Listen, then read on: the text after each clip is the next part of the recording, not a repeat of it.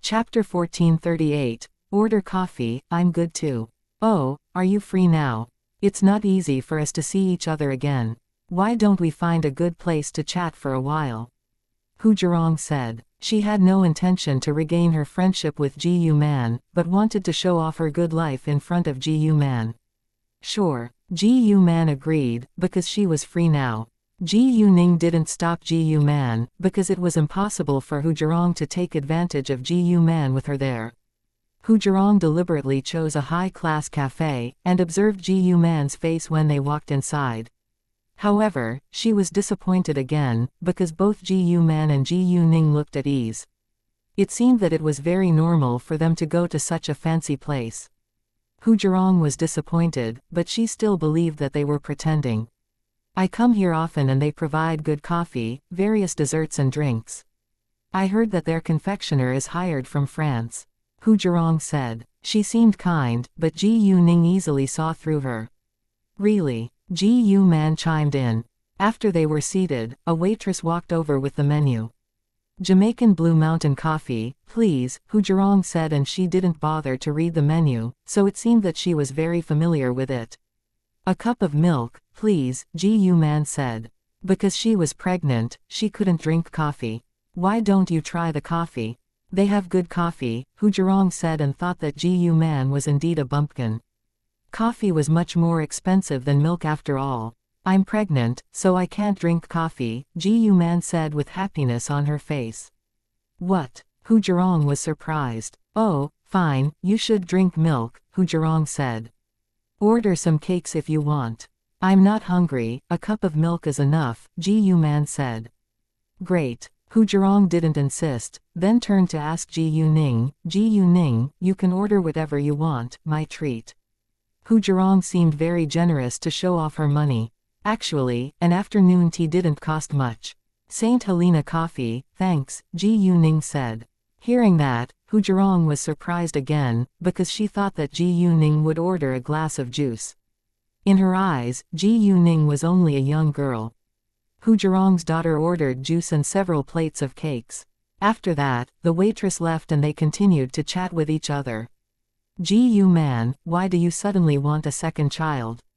It's very dangerous at your age, Hu Zhirong asked. Well, it was an accident, and Ningning is going to study at a university in the capital now. I feel a little lonely without a kid by my side, Ji Yu Man said. I understand. Did Ningning just write the National College entrance examination this year? How much is her total score? Hu Zhirong asked. Not bad, it's enough for me to get into a good university, Ji Yu Ning said before Ji Yu Man could answer. Hu Zhirong was astonished and got jealous of Ji Yu Man, for she had an outstanding daughter. Her own daughter, on the contrary, was terrible at studying although she was only in 8th grade. Wow, congratulations. I don't want to talk much about my daughter's studies. I'm afraid she can't get into a university at all in the future, but it's not a problem. We have enough money to support her, Hu Zhirong said. She was just showing off her family's wealth. Ji Yu Man simply smiled and didn't show any jealousy at all, which made Hu Zhirong feel uncomfortable. She started to think that Ji Yu Man might really be living a good life too. However, she refused to believe it. Ji Yu Man didn't wear any designer brand or luxurious jewelry. Hu Zhirong thought too highly of herself. In fact, because of her pregnancy, Ji Yu Man dressed as comfortably as possible. And she didn't wear jewelry because it was heavy and unnecessary. Ji Yu Man wouldn't judge Hu Zhirong's thoughts, although she strongly disagreed with her. No matter how rich parents were, children still needed to live their own lives. Oh, Ji Yu Man, what do you do now? Hu Zhirong began to ask for more information about Ji Yu Man's family. I do nothing now, because I'm pregnant, and I stay at home all day, Ji Yu Man said, which was the truth. How's your husband? What does he do? Hu Zhirong asked again. My husband is a businessman, Ji Yu Man said. Hearing that, Hu Zhirong was surprised. If Ji Yu Man's husband was a businessman, her family could be rich too. Thinking of that, Hu Zhirong was filled with jealousy. Oh, how's your family's business? Hu Zhirong asked. She was eager to hear some bad news about Ji Yu Man. I don't know much about it.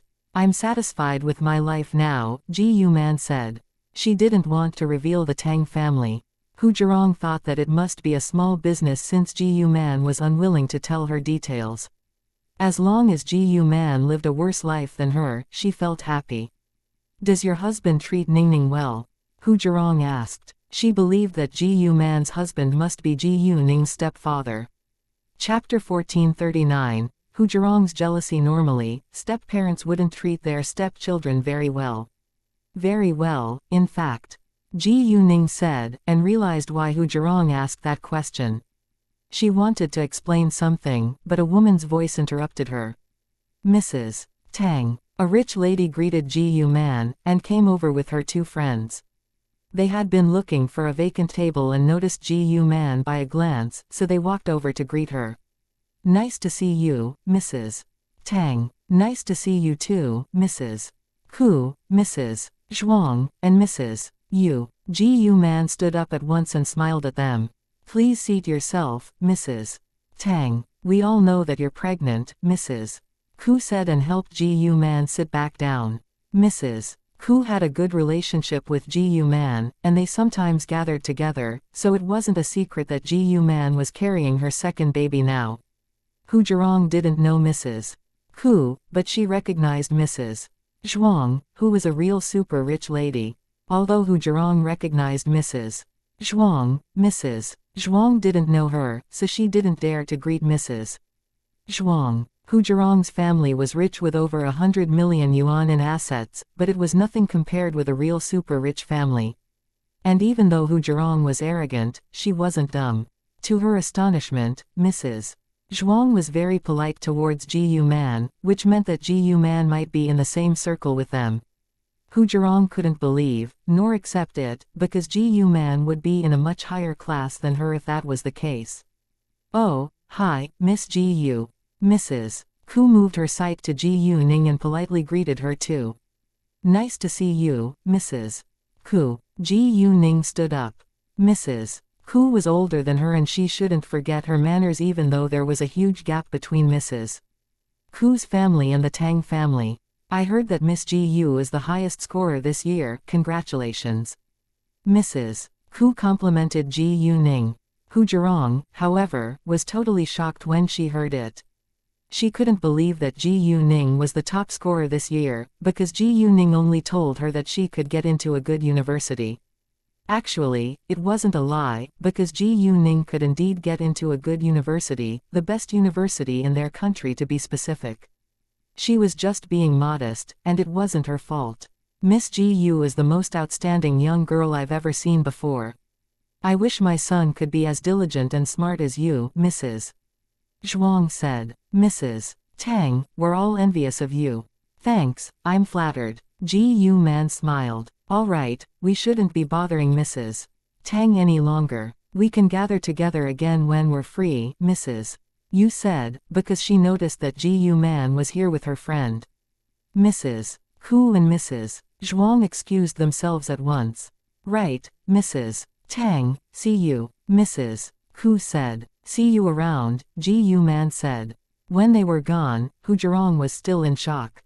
Hu Zhirong's daughter, instead, stared at Ji Yu Ning curiously. You're the top scorer this year. Yeah, Ji Yu Ning nodded. Hu Zhirong's daughter was a nice girl, so Ji Yu Ning didn't mind being friendly to her. Even though Hu Zhirong was very unkind towards Ji Yu Man, Ji Yu Ning wouldn't be mad at her daughter because of it. Wow, you're awesome. You're better than my older cousin. He only gets a total score of nearly 600 points, Hu Zhirong's daughter said and pouted. I don't like studying. She was very bold and funny. Ji Yu Ning was amused by her expression, but she understood that not everyone liked studying. Nevertheless, an academic certificate was prerequisite for work. At this time, Hu Zhirong suddenly said in an acidic tone, Ji Yu Man, since you're a friend of so many super rich ladies, you must have married into a super rich family as well. Ji Yu Man frowned and felt displeased. It seemed that her old schoolmate wasn't really a friend. Yeah, Ji Yu Man curbed her anger. Good for you. There is a super rich man who doesn't care about your history and your kid with another man, Hu Zhirong said. She couldn't hide her jealousy of Ji Yu Man anymore. Ji Yu Man was annoyed by her tone, but remained silent. Hu Zhirong continued, "Oh, is this your husband's second marriage? Does he have any other kids? Will your daughter get some of his wealth?" In Hu Zhirong's eyes, no man was willing to marry a single mother at his first marriage. Actually, Hu Zhirong's husband had married once before, and Hu Zhirong married him for his money. In addition, her husband didn't have other kids, so her daughter could inherit his legacy. However, she still felt jealous of Ji Yu Man because it turned out that Ji Yu Man lived a better life than her. Chapter 1440, I'm super rich myself, enough. Ji Yuning lost patience and coldly looked at Hu Zhirong. Ms. Hu, I think there is a misunderstanding. My mother has indeed married into a super rich family, but the man has never married before nor has he had any other kids. I can make money myself, and I don't need to inherit his wealth. Hu Zhirong was scared when Ji Yuning snapped at her. Ji Yuning's cold look also terrified her. She was surprised when she heard that it was Ji Yu Man's husband's first marriage and that he didn't have other kids. However, she didn't believe that Ji Yuning would refuse to inherit a lot of wealth. Although Ji Yuning was the top scorer this year, it didn't mean she could be successful in the future. Seeing Hu Zhirong's reaction, Ji Yuning knew what she was thinking.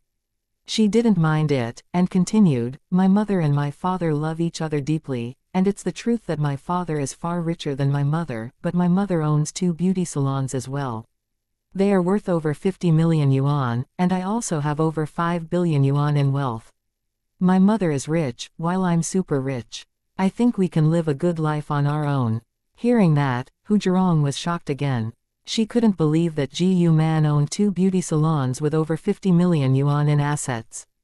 And Ji Yuning also had at least 5 billion yuan in wealth. Wow, 5 billion yuan. Hu Zhirong's daughter rounded her eyes in shock.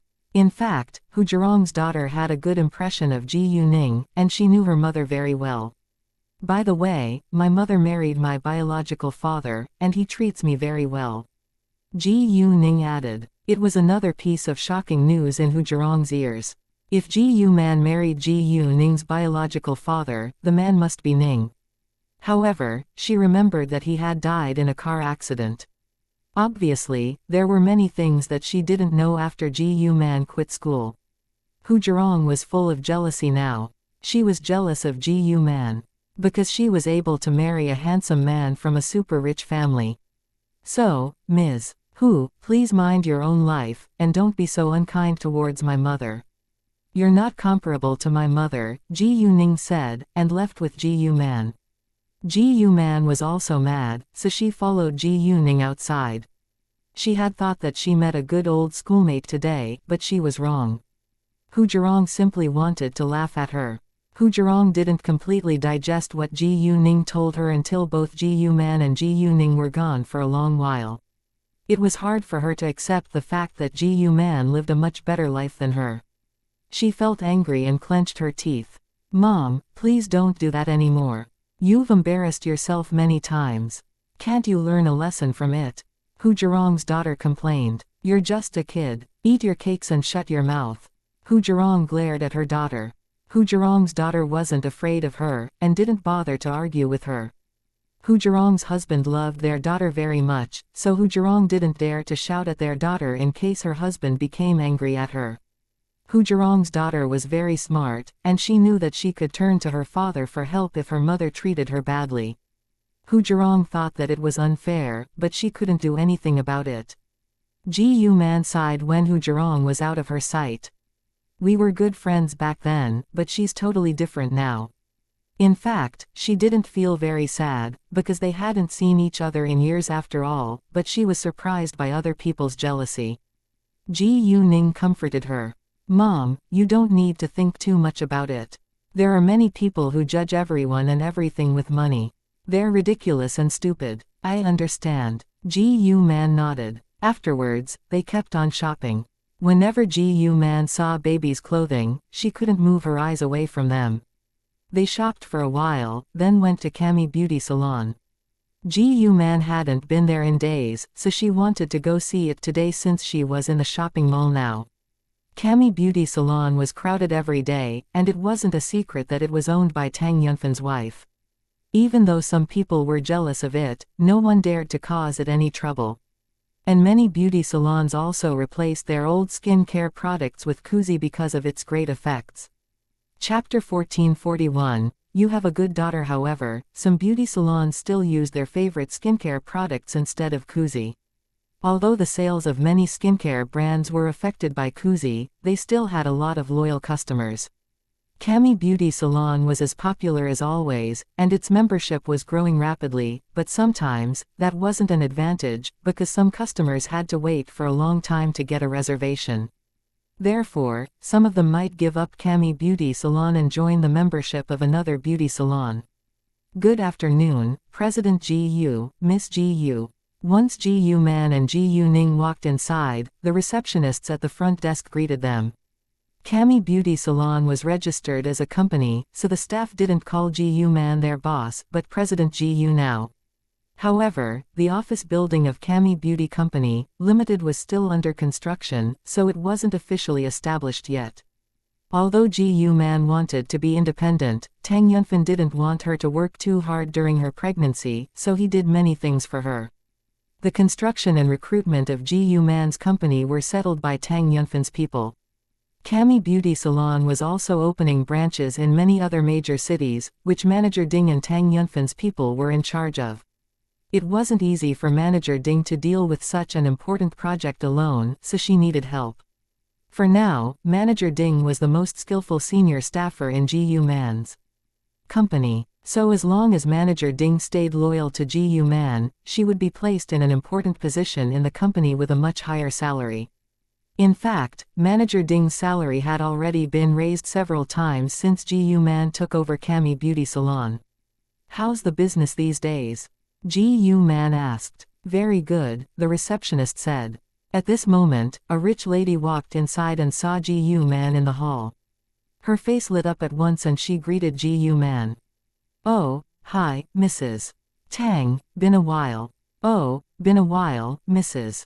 Fang. How are you recently? Gu Man smiled at her.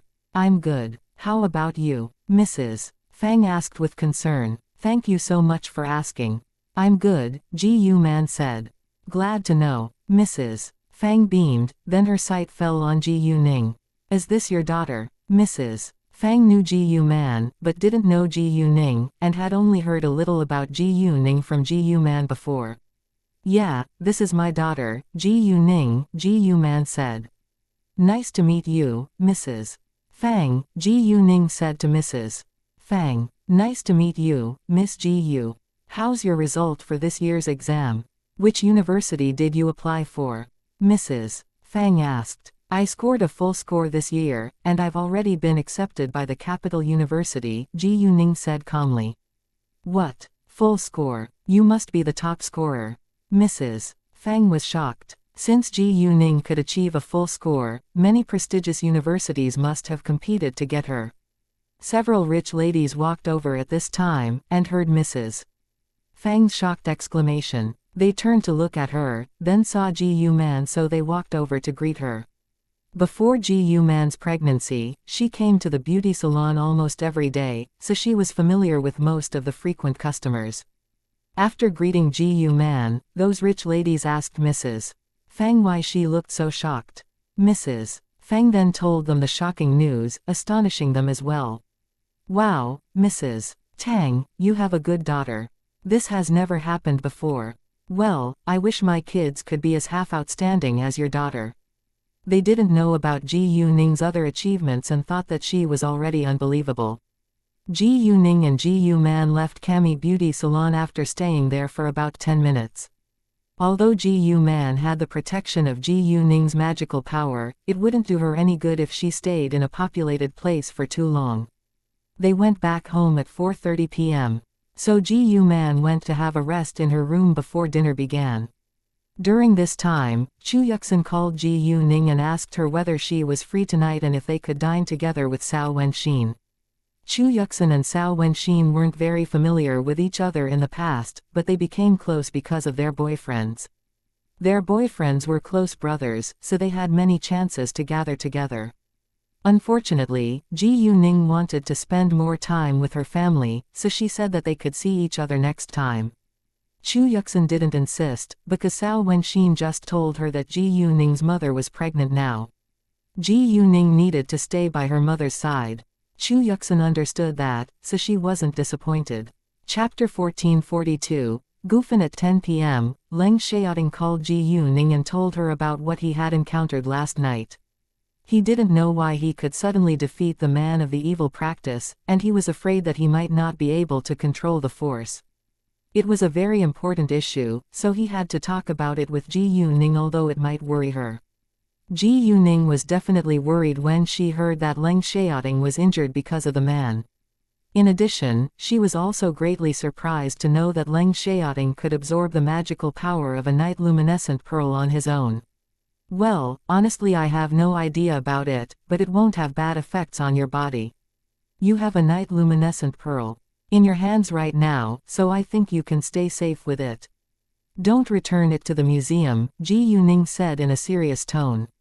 As long as Leng Xiaoting had the night luminescent pearl with him, she believed that he would be fine. It wasn't difficult for him to keep this night luminescent pearl. He could pay the museum an amount of money for it. They dropped the topic later and casually chatted with each other for a while. After hanging up, Ji Yuning kept thinking about what he just told her. If Leng Xiaoting was able to use the force in his stomach to defeat the man of the evil practice, it meant that he could not be immortal. Therefore, the first idea that appeared in Ji Yuning's mind was that Leng Xiaoting might have something to do with cultivators. Moreover, it was also possible that Leng Xiaoting had taken too many of the power crystals she gave him and his body changed afterwards. Either way, she needed to do some research. Ji Yuning couldn't sleep that night. Because of the night luminescent pearl, Leng Xiaoting's stomach wasn't uncomfortable any longer. At the same time, his body was still slowly absorbing the magical power of the night luminescent pearl. If any cultivator saw this scene, he or she would be stunned, because the magical power circulated in Leng Xiaoting's body the exact way it would while they were practicing their cultivation. In other words, Leng Xiaoting didn't need to practice his cultivation, the magical power could circulate in his body on its own. Ji Yuning would be anxious if she knew that, because it meant that Leng Xiaoting was in a state of cultivation now. Although Ji Yuning couldn't sleep at all last night, she was still full of energy when she got up the next morning. With the help of her magical power, she could stay energetic even if she didn't sleep. At 10 a.m., Ji Yuning received a call from Gao Weikao, and he told her that he liked Peng Xinghao's designs. The next day after Ji Yuning went back to City B, Peng Xinghao and Peng Xiaoman came as well. Peng Xinghao went to have an interview in Ji Yuning's garment company, and was hired, and although Peng Xiaoman didn't have any professional skills, she was a good saleswoman, so she would work in the sales department. Peng Xiaoman believed that she could have a better and better life in the future, because almost every staffer in Ji Yuning's companies had good pay. Afterwards, Peng Xiaoman and Peng Xinghao called Ji Yuning to thank her. Even though they had some money now, it wasn't enough for them to afford a house in City B. Peng Xinghao needed a quiet place for his job, so he decided to rent an apartment with his older sister. They could get a housing allowance of 2,000 yuan, so they only needed to pay another 1,000 yuan to rent a good apartment near the company. Because City B was an international city, the rent was very high. Luckily, they could afford the rent. Other than letting Ji Yuning know about Peng Xinghao, Gao Weikao also told Ji Yuning that their clothing brand, Gufen, was about to be released, and its flagship store would be opening in half a month. The name of Ji Yuning's clothing brand was Gufen, and the company shared the same name. Gufen would produce male and female clothes, shoes, bags and so on, and charm gowns belonged to Gufen. The flagship store of Gufen was very large, and occupied about 400 square meters. In addition to casual clothes, there were formal gowns in the store as well that were placed next to charm gowns. Chapter 1443, Dine with Tang Qingyang. Gao Weikao was in charge of all of these things, so he needed to report their progress to Ji Yuning. As for promoting Gufen, they would make full use of Ji Yuning's influence. It was Ji Yuning's company after all. Ji Yuning had many loyal fans, who could be their potential customers. They couldn't be sure that everyone would like Gufen, but they believed that it could become popular because of its high quality and attractive designs. Although Gufen was set to be a high-end brand, it needed sales and fame at the beginning. Therefore, they didn't set very high prices for the clothes of Gufen. Before the flagship store was open, they needed to hold a release conference that Ji Yuning had to appear at. Ji Yuning told Gao Weikao to send her a message after Gufen's official website and Weibo account were done. Because both Jade Beauty Jewelry and Kuzi were very famous brands now, they could use them as prizes for the activities at the opening ceremony. Gao Weikao agreed. He actually had the same idea, because a lot of people were familiar with Jade Beauty Jewelry and Kuzi, which could help them gain more attention for Gufen. However, Jade Beauty Jewelry and Kuzi were very expensive, so he needed Ji Yuning's permission.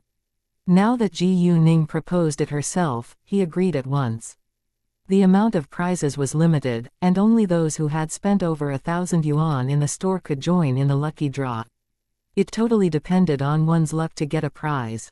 Ji Yuning went to the airport at 1 p.m., she would take a plane to the capital at 2:50 p.m.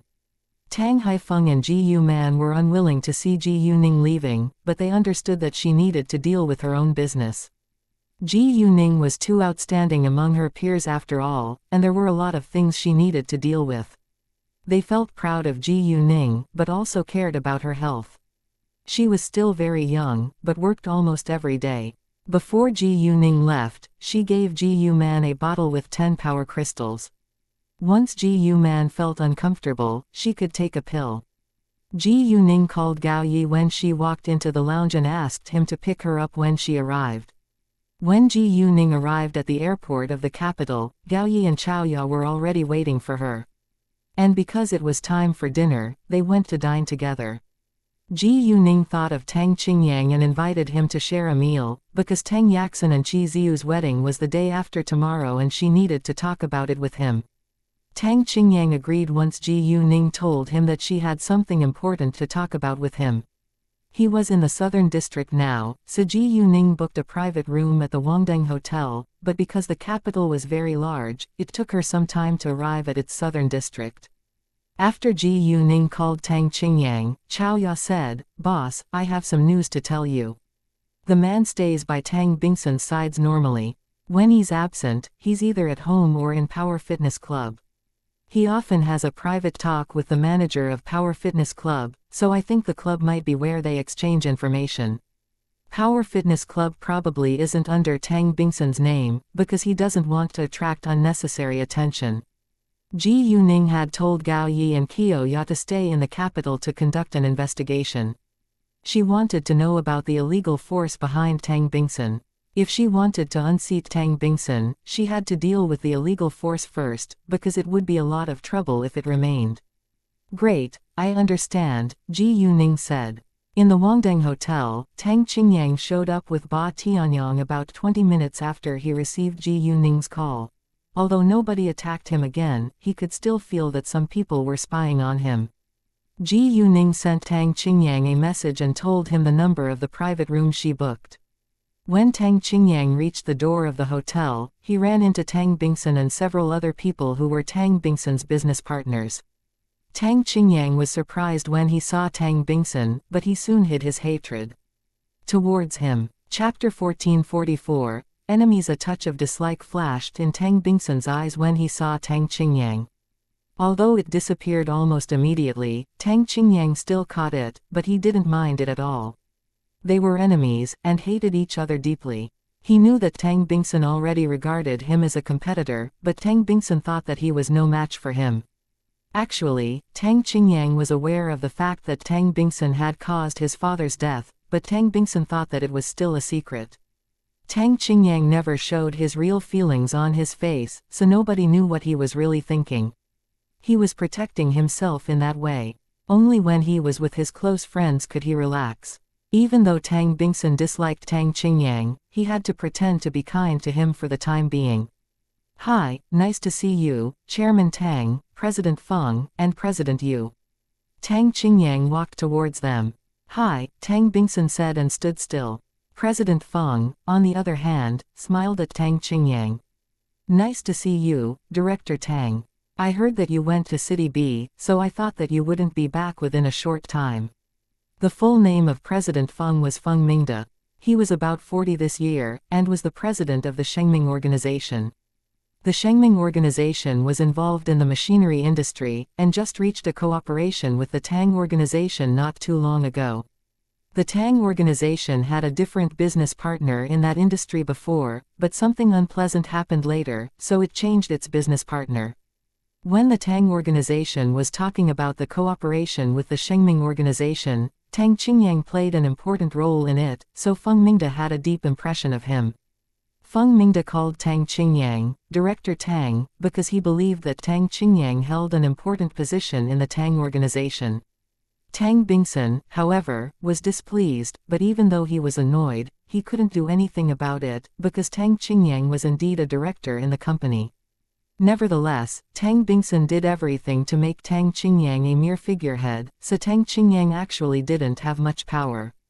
He disliked that before he met Ji Yuning, but now he thought that it wasn't a big deal, because everything would be different with Ji Yuning's help. "I've been back for a few days," Tang Qingyang said. "I shouldn't be wasting your time. Please." He made a gesture and let them go through before him. "Thanks, see you," Feng Mingde said. Tang Bingsun squinted at Tang Qingyang, because he disliked it when Tang Qingyang had a close relationship with other important businessmen. However, he wouldn't say anything right now, because they were in a public place. "See you," Tang Qingyang said with a smile. He didn't want to take the same elevator as them, so he went to have a seat in the hall with Ba Tianyang. Although there were 6 elevators in the Wangdeng Hotel, he preferred to wait for a while. At this moment, 3 people walked inside. A woman who was about 30 walked at the front. She was dressed like a professional white-collar worker. There were 2 men in their 30s behind her, and one of them caught Ba Tianyang's attention. The man noticed Ba Tianyang's reaction, but they walked by quickly, so he didn't see Ba Tianyang's face clearly, but he noticed that Ba Tianyang moved his gaze away on purpose, so he frowned. Nevertheless, he was doing his job as a bodyguard now, so he couldn't walk away. Tang Qingyang also saw something different from Ba Tianyang's reaction, so he asked him when the group of people walked into an elevator, "What's wrong?" "Oh, I just saw a familiar face," Ba Tianyang said. In fact, Ba Tianyang didn't know how to describe their relationship. They used to serve in the same killer organization, but Ba Tianyang already left it, and didn't know whether the man would attack him once he saw him. He wasn't afraid, but didn't want to cause Ji Yuning trouble. However, he knew that the man had already seen him, and it wouldn't be easy for him to avoid the man again. Tang Qingyang nodded and didn't ask further about it. After a while, they went to take an elevator. About 20 minutes later, Ji Yuning, Gao Yi, and Chao Ya finally arrived. They were caught by a traffic jam on the road, so they were late. Ba Tianyang stood up at once and greeted Ji Yuning with respect. "Have a seat," Ji Yuning said, but Ba Tianyang didn't sit down until Ji Yuning was seated. After that, they began to order. Chapter 1445, Punish Them. Tang Yaxin and Qi Ziu's wedding is the day after tomorrow, and I have some of their dirty secrets in hands. I'll show up at their wedding with another identity, then expose their dirty secret to humiliate them in public. It's just my personal grudge against them, but we'll take action to deal with the Tang organization afterwards, Ji Yuning said. Tang Yaxin was her first target. Ji Yuning stopped for a second, then continued, "We must make Tang Yaxin lose the right of inheritance, and she should be killed, or driven insane, or fall into a vegetative state forever. She can't live a normal life, and Qi Ziu should be disabled and lose his 5 senses." When she said that, Ji Yuning didn't bother to hide her strong hatred towards them. Tang Qingyang knew that Qi Ziu and Tang Yaxin had killed Tang Aining, who was his older cousin, and Tang Aining was Ji Yuning's master, so it was understandable that she hated them deeply. No matter what Ji Yuning wanted to do to Qi Ziu and Tang Yaxin, Tang Qingyang was fine with it. Ji Yuning added, "As for Tang Bingsun's illegitimate son, he is innocent, so he'll be lightly punished. Once Tang Bingsun loses his legal heir and his illegitimate son gets in trouble, you'll have the chance to take over the Tang organization. I have something on the major shareholders of the Tang organization, but I can't give it to you now. It's safer in my hands, and I'll give it to you when it's necessary." It was easy for Ji Yuning to directly kill Tang Yaxin and Tang Bingsun, but she wanted to torture them. Tang Qingyang got excited when Ji Yuning told him that she had something on the major shareholders of the Tang organization. In that case, it would be easier for him to take over the Tang organization. Tang Bingsun has a powerful illegal forces support which we must deal with first, or it will cause us trouble, Ji Yuning said. What? An illegal force? Tang Qingyang was surprised. However, even though he was surprised, he didn't think it was a serious problem, because he knew that Ji Yuning had powerful connections too. He also had a feeling that Ji Yuning planned to deal with the Tang family on her own. He was willing to work with Ji Yuning and believed that they could win. He could gain a lot from his cooperation with Ji Yuning, and all he had to do was listen to her arrangements. Ji Yuning was much more influential than him after all. Yes, I have only been able to find out a bit about it, but I plan to eliminate it once I have a clear understanding of it, Ji Yuning said.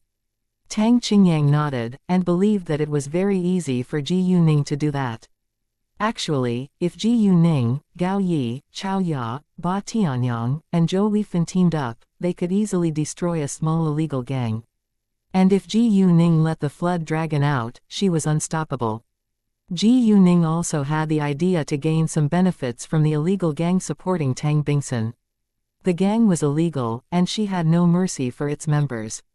After Ji Yuning finished talking with Tang Qingyang, Ba Tianyang said to her, "Boss, I just saw a man in the hall, which used to work for the same organization as I did. He needed to report it to Ji Yuning so that she could be prepared for it. If the man was really going to attack him, Ji Yuning might be in trouble." Hearing that, both Gao Yi and Chao Ya frowned worriedly. They weren't worried about themselves, but about Ji Yuning's safety. They were Ji Yuning's people now, and Ji Yuning would be affected if they were in trouble. Ji Yuning was surprised, but didn't really care. "It's fine. I can protect myself, but you should be careful." Ji Yuning wasn't only talking to Ba Tianyang, but also to Gao Yi and Chao Ya. Although the world was big and it wasn't easy to run into familiar faces on the street, they still needed to be cautious. Tang Qingyang, however, was confused. He didn't understand what Ji Yuning was talking about. However, although he was curious, he didn't ask about it. "Sure." Ba Tianyang nodded. After that, they began to enjoy dinner. All of a sudden, Ji Yuning heard a woman's angry voice from the next room. The woman shouted in anger, "Hu Bada, that's out of line." Gao Yi, Chao Ya, and Ba Tianyang also heard it, because although the rooms in the Wangdeng Hotel had great insulation, others still could hear if the sound was too loud. It had nothing to do with them, so they didn't pay much attention to it. However, Ji Yuning was attracted by it, because she knew a man named Pu Bada too in the previous incarnation. There were many people who shared the same name in this world, but there was a story between Ji Yuning and Pu Bada, so she got curious. Chapter 1446, the story in her previous incarnation, Tang Aining was injured while she was carrying out a task assigned to her by Tang Bingsun. She found Pu Bada's car and forced him to help her escape. However, Pu Bada's car was stopped by two cars which appeared out of the blue, and he encountered other professional killers on the way. Tang Aining didn't want to die with Pu Bada, so she did everything she could to kill those killers, then she passed out. When she woke up again, she was in the hospital with Pu Bada by her side. They had saved each other's lives. It happened 4 years ago, and they lost touch with one another because Tang Aining refused to leave Pu Bada her number. Ji Yuning wanted to see whether the Pu Bada in the next room was the man she knew, so she used her jade eyes. In the next room, there were 6 people. 5 men and a woman were divided into 2 groups. Ji Yuning recognized Pu Bada at first glance, because he was precisely the man she ran into in her previous life. Pu Bada was a strong and handsome man in his early 30s. He had darker skin, but looked quite healthy and beautiful. Ji Yuning didn't know much about Pu Bada, and only knew that he came from Tianshan City on a plateau. He was an heir of a dominant family in his hometown, and he was chased by killers hired by the collateral branch of his family the last time. Tang Aining's fighting skills impressed him, so he wanted to hire her as his bodyguard, but she refused. There was only one woman in the next room, so she must be the one who was angry. Although the woman was already in her 30s, she took good care of her face and looked younger than her age. There were two men standing behind her.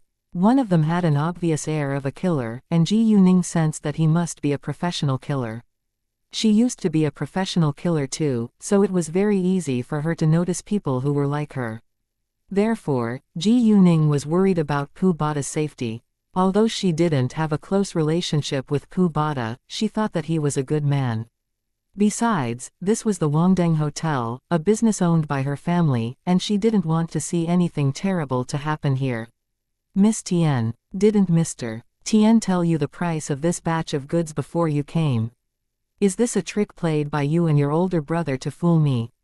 Pu Bada was displeased. What? Is this the price you two have agreed on?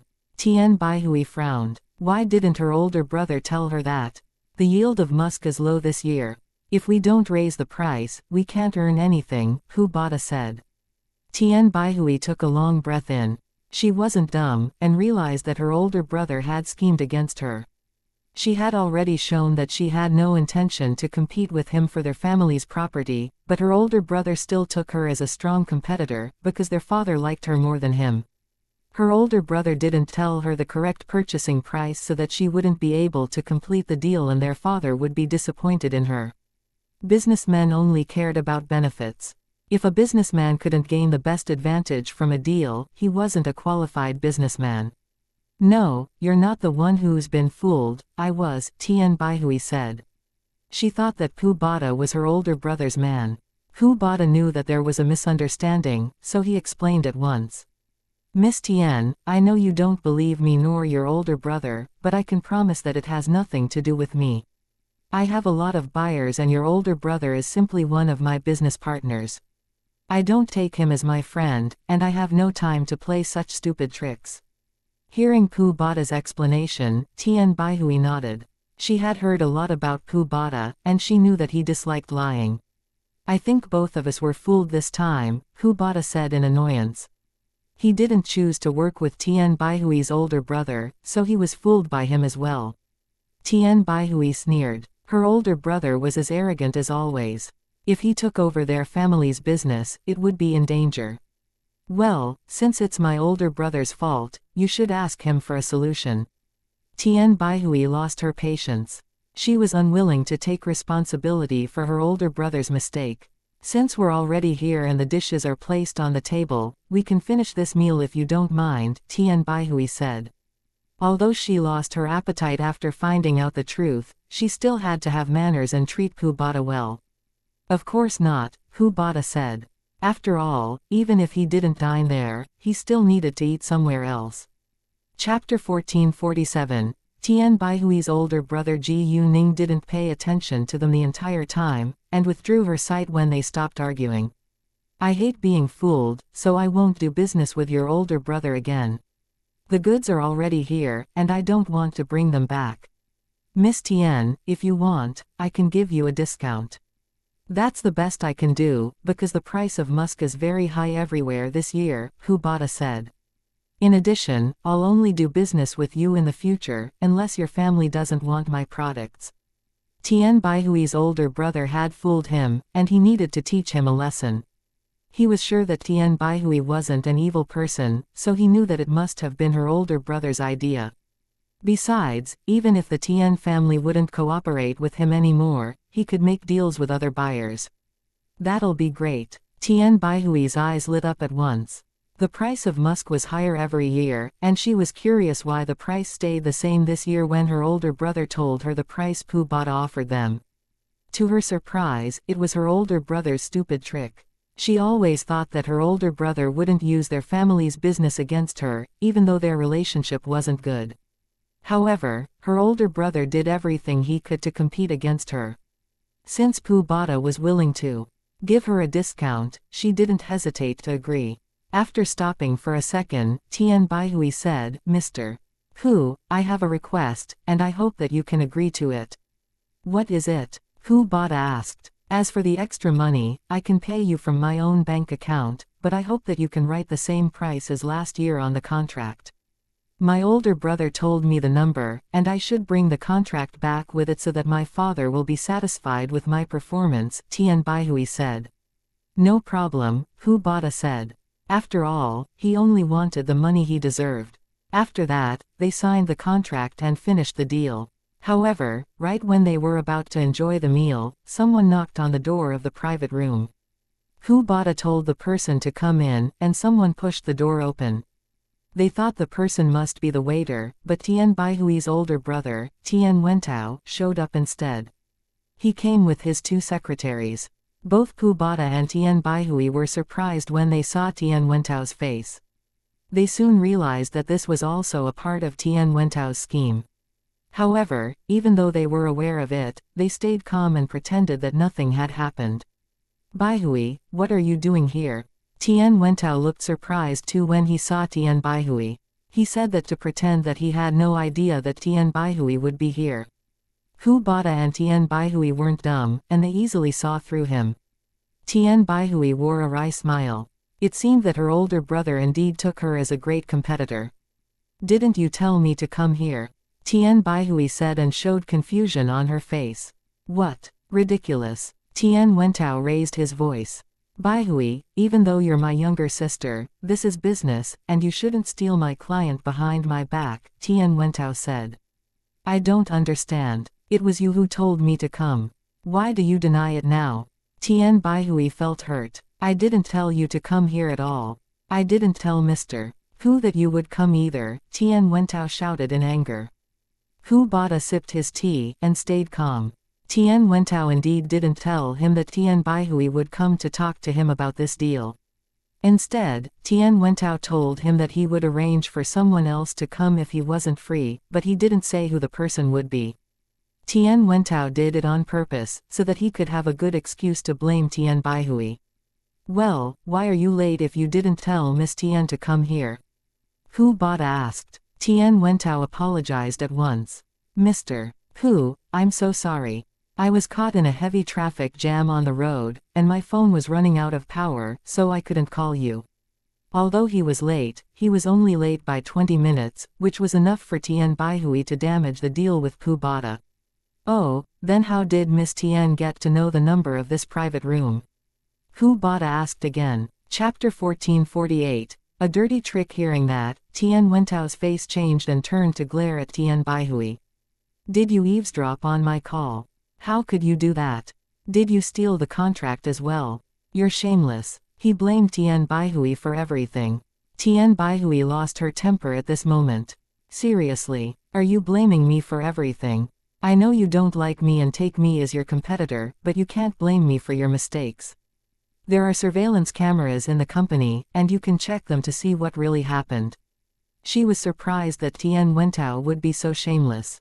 It also made her think that her older brother might have attacked her behind her back many times before. Because the Tian family had many enemies, she didn't think of Tian Wentao when she was suddenly attacked by a bunch of strangers. The person who had saved her life before was precisely the man who used to serve in the same killer organization as Ba Tianyang. Tian Baihui hired him to be her bodyguard afterwards. Although he was a professional killer, a bodyguard could make a lot more money than a killer. Therefore, he also left the killer organization, but his name was still on the wanted list.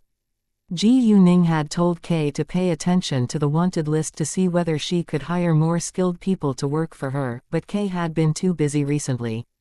The man left the killer organization, but didn't know where to go. He met Tian Baihui by accident when she was in danger and saved her life. He wasn't a cold-blooded person even though he used to be a professional killer. As a killer, he had a codename which was Wind. Many people joined the killer organization when they were very young, and couldn't remember their real names. The killer organization would give them a name, and it could provide them with their disguises. However, many killers weren't dumb, and they made another identity without the killer organization knowing about it so that they could avoid its search. Wind didn't do that, so he didn't have much money in his bank account, and he had suffered a lot on his way to the capital. After rescuing Tian Baihui, he agreed to be her bodyguard because she could provide him with a good life. Many people were forced to join the killer organization, so not all of them were willing to be a professional killer forever. If it was possible, many of them wanted to escape. However, the killer organization would chase them and kill them in order to keep its secrets unknown. As for Win's background, he was unwilling to tell much, so Tian Baihui didn't force him to do that. Tian Wentao didn't know what to say now. He wasn't a smart man, so he didn't have a perfect plan before he took action. And Tian Baihui was always tolerant, which made Tian Wentao believe that she would tolerate it again. In fact, Tian Baihui only tolerated his behavior because their father was sick now. She didn't want their father to find out that they didn't get along with each other. Even though Tian Wentao was unreasonable, he still refused to admit it. Baihui, what do you mean? I'm your older brother. Am I an evil person in your eyes? I'm your younger sister. Why do you think that I'd scheme against you? You can check the surveillance cameras, and you'll find out the truth. Tian Baihui insisted. She had had enough. Tian Wentao was mad, and felt that it was out of his control now. All right. Hu Bada interrupted them at this time. Although he wasn't interested in their grudge, he still needed to do business with their family. Mr. Tian, nobody is dumb here, do you think you can easily fool me? Hu Bada said. Hearing that, Tian Wentao had a premonition. Hu Bada might have found out about his dirty trick. I'm not interested in your family affairs, but I'm very displeased about what has happened today. I feel like I've been fooled too, so I already finished the deal with Miss Tian at the same price as last year. I'll only do business with Miss Tian from now on, unless your family doesn't want my products. Hu Bada made it very clear. He was very honest, and didn't bother to lie. What? Tian Wentao was shocked. To his astonishment, Hu Bada already saw through him and made the deal with Tian Baihui at the same price as last year. He realized that he had made a terrible mistake. Chapter 1449, Ba Tianyang and Wind, Mr. Tian, if you want to argue with me about it, I suggest you that you should save some time and leave. I'm not dumb, and I want to finish my dinner, Hu Bada said. He had no intention to share a meal with Tian Wentao, and didn't bother to be polite to him. Tian Wentao had to close his mouth. Although he was reluctant to accept this result, there was nothing he could do about it now. He gave Tian Baihui a glare before he left, which meant that he wouldn't give up. Tian Baihui understood that it wasn't the end yet, and her older brother would certainly badmouth her in front of their father. She couldn't stop Tian Wentao from attacking her, but she would tell their father the truth. However, even though their father had reason, he cared more about his son than his daughter, so Tian Wentao was able to manage the company while Tian Baihui could only assist him. Tian Wentao never focused on his study when he was young, and he lacked perseverance as well as continuity. However, he still got a more important position in the company than Tian Baihui. Tian Baihui didn't know whether their father would choose to believe Tian Wentao. If she had to leave their family's business, she would leave and wouldn't be involved again. She would sell her shares to Tian Wentao, then started her own business. Once Tian Wentao was gone, Tian Baihui continued to have the meal with Hu Bada. Just as Tian Baihui had anticipated, Tian Wentao drove straight to the best hospital in the southern district. Their father was admitted to the hospital a few months ago. He was much better now, but he was an old man after all, so he needed to stay in the hospital for observation. Once Tian Wentao saw their father, he complained. Father, I had an appointment with Hu Bada today at the Wangdeng Hotel to sign the contract, but Baihui stole my client from me. I don't know how she got the news and the contract, but she's indeed shameless. If she continues to work in the same company with me, I think she'll have the ambition to replace me. Tian Wentao looked very angry, as if he was the victim. Besides, his real intention was to chase Tian Baihui out of their family's business. Although Tian Wentao was managing the company, their father, Tian Maofa, was still the chairman. Tian Maofa had the most shares of their family's business. If he didn't make the decision, nobody could fire Tian Baihui. Therefore Tian Wentao had schemed against Tian Baihui many times, but Tian Baihui still remained safe. Tian Maofa sighed. He knew his children very well, and it must have been Tian Wentao's trick to scheme against Tian Baihui again. However, in his eyes, his son was more important than his daughter, because his daughter would marry into another family while his son could take over his family wealth. And even though his son wasn't very smart, he wasn't useless either. Fine, I can tell her to leave, but you can't take away the property she can inherit. Do you understand? Tian Maofa said. No problem. Tian Wentao was satisfied. As long as Tian Baihui left, he would gradually gain complete control of their family's business. Tian Baihui only had 15% shares of their family's business, while he could have all of the other shares. Tian Wentao left later, and Tian Maofa sent Tian Baihui a message. He wanted to see her in the hospital. Tian Baihui wasn't surprised at all. To be specific, she was waiting for her father's message. Actually, she preferred to deal with this problem as early as possible, in case she became the enemy in her family's eyes. After that, they stood up and opened the door. Coincidentally, Ji Yuning and her friends also finished dinner, and opened the door at the same time. Wen saw Ba Tianyang, and Ba Tianyang met his eyes as well. He was shocked to see that Ba Tianyang was still alive and fine. However, he couldn't figure it out. When Black Cat's name disappeared from the wanted list, he had a feeling that Ba Tianyang wasn't dead, because the result would be shown on the page if anyone took the task. Even if Ba Tianyang was really killed by another killer, his name wouldn't be removed, so Wind didn't know why Ba Tianyang disappeared all of a sudden.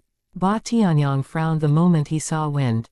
After all, they used to serve in the same killer organization. It probably wasn't a good thing that he met Wind again. Chapter 1450, Blood Inheritance from Cultivators. Ba Tianyang didn't try to avoid Wind. They looked at each other only for seconds before they moved their eyes away. There was no need for them to have any conflict after all. Ba Tianyang thought that Wind might be in the middle of a task, but Wind had already left the killer organization, so he didn't bother to attack Ba Tianyang now. And Wind didn't know Gao Yi and Chao Ya, so they were just strangers to him.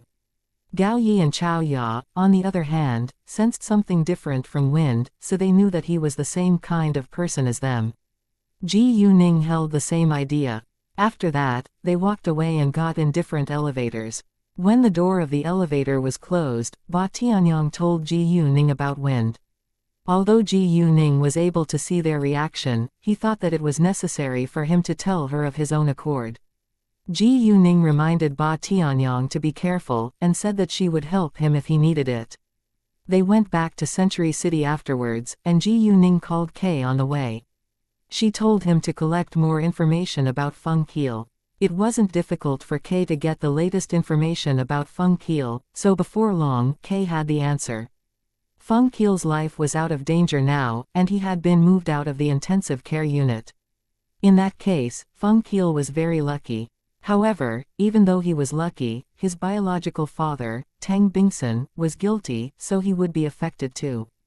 Ji Yuning planned to have a talk with Feng Lin later. If Feng Lin was willing to leave the capital, she would give them enough money for them to live a good life. However, if Feng Lin was greedy and wanted the Tang family's property, Ji Yuning would teach her a lesson. Shortly after Ji Yuning arrived at Century City, Leng Xiaoting came back. He had something important to talk about with Ji Yuning, so he asked for leave today. Leng Xiaoting had the key to Ji Yuning's house, so he opened the door and walked in by himself. Ji Yuning was in her room on the second floor, but when she heard the noise, she knew that Leng Xiaoting was back. She ran to welcome him at once. The second Leng Xiaoting saw Ji Yuning, he sped up and hugged her tightly. Only when he had her in his arms did he feel safe and relaxed. Ji Yuning remained silent and laid her head on his chest to hear his heartbeat. Leng Xiaoting let her go after a long while. After all, there was something very important they needed to deal with right now. They went to have a seat on the sofa, then Leng Xiaoting took out the night luminescent pearl from his pocket. Ji Yuning sensed the magical power from it when it was placed in Leng Xiaoting's pocket, but its magical power was much weaker than that of his night luminescent pearl.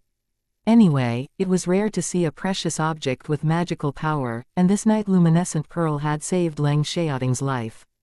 Put it back. There are cultivators in this block, and they might be attracted if you take it out right now, Ji Yuning said to Leng Xiaoting. What? Leng Xiaoting was surprised and put the night luminescent pearl back at once. They're brother and sister, but they're members of the good practice not the evil practice, Ji Yuning said, then told Leng Xiaoting about her experiences with Baili Zongyang and Baili Zongxie. Leng Xiaoting felt relieved after knowing that they were kind to Ji Yuning. And since Ji Yuning decided to learn more about cultivators from them, Leng Xiaoting supported her. Xiaoting, I think there are two possibilities. First, you might have absorbed too much magical power from my pills, so your body changed. Second, you might not be an ordinary man, and have a relationship with cultivators, but I'm not sure which one is true, Ji Yuning said. In fact, Leng Xiaoting's body had indeed changed. Hearing that, Leng Xiaoting wore a serious expression. I think my body changed because of the amount of magical power I've absorbed. Do you still feel uncomfortable now? Ji Yuning asked with concern. Not at all. I feel much better ever since I got this night luminescent pearl, Leng Xiaoting said. Great, you should let me know whenever you feel uncomfortable again, Ji Yuning said. Sure. Leng Xiaoting nodded. Even though Ji Yuning might be worried about him, he still needed to tell her because it was very important. After that, Leng Xiaoting began to kiss Ji Yuning. He couldn't wait to taste her lips, and Ji Yuning kissed him back right away. They enjoyed every night they were together. Chapter 1451, Become a Cultivator. Leng Xiaoting got sexually excited whenever he kissed Ji Yuning, and they hadn't had sex for a long time, so they didn't go to sleep until it was very late. Ji Yuning fell asleep in Leng Xiaoting's arms, so she felt his body trembling a little. It seemed that something was moving and circulating in his body. Ji Yuning was a light sleeper, so she opened her eyes at once. Leng Xiaoting was still asleep, but he didn't seem comfortable. There was a layer of sweat on his forehead, so Ji Yuning used her jade eyes to check his body. She saw a flow of air violently moving about in his stomach, which made him feel uncomfortable, but he didn't wake up because of it. However, Leng Xiaoting just told her that he felt much better now. Ji Yuning thought for a while, then realized that Leng Xiaoting was naked now and the night luminescent pearl was away from his body. Therefore, Ji Yuning immediately poured her magical power into his body to protect him. Within seconds, the flow of air became quiet and absorbed Ji Yuning's magical power of its own accord. Ji Yuning was surprised, because it was precisely the process of a cultivator's cultivation. She rounded her eyes in shock. At this moment, she was very sure that the change of Leng Xiaoting's body must have something to do with cultivators. However, she still didn't understand how Leng Xiaoting became a cultivator. Was it because of her magical power? Was it possible that Leng Xiaoting already had the ability to become a cultivator? If that was true, one of Leng Xiaoting's parents must be a cultivator. However, if Leng Xiaoting's biological father was a member of the Leng family, the cultivator couldn't be his father, because the other members of the Leng family were mortals. So if the cultivator wasn't Leng Xiaoting's father, it had to be his mother. Another possibility was that either Leng Xiaoting's father or he didn't have a blood connection with the Leng family, but either way, she needed to ask Leng Xiaoting for more information. Although it might hurt Leng Xiaoting's feelings, she had to talk to him about it. Xiaoting, wake up. Ji Yuning couldn't wait for tomorrow, so she immediately woke him up. Leng Xiaoting had gone back to normal with the help of Ji Yuning's magical power, so he was able to wake up now. Ningning, what happened? He got nervous when he saw that Ji Yuning was still up at midnight. Ji Yuning stared straight into Leng Xiaoting's eyes, and said in a very serious tone, Xiaoting, there is something really important I need to ask you now. It might hurt your feelings, but I have no other choice. Please don't be mad at me. Leng Xiaoting said, there is nothing we can't talk about, and I won't get mad at you. He didn't think that it would be a big deal. Even if Ji Yuning wanted to talk about his parents, he was fine with it. It had been years, and he already got over it. I just noticed that the magical power is circulating in your body, which means that you're becoming a cultivator, Ji Yuning said. What? Leng Xiaoting was shocked. He knew that his body had changed, but he had no idea that he was becoming a cultivator. Ji Yuning continued, I don't think that it's my magical power that can help you do that. so it's possible that you inherited the ability to cultivate from your parents, which is quite complicated. We have to discuss it further in order to find out the truth, so I need to ask more information about your parents. Go on, I'm fine with it, Leng Xiaoting said. If you really have the ability to cultivate, one of your parents must be a cultivator. However, the other members of the Leng family are all mortals, so I don't think your father is a cultivator. In that case, your mother could be a cultivator, otherwise either your father or you don't have a blood connection with the Leng family, Ji Yuning said. Chapter 1452, Be a good cultivator. Hearing that, Leng Xiaoting frowned. I'm very sure that my father is my grandfather's biological son, and I'm my father's biological son, Leng Xiaoting said with certainty. My mother, however, isn't my maternal grandfather's biological daughter. It's said that my mother and father saved my maternal grandfather's life once, so my maternal grandfather adopted my mother. My father and my mother were unmarried back then, and my mother married my father as my maternal grandfather's daughter afterwards. My maternal grandfather left all his legacy to my mother after he passed away, but my mother had no interest in running the business. She served in the army just like my father, so the business gradually became the xianxia organization, Leng Xiaoting said. He started to believe that his mother might not be immortal. Did you notice that your mother was different from other people? Ji Yuning asked. Leng Xiaoting had a good memory, and he still remembered what had happened when he was 7. Well, my father and mother always compared their fighting skills in the yard. My mother almost won every time, and I heard that my mother had saved my father many times before. I didn't think it was strange until now, Leng Xiaoting said. Leng Xiaoting had that thought not because he disdained women, but because women were normally weaker than men. Ji Yuning nodded, but unfortunately Leng Xiaoting's mother had passed away for years till now. They could only learn something about cultivators from the cultivation world. As long as Leng Xiaoting's mother was a member of the cultivation world, they believed that they could find some useful information about her. Even if it was hard, they wouldn't give up. I think we need to pay attention to it, Ji Yuning said. Sure, we need to do some research. Leng Xiaoting agreed. He had a feeling that there was a lot of trouble ahead once he became a cultivator. Anyway, Ji Yuning already had a plan to learn more about cultivators, and he could help her now. Both Ji Yuning and Leng Xiaoting couldn't fall asleep, so the next morning, they got up at 5 a.m. Ji Yuning drove Leng Xiaoting to an isolated place out of town. Since you're a cultivator now, you're destined to join the cultivation world. You must focus on your cultivation to become a good cultivator, Ji Yuning said. Because Baili Zongyang and Baili Zongshe were in Century City, it wasn't convenient for Leng Xiaoting to practice his cultivation there. They couldn't let other cultivators find him before he could control his cultivation. After all, it could be dangerous if other cultivators found him. In addition, Ji Yuning found that Leng Xiaoting's air of a cultivator could be covered by the magical power of a night luminescent pearl. The magical power of a night luminescent pearl was different from the air of a cultivator, so other cultivators wouldn't feel that Leng Xiaoting was a cultivator even if Leng Xiaoting encountered them in the future. In other words, Leng Xiaoting had to carry a night luminescent pearl with him all the time. However, all cultivators wanted a night luminescent pearl, so it wasn't safe for Leng Xiaoting to carry one with him everywhere, but he was left no choice.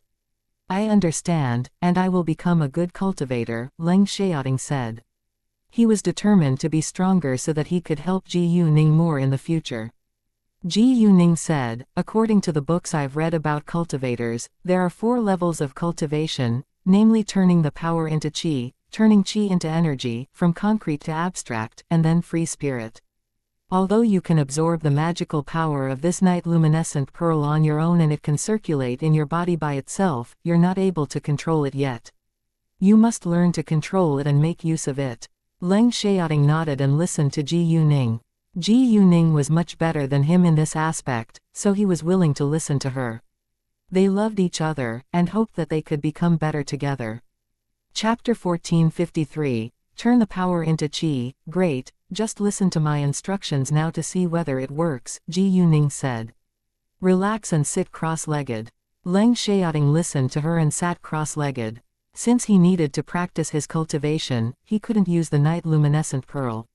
Focus on your stomach when you take a long breath in and breathe in the air into your body till the top of your head, then let it move to your stomach, Ji Yuning said.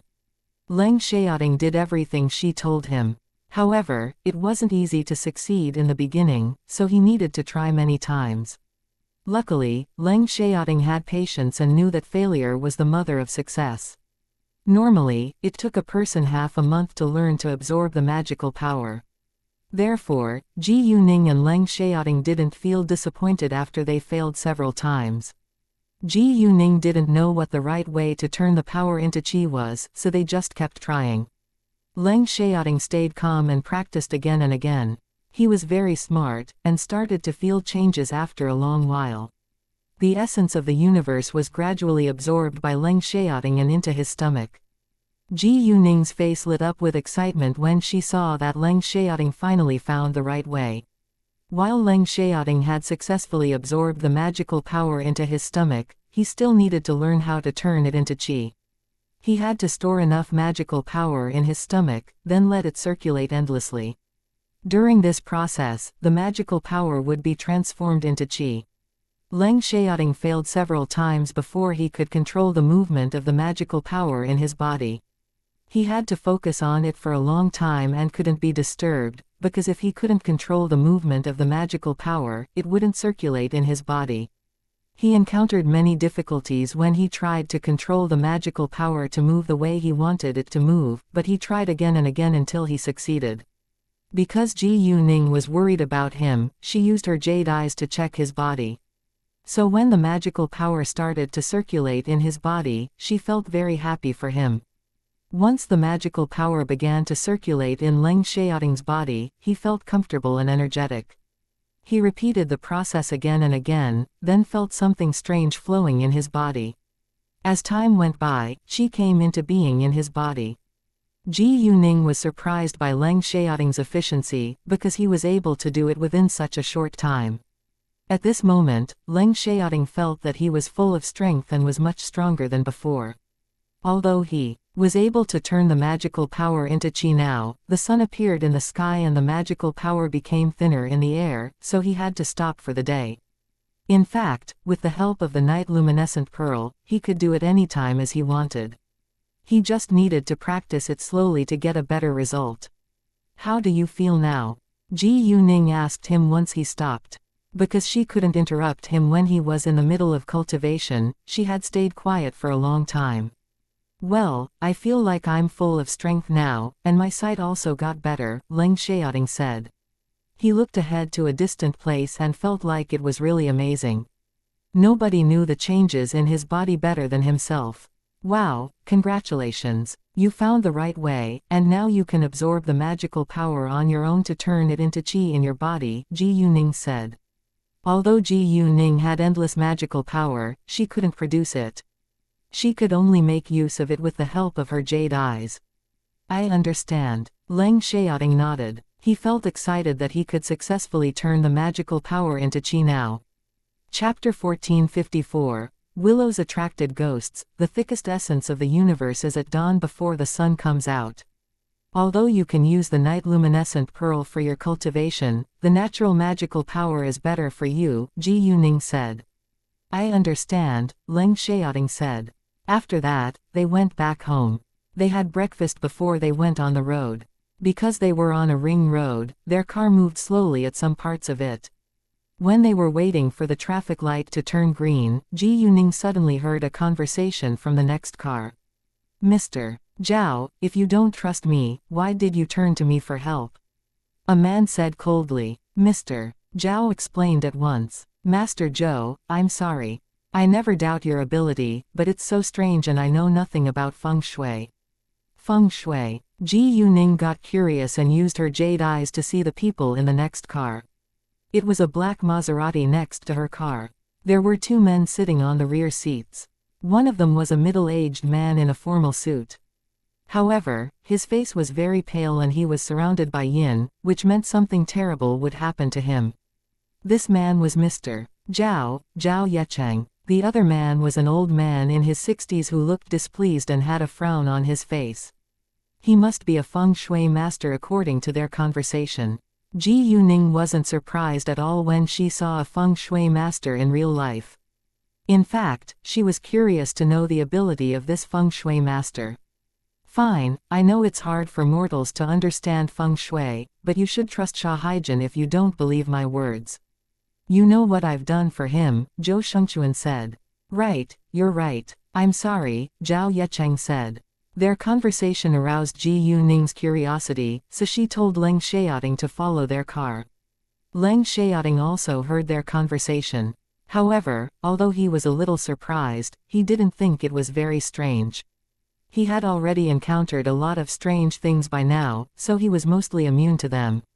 Nevertheless, since Ji Yuning was interested in their conversation, he wouldn't mind following them. Because there was a feng shui master in the car, Ji Yuning told Leng Xiaoting to stay a distance behind them, in case they were exposed. Ji Yuning had a pair of jade eyes after all. Therefore, they didn't notice Ji Yuning and Leng Xiaoting at all along the way. About a dozen minutes later, they arrived at a beautiful house. This wasn't a living area with beautiful houses along the roads, but the houses were all built by their owners. Only very rich people could afford a piece of land and a house here. This was the capital city after all, and every inch of land was worth a lot. Zhao Yecheng's car drove inside, but Ji Yuning and Leng Xiaoting stopped outside. Afterwards, Ji Yuning could see with a simple glance that yin surrounded the house. This house indeed had a serious problem. Ji Yuning used her jade eyes and focused on Zhou Shengquan to see whether he could solve this problem. Zhou Shengquan felt the yin when he was only 5 meters away from the house. It was a hot summer, but it was very cold around the house, which was quite abnormal. However, he needed to have a look to find out what was causing it. Ji Yuning, on the other hand, easily figured it out with the help of her jade eyes. There were several willow trees and locust trees at the back of Zhao Yecheng's house, and they were a sign of bad luck. There was an old saying that some trees could easily attract ghosts. The willow trees had the effect of attracting ghosts. Locust trees were also known as ghost locust with big swellings on their body, which were good places for ghosts. Banyan trees were very big, and they could easily become the place of residence for ghosts. And hardy banana trees were mostly liked by lonely wild ghosts, especially female ghosts. Under the willow trees, Ji Yuning saw 5 white shadows floating around. They were precisely these ghosts. Ghosts could only stay under the trees during the day, and would wander around at night. If the ghost stayed for a long time, the house would be affected. For now, Zhao Yecheng's house was empty, and his family had already moved away. Actually, members of the Zhao family got sick one after another after they had moved into this house for a month. Zhao Yecheng then called his good friend, Xianxia, for help. Xianxia's family had suffered the same problem before, and he found a good feng shui master to help him solve it. At the beginning, Zhao Yecheng didn't take it seriously, because it sounded very strange. However, he was left no choice now that each member of his family got sick, so he contacted Zhou Shengquan through Xianxia. The other members of his family were in the hospital now. Zhou Shengquan walked around in the house to see whether he could find any clue, but he suddenly turned around and looked in a certain direction behind him. Chapter 1455. Remove the trees. Ji Yuning was struck dumb for a moment, and moved her eyes away at once, because the direction Zhou Shengquan was looking in was exactly where she stood. Although there was a house between them and Zhou Shengquan couldn't see her, he could feel her gaze. Zhou Shengquan didn't know who was staring at him, because only Zhao Yecheng and he were in the house. Therefore, he thought that it could be a ghost who just looked at him. However, he couldn't see it, so he gave up. Ji Yuning understood that it was impossible for Zhou Shengquan to see her, so she used her jade eyes to look at Zhou Shengquan again. She didn't focus on him this time, but followed him in her periphery, in case he felt her gaze again. Zhou Shengquan searched around in the house, but found nothing wrong. When he walked into the backyard, he put on a serious face the second he saw the willow trees and locust trees. He immediately figured out why this house was haunted. Mr. Zhao, did you decide to plant these trees yourself, or did other people suggest you do it? Zhou Shengquan asked Zhao Yecheng. Well, my uncle told me to plant several willow trees and locust trees in the yard, so that we can feel cooler in summer. Zhao Yecheng was very honest. He didn't understand why Zhou Shengchuan suddenly asked him that question about the trees. Cooler. I think you will probably lose your life because of them, so you won't feel hot anymore, Zhou Shengchuan said. The backyard was indeed much cooler than other places, but it was full of yin. If people stayed there for a long time, the yin would badly affect their health. Zhao Yecheng's family members got sick one after another because of the bad effect of yin. If they didn't move out of this house, they could have lost their lives. Zhou Shengchuan had a feeling that Zhao Yecheng's uncle purposely gave him that suggestion to hurt his family. His uncle was very evil. However, it was their family affair, so he didn't know how to talk about it. Ji Yuning couldn't hear their conversation, but from his actions she could tell that he already found the cause. What does it mean? Zhao Yecheng was scared. Actually, he thought that it was ridiculous that these trees caused his family's bad luck, but he didn't say it aloud, because he didn't want to annoy Zhou Shengchuan. Zhou Shengchuan was a feng shui master after all, so he shouldn't question his ability. Zhou Shengchuan had a weird character. Zhao Yecheng was able to invite him to visit his house thanks to their mutual friend, Sha Haijin. We can talk about it inside, Zhou Shengchuan said, then walked into the living room, followed by Zhao Yecheng. Willow trees and locust trees are the best place of residence for ghosts from the aspect of feng shui. Yin comes with ghosts, which is very harmful for mortals. Your family members got sick precisely because of yin, and you don't feel well recently due to the bad effect of the yin on you as well, Zhou Shengchuan said. What? Zhao Yecheng was shocked. Are there ghosts in those trees? He was terrified, and couldn't believe it. I don't know whether there are ghosts in them right now, but they attract yin here, so you must remove them as soon as possible, Zhou Shengchuan said. He didn't see any ghost right now, because he was just a mortal. Well, can my family recover after I remove those trees? Zhao Yecheng asked. He worried about his family's health most. Right, but your family should stay in the hospital for a while longer after those trees are removed. Zhou Shengchuan nodded. Oh, you can't remove them on a random day. I'll choose a good day for you, he added. Sure, thank you so much. Zhao Yecheng repeatedly thanked Zhou Shengchuan. At the same time, he thought of his uncle and felt hurt. He realized that his uncle had the intention to hurt his family by suggesting that he plant those trees. In fact, his family had a good relationship with his uncle's family, at least they didn't have any grudge. He had even helped his uncle's family a lot before, because his family was much richer than his uncle's family. However, from now on, he would consider carefully whether he should give his uncle's family a helping hand again. He couldn't trust his uncle now. Luckily, his family all survived this time.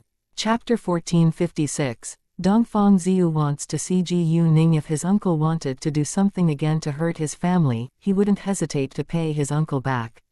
All right, I need to go back now. I'll inform you once I've picked a good day for you, and no one should live here for the time being, Zhou Shengchuan said. No problem, let me drive you home, Zhao Yecheng said. When they were walking out, Ji Yuning told Leng Xiaoting to drive away. What did you see? Leng Xiaoting asked her. Ji Yuning then told Leng Xiaoting everything she knew. Leng Xiaoting hadn't known that some trees could easily be visited by ghosts until now.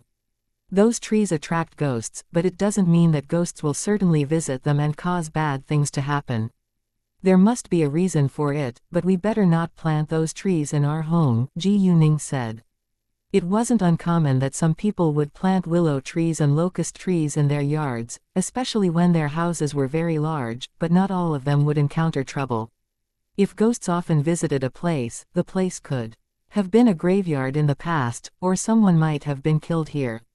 Anyway, ghosts wouldn't come for no reason. Zhou Shengchuan seemed to be a skilled feng shui master, so Ji Yuning didn't bother to get involved in it this time. She believed that he could handle it well. Ji Yuning hadn't been to her company for days, so she decided to have a look today. Shortly after she went back to her company, she received a call from Ning Chengkai. Ning Chengkai told her that a man and a woman wanted to work with Kalain, but he declined, so they insisted on seeing her. Ji Yuning frowned. It seemed that the two visitors weren't kind. What's her name? Ji Yu Ning asked. The woman told me that her name is Dongfang Ziyu, Ning Chenkai said. Hearing that, Ji Yu Ning squinted. If Dongfang Ziyu really came to see her, she wouldn't mind meeting her. She was curious to know why Dongfang Ziyu insisted on seeing her. Ji Yuning had no grudge against Dongfang Ziyu, so she didn't understand why Dongfang Ziyu did it. Was it possible that Dongfang Ziyu found out about her secret? Is she a young woman? Ji Yuning asked. Yes, Ning Chenkai said. He thought that Ji Yuning might know this woman. Great, I'll see her, tell them to wait for a while. I'll be there in half an hour, Ji Yuning said, then hung up the call. After that, Ji Yuning told Leng Xiaoting to stay in her office, and that she would meet Dongfang Ziyu alone. Ji Yuning didn't want Leng Xiaoting to go with her, because she was worried that other cultivators might notice his change. Leng Xiaoting listened to her and stayed in her office. Luckily, the traffic wasn't heavy, so Ji Yuning arrived after 20 minutes. The moment she approached the guest room, she sensed the special air of cultivators, so she knew that the visitor must be Dongfang Ziyu. Wu Shunhua came with Dongfang Ziyu this time, and Ji Yuning had met him before too. She wasn't surprised when she saw their faces. Dongfang Ziyu and Wu Shunhua also stayed calm, because they had learned a lot about Ji Yuning on the internet before they came. To their astonishment, the owner of Kalane was a very young girl. It was very unbelievable for a young girl to own such a profitable business. Nice to see you, Miss Ji Yu, they politely greeted Ji Yuning. However, even though they behaved politely, Dongfang Ziyu still looked a little arrogant. She had always been very proud of herself, and almost looked down her nose at everyone, especially at mortals. In many cultivators' eyes, mortals were inferior to them. After all, cultivators were much stronger than mortals, and they could easily defeat mortals. However, there was a rule in the cultivation world that cultivators couldn't casually hurt mortals when there was no benefit conflict. In fact, the four dominant families weren't the most powerful cultivators in the cultivation world. The only orthodox sect in the cultivation world was Tiandaomen, and there were countless senior cultivators with useful guides in it, so many cultivators dreamed about joining it. However, it wasn't easy for other people to join Tiandaomen, because Tiandaomen only accepted talented cultivators. Baili Zongyang, Baili Zongshe, and Dongfang Ziyu were members of Tiandaomen. Tiandaomen was the most respected sect in the cultivation world, and it also had the power to punish cultivators if they did anything wrong. Therefore, normally cultivators didn't dare to cause trouble in mortals' world. May I help? Ji Yuning walked towards Dongfang Ziyu and Wu Shunhua with the air of a king. Both Dongfang Ziyu and Wu Shunhua were surprised by it. Chapter 1457. Dongfang Ziyu secretly follows Ji Yuning, please have a seat. Ji Yuning invited them to sit down on the sofa. Dongfang Ziyu and Wu Shunhua seated themselves. After that, Dongfang Ziyu opened her mouth. Miss Ji Yu, your pharmacy business is very profitable, and the supply is unable to meet the demand now. Don't you want to expand your business? Dongfang Ziyu actually had no interest in running a business, but she simply wanted the magical power in Kalane's medicines. Dongfang Ziyu and Wu Shunhua also noticed the existence of magical power in Kalane's medicines, then they found out that Ji Yuning was its owner. The best way for them to figure out the reason was to be involved in the production of Kalane medicines. Sorry, I have no intention to work with other companies on that. Although the supply is indeed unable to meet the demand now, I believe the situation will be better in a short time, Ji Yuning said. Since Ji Yuning said that, Dongfang Ziyu had to accept it. I'm curious to know why Kalane medicines are unusually effective compared with other medicines of the same kinds, Dongfang Ziyu asked. Hearing that, Ji Yuning realized why Dongfang Ziyu came to see her today. She was a cultivator too, so she must have come for the magical power in the medicines. Ji Yuning thought it was highly likely, but she didn't feel anxious at all. If Dongfang Ziyu already found out about the magical power in Kalane medicines, Baili Zongyang and his younger sister could be aware of it too. They were all cultivators and wanted magical power most. Although Ji Yuning knew that Baili Zongyang and his younger sister approached her for a purpose, she still had a good impression of them, because they were very kind to her. Dongfang Ziyu, on the contrary, left a bad impression on Ji Yuning, because Ji Yuning felt that she was unkind and calculating. In fact, even though they knew there was magical power in Kulain medicines, they couldn't get it, as long as Ji Yuning denied them. Well, I'm just the manager of the company, and know nothing about medicine formulas, so I'm afraid I can't answer your question, Ji Yuning said with a smile. She stayed calm, and spoke with sincerity. Dongfang Ziyu half believed her words, because there was no other better explanation for it. In addition, she understood that the medicine formulas were highly confidential for a pharmaceutical company. Even if Ji Yuning was very clear about the medicine formulas, she wouldn't tell her. Because Ji Yuning was unwilling to cooperate with them, Dongfang Ziyu had to leave. When Dongfang Ziyu and Wu Shunhua were gone, Ji Yuning had a private talk with Ning Chengkai. Ji Yuning asked Ning Chengkai how many power crystals were left in his hands, and Ning Chengkai told her that he still had many. Ji Yuning then told him to lock them in the safe when he got back home today. And although Ning Chengkai was confused, he didn't ask further about it and agreed. Ji Yuning was worried that Dongfang Ziyu and Wu Shunhua might find them in the night. When Dongfang Ziyu and Wu Shunhua left Kulain, they didn't drive far from it. Instead, they stopped the car at an inconspicuous corner, then waited for Ji Yuning to come out. They didn't want to have conflict against Ji Yuning face to face, but simply planned to follow her to see what they could find. Although Ji Yuning was unwilling to share more information with them, they still wanted to find out the truth. Ji Yuning left after reminding Ning Chengkai about what he should do. Shortly after she was on the road, she noticed that someone was following her. She didn't bother to stop or change her route, because she knew who was in the car behind her. When the traffic light became red, Ji Yuning stopped and used her jade eyes to see who was in the private car behind her. She was right, because Wu Shunhua was sitting on the driver's seat and Dongfang Ziyu was in the front passenger's seat.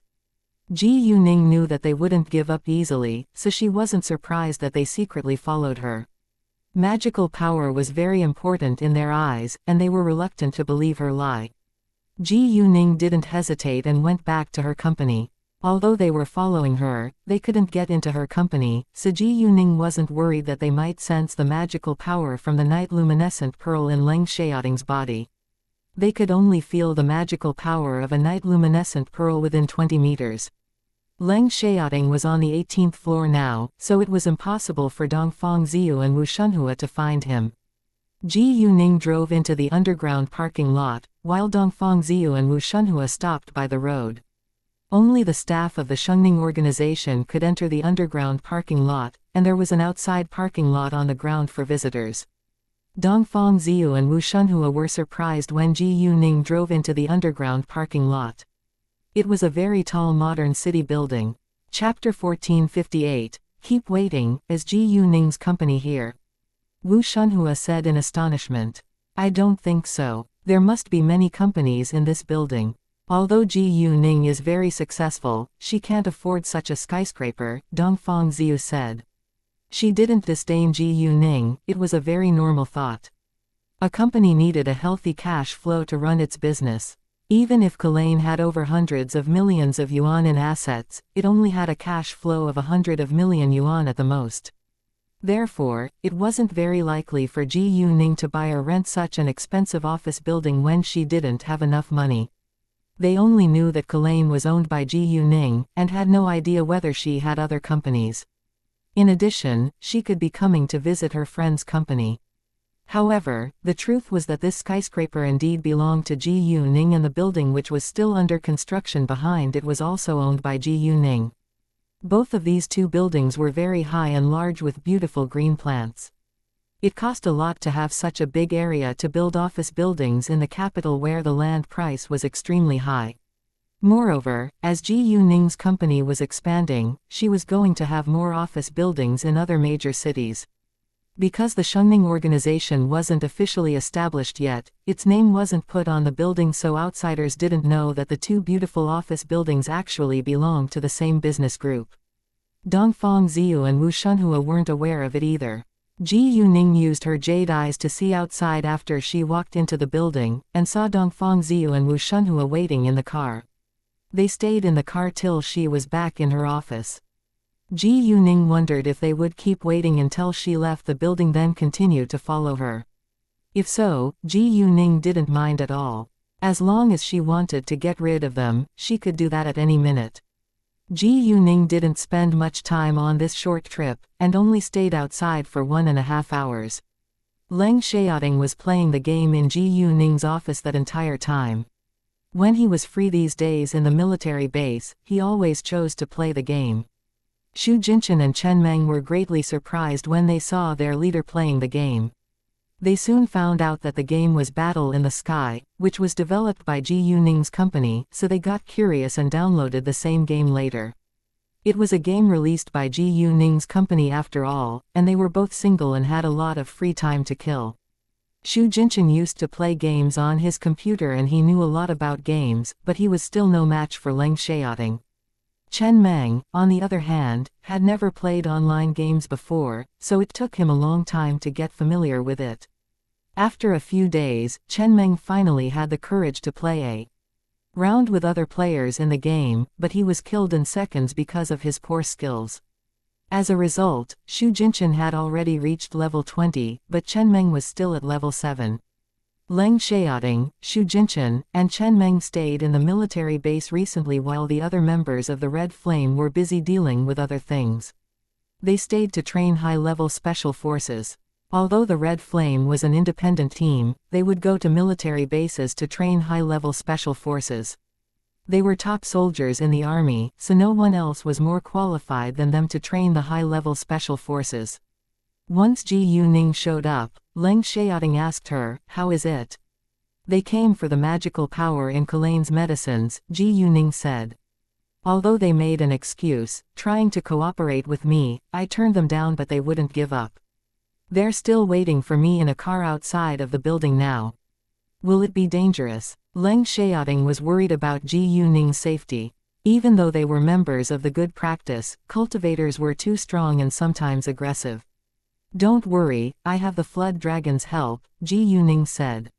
She knew that she wasn't comparable to Dongfang Ziyu, but she wasn't worried at all because she had the Flood Dragon to help her. Leng Xiaoting nodded and relaxed a little. He couldn't stay by her side and protect her at all times after all. And even if he could do that, he wasn't stronger than Ji Yuning and was still at a low level as a cultivator. After a short while, it was time for lunch. Ji Yuning and Leng Xiaoting dined in the cafeteria. Dongfang Ziyu and Wu Shunhua were unwilling to leave, so Wu Shunhua went to buy fast food and they directly had their lunch in the car. Chapter 1459. A couple's names in the game at this time. They stopped their car at the outside of another building but they could still see the entrance of the headquarters of Ji Yuning's company. There were office buildings, restaurants, hotels etc. around them, so it was very convenient for them to find a place to stop their car. After having lunch, Leng Xiaoting asked Ji Yuning to play the game with him. Ji Yuning was surprised and asked him, "Did you just reach the same level as me?" Only players of the same level could play together in the game.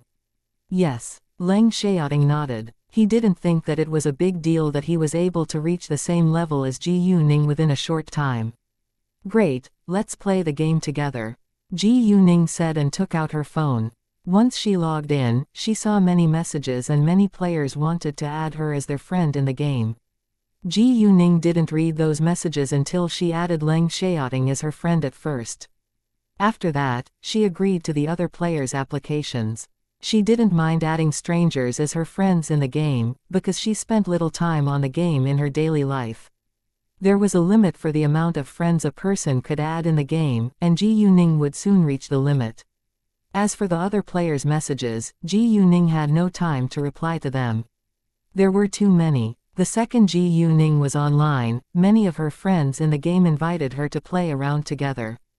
Because each team could only have 5 members, Ji Yuning decided to build a team by herself, then she would add Leng Xiaoting and leave 3 spaces available for the quickest players to join her. The game system sent Ji Yuning's friends a notification when she chose to build a team, so the other 3 available seats were occupied within a second. When other players saw the future king, they began to guess that this player could be Ji Yuning's boyfriend. Although there were many other names that seemed to be a couple's name with Ji Yuning's ID in the game, they weren't Ji Yuning's friends, and there was no relationship between them. However, this, the future king, was different. He was Ji Yuning's friend, and was also a member of her team. The other members in Ji Yuning's team asked her that question later, and Ji Yuning admitted it. Because Ji Yuning hadn't played this game for a long time, many game players were at a higher level than her. However, none of them dared to take Ji Yuning lightly. Ji Yuning was busy dealing with her business in her daily life, but her level went up quickly once she appeared in the game. Therefore, even though their levels were higher than Ji Yuning for the time being, it didn't mean that their skills were better than hers. At the same time, some players judged other players according to their levels, and didn't take Ji Yuning seriously when they were fighting against her in the game. As a result, they had a complete loss. Because of his profession, Leng Xiaoting knew the importance of tactics in a battle. Therefore, although his level was the lowest among the players, none of his enemies could hurt him. In the end, Ji Yuning's team won every time. And because there was live broadcasting during their competition, many other players were attracted to it due to Ji Yuning's influence. Although all the players lost against Ji Yuning, they still enjoyed it. Till now, no one was able to defeat Ji Yuning in the game. Wow, the future queen is so unbelievable. She never loses. As the future king her boyfriend. They have a couple's name. Could they just be a couple in the game? The future queen is Goddess Ji Yu, and Goddess Ji Yu is certainly outstanding in every aspect. What? Really? Not everyone was aware of the fact that Ji Yuning was the future queen in the game, so they couldn't believe it. Many people used fake names and photos in the game after all. Of course it's true. Go check on her Weibo. Those who didn't believe it went to read Ji Yuning's Weibo at once, and they found out that it was true. Oh my, the future queen is Goddess Ji Yu. No wonder she's so amazing. I want to play the game with Goddess Ji Yu. You should at least reach the same level as her. Ji Yuning and Leng Xiaoting logged out after playing the game for a while longer, so the other players who waited to play around with her felt disappointed. Anyway, it wasn't easy for Ji Yuning to have some time to play with them in the game. Some people also thought that Ji Yuning was a little arrogant, because she always left quickly.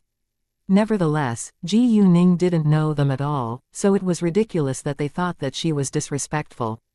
Chapter 1460. Dine in the Leng family's old house. Ji Yuning didn't care about their opinions about her, because she had other important things to deal with in her real life.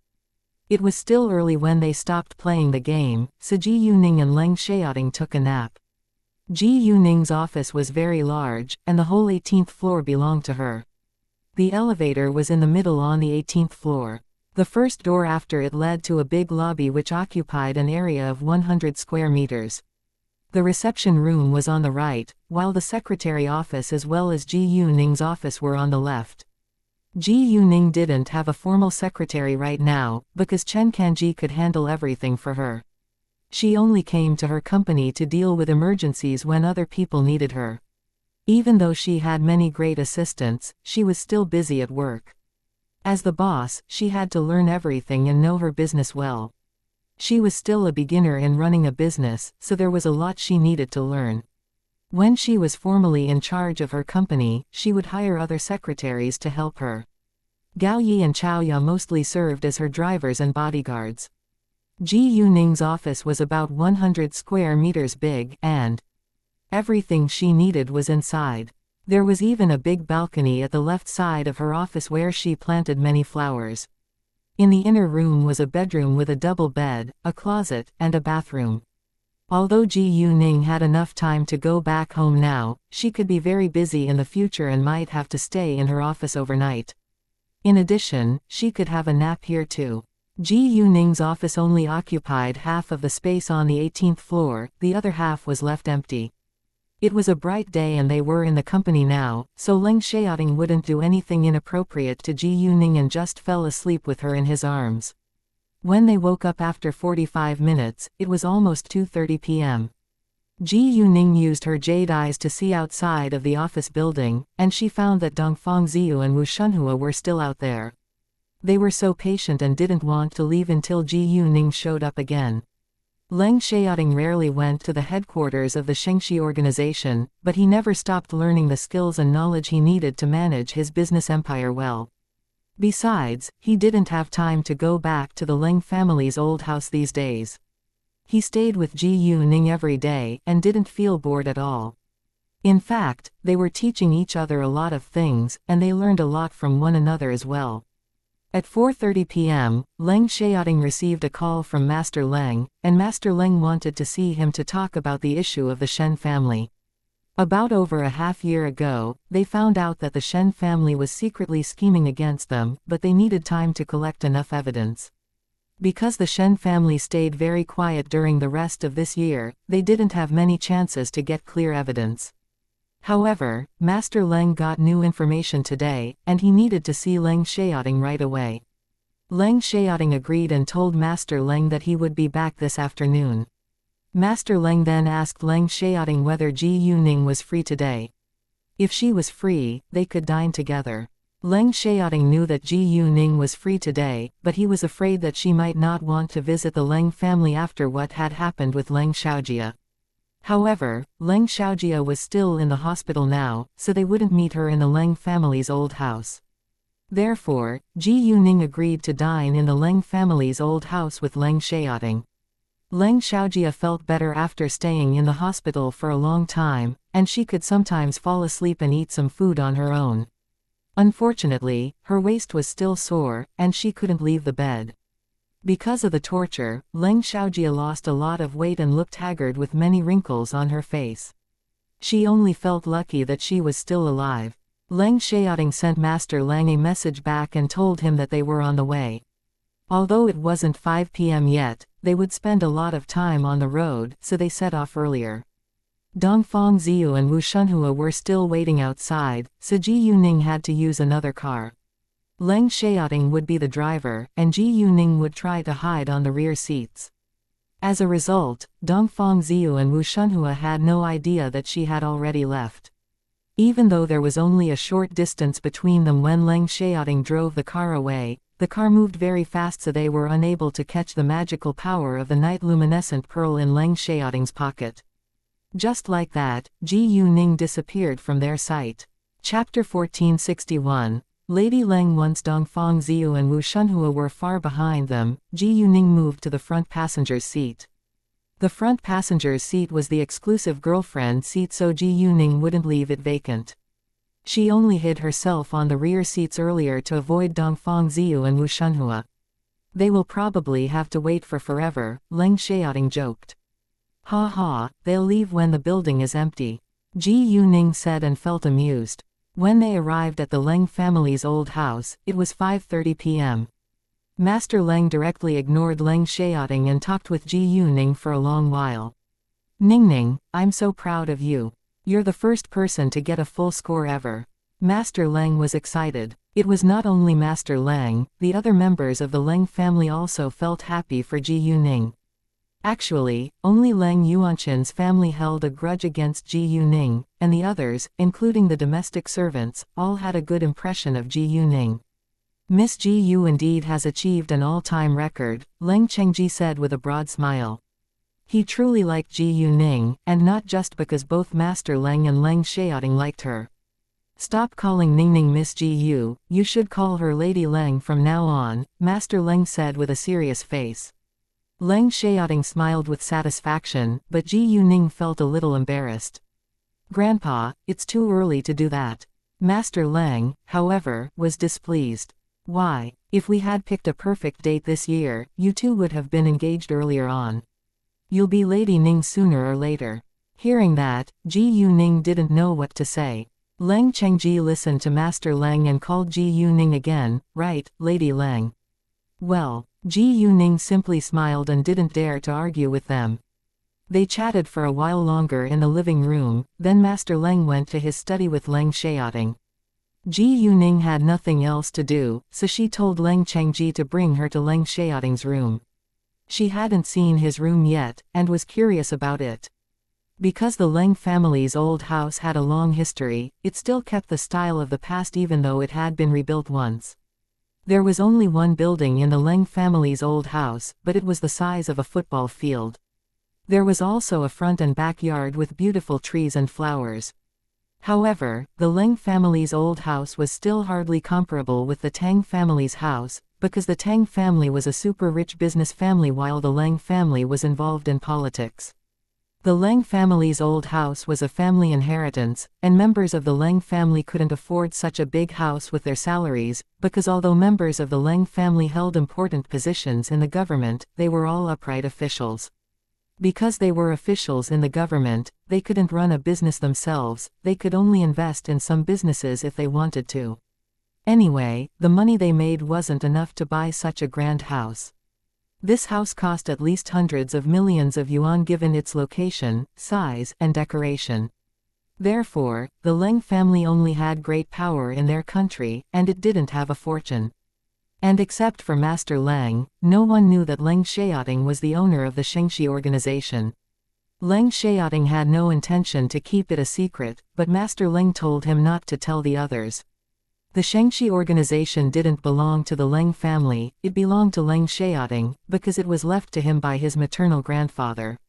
When outsiders heard that Leng Xiaoting's maternal grandfather left him many companies, Master Leng made up a lie and told them that Leng Xiaoting had sold the companies because he was only a soldier and knew nothing about business. As a result, no outsider knew how rich Leng Xiaoting was. In addition, no one dared to steal money from Leng Xiaoting. Leng Xiaoting's room was the first one on the right on the third floor. He was the eldest grandson of Master Leng, so his room was placed in front of the other grandchildren. Leng Xiaoming's room was right next to his. Their rooms were basically of the same size. There was a study at the entrance of Leng Xiaoting's room and it was about 30 square meters big. His room was very big with a bathroom and a closet, and was big enough to accommodate 2 people. However, because Leng Xiaoting seldom stayed there, his room looked empty and it was obvious that no one had lived there for a long time. Nevertheless, even though he seldom came back, his room was always clean. Leng Chengji left after he brought Ji Yuning to Leng Xiaoting's room and he told Ji Yuning to enjoy herself.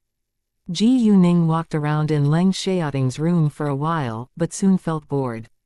An idea dawned her that she could have a look at Leng Xiaoting's parents' room to see what she can find.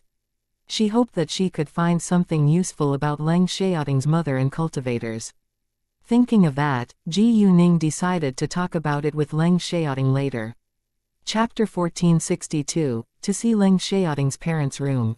In Master Leng's study, Master Leng said to Leng Xiaoting, the Shen family and the Chen family were unusually quiet the rest of this year. I don't know whether they sensed something bad for them, or if they coincidentally had nothing to do. The Shen family must be fully prepared, since it dared to break the law. Although the Leng family had a group of skilled secret guards, they could do nothing if their target didn't take any action. The Leng family had a group of secret guards to protect it and they had complete loyalty towards it. And even though there were only just over 100 secret guards in the Leng family, they worked together like an army. Normally, about 30 secret guards stayed in the Leng family's old house as common security guards. Therefore, it was very difficult for bad people to intrude into the Leng family's old house. Because of the secret guards, the members of the Leng family could stay safe at home. It wasn't a secret that many powerful families had a group of secret guards to protect them, because they had many enemies. In the Leng family, however, only Master Leng and Leng Xiaoting were able to summon and order the secret guards to do something. Those secret guards obeyed their orders under any circumstances. The secret guards who were spying on them found something new today. Shen Yangfeng had a private meeting with Yuan Wenrui, the third son of the Yuan family. Although they didn't hear their conversation, it's very strange. The Yuan family isn't a friend, but Shen Yangfeng is one of our relatives, so he should know that we don't want to have any relationship with the Yuan family. They must be scheming against us. Master Leng frowned and looked worried. Leng Xiaoting was also confused. He definitely knew that Shen Yangfeng and Yuan Wenrui were planning something behind their backs. Shen Yangfeng had always been ambitious and greedy. I think he wants what we refuse to give him from the Yuan family, Leng Xiaoting said with certainty. Although Shen Yangfeng was the Leng family's relative and the Leng family had helped him a lot, he wasn't satisfied with it. The problem now was that they didn't know the condition of Shen Yangfeng and Yuan Wenrui's agreement. If Shen Yangfeng really reached an agreement with Yuan Wenrui, they must be in the same party. Not every member of the four dominant families was smart and honest. The Leng family's direct descendants were mostly upright and outstanding, but its side branch was complicated. After all, there were too many members in a powerful big family. I think we better deal with the Shen family as soon as possible, Master Leng said. I understand. Leng Xiaoting nodded. Ji Yuning had stayed in Leng Xiaoting's room for 20 minutes when Leng Xiaoting walked upstairs. Xiaoting, is your parents' room the same as before? Can I have a look at it?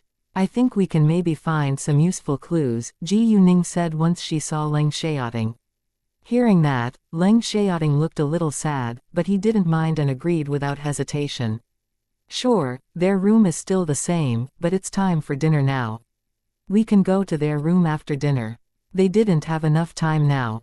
Great. Ji Yuning smiled. About 10 minutes later, Leng Yuanjun and the others came back home, and Leng Yuanjun and his wife were very happy to see Ji Yuning. Leng Yuanqin, on the contrary, didn't want to see Ji Yuning at all, because Ji Yuning refused to give them her magical pills to cure Leng Xiaojia. Leng Xiaojia was his daughter after all, and he felt terrible when his daughter was being tortured by the pain. Even though Master Leng told him that Ji Yuning was out of that magical pill, he didn't believe it. However, he was unwilling to beg Ji Yuning for it, because he knew that Ji Yuning wouldn't agree. Actually, Leng Yuanqin didn't know that Leng Xiaojia had hired a professional killer to murder Ji Yuning. If Ji Yuning was a weak girl, she could have been killed by the killer. And it was not only Ji Yuning, Master Leng and other important members of the Leng family could also have been seriously injured because of Leng Xiaojia's stupid jealousy.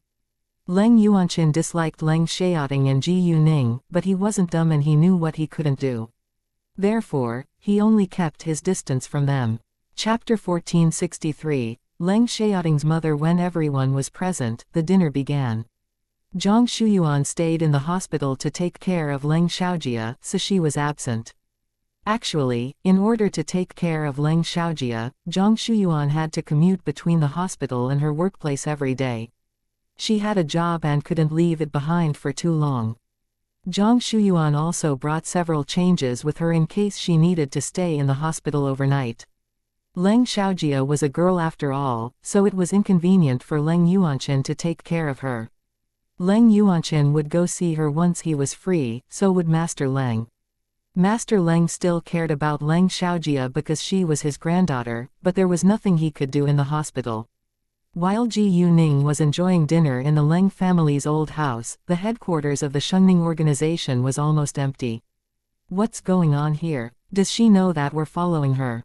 Wu Shunhua said. I don't think so. Maybe she hid in another car and left already, Dongfang Ziyu said. Wu Shunhua nodded and asked, what should we do now? Go back to our place, then figure out whether Ji Yuning's company is in the building. We can continue to spy on her tomorrow, Dongfang Ziyu said. Although they came from the cultivation world, they had connections in the mortals world as well, so it wasn't difficult for them to find out about someone's background. In addition, Ji Yuning was quite famous now, especially on social media. In the Leng family's old house, Leng Xiaoting brought Ji Yuning upstairs after finishing dinner. His parents' room was on the second floor, and was the first room on the right too, and was under Leng Xiaoting's room. The layout of the second floor was basically the same as that of the third floor. Leng Xiaoting's parents' room was also very large. The refurbishment of the Leng family's old house happened when Leng Xiaoting's parents were still alive about a dozen years ago, so their room stayed the same as in the past. Everything in Leng Xiaoting's parents' room was covered by white cloth to protect it from dust. Because no one lived here, the room would only be cleaned twice a year. The first time was on the anniversary of their death, while the second time was at the New Year festival. The interval was nearly half a year. Leng Xiaoting looked sad. Once he walked near to his parents' room. Ji Yuning understood his feelings, but it was unavoidable.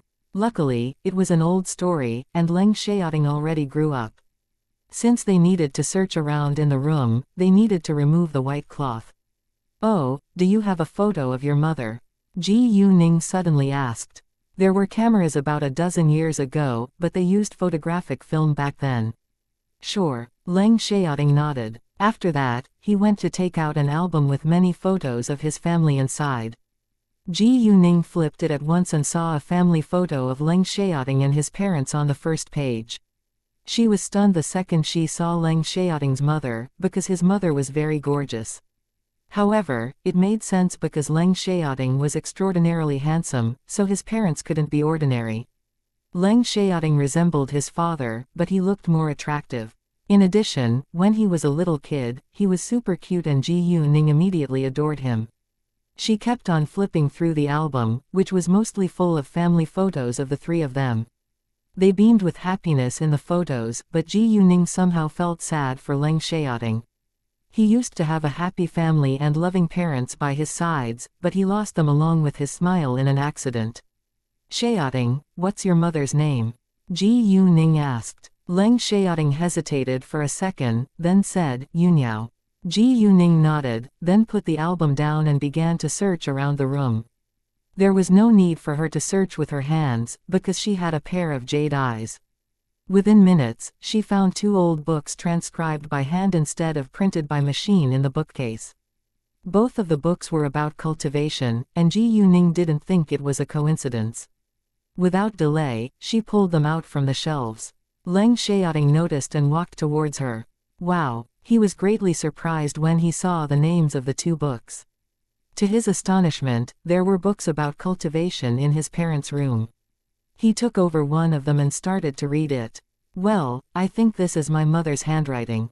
Although Leng Xiaoting's mother passed away when he was very young, he had a good memory and his mother's handwriting was impressive. An idea dawned on Ji Yuning. Did your mother leave anything else with her handwriting on it? If these 2 books were transcribed by your mother, I'm very sure that your mother was a cultivator. I think I can find some. Leng Xiaoting immediately went to search for Yunyao's notebooks with the help of his memories. Chapter 1464. The death of Leng Xiaoting's mother. In his memories, his mother loved taking notes and recording everything funny that he did. At this time, Ji Yuning began to read the 2 books. Although she knew little about cultivation, she thought that these 2 books might help Leng Xiaoting with it. Leng Xiaoting was a junior cultivator now, and he needed to learn much more to reach a higher level. Ji Yuning read very fast, and she finished reading the 2 books within 20 minutes. Although she didn't understand their content, she still needed to remember them and study them, because it might be helpful for Leng Xiaoting. A short while later, Leng Xiaoting found Yunyao's notebook. It is her handwriting. Leng Xiaoting made sure of it after flipping the notebook. Ji Yuning compared the handwriting on Yunyao's notebook and that on the transcription, then she made a judgment that Yunyao was a cultivator. However, even though they knew that Yunyao was indeed a cultivator, there was more about her that still remained unknown to them. Ji Yuning thought that Yunyao could be a member of a powerful family in the cultivation world, and she might have enemies. If so, Leng Xiaoting would be in danger if they continued to search for more information about Yunyao. Leng Xiaoting was just a beginner, and was no match for a real senior cultivator. When Ji Yuning was reading Yunyao's notebook, she suddenly snorted with laughter. Well, you peed in bed when you were 5, ha ha, ha ha. Ji Yuning laughed. On one page, Yunyao recorded that Leng Xiaoting peed in his bed when he was 5 years old, but he poured a glass of water onto his bed to disguise it. Yunyao clearly knew, but didn't embarrass him and accepted his lie. Leng Xiaoting flushed and grabbed the notebook away from Ji Yuning's hands at once. Although Ji Yuning was curious to know more about Leng Xiaoting's childhood, she didn't compete with Leng Xiaoting since he felt embarrassed. Well, Xiaoting, your mother left 2 good books about cultivation. I hope you can make full use of them, Ji Yuning said. I will. Leng Xiaoting put on a serious expression. Great, I'll put them into my telepathic eye space and I'll give them back to you later in case Grandpa sees them, Ji Yuning said. Sure. Leng Xiaoting agreed. When they were about to leave, Ji Yuning suddenly thought of an important question. If Yunyao was a cultivator, she shouldn't have died so easily. Xiaoting, I just thought of something important. Since your mother was a cultivator, she shouldn't have died so easily in the accident. Ji Yuning turned to face Leng Xiaoting and looked serious. Cultivators die, but they don't die easily. Can you tell me more details about your mother's death? Did you see your parents' bodies with your own eyes back then? Hearing that, Leng Xiaoting was surprised and remembered something abnormal. Well, I do realize there was something abnormal at the scene that year, because I only saw my father's face and my mother's face was broken after falling from the cliff because her face hit the ground, Leng Xiaoting said. He now doubted whether the dead woman was really her mother. He only had the thought, but wasn't sure whether it was true. Although cultivators wouldn't easily die, they still died and nobody knew what exactly had happened back then. However, if the dead woman wasn't his mother, who was she? Where did his mother go if she wasn't there? He refused to believe that his mother had abandoned his father in the accident, but he didn't know what to believe now. Ji Yuning also had the same idea that the dead woman might not be Leng Xiaoting's mother, but like Leng Xiaoting, it was only her doubt, because she had no evidence. Like what Leng Xiaoting just had in mind, cultivators wouldn't easily die, but they could still die, especially in a terrible accident. Besides, Yunyao fell from a very high cliff. It wouldn't kill her if she was a senior cultivator, but she could lose her life if her level was low. Therefore, it was possible that Yunyao was really dead. Ji Yuning had no intention to make any unkind speculations about the death of Leng Xiaoting's parents. Where did your parents lose their lives? Ji Yuning asked. Since they had doubt now, they needed to know more about it. Kunlun Mountain. They were chasing an evil criminal, and the criminal must have been very strong, so even my parents were no match for him, Leng Xiaoting said. If the criminal was able to defeat a cultivator, either he was too strong or Yunyao must have been too weak. Chapter 1465, I can put you in jail no matter what. Ji Yuning made a decision to conduct an investigation. Xiaoting, I'll investigate it. I know you want to do the same thing, but I hope that you can focus on your cultivation first. You're not immortal now. If other cultivators find you, you'll be in big trouble. We don't know whether your mother has enemies in the cultivation world. If your mother had enemies, they definitely will attack you before you reach a high level as a cultivator, Ji Yuning said. Sure. Leng Xiaoting nodded. He understood Ji Yuning's concern. And you don't need to blame your mother even if the dead woman isn't her, alright? Ji Yuning said. She was worried that Leng Xiaoting might be in a bad mood. I won't, Leng Xiaoting said. He didn't believe that his mother would abandon his father like that, and he loved his mother deeply. Ji Yuning and Leng Xiaoting checked the room once again before they left. They only stayed upstairs for half an hour, and no one asked them what they had done when they went back to the living room. Ji Yuning and Leng Xiaoting stayed in the Leng family's old house for a while longer, then left. Qiziu and Tang Yaxin's wedding was tomorrow, and both of them were having a bachelor's party tonight with their own friends. They enjoyed the party with wild abandon. Ji Yuning clearly knew that they would do many inappropriate things at the party, so once she walked out of the Leng family's old house, she called Kei and told him to find out where they were right now. About 10 minutes later, Kei called Ji Yuning back, and Ji Yuning assigned a task to Gao Yi and Chao Ya. She told them to spy on Qiziu and Tang Yaxin to see what they could get on them. Leng Xiaoting knew about Ji Yuning's long-standing grudge against Tang Yaxin and Qiziu, but he didn't know that they were going to be married tomorrow, and Ji Yuning decided to take revenge at their wedding. In addition, Ji Yuning had already told him that she would handle it on her own, so he didn't ask further about it. Although Leng Xiaoting didn't ask further about it, Ji Yuning had no intention to keep it a secret from him. However, before she could tell him her plan, Leng Xiaoting told her that he had to go back to the military base tomorrow and that he might see her again on this weekend if he could be free. In that case, Ji Yuning simply nodded and said nothing. Because Baili Zongyang and his younger sister stayed in Century City, Ji Yuning and Leng Xiaoting stayed somewhere else tonight in case they sensed Leng Xiaoting's night luminescent pearl. Even if Leng Xiaoting didn't have the night luminescent pearl with him, they could still feel the air of a cultivator from him. Therefore, Ji Yuning and Leng Xiaoting planned to go back to Leng Xiaoting's house tonight. Although it was almost 9 p.m., there was still a lot of traffic on the road. When they passed a side gate of a university, they saw a group of young men arguing at the sidewalk near the turn of the main road ahead, and they seemed to be fighting. Ji Yuning didn't take it seriously, because she thought that they were just a bunch of noisy university students. Nevertheless, right as Leng Xiaoting drove the car towards them, a boy was suddenly pushed into the road by another boy and was about to be hit by the car. With an abrupt halt, Leng Xiaoting stopped the car 40 centimeters away from the boy. Luckily, Leng Xiaoting was very agile, because if he had been a second later, the boy could have been hit. Ji Yuning was angry when she saw the scene. No matter who pushed the boy out into the main road, they could be punished too if the boy was really hit by them. Therefore, once Leng Xiaoting stopped the car, Ji Yuning got out of it and went to criticize them. "What's wrong with you? Why did you suddenly push him into the road? What if he was hit by our car?" Ji Yuning shouted at a boy who pushed the boy. The group of boys were stunned by Ji Yuning's beauty, but they were displeased when Ji Yuning criticized them.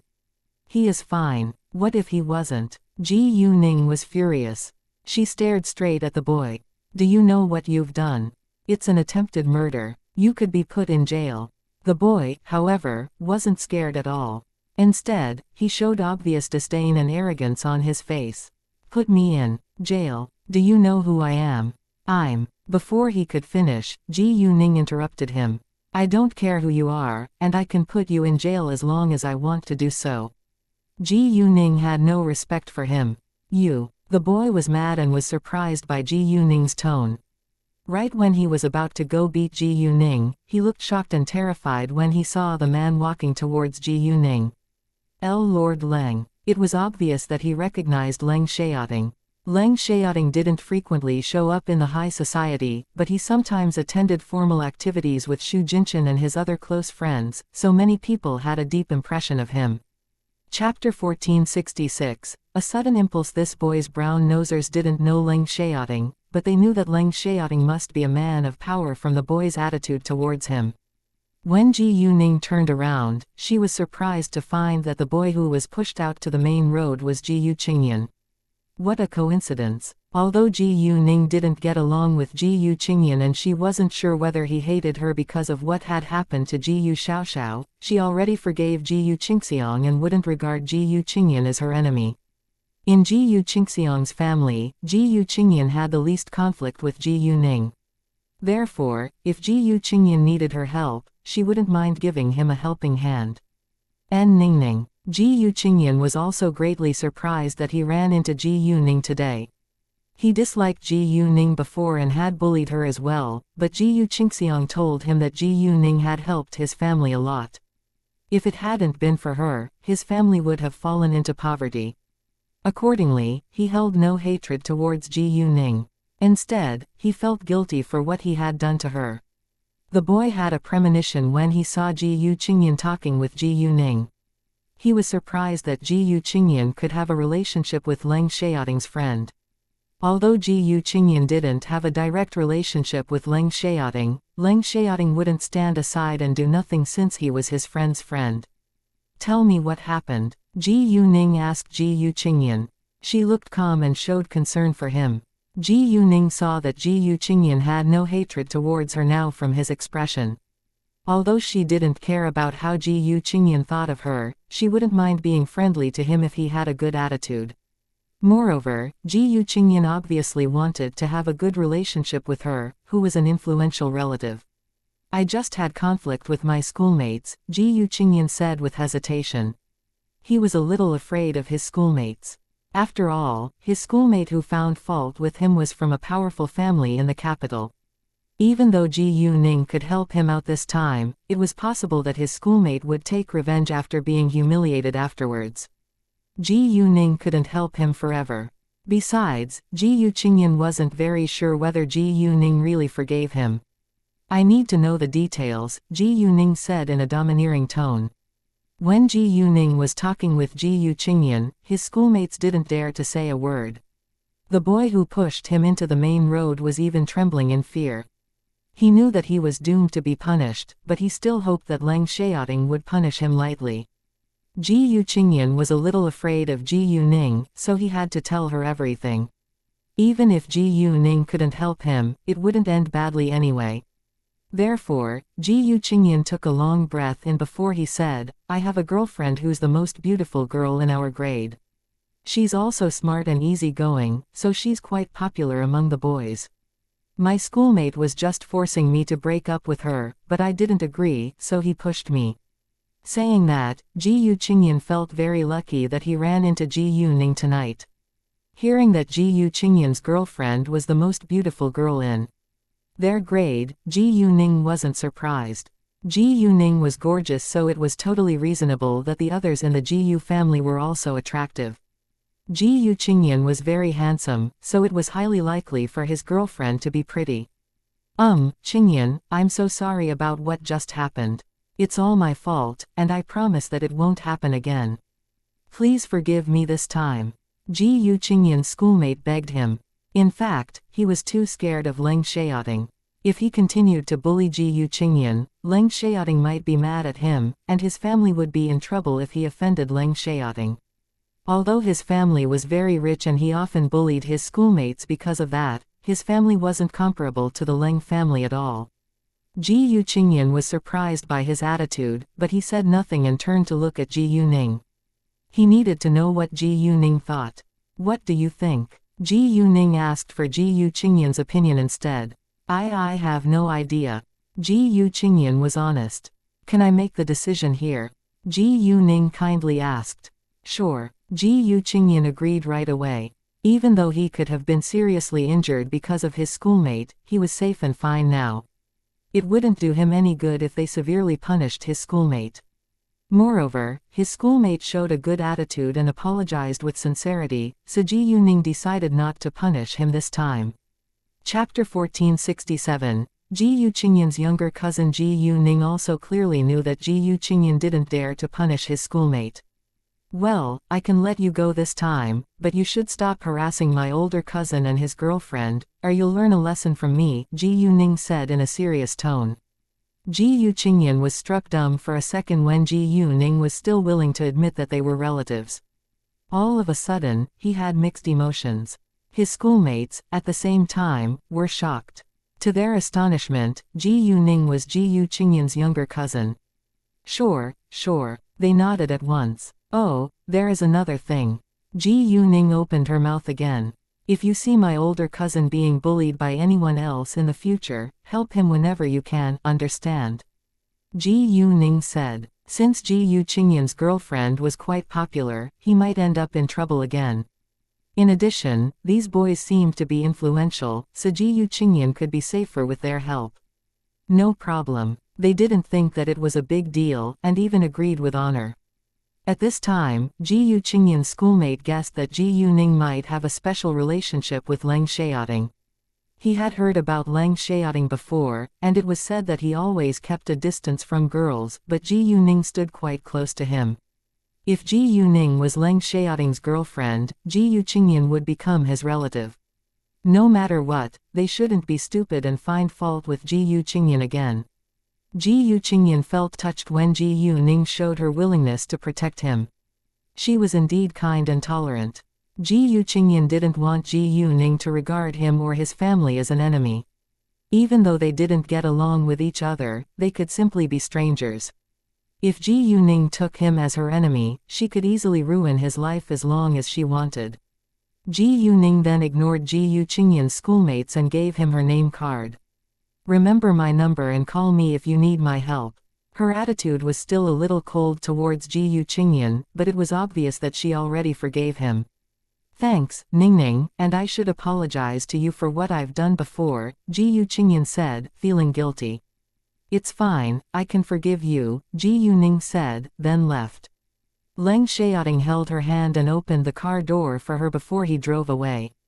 His behavior shocked Ji Yuqingyan's schoolmates, because it meant that Ji Yuning was really his girlfriend. Actually, Leng Xiaoting purposefully did that to show them his real relationship with Ji Yuning, so that they would know that it was serious. Those boys didn't relax until Ji Yuning and Leng Xiaoting disappeared from their sight. Ji Yuqingyan didn't bother to talk with them either, and just turned around and walked away.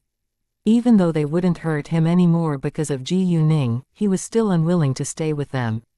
And they didn't stop him, because they honestly had no idea how to face him right now. Hey, who is this Lord Leng? They began to talk about Leng Xiaoting afterwards. His full name is Leng Xiaoting, and he was born in the Leng family in the capital. The boys who didn't recognize Leng Xiaoting earlier now felt scared. No wonder he looked so powerful. Luckily, Ji Yu Qingyan was fine. If Ji Yu Qingyan was injured, they would be in big trouble.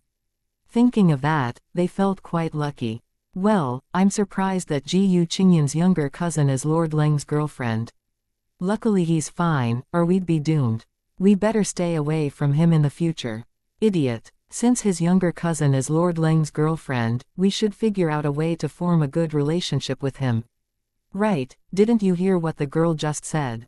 She wants us to protect Ji Yu Qingyan if anyone else dares to bully him. I'm curious about Ji Yu Qingyan's younger cousin now. Me too. Who is she? She's very pretty and looks smart as well. I think she and Lord Leng are a perfect match. Alright, we should go back now. After that, they went back to their school. Dongfang Ziyu soon learned a lot about Ji Yuning on the internet, which wasn't difficult because Ji Yuning was famous. Chapter 1468. The girl with Qi Ziyu. Dongfang Ziyu learned the basic information about Ji Yuning first, which included her name, address, place of birth, etc. She also found out that Ji Yuning was the top scorer of this year's National College entrance examination. And other than that, Ji Yuning also had many profitable companies under her name. Ji Yuning was very young, but she already became a billionaire. In addition to that, there was a lot of news about her brave deeds on the internet as well. She had saved many people's lives before, and videos as well as pictures of her brave deeds abounded on social media. Moreover, Dongfang Ziyu also found out that the beautiful office building was under Ji Yuning's name and it was the headquarters of her business group. She had an expensive house in Century City too. Although Ji Yuning had more achievements than the above, Dongfang Ziyu wasn't a hacker and couldn't find out everything about her. Nevertheless, after reading the above information about Ji Yuning, both Dongfang Ziyu and Wu Shunhua were shocked. To their astonishment, Ji Yuning was able to become a billionaire at such an early age. She was a kung fu master as well. In that case, Ji Yuning was a very strong match. However, no matter how strong Ji Yuning was, she wasn't comparable to cultivators. After all, Dongfang Ziyu was very outstanding among cultivators. Therefore, even though Dongfang Ziyu admitted that Ji Yuning was a kung fu master, she didn't think that Ji Yuning was able to notice them when they were following her. She only made a decision to be more careful when she went to spy on Ji Yuning in the future. Wow, she's really incredible. Wu Shunhua was amazed too. He wasn't as outstanding as Dongfang Ziyu. In fact, Dongfang Ziyu was much better than him, so he didn't have much confidence in himself. So although he didn't think Ji Yuning could defeat him either, he took her more seriously.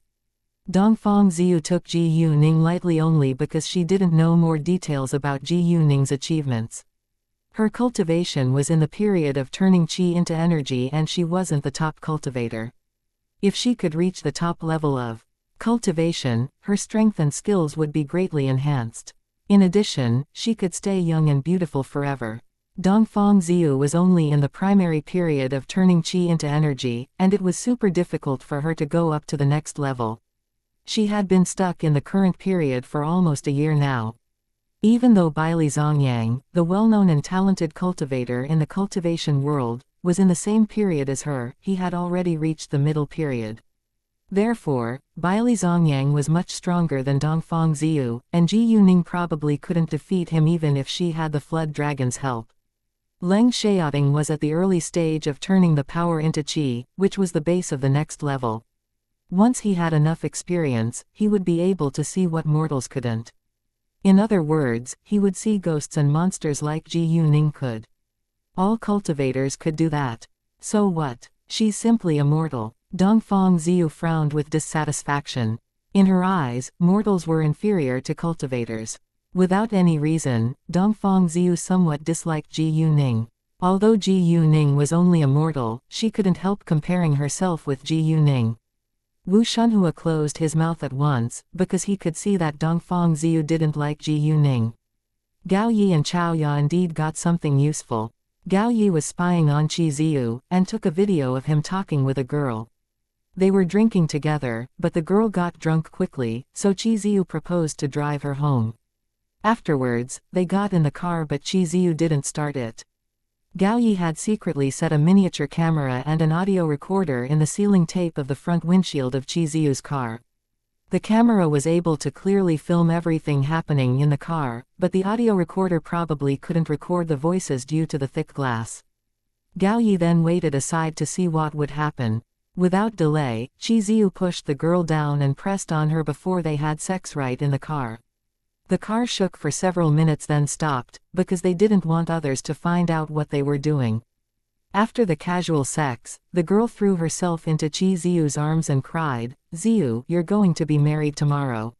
What should I do? Do we have to leave each other?" The girl wasn't pretending, she literally was heartbroken. "Even if I'm married, we can still be together, but we can't meet often. Don't worry, I already told you that I don't like Tang Yaxin at all and I'm only marrying her to steal the Tang family's property and take my revenge. Once I finish that, I'll divorce her and marry you," Qi Ziyu said with sincerity. It was recorded by the audio recorder, because he didn't bother to lower his voice. "I know you won't abandon me, but I just feel sad. No matter what happens, you have my support," the girl said. After that, Qi Ziyu drove the girl home. Chapter 1469, Live Off a Woman. Tang Yaxin did nothing abnormal and directly went back home at 12 a.m.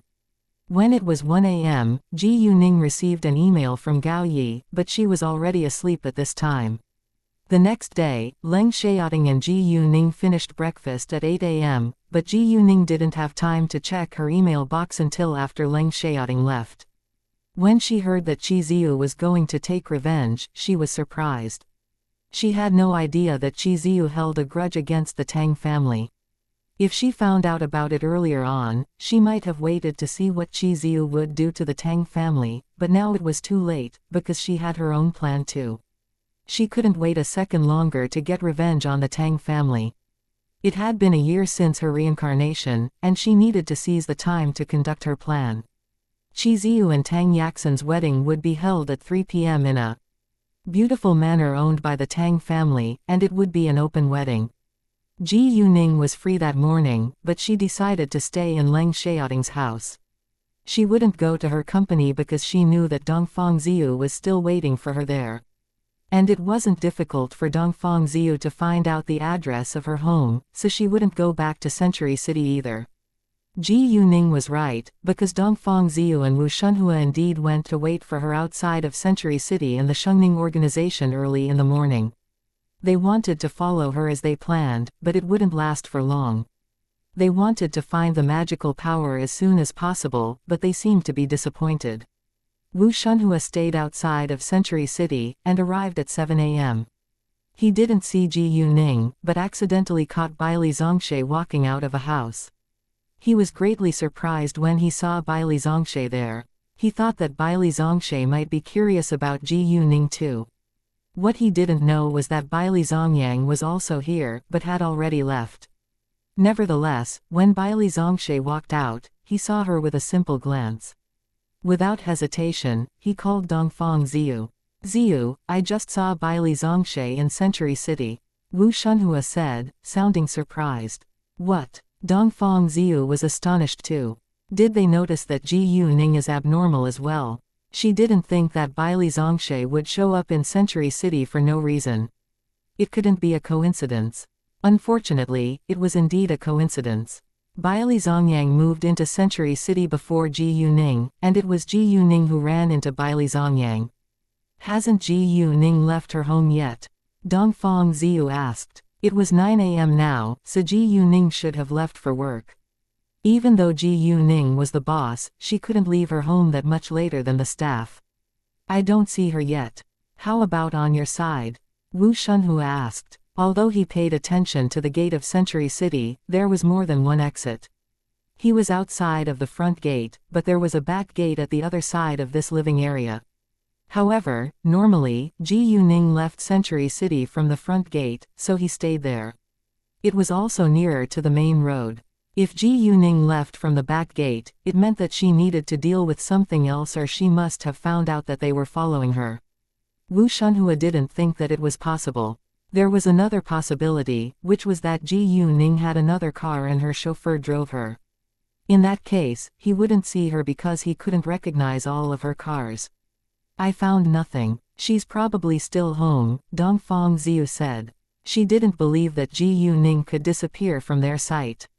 Anyway, they had wasted a lot of time on waiting today. Although Wu Shunhua saw Baili Zhongshe, he had no intention to follow her. Baili Zhongshe was a good cultivator, so it was easy for her to notice him. Moreover, Dongfang Ziyu was eager to figure out why there was magical power in Kulain medicines, but she didn't have the idea to buy a house in Century City so that she could observe Ji Yuning from a short distance. At the same time, Ji Yuning stayed in Leng Xiaoting's house and read news to kill time. Tang Yaxin and Qi Ziyu's wedding already went viral on the internet, and many people were talking about it on social media. The Tang family was a well-known super-rich family, so reporters were more than willing to report the big news. However, not many people thought that Tang Yaxin and Qi Ziyu could live happily after their marriage, because there was a huge gap between them in regards to their social status. In fact, Qi Ziyu relied on Tang Yaxin to become rich. Chapter 1470. Tang Yaxin and Qi Ziyu's wedding. It was undeniable that Qi Ziyu was outstanding, but he couldn't be promoted to deputy executive without Tang Yaxin's help. At the beginning, Tang Bingsun didn't think that Qi Ziyu could be successful and his daughter should marry into another super-rich family, so he reminded Tang Yaxin not to take her relationship with Qi Ziyu seriously. However, Qi Ziyu was involved in Tang Aining's death later, and Tang Bingsun was worried that Qi Ziyu might expose his dirty secrets if he kicked him out of his family, which was the reason why he allowed Tang Yaxin to marry Qi Ziyu. Qi Ziyu noticed those negative comments on him as well. He was furious, but fury was useless. Anyway, he had already achieved his goal, and that was all he wanted. In the Tang family's manor, the event location was decorated very well and it looked extremely luxurious and romantic. At 2 p.m., Qi Ziyu and Tang Yaxin were ready, but they stayed in different lounges for the time being. Qi Ziyu was in a white suite today, which accentuated his handsome appearance. While Tang Yaxin was in a wedding gown customized by Jason from Paris, and she looked more elegant than usual, because although Tang Yaxin was born in a super-rich family, she normally behaved like a foxy woman. Nevertheless, she was totally different at her wedding today. Tang Yaxin's female friends were her bridesmaids. "My daughter is so gorgeous. I've never seen a bride who's more beautiful than her." Ji Yijing kept complimenting her daughter. At the same time, she couldn't help but think of Tang Aining and felt displeased. Although she was unwilling to admit it, it was a fact that Tang Aining was prettier than Tang Yaxin. Fortunately, Tang Aining was dead.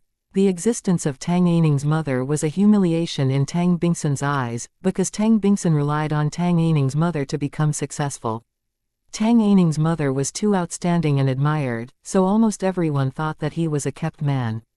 In that situation, Ji Yijing seized the chance and became Tang Bingsun's mistress. And because of Tang Aining's mother, Tang Bingsun hated Tang Aining too and never treated her as his daughter. I agree, Yaxin is always stunning. Not every girl can look as attractive in a wedding gown as Yaxin does. Many people began to flatter Tang Yaxin, even though Tang Yaxin wasn't actually the prettiest girl at the scene. Anyway, Tang Yaxin had great confidence in her appearance. She never thought that other people were flattering her, because she believed that she was more beautiful than any other girls around her. Ji Yijing didn't stay in the bride's lounge for long, and soon left to welcome the guests. At this time, many influential figures in politics, business, entertainment, and media were all present. It was Tang Yaxin and Qi Ziyu's wedding, but it was also an important event for people in high society to gather together. So many guests came for a purpose. All of the invited people were either rich or powerful, so it was a great chance for them to socialize. Therefore, guests of the same purpose always stood in a circle and chatted with each other. Some super-rich young girls or boys were also busy striking up a conversation with their targets. Normally, the younger generation from families of the same social status could easily become friends with one another. Actually, they didn't have many choices as to their marriage because of their family background, so they had to choose from within their friend circle. Look, that's Lord Liu. His father is a senior official in the government and his mother was born in the Feng family. Although a senior official isn't as rich as a successful businessman, the Feng family relies on Lord Liu's father to expand its business. Oh, that's Lord Wang. He's 28 this year, and his family has over $1 billion in wealth. Most importantly, he's single. Lord Ming is there. He's unmarried, but he's already 30. I heard that he has a girlfriend from an ordinary family, but his family is reluctant to accept the girl. I don't think the poor girl can marry into his family. I see Lord Fu there. Although his family isn't very rich, he's a relative of the Tang family. Look, Lady Zhou is back home after studying abroad for years. She's working in her family's business now, but unfortunately she has an older brother, or she can take over. Lady Chen also came today. Both of her parents are senior officials in the government. Countless businessmen want her to be their daughter-in-law. Lady Yu is 22 this year, and she's interested in acting. The Yu family has an entertainment company in the industry, so nobody dares to harass her. Most people in high society were unwilling to lose their influence or wealth, so they only paid attention to other people in the same circle as them. Chapter 1471. Hypogamy. 1. In their eyes, the person's family background was the most important factor in the marriage, but his or her appearance also mattered. I don't understand why there are so many people who always mix their children's marriage with their family's business. I don't think their children can have a happy marriage if they put benefits ahead of happiness. A marriage without love can't last. Money is good, but life is long. I agree, and happiness plays an important role in one's life too. Some guests also began to talk about Tang Yaxin and Qi Ziyu. They must be in love since they're going to marry each other, although there is a huge gap between them.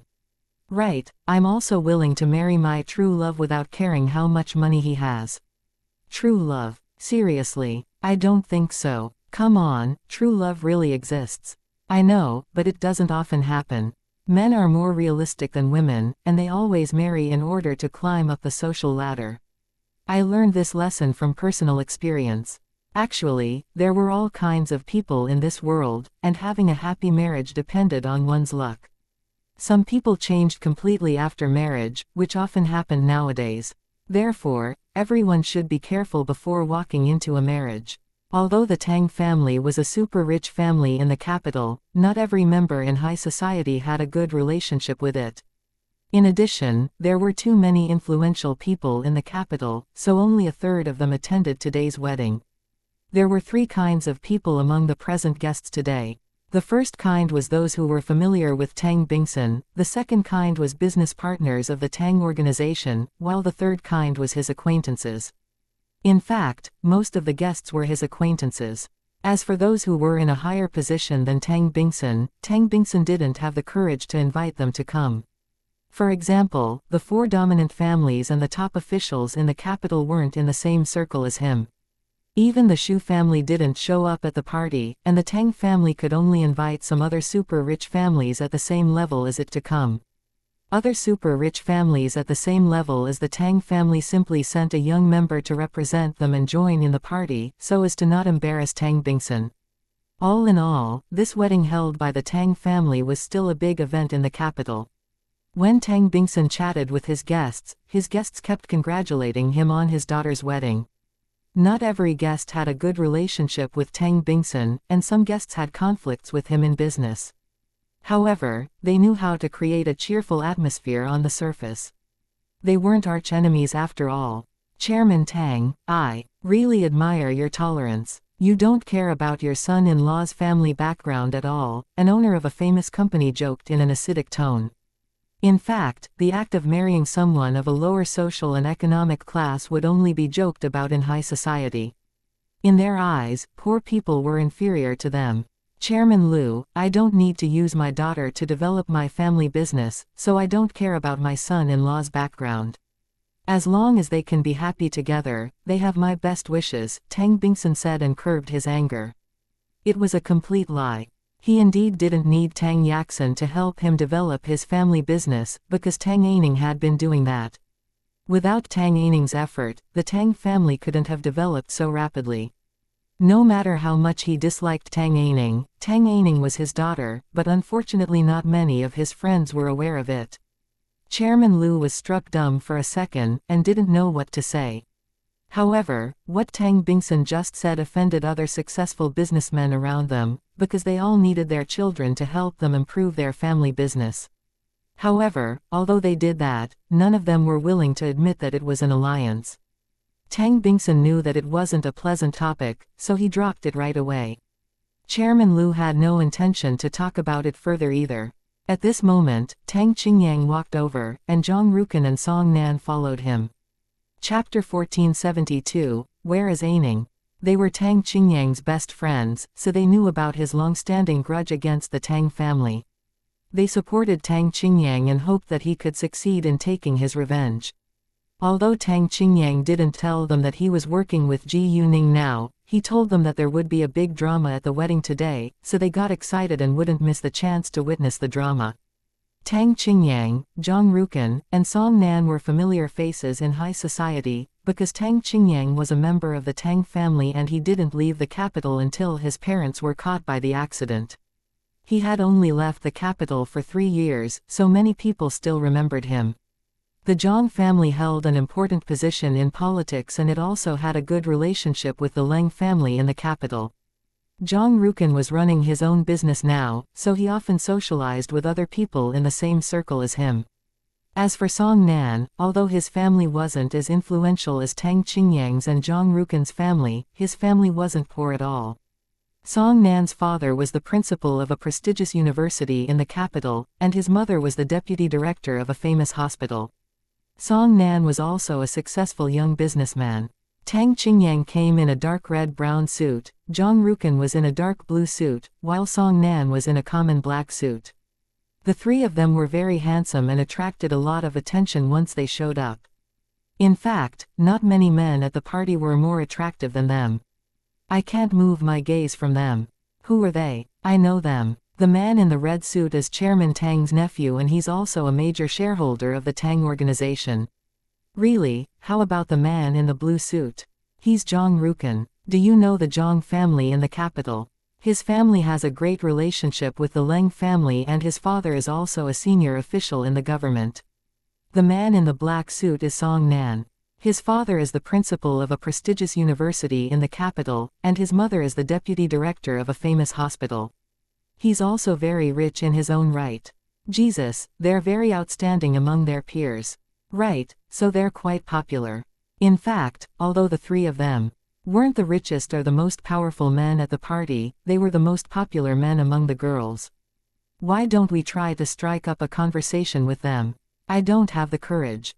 Come on, there are too many rich girls at this party, and we must show more initiative. Some young men were displeased when they noticed that Tang Qingyang and his friends were more popular than them, but they couldn't do anything about it.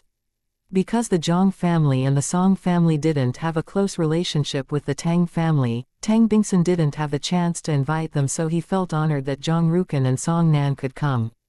They came because of Tang Qingyang, but Tang Bingsun didn't mind. He cared more about the importance of his guests. Tang Qingyang and his friends went to greet Tang Bingsun, who was the host, once they walked into the hall. Uncle Tang, congratulations. I'm sorry I didn't tell you earlier on that I would come with 2 of my friends, Tang Qingyang said with a gentle smile.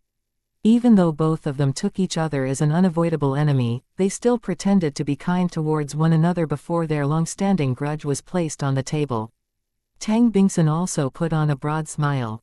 Don't say that. All of you're welcome here, and I feel honored that Lord Zhang and Lord Song are willing to come. Although Zhang Rukan and Song Nan were much younger than Tang Bingsun, their families were more influential than the Tang family. Therefore, Tang Bingsun had to be polite to them, at least on the surface. Congratulations, Chairman Tang. Zhang Rukan and Song Nan politely smiled at Tang Bingsun, but they actually only came to witness the upcoming drama. To be honest, they were quite looking forward to it. Thanks, Lord Zhang and Lord Song. Please enjoy yourself today, Tang Bingsun said, then he excused himself and walked away to welcome his other guests. We will. Zhang Rukan and Song Nan saw him leaving. However, Tang Qingyang stopped him at this moment. Uncle Tang, where is Aining? Shouldn't she come back to attend Yaxin's wedding? Although they're half-sisters, they're a family after all, Tang Qingyang asked Tang Bingsun. Hearing that, Tang Bingsun changed his expression. To his astonishment, Tang Qingyang mentioned Tang Aining at Tang Yaxin's wedding. Tang Qingyang did that on purpose. He knew that Tang Aining was already dead, and that she was killed by Qi Ziyu and Tang Yaxin. Nevertheless, Tang Bingsun kept it a secret, so he didn't know that Tang Qingyang deliberately did that. Oh, does Chairman Tang have another daughter? A guest asked in surprise. Chairman Lu followed up at once. Half-sisters. Does it mean that Chairman Tang has married twice? Not many people were aware of Tang Bingsun's first marriage. Chairman Lu, haven't you married twice too? It isn't something abnormal. My first wife passed away in a car accident, so I married my current wife afterwards, Tang Bingsun said in an unpleasant tone. Although Ji Yijing was a mistress, she married into the Tang family after Tang Aining's mother passed away. Chapter 1473, Stay Abroad. When Tang Bingsun argued with Chairman Lu, he gave Tang Qingyang a glance to tell him not to talk about it again. Chairman Lu had indeed married twice as well. His first wife divorced him when his family business was in a big crisis, but his family business recovered in a few years. His first wife tried to get him back, but he had already married his current wife. Besides, his first wife abandoned him when he was out of money and came back when he was rich again. It was impossible for him to accept her. In fact, Chairman Lu hated his first wife. Chairman Tang, you don't need to be so aggressive. I asked that question out of curiosity, because we only know that Yaxin is your daughter and we've always believed that she's your only daughter for so many years. Why did you keep your other daughter a secret? Chairman Lu said. Tang Bingsun was struck dumb for a second. Chairman Lu, it's my family affair, but I can tell you the reason now since you're curious about it. I have 2 daughters, but my older daughter has been staying abroad these years for her own business. She seldom comes back home, so not many people know about it. In that case, Chairman Lu had to close his mouth, but he didn't feel embarrassed at all. Tang Qingyang also dropped this topic, because it wasn't time for him to expose his grudge against Tang Bingsun now. He excused himself and left to chat with other guests. Tang Bingsun didn't think that Tang Qingyang could find out about Tang Aining's death, so he didn't think further about it. After that, Tang Qingyang walked towards his third uncle with Zhang Rukan and Song Nan. Tang Bingjong didn't have many skills, and never worked in the Tang organization. He held 15% shares and received a dividend every year, which was enough for him to live a luxurious life. He had no idea what Tang Bingsun had done to Tang Bingchao, so Tang Qingyang maintained a good relationship with his family. Tang Bingsun had schemed against Tang Bingchao instead of Tang Bingjong because Tang Bingchao was too outstanding and he was afraid that he might be replaced by his brother. Tang Bingjong, however, was merely a chicken, so Tang Bingsun didn't bother to pay much attention to him. In order to get as much money as possible, Tang Bingsun didn't hesitate to make full use of his own daughter and murder his younger brother.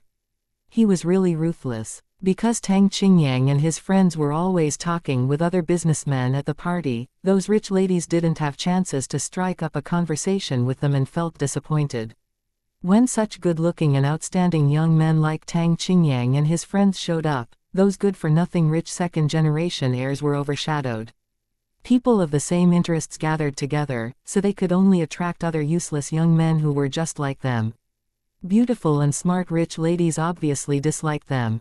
In fact, only naive young girls preferred the good-for-nothing, rich second-generation heirs, because they had tons of free time to do romantic things with them. After all, playboys knew nothing better than entertainment and spending money. Most girls couldn't reject romance, and they enjoyed it when their boyfriends stayed beside them all the time. However, when it came to a serious relationship, romance wasn't everything, nor was it the most important factor. Even though they were super rich when they were very young, they still needed to consider their future. Nobody could take care of them forever, and they had to learn to be independent. In addition, their family business faced fierce competition, so they would be left behind if they didn't work hard. Unfortunately, playboys only lived day to day. Tang Bingsun was displeased when he saw Tang Qingyang pleasantly talking with other successful businessmen. He didn't want Tang Qingyang to be as successful as him. He didn't want Tang Qingyang to have powerful connections like him either. Even though Tang Qingyang was very young, he was very outstanding and left a deep impression on many other influential figures. And although people of great power or wealth might not be willing to help Tang Qingyang climb up the social ladder, he still had potential to join their circle. Anyway, Tang Qingyang was a great threat in Tang Bingsun's eyes. Actually, compared with Tang Bingsun, who was a wily old fox, the present guests were more willing to get along with Tang Qingyang, who was a modest and energetic young man. A person's appearance told a lot about his personality, and Tang Bingsun had the face of an evil man. No matter how nice he pretended to be, his guests still could see through him. In another place, Ji Yuning was well prepared and was about to set off. She put on some makeup to disguise herself so that no one could recognize her at the Tang family's party. The Tang family wouldn't let her get away with it after she ruined the party, so she had to be careful. Chapter 1474. Were all adults here? Ji Yuning was wearing a white t-shirt, a pair of jeans, and a pair of casual shoes today, and she tied her hair up into a ponytail, which was exactly the same look she had when she was killed in her previous incarnation.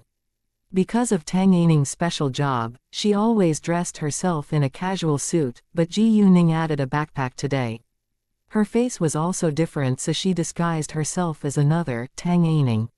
However, she would show up at the Tang family's party as the real Tang Aining, the older daughter of the Tang family. Although her face was different, she kept her memories.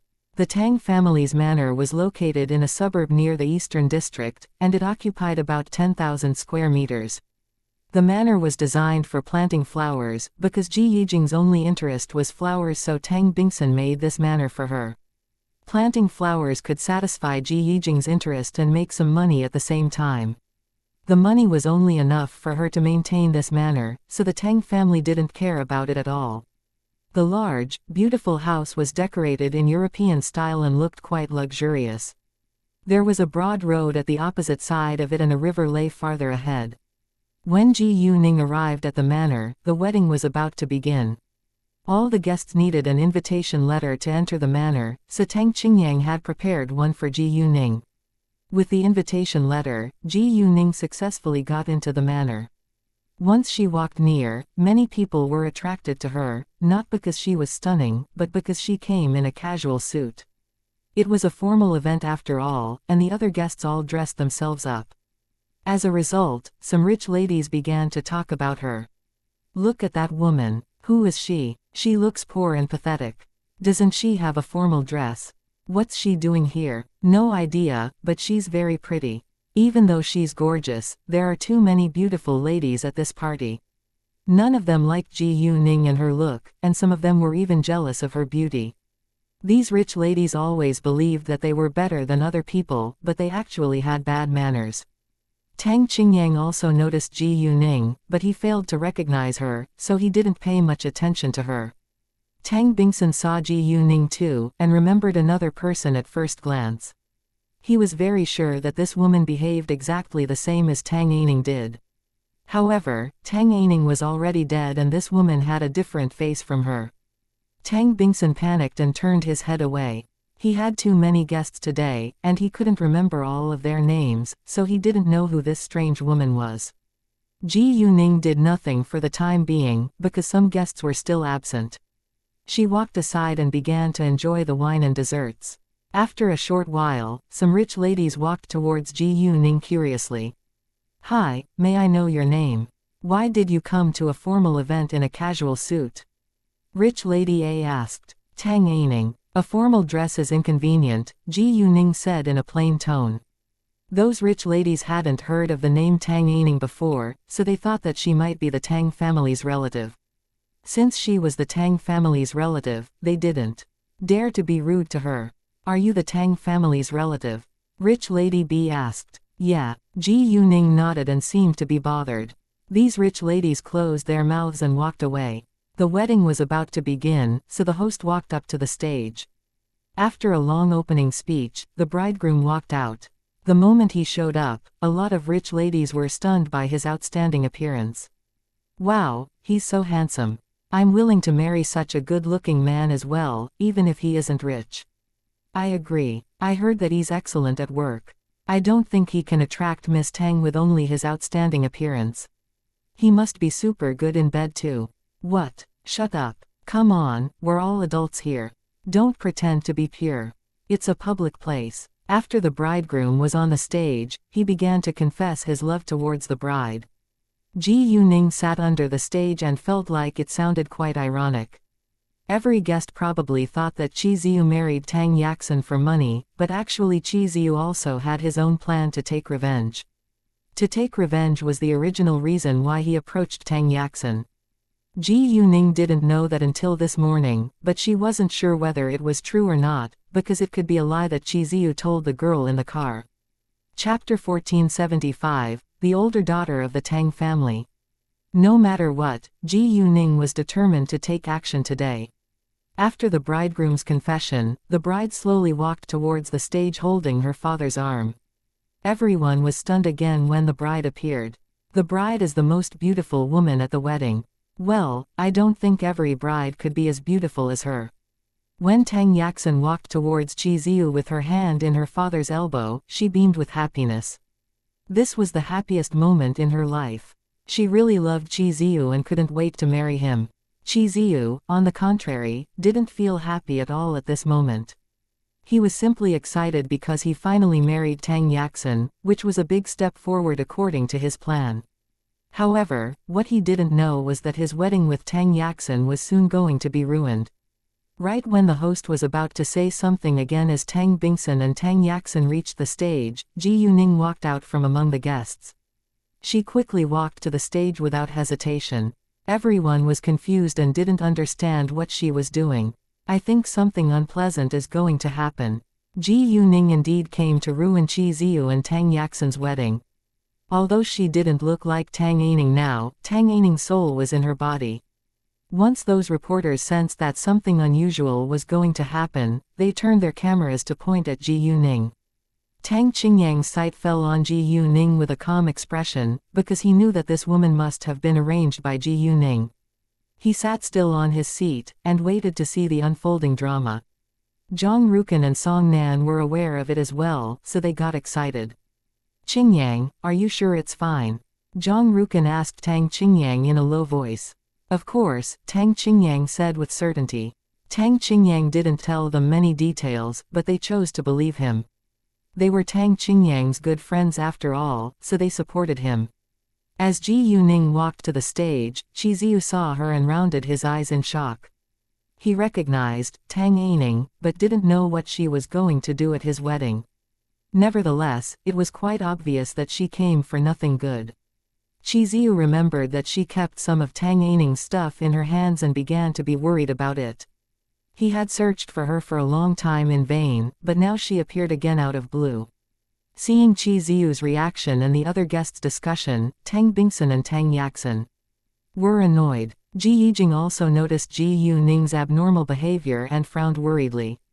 Tang Yaxin had the same reaction as Qi Ziyu. She was nervous and terrified. What are you doing here? Hearing that, the other guests were sure that they weren't strangers. To attend your wedding. There was an evil smile on Ji Yuning's lips. I think you simply want to ruin my wedding. Where are the security guards?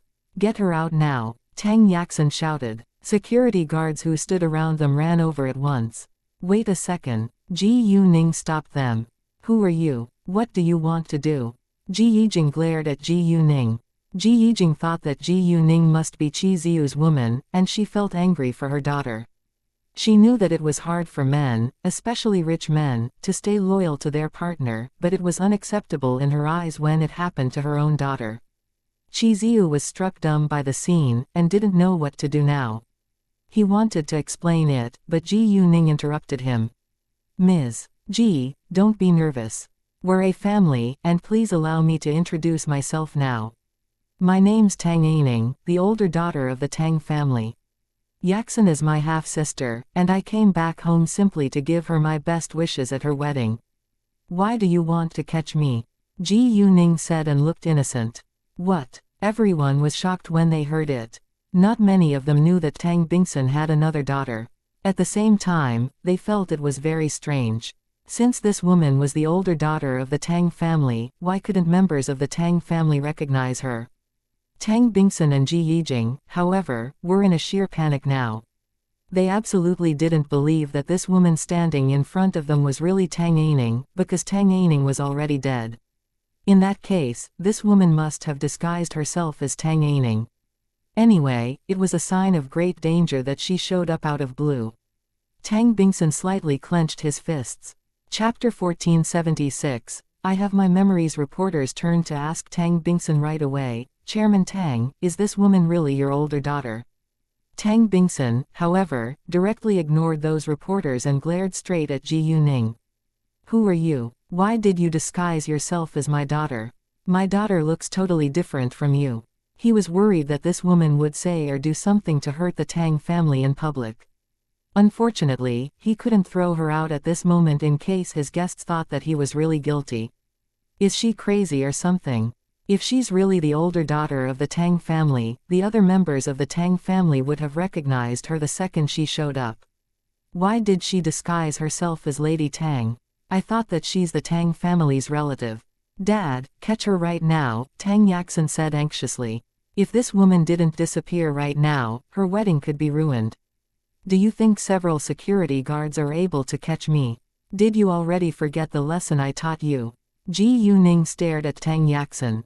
You. Tang Yaxin was scared. She didn't forget what Ji Yuning had done to her, and she clearly knew that she was no match for Ji Yuning.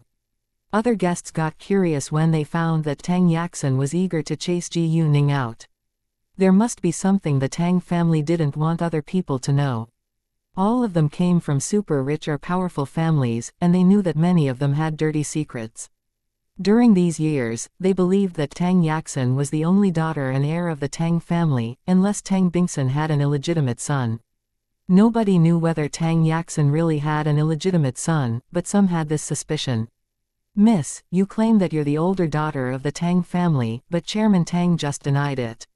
Which one of you is telling the truth? A reporter turned to ask Ji Yuning questions. My face is indeed different, because I had an accident last year. My face was disfigured, so I had plastic surgery, Ji Yuning calmly said. No one believed it except Tang Bingsun, because he saw Tang Aining's body being burned with his own eyes. If this woman was Tang Aining, the girl whose body was burned into ashes would be another woman. Thinking of that, Tang Bingsun felt frightened. An idea dawned on him that Tang Aining could still be alive. He refused to believe it, but he didn't know how to explain it right now. Qi Ziyu and Tang Yaxin had the same thought. They were worried that Tang Aining might have survived and came back to get revenge on them today. Tang Aining was an extraordinarily outstanding killer, and it was possible that she didn't die after jumping into the sea. What? Is she really the older daughter of the Tang family? I can't believe it. It's too shocking. I don't believe it. Do you have any proof to prove that you're Aining? Tang Bingsun forced himself to stay calm. However, he was still worried that Ji Yuning might expose his family's dirty secrets. Well, I still have my memories. If you don't mind, I can share some stories with you, Ji Yuning said. Hearing that, Tang Bingsun trembled in fear. Nonsense. We know what's true or not, but our guests don't. What if you make up something to slander our family and the rumor goes abroad? Today's Yaxin's wedding, and we can talk about you later if you insist, Tang Bingsun said. Why can't I attend my younger sister's wedding? Ji Yuning pulled her lips. We aren't sure who you are right now, so we can't allow you to stay here, Tang Bingsun said. You can make sure of it right now. It won't cost you much time, Ji Yuning said. You. Tang Bingsun was mad and lost patience. I know you simply want to ruin my daughter's wedding. Get her out now, he gave an order to the group of security guards at once. 4 security guards moved without delay. Seeing that, those reporters all stepped backwards in case they were hurt. To their surprise, Ji Yuning didn't hesitate and beat the security guards up within seconds. It was super easy for her to get rid of them. Chapter 1477. The best part is yet to come. Everyone was shocked by the scene when the 4 security guards shouted in pain on the ground.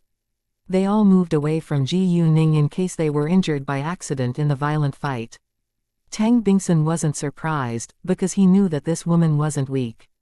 "Tell my bodyguards to catch her, now." He gave another order. He had to catch Ji Yuning as soon as possible. Tang Bingsun always went out with his bodyguards, who were strong and skilled at fighting. He wouldn't tell them to have a fight unless it was necessary, but now he was left no choice. The next second, 10 bodyguards surrounded Ji Yuning. Onlookers stayed far away from them and began to gossip about it. "Do you think this woman can defeat these bodyguards?" "I don't think she can. There are 10 strong bodyguards in all." "Well, I have to admit that she's really awesome. I don't think I can easily beat 2 security guards up in such a short time." "Is it true that she's the older daughter of the Tang family?"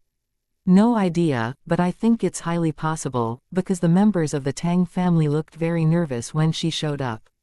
"Right, especially Tang Yaxin. Why didn't Chairman Tang allow the woman to prove her identity?" All the guests were from the high society, and they weren't dumb, so they knew that the Tang family was hiding something on purpose. When the members of the Tang family all panicked when Ji Yuning argued with them, those bodyguards began to attack Ji Yuning when she was surrounded. Unfortunately, even though every one of them was excellent at fighting, they were still no match for Ji Yuning.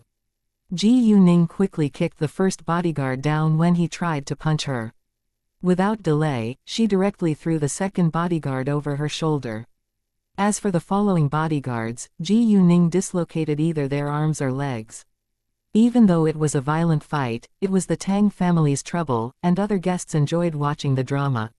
It was rare to see a young girl beat a group of strong men up within minutes, and it was quite exciting. Because not every guest had a good relationship with Tang Bingsun, some of them even gloated over his embarrassment. After several minutes, all 10 of the bodyguards were beaten to the ground by Ji Yuning. They kept moaning in pain and couldn't get back to their feet. The onlookers were all shocked. Are these men too weak, or is she too strong? Although they knew that Ji Yuning wasn't a weak girl, Tang Bingsun was still angry when he saw that his bodyguards were useless. "Call the police," Tang Bingsun shouted again. Hearing that, someone took out his phone to call the police at once. "Great, I have something to hand to the police as well," Ji Yuning said. All the other guests were curious about what Ji Yuning would give to the police, so they waited to see what was going to happen. Chi Ziyu, however, panicked and stopped them right away. "Don't call the police." He thought of the USB flash disk in Ji Yuning's hands. His reaction made the audience sure that Ji Yuning must have something on the Tang family. "Miss Tang, may I know what you plan to give to the police later?" A reporter seized this chance and asked Ji Yuning. Tang Bingsun refused to give Ji Yuning any chance to answer that question and said, "Today's wedding is cancelled for the time being. I'm sorry, everyone, and you can leave right now." It was impossible for the wedding to continue at this moment, so Tang Bingsun told his guests to leave as soon as possible. The majority of the guests were unwilling to offend the Tang family, so they walked away in order not to embarrass Tang Bingsun. Those reporters weren't the paparazzi, and they had their moral standards, so they were ready to leave too. The best part of today's drama is yet to come. "Don't rush to leave," Ji Yuning suddenly said to the crowd. The next second, she took out a thick pile of photos from her backpack and threw them towards the crowd. Tang Bingsun and his family were scared and tried to stop her, but it was too late. "What are these? Let's have a look." When people looked at those photos Ji Yuning threw to them, they were all stunned. Those photos were nude pictures of Tang Yaxin and Chi Ziyu having sex with different men and women. Although their faces weren't quite clear in each piece of the photos, it wasn't hard to recognize them. Tang Yaxin had no idea that those men she used to have sex with would have a video recording of their sexual intercourse. Chapter 1478. It's disgusting actually. Ji Yuning also had videos in her hands. "Oh, my eyes. I thought that the bride and the bridegroom were in love. Both of them live a decadent life. It's disgusting." Most men didn't have strong emotions, because they were happy to talk about sex. Most women, on the other hand, felt disgusted. Even though they had sex too, it was embarrassing when the nude pictures went public.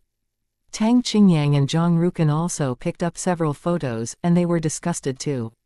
Ew, it's gross. Saying that, Zhang Rukan threw the photos away. Tang Qingyang didn't know what Ji Yuning had on Qi Ziyu and Tang Yaxin until now. Thinking about how Ji Yuning had seen these photos before she came to today's wedding, Tang Qingyang felt uncomfortable. Ji Yuning was already an adult and she also had a boyfriend, but it was still quite embarrassing. Actually, when Ji Yuning got these photos, she felt shocked and awkward as well. If it was possible, she didn't want to see these photos either, but she had to print and see the evidence herself. What was worse, two of the men in the nude photos with Tang Yaxin were present at today's wedding. They were astonished and scared the moment they saw their faces in the photos. These photos were taken from the sex tapes they secretly recorded without Tang Yaxin knowing. They were astonished because they didn't know how the pictures were leaked. The two of them were eager to leave now, but they were afraid that they might be discovered if they did that, so they could only lower their heads to make themselves as unnoticeable as possible. Don't look at these photos. Tang Bingzhong grabbed the photos away from his children's hands. Some kids at the wedding also had some nude photos in their hands, but their parents stopped them from looking at the photos. Tang Bingzhong's family was also a part of the Tang family, and felt humiliated too. Those photos weren't thrown towards Tang Bingson and his family, so they didn't see them, but they knew that it must be a terrible thing given the guests' reaction. The reporters were busy taking those photos away, and depending on what happened later, they would either report this shocking news or not. In fact, even if they didn't report this news, it would still go viral on the internet, because Ji Yuning wasn't afraid of the Tang family at all. Anyway, Tang Yaxin and Qi Ziyu's reputations were totally ruined. Mr. Qi, since you're going to marry Miss Tang, why do you still keep a sexual relationship with other women? Mr. Qi, does it mean that you don't love Miss Tang? Why are you marrying her? Do you want to steal the Tang family's property through your marriage? The reporters bombarded him with questions, and Qi Ziyu changed his expression at once.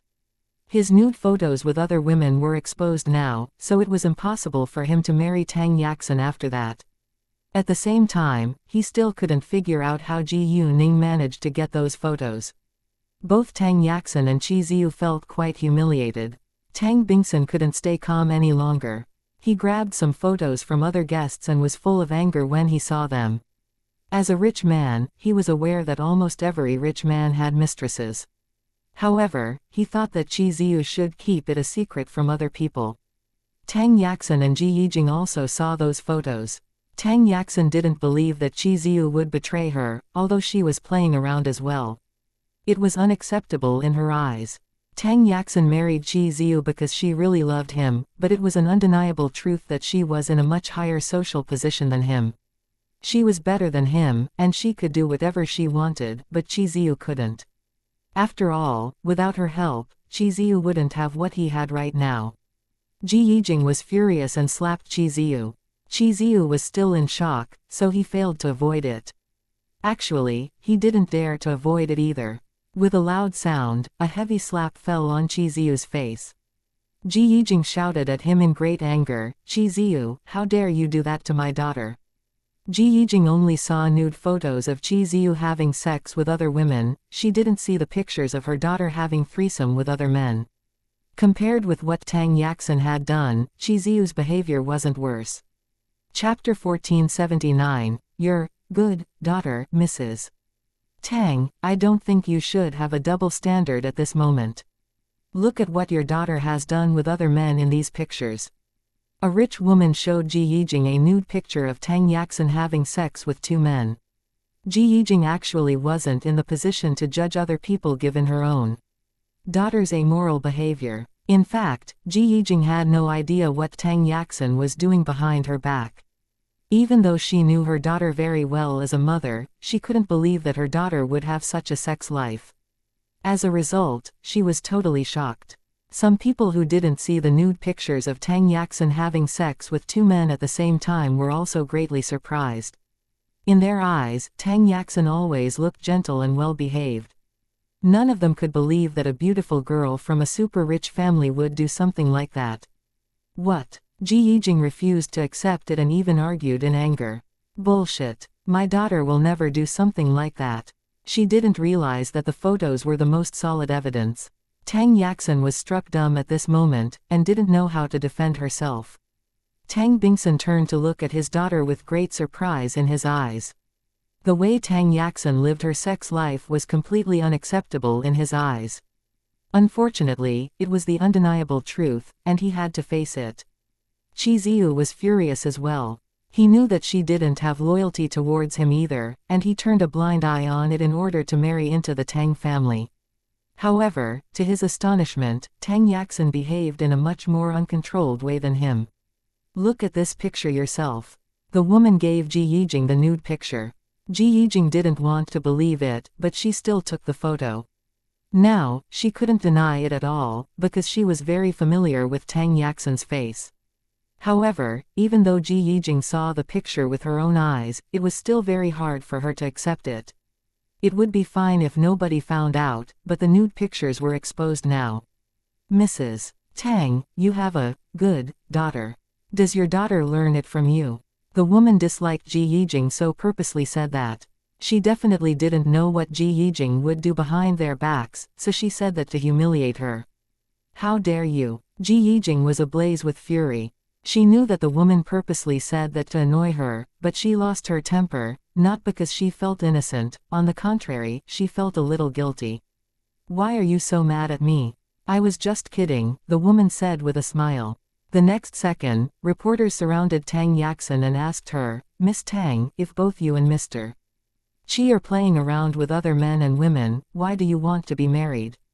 Nobody believed that they loved each other now, because they had no respect or loyalty towards one another. Before Tang Yaxin said anything, Tang Bingsun ran ahead and slapped her across the face heavily. Tang Bingsun felt quite humiliated and also wanted to shut Tang Yaxin's mouth. If she said anything inappropriate right now, it would be more tricky for them to handle the situation. Both the reporters and Ji Yijing were scared by his heavy slap. The reporters understood that he was very angry and also wanted to stop them from asking Tang Yaxin questions. Actually, given the Tang family's influence, they didn't dare to expose many of its dirty secrets. Therefore, they remained quiet after Tang Bingsun's slap. Ji Yijing, however, snapped at Tang Bingsun, "What are you doing?" She ran to Tang Yaxin and protected her with her arms. Although Tang Yaxin's behavior was unacceptable, Tang Yaxin was her daughter after all.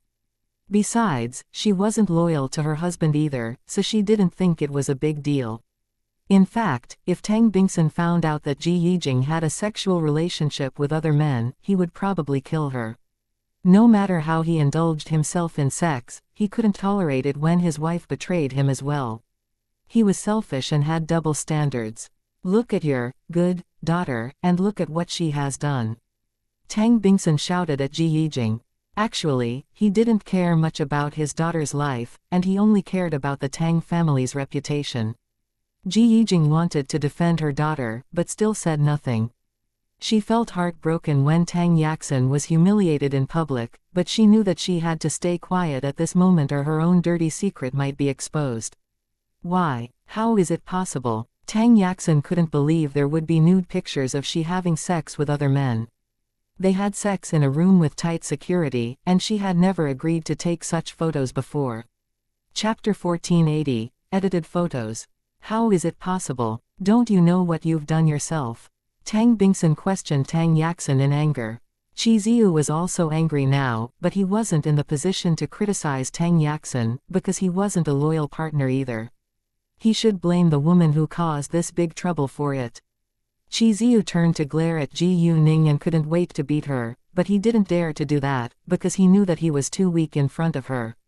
No matter how unwilling he was to accept it, he could do nothing about it. Ji Yuning enjoyed it when she saw him clenching his teeth glaring at her but could do nothing at all. Tang Yaxin, however, couldn't stay as calm as Qi Ziyu. She hated Ji Yuning to death at this moment. If Ji Yuning didn't throw those nude pictures to the guests, she could keep her dirty secret from other people forever. Thinking of that, Tang Yaxin abruptly pushed Ji Yijing away and ran to Ji Yuning. "I'll kill you." However, Tang Yaxin was wearing a long and heavy wedding gown, so she stumbled and fell on the ground after running for just a few steps. Ha ha, ha ha. Some people burst into laughter, because it was ridiculously funny, but they shut their mouths the next second in case the Tang family was annoyed. Most of the present guests had a close relationship with the Tang family in business or politics, so they were unwilling to offend them. Although some guests wanted to leave now because it was super embarrassing and they didn't want to see the drama any longer, they couldn't think of a good excuse to tell Tang Bingsun. As a result, they had to stand there and hope that the wedding could end as soon as possible. Yaxin. Ji Yijing was frightened and went to help Tang Yaxin get back on her feet, then she questioned Ji Yuning. What the hell do you want to do? I am doing what I want to do right now. Ji Yuning calmly smiled at Ji Yijing. Actually, there was more Ji Yuning wanted to do today, and it was just the beginning now. Ji Yijing was furious, but didn't know what to say now. This woman ruined her daughter's wedding and future. It was impossible for Tang Yaxin to live a normal life from now on. She knew that this woman did it because of Tang Aining, but she didn't understand why this woman had to do that since Tang Aining was already dead. In fact, although Tang Aining was dead, her soul wasn't. They had caused Tang Aining's death, so they should pay for it. Tang Yaxin was reluctant to accept the result, and suddenly had an idea. Those photos aren't real. They're edited, and I've never done something like that before. Hearing that, some believed it, while some still had doubt. It wasn't uncommon that some people used edited photos to scheme against their enemies. Most importantly, not everyone at the wedding was able to see the nude pictures. Right, they're edited. They're definitely edited. She's an evil woman and she did that on purpose to frame Yaxin. Ji Yijing defended Tang Yaxin at once. As long as everyone believed that those photos were edited, Tang Yaxin would be safe. However, Ji Yijing would only be disappointed. Edited. Tang Yaxin, you don't have the chance to see the photos yet, but you're quite eager to deny them. Do you feel guilty now? Are you in a panic at this moment? Ji Yuning smiled. By the way, I also have videos in my hands. If you don't mind, I can play a video right now in front of everyone. There was a whole set of projection equipment at the wedding, which was used to project the wedding pictures of the bride and the bridegroom. Ji Yuning used to have the idea to directly play the video at the wedding, but it wasn't easy because it could be stopped at any second. Therefore, Ji Yuning used pictures instead, which was much more convenient. The reality proved that pictures were indeed very convenient. Tang Yaxin was stunned. She had no idea what to do now.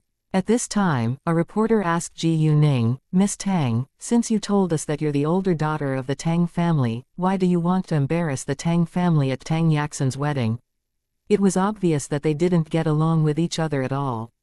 Because. Ji Yuning pulled her lips, but Tang Bingsun interrupted her when she was about to say another word. All right, it's enough today. Please give us some time and space to deal with our family affair. We'll have a party another day. Tang Bingsun wouldn't allow Ji Yuning to badly humiliate his family again.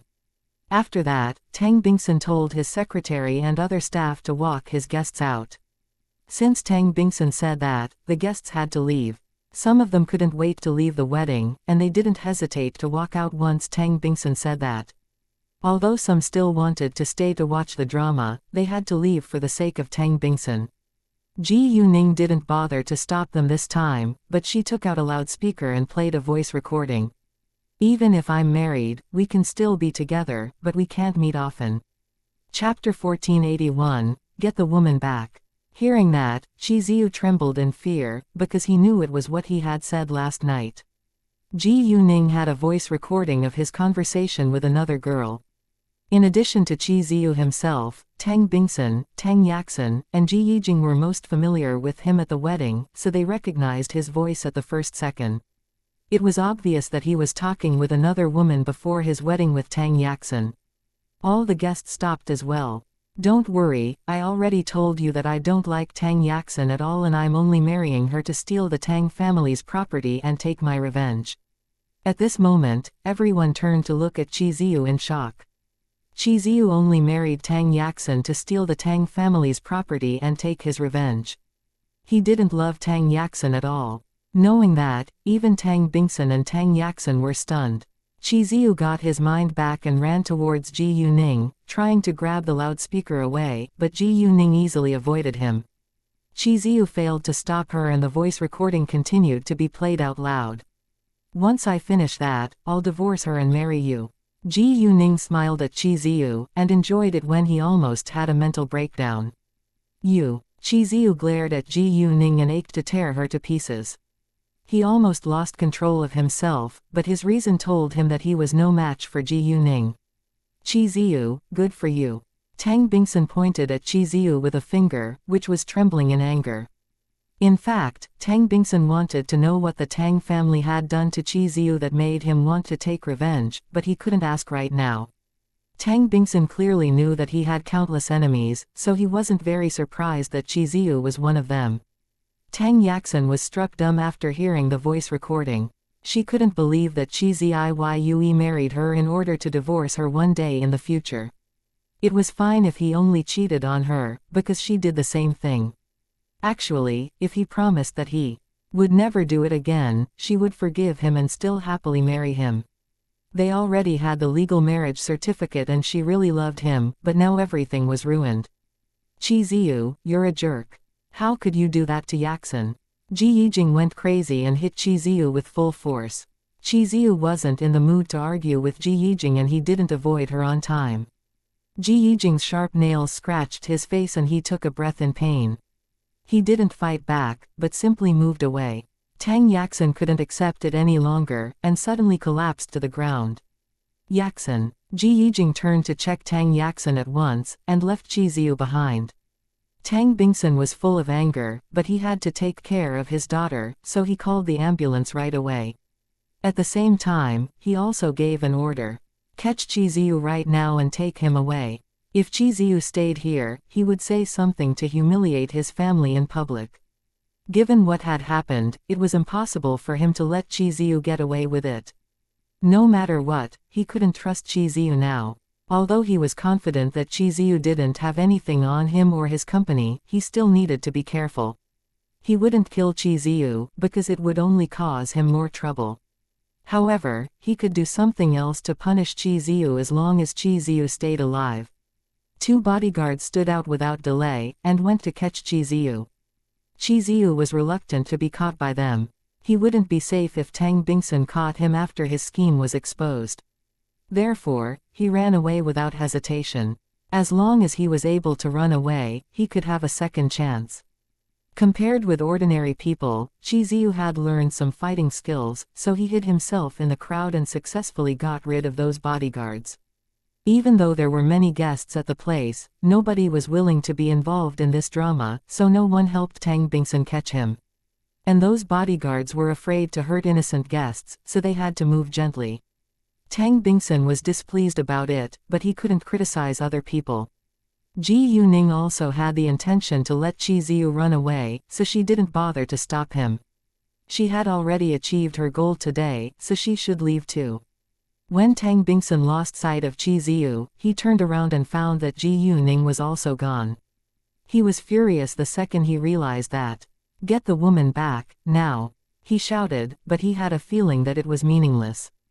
Ji Yuning appeared and disappeared out of blue, and nobody could catch her. However, even though Tang Bingsun was aware that it was hard to find them, he had to catch them as soon as he could. If he couldn't catch them, they could do more things to hurt his family's reputation and interests. As for Qi Ziyu, Tang Bingsun had confidence to find him, because Qi Ziyu wasn't as troublesome as Ji Yuning. Chapter 1482, a shocking scandal. At this moment, Tang Bingsun had no mood to say goodbye to his guests, so he told his people to do that for him. As a member of the Tang family, Tang Qingyang couldn't leave right away. He was supposed to stay and comfort his relatives. "Let's celebrate in my place tonight," Song Nan said before he left Tang Qingyang. Although it was nothing compared with Tang Qingyang's plan, they still felt happy when Tang Bingsun was humiliated in public. "Sure," Tang Qingyang agreed. Tang Bingzhong's family also stayed. Tang Bingzhong didn't walk to Tang Bingsun until all the other guests were gone. "Bingsun, it's fine, we can find them." Tang Bingzhong didn't know much about Ji Yuning, so he believed that it was very easy for the Tang family to catch her and Qi Ziyu. However, it was super hard in Tang Bingsun's eyes. Ji Yuning wasn't a common woman, she was a strong enemy. Tang Bingjong knew nothing about its complexity, but Tang Bingsun didn't bother to explain it right now. Although Tang Bingsun was angry and impatient, he didn't vent his anger on Tang Bingjong and told his family to go home earlier. Tang Bingjong listened to him and left with his family. Tang Qingyang also walked out. When Qi Ziyu ran to the parking lot, he quickly got into his car and drove it away. Those bodyguards who were chasing him also got in a car. Ji Yuning took a taxi instead, because nobody paid much attention to her on her way out. It was just the beginning of her revenge, and she was in a very good mood now. She sent K a message and told him to focus on the direction in which Qi Ziyu escaped. She didn't chase Qi Ziyu right now, but decided to meet him after K found where he stopped and stayed after escaping. At the same time, she needed to know the ward and the hospital that Tang Yaxin was admitted to. Ji Yuning told K to upload the sex photos onto the internet. Whether the reporters would do it or not, she wouldn't hesitate to spread it abroad. K was a top hacker, so it was impossible for Tang Bingsun to find him.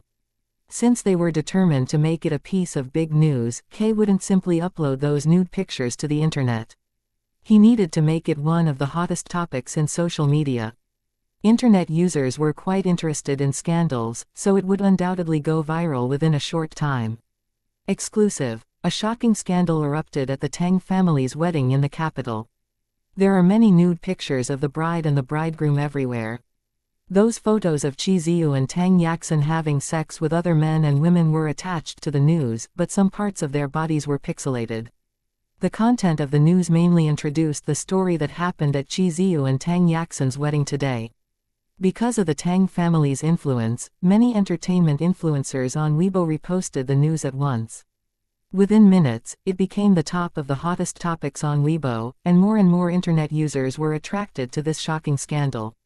Oh my eyes. I'm eating, and now I've lost my appetite.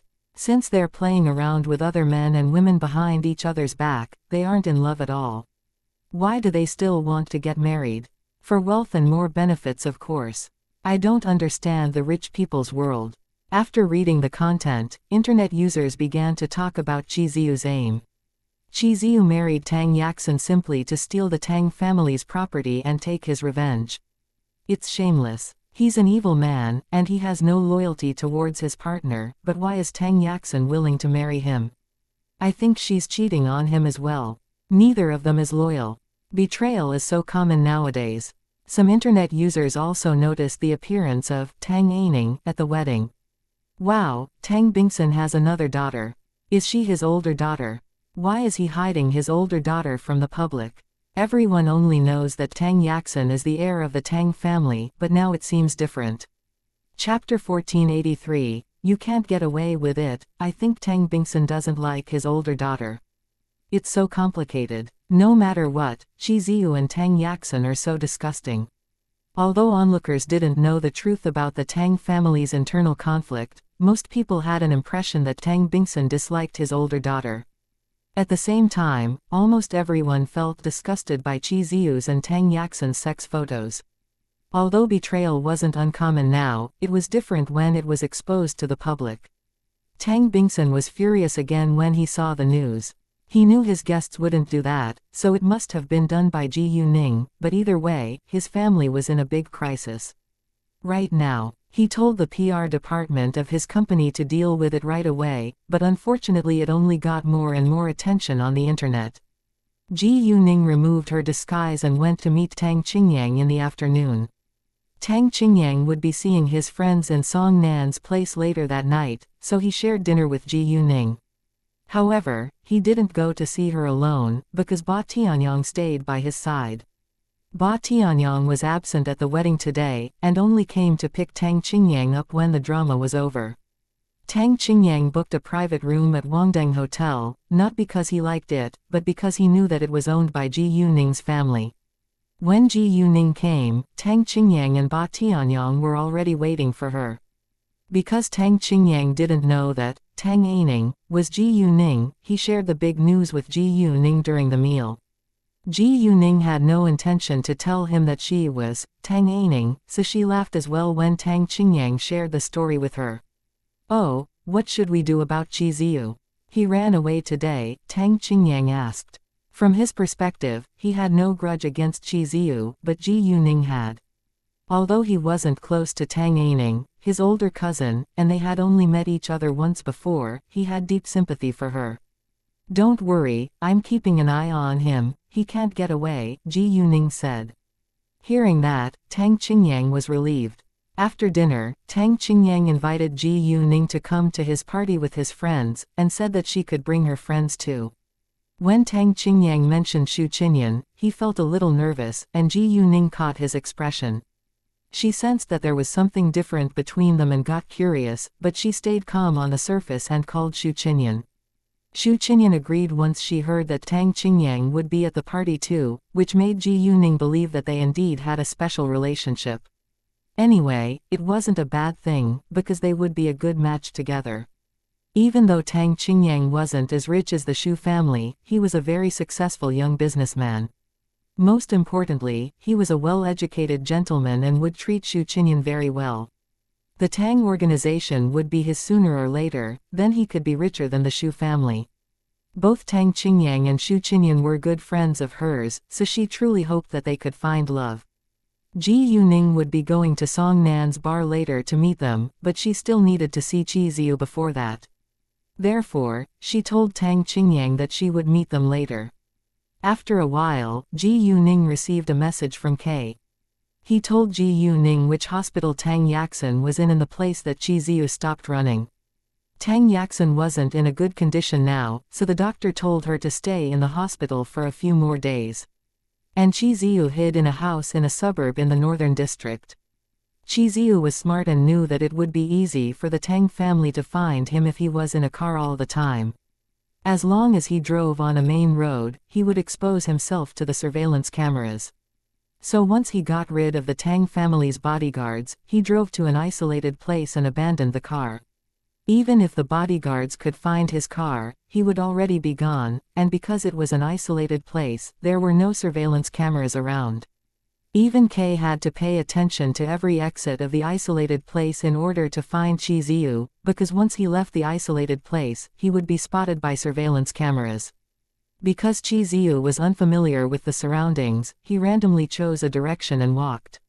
He walked for a long time before finally arriving at a village. Chapter 1484, Chen Yunlin. There were surveillance cameras everywhere in the village, so Kay easily found Qi Ziyu. Qi Ziyu went to a clothing store and immediately changed his clothes. He also put on a baseball cap to hide his face before he left. Afterwards, he took a taxi to his destination. The house that Qi Ziyu went to wasn't owned by him, it was under another person's name, but Kay still successfully found Qi Ziyu in the end. It was 6:30 p.m. when Qi Ziyu walked into the house, and there was no one else inside. He took out bottles of alcohol to drink, which was the only thing he could do now. What had happened earlier today totally ruined his current plan, so he didn't know what to do next. A woman entered the house at 7:30 p.m.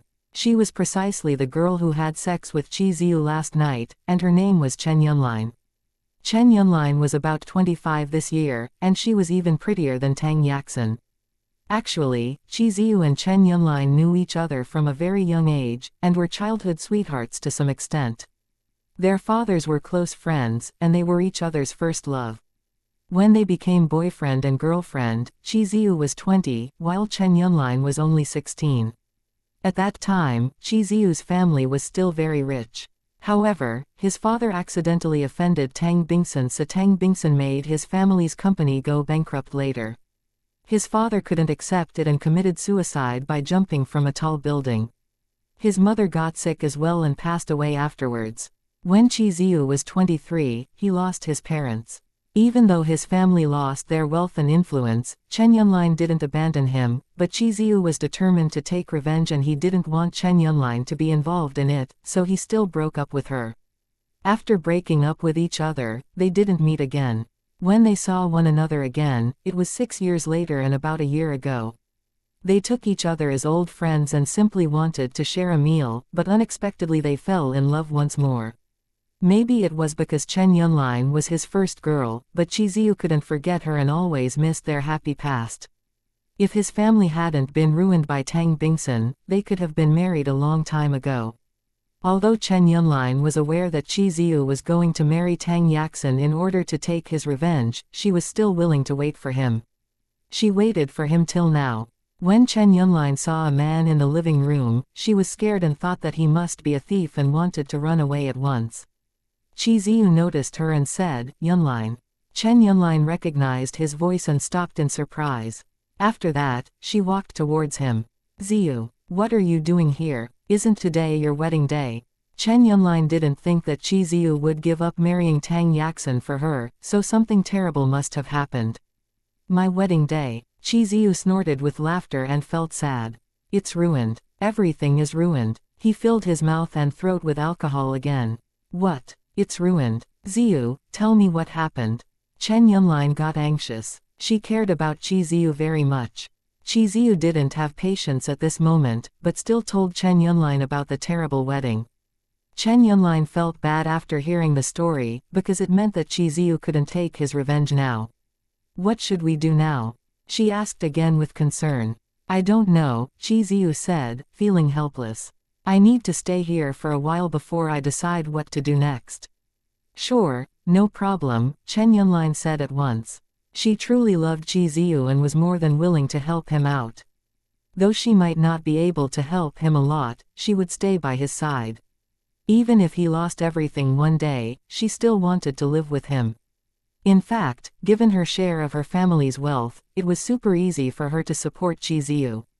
The Chen family had a little influence in the capital, but wasn't comparable to the Tang family, so her family couldn't do much when Chiziu decided to take revenge. Besides, her family didn't know that she kept a secret relationship with Chiziu, which was unacceptable in her parents' eyes. It was known to everyone that Chiziu was Tang Yaxin's husband, so she was only a mistress. If Chiziu didn't marry Tang Yaxin and he was still a deputy manager in the Tang organization, her family would approve of their relationship. Unfortunately, the reality was quite the opposite. Chiziu was in serious trouble now, and it was impossible for him to marry into the Tang family. What was worse, he became the Tang family's biggest enemy, so her family wouldn't allow her to keep in touch with Chiziu anymore. She took a great risk to meet Chiziu, which proved that she really loved him. Dongfang Ziyu and Wu Shunhua stayed outside Ji Yuning's home and company for another day, but they still failed to see her, so they left for dinner at 7 p.m. "Ziyu, does Ji Yuning stay home the entire time these days?" Wu Shunhua asked. "I'm sure that she didn't go to her company today, but I don't know whether she's still back in Century City," Dongfang Ziyu said with a frown. Actually, Ji Yuning didn't go to Century City at all yesterday. They couldn't figure out where Ji Yuning was right now, so it was super easy for Ji Yuning to avoid them. Chapter 1485. It's not over yet actually. If Ji Yuning was alone, she wouldn't bother to avoid them, but she simply didn't want them to find Leng Xiaoting. In addition, today was a special day, so she didn't go to her company either. "Do we need to continue to spy on her tomorrow?" Wu Shunhua asked. "Sure." Dongfang Ziyu nodded. She was reluctant to give up. As long as she was free, she would keep on spying on Ji Yuning. Ji Yuning arrived at the house that Chi Ziyu was staying in at 8:30 p.m. At this time, she was wearing all black with a baseball cap and a mask. Because she wouldn't avoid the surveillance cameras, she needed to protect herself well. There were green plants everywhere in a high-end living area, so nobody would discover Ji Yuning as long as she was careful. Before long, Ji Yuning reached the house, but she wasn't eager to take action. It was already dark on the first floor in the house. Chi Ziyu went to bed in the master bedroom on the second floor earlier that night under the effect of too much alcohol.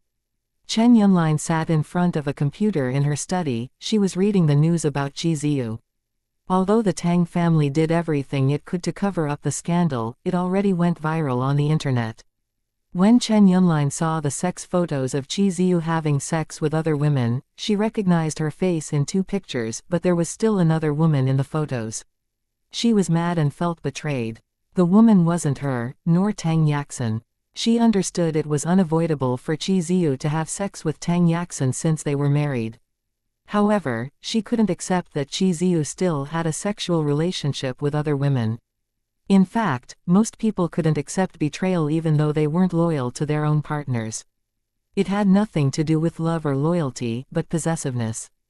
Therefore, although Qi Ziyu only married Tang Yaxin to steal her family's property, he was still furious when he found out that she had other men. Human beings were a selfish creature. Anyway, Chen Yunlin was still willing to give Qi Ziyu a chance to explain it when he woke up. If it happened before they got back together, she could forgive him. They just reunited about a year ago, while Qi Ziyu had been Tang Yaxin's fiancé for years after all.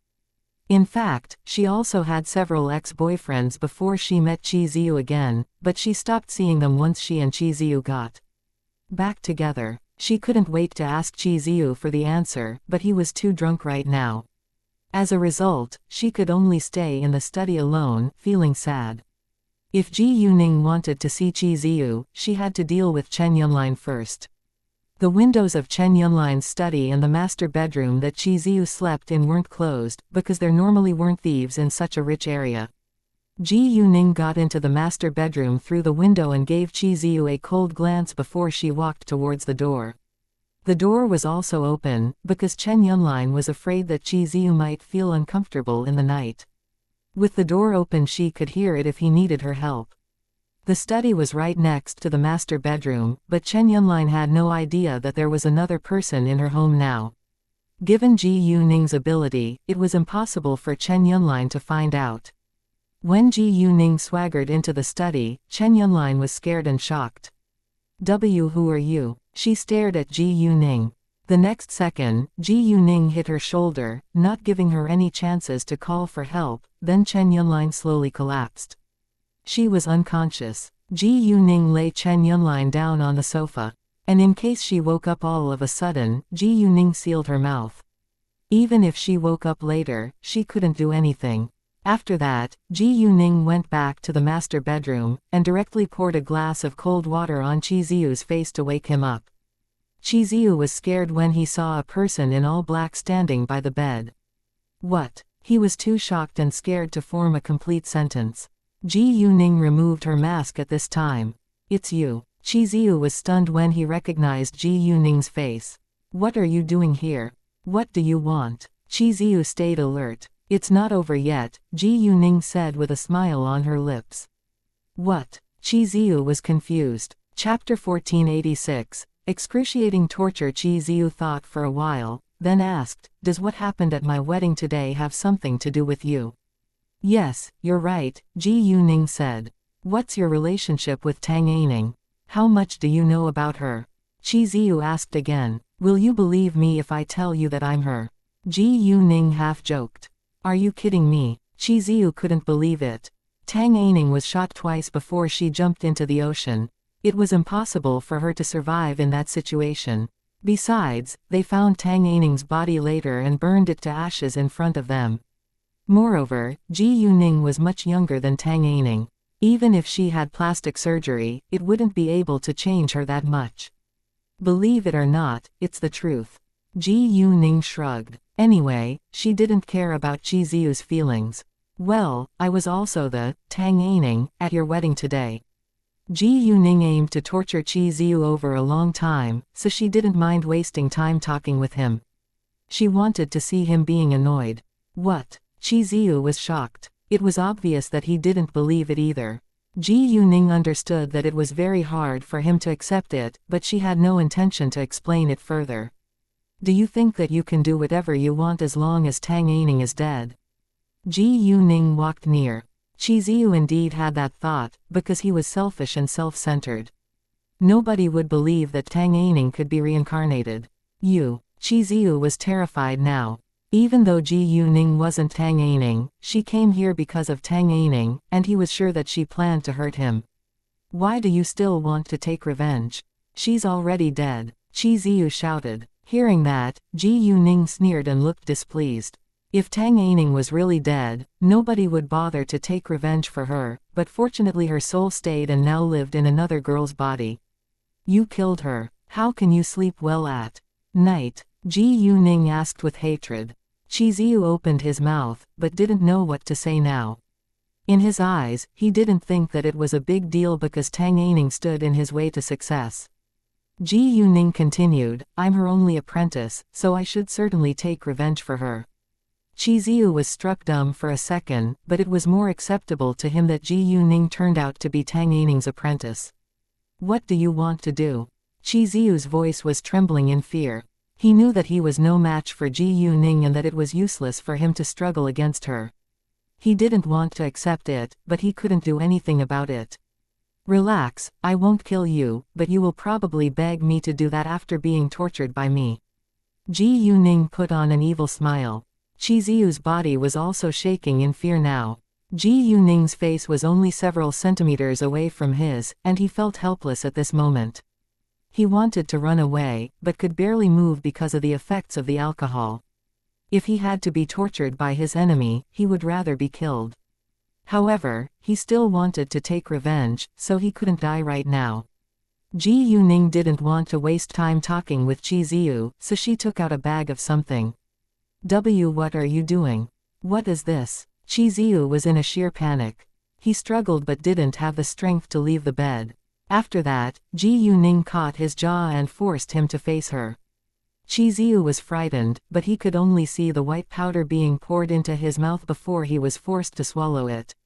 It was a drug, which came from the box of drugs that Ji Yuning had put away in her telepathic eye space before. She kept it in case she needed it in the future, and now she found that it was indeed useful. Qi Ziyu soon lost his reason and his mind began to be affected by the drug. He suffered hallucinations and saw Tang Bingsun standing in front of him. Tang Bingsun was his arch-enemy, so he shouted as he stood up, I'll kill you. I'll kill you. It's all your fault. You killed my father. You killed my mother. You ruined my family. Ji Yuning actually had sympathy for what Qi Ziyu's family had been through, but it wasn't enough to make her forgive the fact that Qi Ziyu had forced her to die. Chapter 1487. Luo Zushan. Ji Yuning already achieved her aim, so there was no need for her to stay. The amount of drugs wouldn't kill Qi Ziyu right away, but he would be tortured for a long time. What was worse was that it was possible that he would hurt himself because of the hallucinations caused by the drug. Ji Yuning didn't care about him at all, and only felt happier when Qi Ziyu was in a lot of pain. If Qi Ziyu died, the revenge for Tang Aining's death would be successful. Ji Yuning wasn't worried that Qi Ziyu might call the police and report her for keeping drugs, because nobody would believe the account of a man who was on drugs. In addition, the Tang family was searching for Qi Ziyu right now, so he didn't dare to show up in public. Qi Ziyu had lost his reason now, and Ji Yuning was afraid that he might hurt Chen Yunlin, so she went back to the study and untied Chen Yunlin, then she locked the door of her study from the inside. Afterwards, she left from the window. Ji Yuning had only spent a dozen minutes in the house, so it was still before 9 p.m. when she left. She had already told Tang Qingyang that she would arrive at Song Nan's bar before 10 p.m., so she had enough time. Ji Yuning needed to deal with something important, so Tang Qingyang didn't mind. Xu Qinyan came to Song Nan's bar by taxi, because she wanted to drink tonight. Right when she got out of the taxi, she ran into Shen Baixiang and several of his friends. Qinyan, what a coincidence. Shen Baixiang's eyes lit up at once. After knowing Xu Qinyan's real family background, Shen Baixiang seized every chance to form a good relationship with Xu Qinyan. Unfortunately, Xu Qinyan had a very bad impression of him, and lost interest in him. Shen Baixiang just came back from a business trip and planned to have a gathering with his friends, so he was surprised when he met Xu Qinyan here. Xu Qinyan, on the contrary, was unwilling to see him again. Nevertheless, out of good manners, she still gave him a response. Hi. Oh, hi, Qinyan, do you remember me? A woman in Shen Baixiang's group greeted Xu Qinyan all of a sudden, but her tone was quite unkind. Sure, you're quite famous back in our school, so it's hard to forget you, Xu Qinyan said. Xu Qinyan was indeed a well-behaved girl from a super-rich family, while the woman looked mean and aggressive. Her name was Luo Zushan, and she went to the same university as Xu Qinyan before. Luo Zushan sneered arrogantly, don't say that. I always remember you. To be honest, you're much prettier than me. Luo Zushan complimented Xu Qinyan insincerely. Although Luo Zushan wasn't as pretty as Xu Qinyan, she was very beautiful too. When they were studying in the same college, she gained a lot of fame because she was excellent at dancing. In fact, Luo Zushan used to have the idea to join the entertainment industry. However, there were countless beautiful women in the entertainment industry, so it wasn't easy for her to become popular. Her family didn't approve of it either. Luo Zushan's parents were working in a public institution. Even though they didn't hold important positions in the government, they stuck to traditional values and believed that it was humiliating for their daughter to be a star in the entertainment industry. Luo Zushan didn't dare to go against her parents, so she listened to her parents and got a job in a bank. Compared with ordinary jobs, she had a good salary and treatment in a bank, so she always thought that she was better than other ordinary people. Luo Zushan wasn't aware of Xu Qinyan's family background, or she would be embarrassed by her stupid superiority. In Luo Zushan's eyes, Xu Qinyan was simply a beautiful girl from an ordinary family. In the group that came, only Shen Baixiang and Luo Zushan knew Xu Qinyan, and only Shen Baixiang was clear about Xu Qinyan's family background. In order to achieve his goal, he kept it a secret and didn't remind Luo Zushan to behave herself. Luo Zushan also disliked Xu Qinyan because she knew that Xu Qinyan used to admire Shen Baixiang too. However, Luo Zushan didn't confess her love to Shen Baixiang, because she knew that Shen Baixiang had a very high standard for his girlfriend. She was afraid that she couldn't be his friend any longer if she confessed her love to him and he rejected her. She also knew that Shen Baixiang had already rejected Xu Qinyan, but she still felt displeased when she saw that he looked very happy to see Xu Qinyan again. "It's hard to see you again. Why don't we have a drink together?" Shen Baixiang invited Xu Qinyan. Hearing that, Luo Zushan was annoyed once more. "No, thanks. I came to meet my friends," Xu Qinyan said without hesitation and deliberately kept a distance from Shen Baixiang. Xu Qinyan had only confessed her love to Shen Baixiang before because she didn't know much about him at that time. Once she saw Shen Baixiang's real colors, she felt disgusted and didn't want to see him again. Shen Baixiang was annoyed when Xu Qinyan turned him down because he was very proud. "Qinyan, we're friends too, right?" Chapter 1488, We're not friends. Shen Baixiang knew that Xu Qinyan was avoiding him.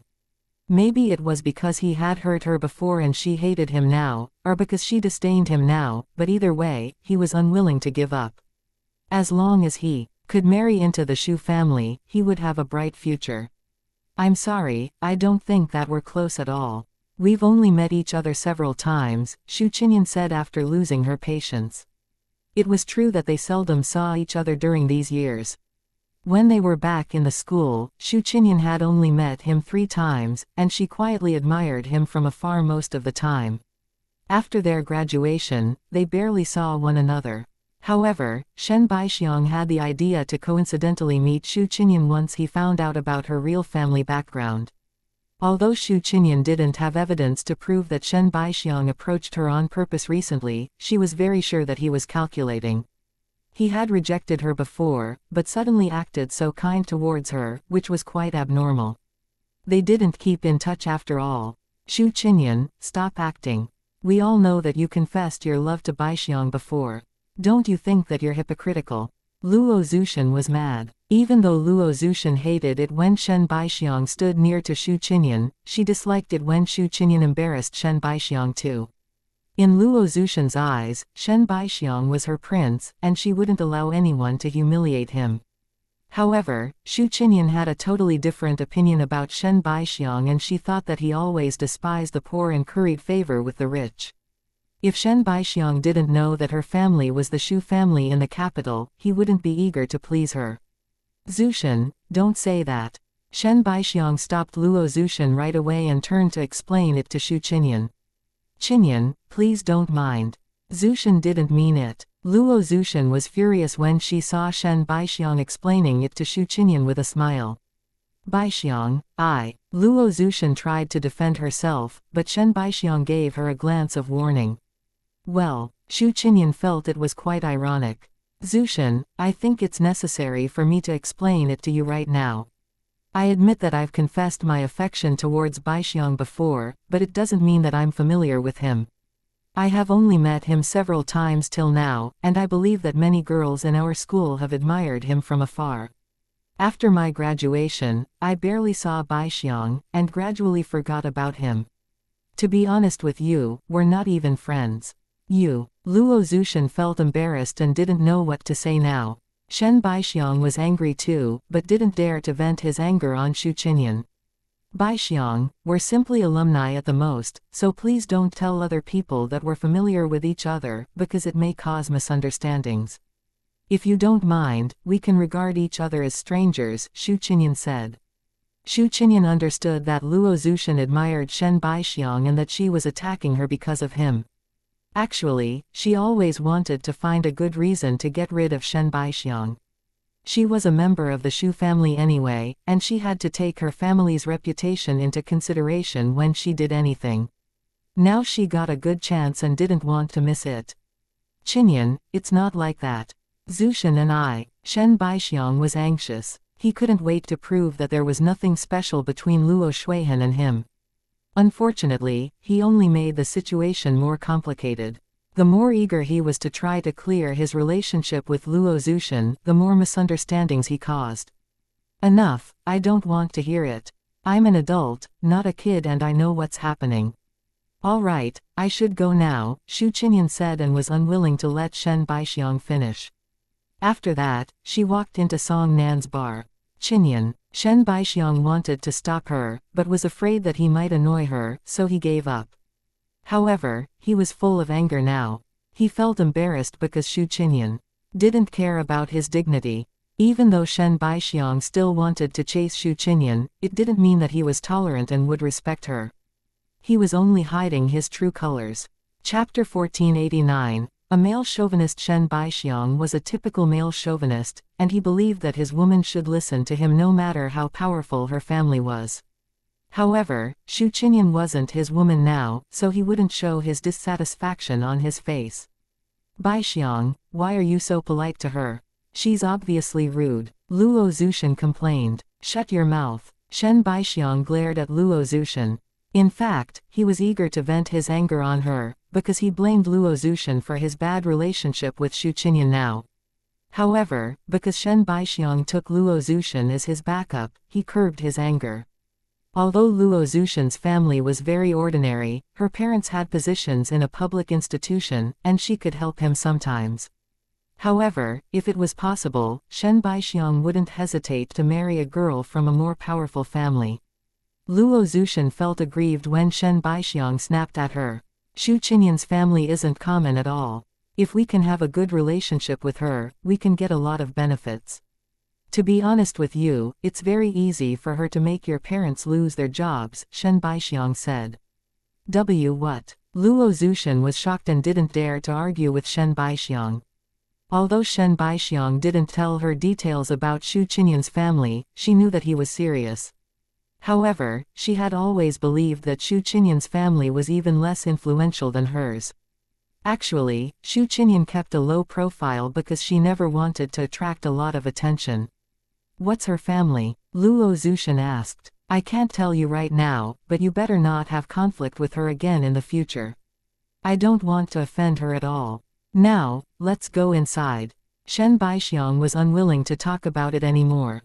They entered Song Nan's bar as well. Luo Zushan felt very uncomfortable because even Shen Baixiang was afraid of Xu Qinyan's real family background. What was worse, Shen Baixiang would choose Xu Qinyan instead of her since he found out about Xu Qinyan's real family background. Xu Qinyan was also prettier than her and very easygoing. She was basically Shen Baixiang's dream girl. For that reason, Luo Zushan began to be worried. From the beginning to the end, Shen Baixiang's other friends stayed quiet.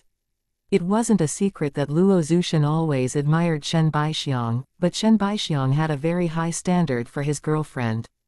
Unfortunately, it was obvious that Xu Qinyan disliked Shen Baixiang. It wasn't likely that they could be together one day. As Shen Baixiang's friends, they knew him better than other people, and they were aware of his arrogance and vanity. Xu Qinyan probably disliked Shen Baixiang because she already found out his real aim, but either way, it was Shen Baixiang's personal affair. Because it was still early, there weren't many people in the bar, so Tang Qingyang booked a table in the hall. Therefore, when Shen Baixiang walked inside with his friends, he saw Xu Qinyan sitting with two other men at a booth. He was mad again and had a strong feeling of a threat. From his current knowledge, Xu Qinyan was single, but she could get a boyfriend at any time given her outstanding appearance and family background. Therefore, he had to take action as soon as possible in case Xu Qinyan became another man's girl. One of Shen Baixiang's female friends suddenly exclaimed in shock, "Look, isn't that man Lord Tang?" Since she is Lord Tang's friend, her family can't be ordinary. Although Tang Qingyang had some friends who came from ordinary families, most of his friends were in the same social class as him. Shen Baixiang's other friends were surprised too. "Lord Tang, who is he?" Luo Zushan asked at once. "A major shareholder of the Tang organization. He has over 1 billion yuan in wealth," the woman said. She also admired Tang Qingyang, who was a very successful young businessman, but she had a clear self-knowledge. Although it sometimes happened where a rich heir married a poor girl, it was too rare, and the poor girl was always special in some aspects. The woman had the chance to meet Tang Qingyang at a high society party with the help of her rich friend. However, it didn't mean that she could join their circle. What? Other than Shen Baixiang, the others were all astonished. Chapter 1490. Let nature take its course. He was a major shareholder of the Tang organization, which was totally out of their expectations. Luo Zushan was struck dumb when she heard that Tang Qingyang was a major shareholder of the Tang organization. She had never been so jealous of Xu Qinyan before. She wished that she were born in a super-rich family so that she could be friends with super-rich heirs. Although Luo Zushan's family was better than ordinary people, it was barely qualified in Shen Baixiang's eyes. Luo Zushan admired Shen Baixiang because he was very outstanding, but also because his family wasn't ordinary. If Shen Baixiang's family was very ordinary, she would probably still like him, but her love wouldn't be as strong. People were realistic. It doesn't mean that she's as rich as Lord Tang even though she knows him, Luo Zushan said with jealousy.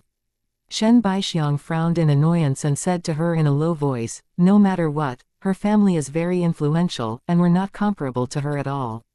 There were many super-rich families in the capital, so he didn't know that Xu Qinyan's family was the dominant Xu family.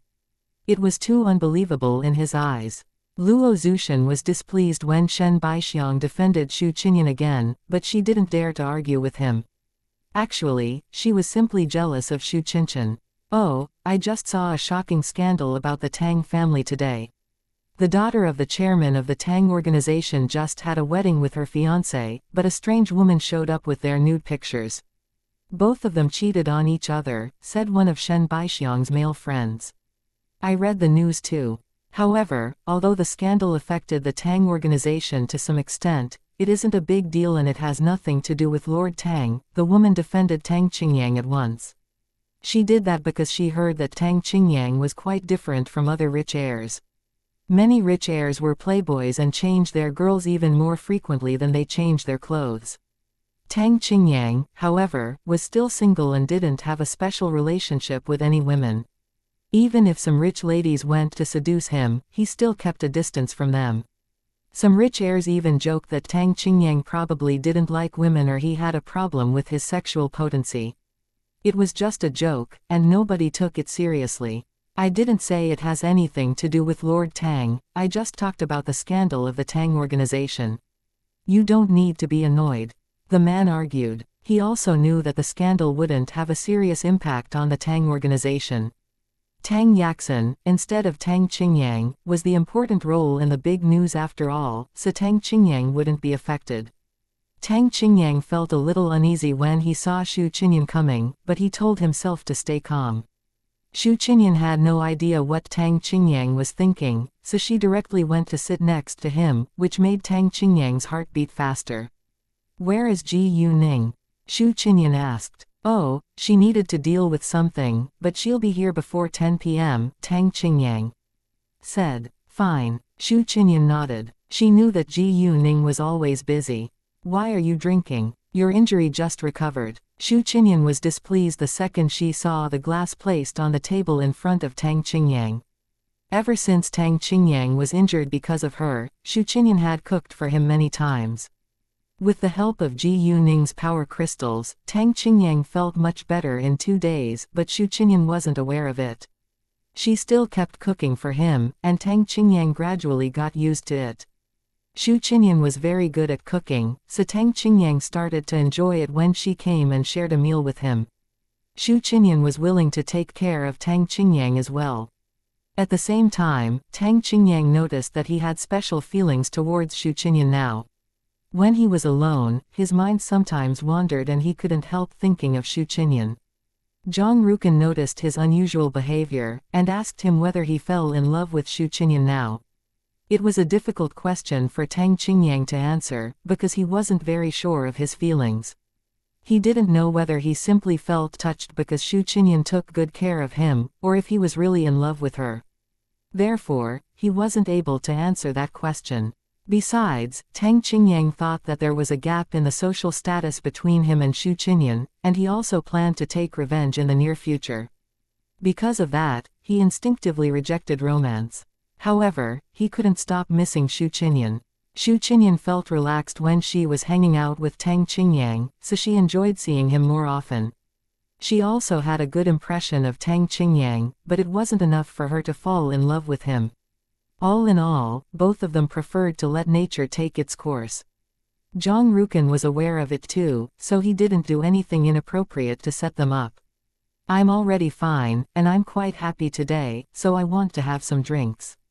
Tang Qingyang enjoyed having someone who cared about him. Chapter 1491. There are all kinds of fish in the sea. He had many friends who also cared about him, but Xu Qinyan was different in his eyes. Is it about the Tang family? Xu Qinyan asked. She read the big news about the Tang family today as well. Although Xu Qinyan wasn't clear about Tang Qingyang's grudges against the Tang family, she knew that he hated the Tang family and that Tang Bingsun always acted against Tang Qingyang. Xu Qinyan was displeased about it, so she also felt happy when the Tang family was in trouble. Yeah, Tang Qingyang nodded. Will it affect you or the Tang organization? Xu Qinyan asked again with concern. After all, Tang Qingyang was a major shareholder of the Tang organization.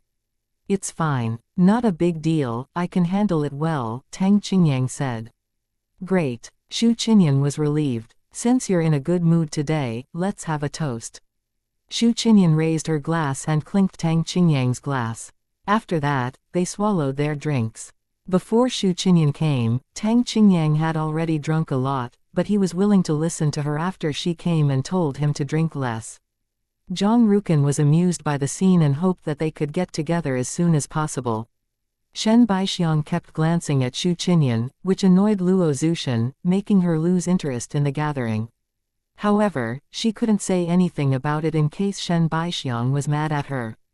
They all drank in an upset atmosphere and felt bored. Shen Baixiang and Luo Zushan were in a bad mood, so their friends left them behind and began to play games by themselves. At 9:30 p.m., Ji Yuning came and walked to Tang Qingyang. Luo Zushan noticed Ji Yuning the second she showed up in the bar and was quite shocked. She recognized Ji Yuning because she had read a lot of news about her on the internet. To be specific, she was one of Ji Yuning's fans. Ji Yuning had a lot of great achievements at a very young age, and she also had a bright future ahead. She also wished that she could be as successful as Ji Yuning. However, it turned out that Xu Qinyan and Ji Yuning were friends in real life, which made Luo Zushan even more jealous of Xu Qinyan now. Because of Xu Qinyan, Luo Zushan changed her impression of Ji Yuning. She let her jealousy totally get the better of her. However, Ji Yuning definitely didn't care about her opinions. Ningning, did you hear about what happened to the Tang family today? Xu Qinyan asked Ji Yuning when she sat down. It wasn't a secret that she and Tang Yaxin were enemies. Xu Qinyan didn't understand Ji Yuning's smile, but Tang Qingyang did, because it was just a part of Ji Yuning's revenge. Tang Yaxin and Qi Ziyu are gross. Xu Qinyan said with a frown. There are all kinds of fish in the sea, Ji Yuning said and shrugged. Shortly after Ji Yuning seated herself by the table, she sensed an unkind gaze on them. She gave a simple glance and figured out who it was. Although Ji Yuning didn't know whether Xu Qinyan was aware of Shen Baixiang's presence, she had no intention to mention it in case Xu Qinyan became unhappy. Shen Baixiang came with his friends today after all, so it could be a coincidence. Ji Yuning didn't bother to pay more attention to Shen Baixiang, and they began to enjoy drinks and games. When Xu Qinyan lost the game, Tang Qingyang proposed to drink for her, but Xu Qinyan rejected it and said that he should be more careful about his injury. Although Xu Qinyan turned him down, he wasn't disappointed at all. From their interaction, Ji Yuning saw the chemistry between them, but seeing as neither of them wanted to make it public now, Ji Yuning smiled and said nothing. A while later, Ji Yuning went to the lady's room with Xu Qinyan and asked her whether she saw Shen Baixiang in the bar. Xu Qinyan didn't know that Shen Baixiang was also in the bar, but she told Ji Yuning about what had happened outside the bar. Qi Ziyu suffered the torture caused by the drugs for nearly an hour, then became quiet. Chen Yunlin also woke up about an hour later. The moment she got her consciousness back, she remembered the person in black and stood up in fear at once. Because Ji Yuning already removed the ropes from Chen Yunlin's body, she was able to move freely now. She checked her surroundings, and found that she was still in her study, which meant that the person's target wasn't her. If she wasn't the target, it must be Qi Ziyu. Chen Yunlin was scared and ran to the master bedroom anxiously. She was stunned once she saw the situation in the master bedroom. In the master bedroom, everything was broken and scattered around, while Qi Ziyu was lying on the ground without clear vital signs. Chen Yunlin panicked and trembled in fear. Chapter 1492, poured in his body. Chen Yunlin instinctively wanted to run away, but she didn't. However, she didn't dare to move closer either. After hesitating for a while, she still walked to Qi Ziyu. Her heart was pounding fast, and her body was shaking. When she moved near, she saw bruises, abrasions, and cuts all around Qi Ziyu's body. Chen Yunlin was frightened, because she didn't know whether Qi Ziyu was still alive. She did everything she could to calm herself down and reached her finger out to test his breath. Luckily, Qi Ziyu was still breathing, although his breathing was quite weak. Chen Yunlin knew that the Tang family was chasing Qi Ziyu now, but she had to send him to the hospital as soon as possible. She didn't want him to die. There were many hospitals in the capital, so she was confident that the Tang family couldn't find him so soon. Therefore, Chen Yunlin called an ambulance. About 10 minutes later, an ambulance arrived and Chen Yunlin followed Qi Ziyu to the hospital. The doctor examined Qi Ziyu, but he didn't tell Chen Yunlin the result right away. Instead, he asked for her relationship with Qi Ziyu. Chen Yunlin told the doctor that they were friends, and the doctor asked her how Qi Ziyu was seriously hurt like that. Chen Yunlin then told the doctor that a strange woman in black intruded into her home at midnight and attacked them. The doctor, however, still had doubt after hearing her explanation. It was obvious that there was a large amount of drugs in Qi Ziyu's body and Qi Ziyu hurt himself after being affected by the drug. It was possible that Chen Yunlin was hiding the truth in order to protect Qi Ziyu. If not, it was also possible that she didn't know that Qi Ziyu had taken a lot of drugs. Well, your friend took a lot of drugs, and the excessive amount of drug use caused confusion, judgment disorders, similar delusional schizophrenia, paranoia, auditory hallucinations, persecutory delusions, etc. Your friend was in a very bad situation, and the injuries around his body were likely caused by himself during the hallucinations, the doctor said.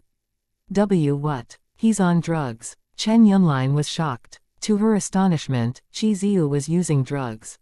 I can't believe it. Are you sure? It was totally unacceptable in Chen Yunlin's eyes.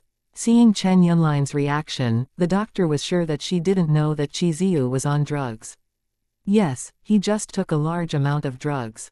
After making sure of it, Chen Yunlin still found it was hard for her to accept, because she knew how addictive and poisonous drugs were. She didn't think that Qi Ziyu took the drugs on his own, and believed that it must have been the strange woman who forced him to do it. She wanted to call the police, but gave up once she thought of the complicated situation Qi Ziyu was in. How's he now? Chen Yunlin asked. The injuries on his body aren't serious, but the large amount of drugs badly affect his organs. He's already addicted to the drugs and will suffer withdrawal after waking up. We can only cure his body, but we can't help him get rid of the drugs. It's complicated, the doctor said. Although the doctor hated drug addicts, he had to let Chiziu use drugs if they wanted to treat him. Otherwise, he would easily lose his temper during the treatment. What should we do now? Chen Yunlin felt helpless. We must cure his injuries first and we need drugs to help him stay calm during this time, said the doctor. I don't have drugs. He didn't take the drugs on his own. Someone forced him to take the drugs. Chen Yunlin said. Hearing that, the doctor nodded. It wasn't very likely for a drug addict to take such a large amount of drugs at a time. If Chiziu was forced to take a lot of drugs, the person must have been trying to kill him. In that case, Chiziu was quite lucky that he survived. Where is his family? The doctor asked later. He doesn't have a family, Chen Yunlin said. Well, then he can make the decision himself after waking up, the doctor said. Chen Yunlin wasn't Chiziu's family, so she didn't have the right to make decisions for him. And whenever the patient had the ability to make decisions, he had to do it himself. Sure, Chen Yunlin nodded. Chen Yunlin asked for a VIP ward for Chiziu, and told the doctor and nurses not to tell other people where Chiziu stayed. She didn't want anyone to find him. It was part of doctors' and nurses' duties to keep patients' privacy from other people, so they agreed. However, if the police came, nobody could stop them. What Chen Yunlin didn't know was that the Tang family didn't turn to the police for help this time, because Chiziu still had something on the Tang family. Chapter 1493, A Plan B. Without the police's help, it wasn't easy for the Tang family to find Chiziu within a short time. If the Tang turned to the police for help, the police could make full use of its security system and find Chiziu's location using his face and identity. At 11:30 p.m., Ji Yuning left with her friends. Although Xu Qinyan knew that Shen Baixiang was also in the bar, she didn't bother to pay attention to him. In her eyes, Shen Baixiang was merely a stranger now. Ji Yuning told Tang Qingyang to drive Xu Qinyan home, because it wasn't safe for a girl to go back home alone, and she didn't have a car right now and still needed to deal with something later. Ba Tianyang stayed by Tang Qingyang, and he didn't drink, so he could drive them home. And Zhang Rukan was a strong man, so he could take a taxi by himself. Ji Yuning didn't go back home after leaving her friends, and instead went to the hospital where Tang Yaxin stayed. She had paid Chiziu back, so Tang Yaxin was her next target. When Xu Qinyan was having drinks with her friends in the bar, Shen Baixiang felt uncomfortable, but now he hated staying in the bar now that she was gone. Therefore, Shen Baixiang excused himself and left earlier than his friends. Shen Baixiang had already paid the bill before the drinks and snacks were placed on the table, so it was fine if he left now. And since Shen Baixiang didn't want to stay, his friends didn't stop him. Luo Zhuxian, however, chased after Shen Baixiang. Let them go, and we can enjoy ourselves. The moment Shen Baixiang and Luo Zhuxian were gone, their friends began to talk about them. I think Shen Baixiang admires Miss Xu, but Miss Xu doesn't like him at all. Shen Baixiang has always wanted to marry a rich girl, but he's a little shameless given his attitude towards Miss Xu now. He rejected her before precisely because he thought that her family is ordinary. Shen Baixiang is very outstanding, so it's understandable that he has a high standard for his girlfriend, but he shouldn't get above himself. Miss Xu is from a real super rich family after all. Right, Miss Xu isn't dumb at all.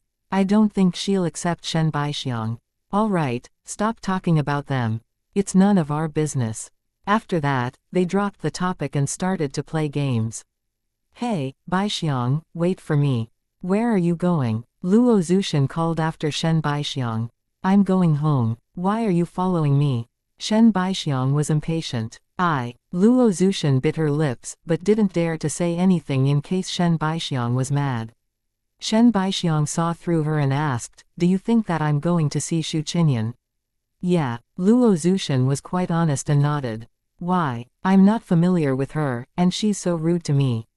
Do you think that I'm a snobbish man? I know her family is much more powerful than mine, but it doesn't mean that I'll do everything to get her, Shen Baixiang said. He purposely said that in front of Luo Zhuxian to hide his real intentions. However, it was quite stupid, because everyone was aware of his real aim. He didn't want other people to think of him as a man who had too much pride in himself, and he also wanted to climb up the social ladder as possible as he could. Luo Zhuxian was his B plan, so he didn't want to damage his image in her eyes. Luo Zhuxian, however, believed every word he said to her. Actually, Luo Zhuxian wasn't an idiot, but she still chose to believe the man she loved. Baixiang, can I drive you home? Luo Zhuxian asked later. No need. I'm a man, and I can go home on my own. If you don't want to have fun with them tonight, you should go back home too. It's not safe for you to stay outside too late, Shen Baixiang said. After that, he ignored Luo Zhuxian and got in a taxi. He drank a little tonight, so he couldn't drive now. Luo Zhuxian was disappointed when Shen Baixiang left her behind, but she soon persuaded herself to accept it. They weren't a couple anyway, so it wasn't Shen Baixiang's duty to take care of her. Therefore, Luo Zhuxian went back home too, because Shen Baixiang had already left and she felt bored without him. When Ji Yuning showed up at the hospital, she was in a nurse uniform with a medical mask so that no one could recognize her. Chapter 1494. Help me. Once Ji Yuning arrived, she directly walked towards Tang Yaxin's ward, which was on the 7th floor. It was already past 12 a.m., so there were only a few people walking around in the hospital. However, an accident happened on Ji Yuning's way towards the 7th floor. When Ji Yuning walked in the passage of the 7th floor, the door of a VIP ward was suddenly pushed open and an old woman in a patient suit ran outside in a panic. Although the woman was very old, she still ran without caring about anything around her and almost hit Ji Yuning. Ji Yuning stopped and looked at her, and the old woman immediately begged Ji Yuning for help. Help me, please. Someone wants to kill me. The old woman looked into the ward with fright, which implied that the person who wanted to kill her was in it. Hearing that, Ji Yuning frowned and wasn't sure whether it was true or not. The next second, a younger woman about 30 years old ran outside in panic as well. The old woman hid herself behind Ji Yuning the moment she saw the younger woman and looked frightened. Although Ji Yuning didn't understand what was happening, she felt that she should protect the old woman at this moment. In addition, she could feel that the old woman's fear was real. A guilty look flashed in the younger woman's eyes, but Ji Yuning still caught it. Miss, I'm sorry, my mother is mentally ill, she doesn't know what she's doing now, she explained to Ji Yuning and took her as a nurse in this hospital. Saying that, she went to pull the old woman. Mom, no one wants to kill you.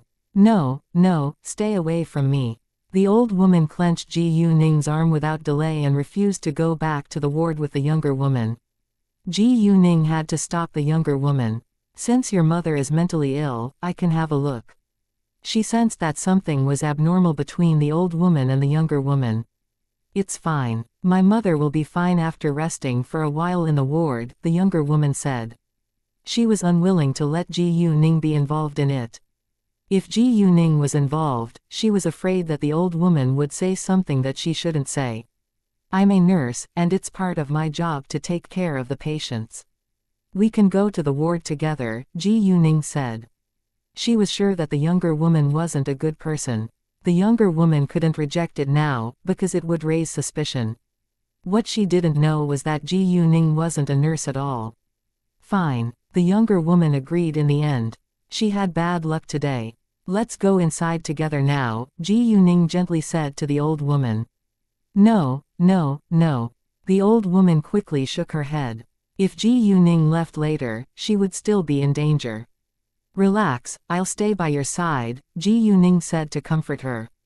The old woman was struck dumb for a second, then chose to believe Ji Yuning. Afterwards, the three of them walked into the ward and the younger woman closed the door at once. However, the moment the younger woman did that, Ji Yuning hit the back of her neck, knocking her unconscious. What? The old woman was scared by Ji Yuning's sudden movement. At the same time, she felt relieved when the younger woman passed out. Ma'am, I believe you, so I just knocked her unconscious. Can you trust me too? Ji Yuning asked the old woman in a serious tone. Sure. The old woman nodded. After that, Ji Yuning moved the younger woman to the other bed in the ward, then walked back to the old woman. "Ma'am, what happened?" The old woman was more trustworthy in Ji Yuning's eyes, so she wanted to hear the truth from her mouth. However, if this old woman had done something unacceptable before, Ji Yuning wouldn't help her. The younger woman called this old woman her mother, so the younger woman could be this old woman's daughter or daughter-in-law.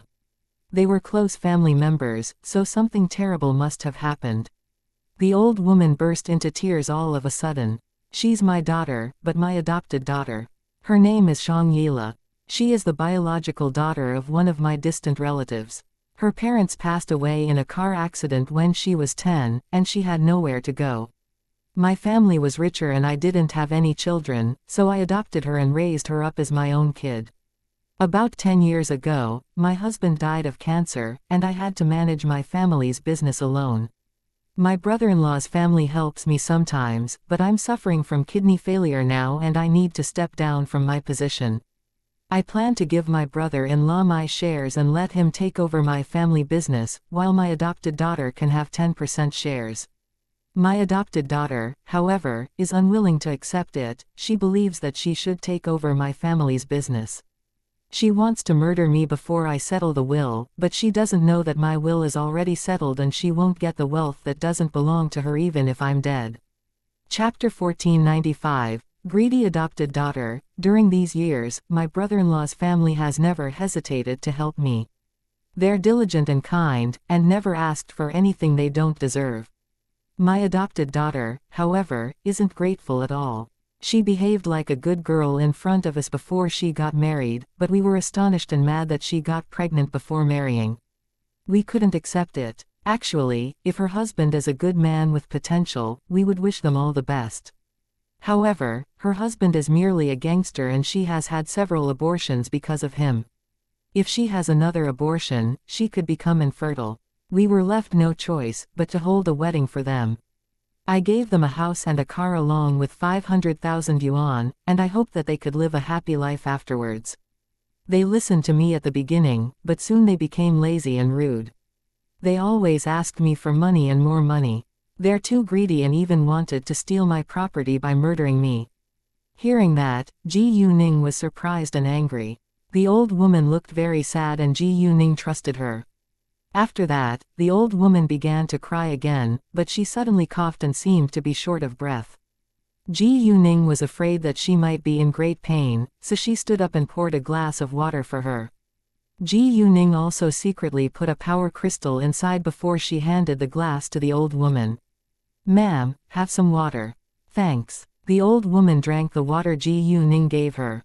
After drinking the water with magical power, the old woman quickly felt much better. "Why don't you call your brother-in-law right now? I don't think your adopted daughter is trustworthy," Ji Yuning said. "She hid my phone away, and I can't find it." "Maybe it's on her," the old woman said and tried to leave the bed to search for it, but she was stopped by Ji Yuning. "I'll do it." Ji Yuning then went to search xianxia's body and found 2 phones. "Ma'am, which one is yours?" "The black one," the old woman said. Ji Yuning gave the black phone to the old woman, and the old woman called her brother-in-law at once. At this time, the old woman's brother-in-law was already asleep, but luckily his phone was turned on at all times. "What's wrong?" he asked with concern. It couldn't be good news if his sister-in-law called him at midnight. "Daylong, come to the hospital with your wife right now. I have something important to talk to you about," the old woman said. Shang Daylong was worried. "What happened?" "You'll know later," the old woman said. "Fine, we're on our way," Shang Daylong said and hung up the call. Before the old woman's brother-in-law came, Ji Yuning couldn't leave, so she patiently stayed in the ward.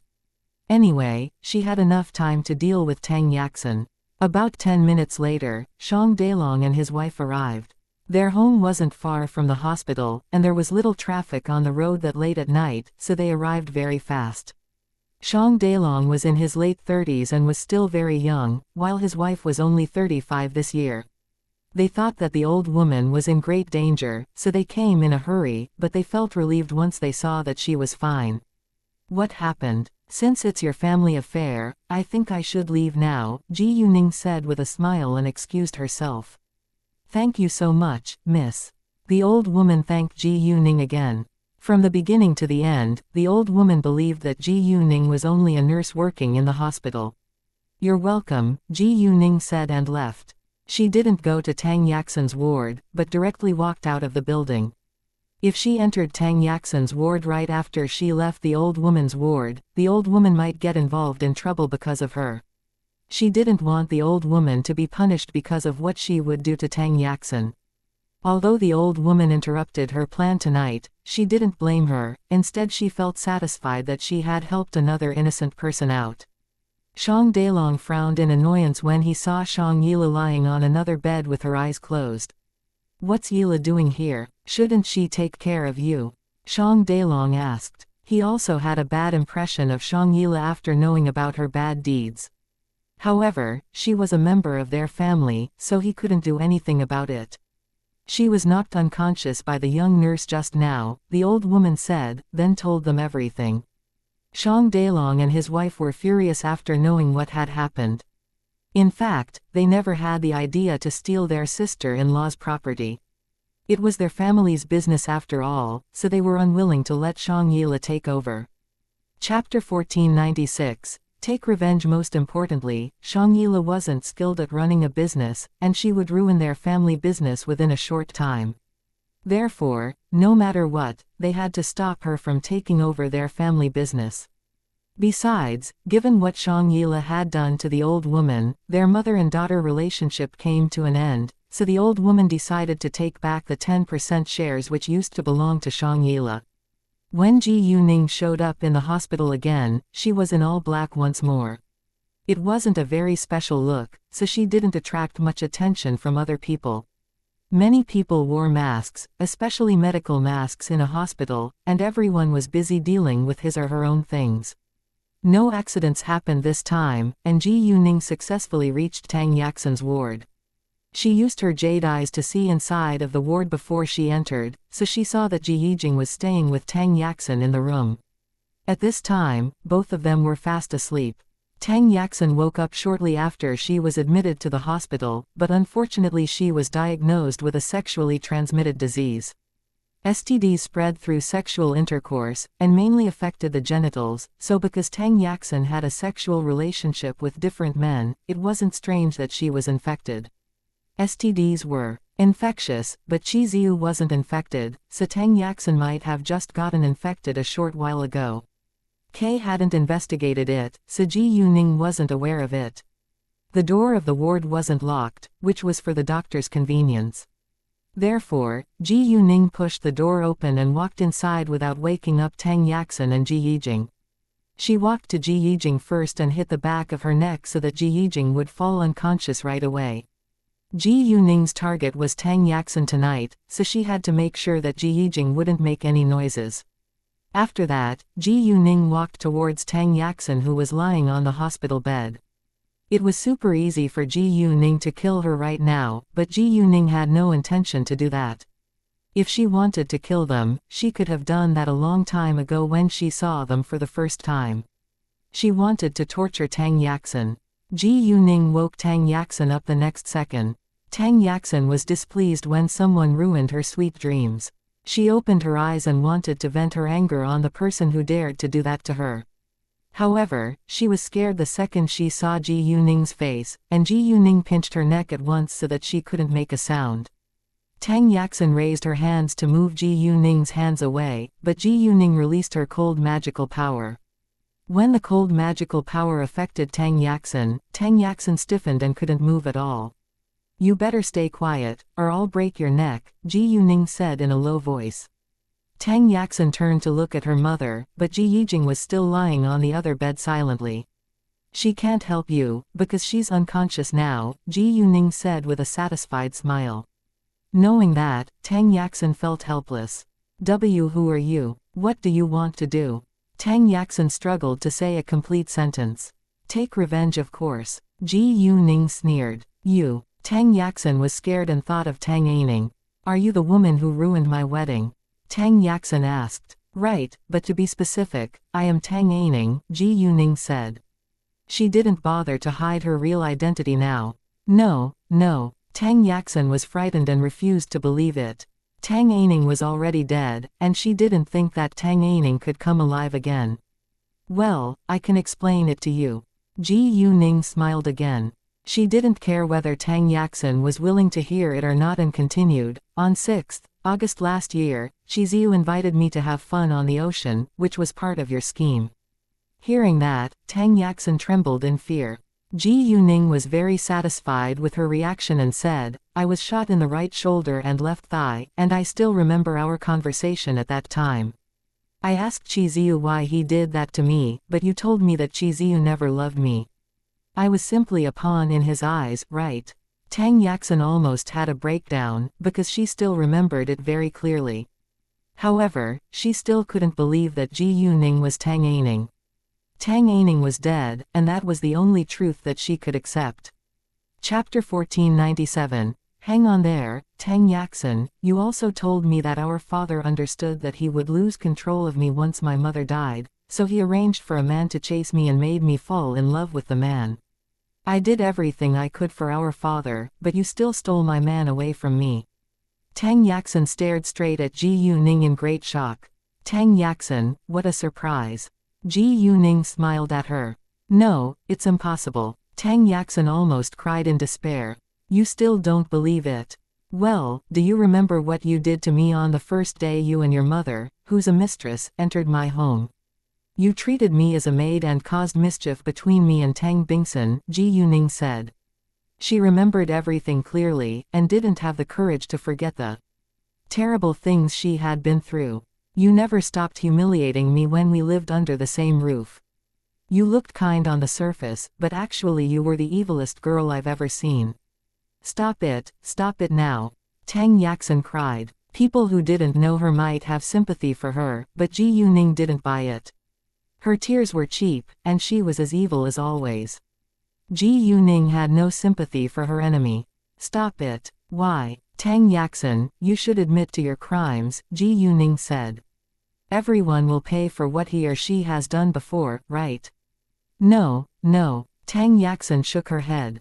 I know I'm not a good person either, because I've done a lot of bad things for Tang Bingsun. If I'm punished one day, I'm willing to accept it, Ji Yuning said. She had no choice in her previous incarnation, but she had choices in this incarnation and she chose to be a good person. No, no, please. Tang Yaxin began to beg Ji Yuning for forgiveness, although it was useless. She was no match for Ji Yuning, and it was impossible for her to escape now. It was very easy for Ji Yuning to kill her at this moment, but Ji Yuning didn't do that. Tang Yaxin was reluctant to die, because she was so young. Relax, I won't kill you, I'll only torture you. Not only you, but Qi Ziyu, Tang Bingsun, Ji Yijing, and whoever has caused me pain before will also be tortured by me, Ji Yuning said. You can't run away. None of you can get away with what you've done to me. Ji Yuning's cold voice echoed in Tang Yaxin's ears. Tang Yaxin was terrified and her body shook harder. In the following seconds, her body began to become cold and stiff under the effect of Ji Yuning's magical power. Although Ji Yuning had no intention to directly ruin her body, she could easily damage her body. Tang Yaxin felt more and more uncomfortable and she was also in a terrible mental condition now. After a while, Ji Yuning stopped. Hang on there, Tang Yaxin. It's not over yet, and I'll come back to you, Ji Yuning said and left. Once Ji Yuning let her go, Tang Yaxin wanted to shout, but didn't dare to do that in case Ji Yuning came back and killed her. She was completely under the control of the fear that Ji Yuning caused her. Tang Yaxin didn't dare to ring the bell calling for a nurse until Ji Yuning was gone for a long time. Ji Yijing was still unconscious, and both of them needed help right away. Hearing the bell, a nurse ran over in a hurry. Although the nurse disliked Tang Yaxin after knowing about her sex scandal and STD, it was her job so she had to take care of her. She was only a nurse, and didn't dare to act against the powerful Tang family. Because it was a VIP ward, there was a living room at the front. The nurse turned on the lights once she walked inside, then stepped to the inner room. Miss Tang, what happened? The nurse was scared when she saw Tang Yaxin trembling on the bed. "Stay away from me," Tang Yaxin screamed. Her mental state was abnormal now and couldn't distinguish the nurse from Tang Aining. Chapter 1498. It's Tang Aining, all right, I won't go over. You can calm down first. The nurse stopped at once, then she noticed that Ji Yijing was still sleeping on another bed. She felt that it was quite strange and frowned with confusion. Thinking of Tang Yaxin's current condition, the nurse sensed that something wrong must have happened, so she ran to test Ji Yijing's breath. Luckily, Ji Yijing was still breathing, so the nurse was relieved. "Mrs. Tang." The nurse shook Ji Yijing's body, but she wouldn't wake up. "Mrs. Tang. Mrs. Tang." The nurse got nervous. Without delay, she stood up and went to the doctor who was on duty tonight. The doctor and his assistant came back with the nurse later. The male doctor was Tang Yaxin's attending physician, and the female doctor was his assistant. On their way to the ward, the nurse briefly introduced Tang Yaxin's and Ji Yijing's conditions to him, but he was also confused. It was obvious that Tang Yaxin was mentally shocked, but they didn't know why it suddenly happened. Ji Yijing was unconscious now, so no one could tell them the real reason. When someone entered the ward again, Tang Yaxin shouted, "Leave me alone. Don't kill me." The male doctor was surprised when Tang Yaxin shouted that at him. He wondered if she might have had a terrible nightmare, or was someone really going to kill her. The male doctor found it quite strange. "Miss Tang, calm down. We're here to help you, can you tell us what happened in this room?" The male doctor remained patient. "Tang Aining, it's Tang Aining. She wants to take revenge." Tang Yaxin shouted again. Although her mind was in chaos right now, she was still able to answer questions. Hearing that, the male doctor nodded, because he was aware of what had happened at Tang Yaxin's wedding. However, he didn't think that Tang Aining was a bad person. If the news about her on the internet was real, then she had been through a lot and was pitiful. Tang Yaxin, on the contrary, was quite hateful. Nevertheless, Tang Yaxin was his patient now, so he had to focus on his job as a doctor. "Has she been here?" the male doctor asked. "Yes, and she said that she would torture me," Tang Yaxin said in fear. "Dr. Zhang, can you go check Mrs. Tang's body?" the male doctor asked the female doctor. "Sure." Dr. Zhang agreed and walked to Ji Yijing. After checking on Ji Yijing, she said, "She is indeed passed out, it's probably because of a sudden scare." Hearing that, the male doctor frowned. "No, it's Tang Aining. Tang Aining knocked my mother unconscious," Tang Yaxin said at once. "Dr. Zhang, you can stay here to comfort Miss Tang, and I'll go to the monitoring room," the male doctor said. "No problem." Dr. Zhang agreed, so the male doctor left for the monitoring room. The male doctor watched the surveillance footage for the cameras in the passage first, and he saw a woman dressed in all black pass by just a few minutes ago. About 3 minutes later, a nurse ran towards Tang Yaxin's ward. If the woman in all black didn't walk fast, she must still be in the hospital right now. The male doctor thought for a while, but didn't call the police. Instead, he called Tang Bingsun. Tang Yaxin was in a bad mental condition, while Ji Yijing was still unconscious, so he could only talk about it with Tang Bingsun. Tang Bingsun was displeased when someone interrupted his sleep at midnight, but he calmed down the second he saw the caller's name. The first thought in his mind was that Tang Yaxin could be in trouble, so he picked it up right away. Although he was mad at Tang Yaxin because of what had happened at her wedding, she was his daughter after all. After that, the male doctor told Tang Bingsun about what had just happened.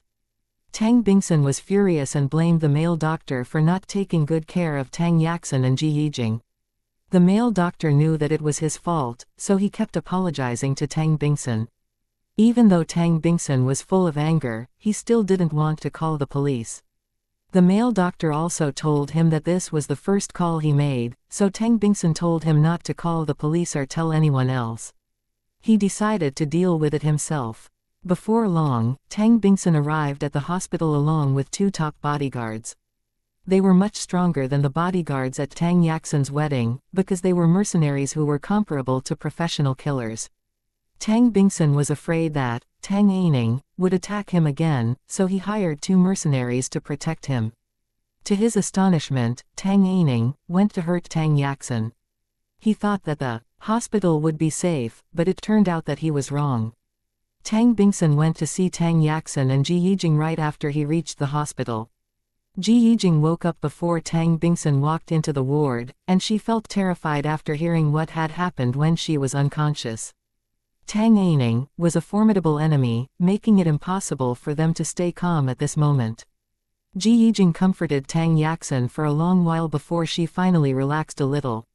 Tang Yaxin told Tang Bingsun what Tang Aining had done to her, but her voice still trembled in fear when she mentioned the name.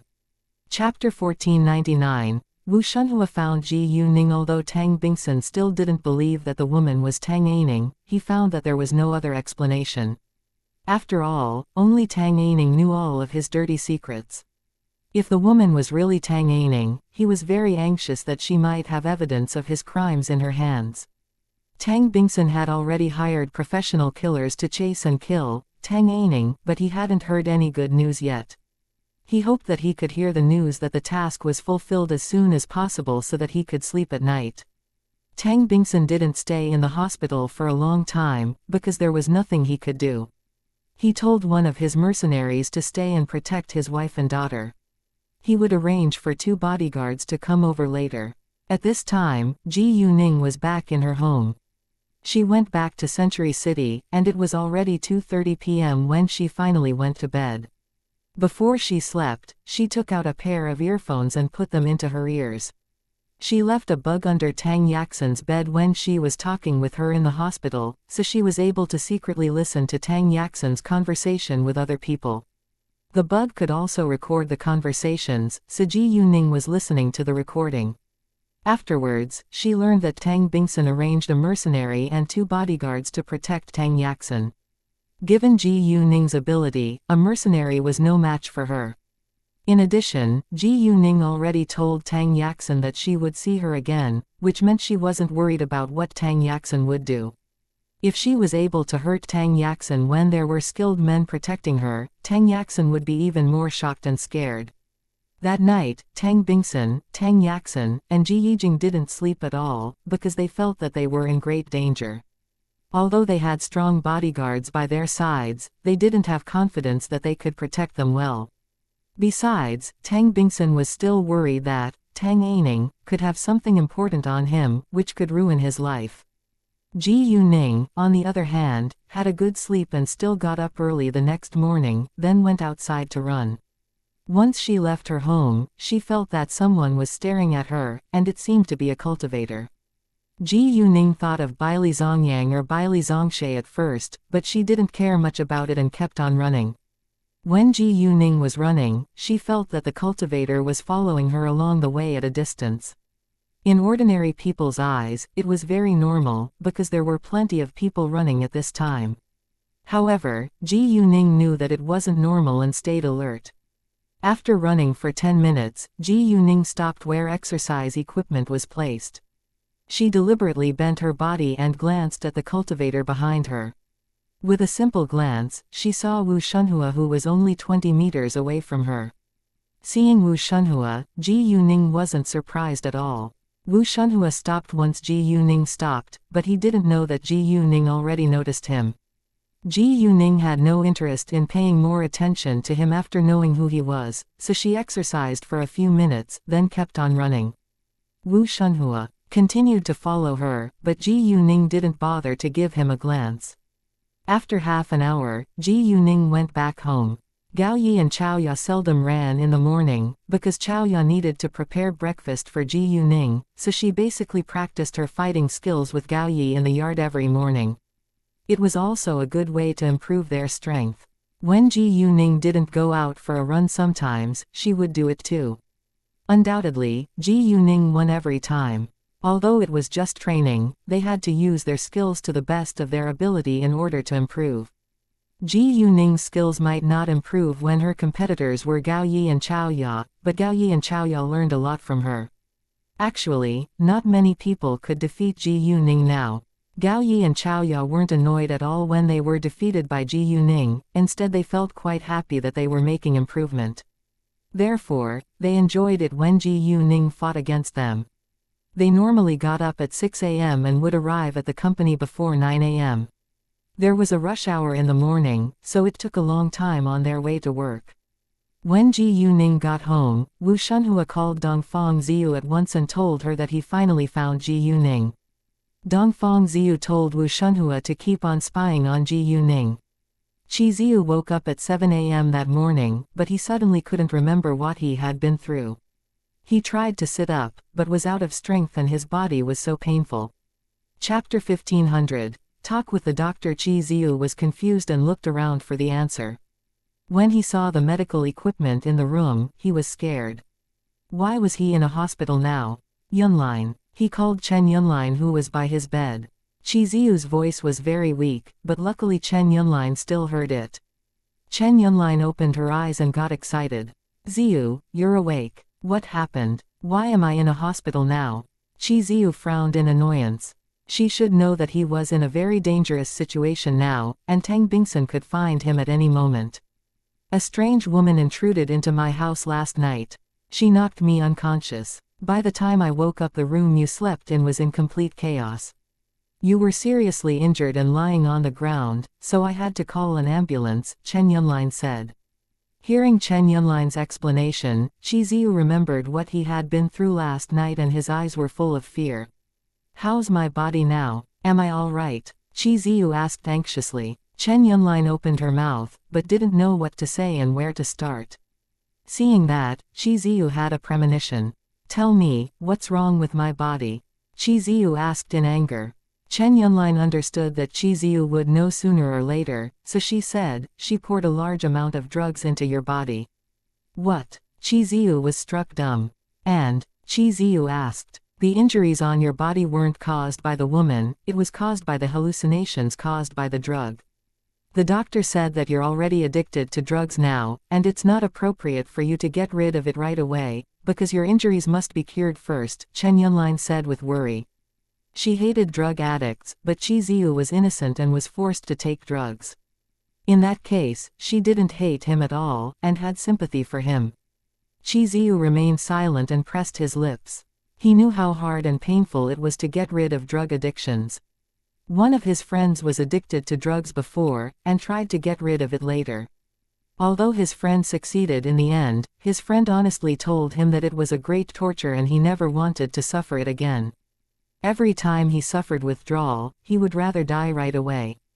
Only people who weren't deeply addicted to drugs and had strong determination could successfully get rid of drug addictions. Therefore, drugs were really harmful. Qi Ziyu's addiction to drugs wasn't very serious, and he could recover. However, it would still be very hard. Qi Ziyu was very rich and he could afford drugs for many years, but his body undoubtedly would be ruined. Ziyu, what do you plan to do? Chen Yunlin asked. Get the doctor here. I need to talk with him, Qi Ziyu said. Sure. Chen Yunlin nodded and went to call the doctor. After a short while, the doctor came with Chen Yunlin. The doctor thought that it was safer for Qi Ziyu to cure his injuries before he got rid of drugs, but it was illegal to take drugs, so it was still up to Qi Ziyu. He could hide the secret for now, but he wouldn't take responsibility if it was exposed. As a result, Qi Ziyu chose to cure his injuries first. However, he had to figure out a way to get drugs. Ji Yuning finished eating breakfast, then went to her company while Wu Shunhua secretly followed her. He followed her all the way to her destination. Wu Shunhua stopped his car outside the Shengning organization, then Dongfang Ziyu got in and sat next to him. That car is Ji Yuning's, Wu Shunhua said. It was very normal for Ji Yuning, who was the founder of a large business group, to own several cars. I sneaked into their factory last night, and I found that there is magical power in every one of their medicines, but I just couldn't find the source of the magical power, Dongfang Ziyu said with a frown. She felt disappointed when she failed to find the source. Actually, Ji Yuning had already told Ning Chengkai to hide the power crystals well, so Dongfang Ziyu couldn't find them. Dongfang Ziyu didn't have Ji Yuning's jade eyes, so it was difficult for her to find them within a short time. In addition, power crystals were stored in porcelain bottles, which could stop the magical power from spreading out. What should we do now? Wu Shunhua asked. They had been following Ji Yuning for days but found nothing useful. After a second, Wu Shunhua added, "The Kung Fu competition will be held in half a year, and the Patriarch said that you must win the championship to get the magical pill." The Kung Fu competition was held by Tiandaomen every 3 years in the cultivation world, and the champion could get a magical pill, which was something that every cultivator wanted. Chapter 1501. Kung Fu competition. It was difficult and time-consuming for cultivators to go up in levels, so a magical pill could help them a lot. However, there was only one alchemist in the cultivation world, and it wasn't easy to make a magical pill. Even if a magical pill was successfully made, not everyone could get it. Ordinary cultivators could only try to get it by joining in the Kung Fu competition. The top 3 prizes were magical pills of different levels. Magical pills included marrow-washing magical pills, restoring magical pills, soul-nourishing magical pills, energy-storing magical pills, rebirth magical pills, spirit-gathering magical pills, etc. There were many other kinds of magical pills, but the alchemist's ability was limited and he could only make some basic magical pills. The most effective magical pills were spirit-gathering magical pills, which were also the important magical pills on cultivators' way to go up in levels. The champion of the Kung Fu competition could get a spirit-gathering magical pill. The second prize was an energy-storing magical pill. The third prize was a soul-nourishing magical pill. An energy-storing magical pill could help a cultivator get 10% more of his energy. About 3 years ago, Baili Zongyang won the championship and he got an energy-storing magical pill. He didn't take it himself, but gave it to his father. Therefore, Baili Zongyang's father already passed the period of turning qi into energy and became one of the rare top cultivators in the cultivation world. After all, the majority of cultivators couldn't reach the period of turning qi into energy. Magical power was harder and harder to get now, so it was very difficult for cultivators to improve themselves. Only several senior members of the 4 dominant families in the cultivation world had the chance to accumulate that much magical power in the past. The patriarch of the Baili family was Baili Kaifeng, and he was at the highest level among other senior members in the 4 dominant families. As a result, the Baili family held a higher position than the other 3 families in the cultivation world. In addition, there were more skilled cultivators in the Baili family than in other powerful families. In the Dongfang family, only one senior member passed the period of turning qi into energy. As for the young generation in the Dongfang family, not many were outstanding among their peers. Therefore, the Dongfang family relied on its patriarch to hold an important position in the cultivation world. Baili Zongyang was the top young cultivator in the cultivation world, followed by Dongfang Ziyu, so the Dongfang family ranked second place right next to the Baili family. The elite group in the cultivation world was called Tiandaozong, and there were 8 senior cultivators who were in the period of turning qi into energy and 3 in the period from concrete to abstract in it.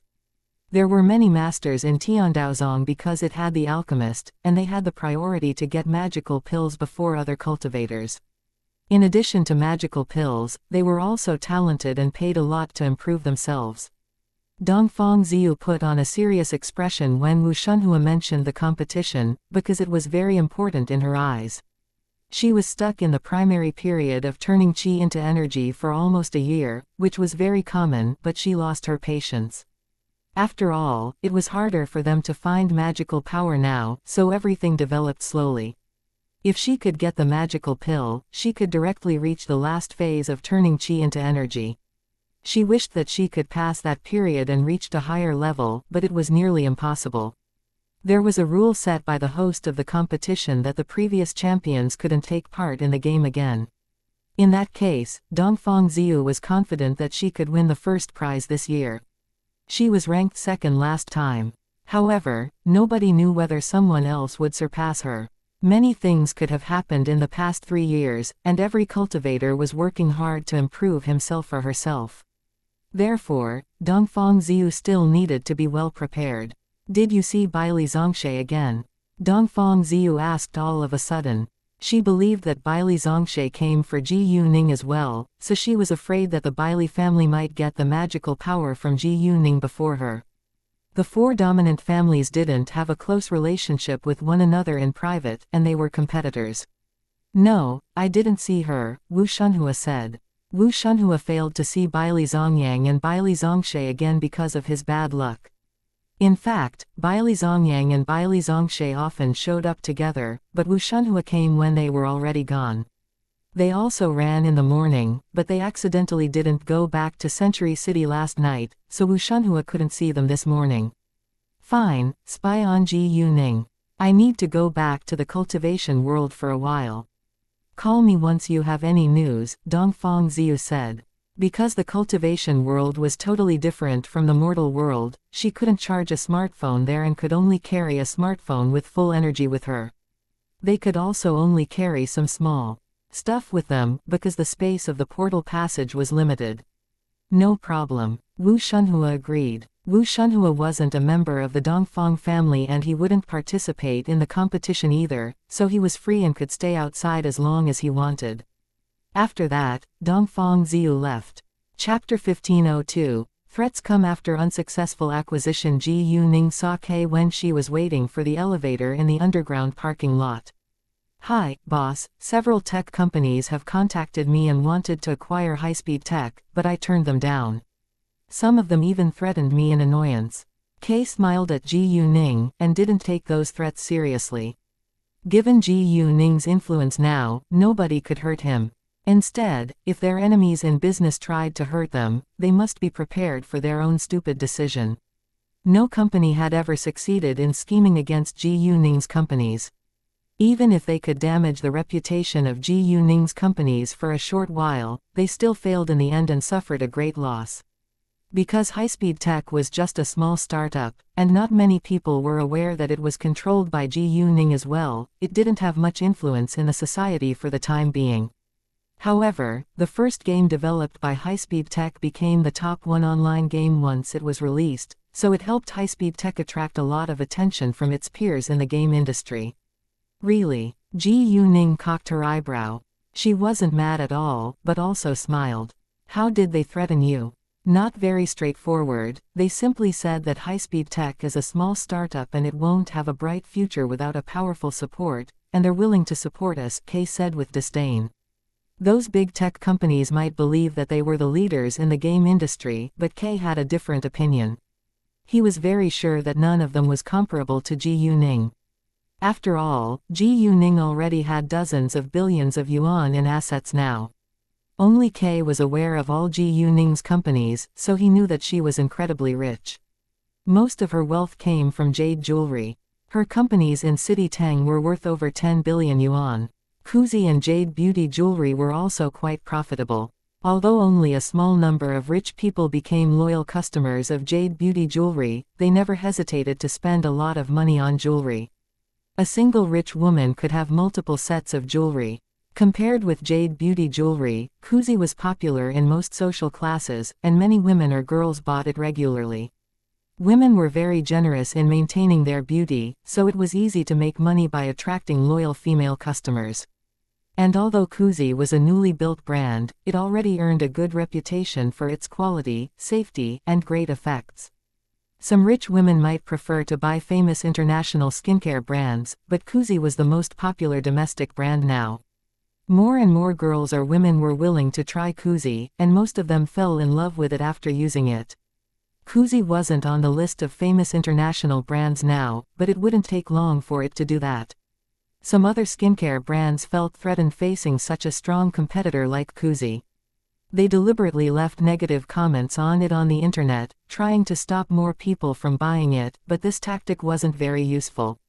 It was just the beginning, and Kuzi would face more unkind competition in the future. Ji Yuning was prepared, and wasn't worried about it at all. Moreover, as she gained more and more fortune, her social class was rising as well, which meant that she wasn't weak anymore. She had enough resources, connections, helpers, and so on to help her build and expand her business empire. As a result, no one could force them to sell high-speed tech if they refused to. In addition to her own influence, Ji Yuning also had the Tang family's support. The Tang family held an important position in both business and politics, so no company dared to act against it even though it was big and successful in their country. Just ignore them. If they dare to play some dirty tricks, pay them back, Ji Yuning said. She had zero tolerance to mean people. I will, Kay said. He actually had the same idea. Oh, how's the Mu family right now? Ji Yuning asked all of a sudden. She hadn't paid attention to the Mu family for a long time, because it was Kay's enemy after all, so she thought that she shouldn't care about it. It already lost everything it owned, and will probably declare bankruptcy in the next few days, Kay said. He felt satisfied that the Mu family lost everything it owned before. As long as his revenge was achieved, he could focus on his own life in the future. In fact, once the Mu family was stuck in a big crisis, its partners all abandoned it. Chapter 1503. Just hang out for a while. Actually, if the Mu family didn't have any dirty secrets, Kay wouldn't be able to ruin it within such a short time. Mu Shushin was sick, lying on the patient bed now, and could do nothing to save his family. Although the Mu family went bankrupt, it didn't have many debts, so Kay still had mercy. Ji Yuning gave a glance to Wu Shunhua after she walked into her office, and she noticed that Dongfang Ziyu was absent. After that, she went on dealing with her own business. When Dongfang Ziyu reached the boundary between the cultivation world and the mortals world, she ran into Baili Zongxie, who just walked out. Hi, Ziyu, are you going home? Baili Zongxie smiled at Dongfang Ziyu. Although the four dominant families were actually competitors, they still remained kind to one another on the surface. The Dongfang family and the Baili family also had the intention to form a marriage alliance and let Baili Zongyang marry Dongfang Ziyu. Baili Zongyang agreed, because Dongfang Ziyu was indeed beautiful and the most skilled female cultivator in the cultivation world. Dongfang Ziyu, however, was unwilling to marry him. She made an excuse saying that it was still too early to talk about that now and avoided Baili Zongyang all the time. Baili Zongyang was a very outstanding young man, but she still couldn't fall in love with him.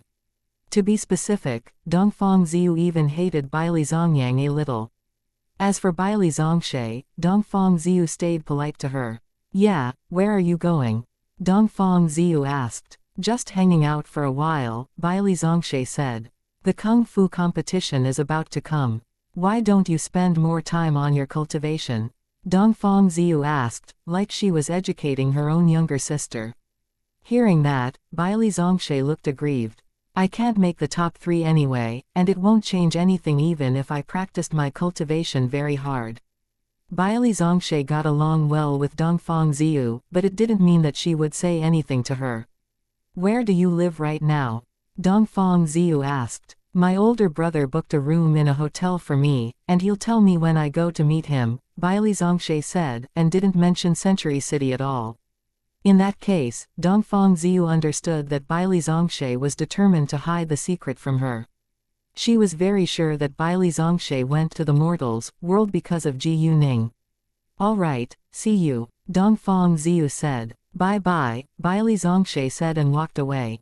Dongfang Ziyu, however, stopped at the boundary and took out her phone to send Wu Shunhua a message and told him that she just ran into Baili Zongxie. Tang Yaxin and Ji Yijing didn't sleep at all that night, and looked super haggard. Even though there was a mercenary by their sides, they were still afraid. They knew that mercenaries were very strong and much better than common bodyguards, but they kept having nightmares once they closed their eyes. Ji Yijing was in a better mental condition than Tang Yaxin, because she was knocked unconscious when Tang Yaxin was being tortured by Tang Aining. From that night, Tang Yaxin couldn't relax at all. Qi Ziyu thought about drugs for a whole morning before he finally turned on his phone. Over 100 messages and dozens of missed calls flooded into his phone, and they all came from his friends. Qi Ziyu ignored them and directly called a person. He called his friend who had been addicted to drugs and successfully got rid of them later. He knew where to buy drugs. Qi Ziyu didn't know how to explain his current situation to his friend, but he was left no choice now. At the same time, he was also worried that his friend might tell the Tang family about his condition. He wasn't sure whether his friend was still reliable after the shocking scandal erupted. He didn't have close friends after all, and he had to be very careful. After waiting for a few seconds, his friend picked up his call. Ziyu, how are you doing now? Actually, he had tried to find Ziyu when he disappeared all of a sudden, but nobody answered his calls. Ziyu's phone was always turned off. Although they weren't close friends, they were friends after all. Wang Jie, I need your help, Ziyu said. What can I do for you? Wang Jie said. I'm willing to help, but my ability is limited, and I hope you can understand it. Ziyu wasn't displeased at all and said, well, the thing is. He then told Wang Jie everything, and begged him to help him get drugs. Chapter 1504, Ache for Money. It wasn't a difficult thing in Wang Jie's eyes, so he agreed. Although he knew how harmful drugs were, Ziyu's situation was different and he thought that he could help him. Wang Jie, my phone won't be on all the time, so I'll call you at 8 p.m. tonight. If you can get some, I'll arrange for someone to fetch it for me, and I'll directly give you cash then, Ziyu said. He wouldn't meet Wang Jie in person, in case Wang Jie found out where he stayed now. Wang Jie had no intention to know more details, so he didn't ask further about it either. Ziyu didn't need a lot of drugs, and only had to take them 10 times, so it was very easy for him to prepare enough cash. At noon, Ji Yuning received a message from Gao Weikao. He told her that Gufan already had an official website and Weibo account, and he just released the news that the opening ceremony of its flagship store would be held in 3 days. Because it was a new startup, its opening ceremony wasn't very grand, and they only hired some models to walk on the show stage. People who had a good relationship with Ji Yuning knew that it was another of Ji Yuning's new companies, so they would come to congratulate her that day. Therefore, they didn't need models to help them gain attention for the opening ceremony, and the Tang family's modeling company would settle it. There weren't models in Fenghua Entertainment, so Ji Yuning decided to find a good spokesperson for this new brand after it gained some fame. She would choose among the artists in her own company. Ji Yuning logged into Weibo at once to read the news. Once she opened the page, she saw many messages from her followers, but she wasn't interested in them. She found the official Weibo account of Gufan and followed it before she reposted its first post. Gufan Official. Gufan, another fashion brand owned by Ji Yuning, is officially established today. We have male and female clothes, and our flagship store will open in Fengsheng Shopping Mall at 10 a.m. this Saturday. Everyone can have 20% off on the first day. And we'll have a lucky draw for you. The prizes are provided by Jade Beauty Jewelry and Kuzi. You're all welcome to take part in our party this Saturday. There was a video ad attached to the post, and a good-looking young man and a beautiful young woman played roles in it. The man and the woman met for the first time in the story and they walked by each other on the street. With a simple glance, they fell in love and went on to date one another and got married in the end. From the beginning to the end, both of them were in Gufan clothes. The official Weibo account of Gufan was very new, so it didn't have many followers. However, because Ji Yuning reposted its first post, many of her followers noticed Gufan. As time went by, more and more internet users saw it. Ji Yuning had many companies which also had an official account on Weibo, and they actively reposted it once they saw it. Tang Xiaoxiao and many other actors also reposted it. Given their fame and influence, the post became one of the hottest topics on Weibo within hours. Many of Ji Yuning's fans were also active in reposting the news. Wow, Goddess Ji Yu has another new company. She's so awesome. I love the name of the new brand. Goddess Ji Yu is even more successful than my father, but she's much younger than my father. She's a talented businesswoman. I've never seen anyone like her before. She's quite unbelievable. She's a very good founder, manager and problem solver. She's greedy. I like this ad and this brand.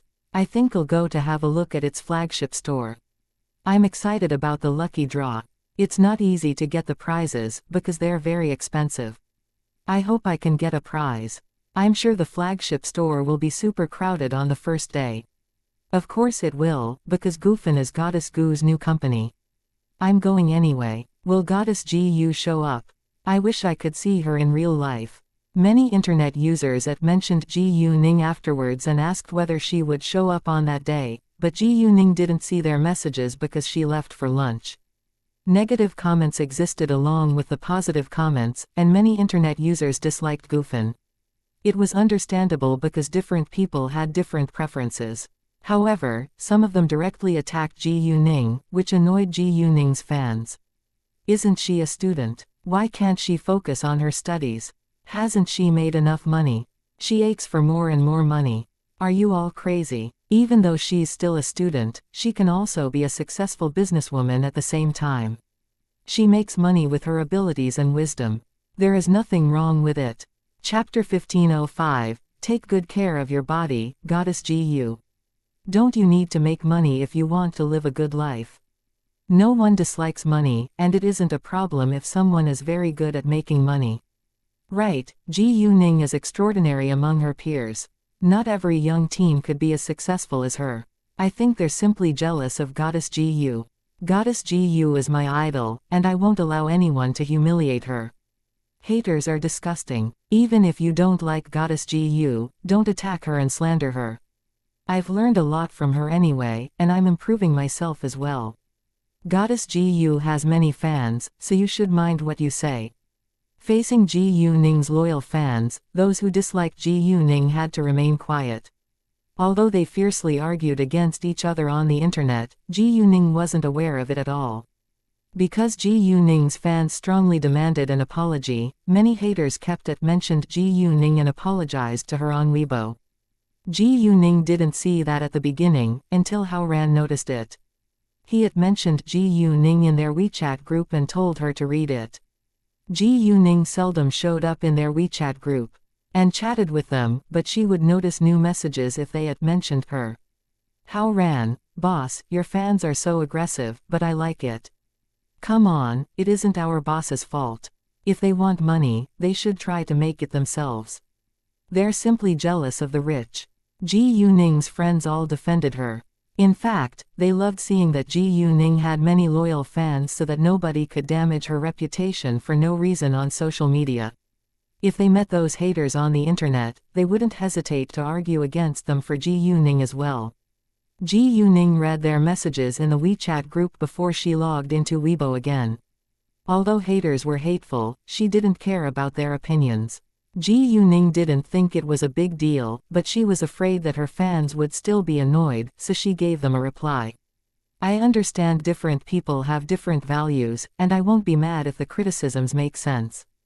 People make mistakes, including me, but I'm not afraid of hardships. I'm very proud of myself for what I've achieved, and I won't stop.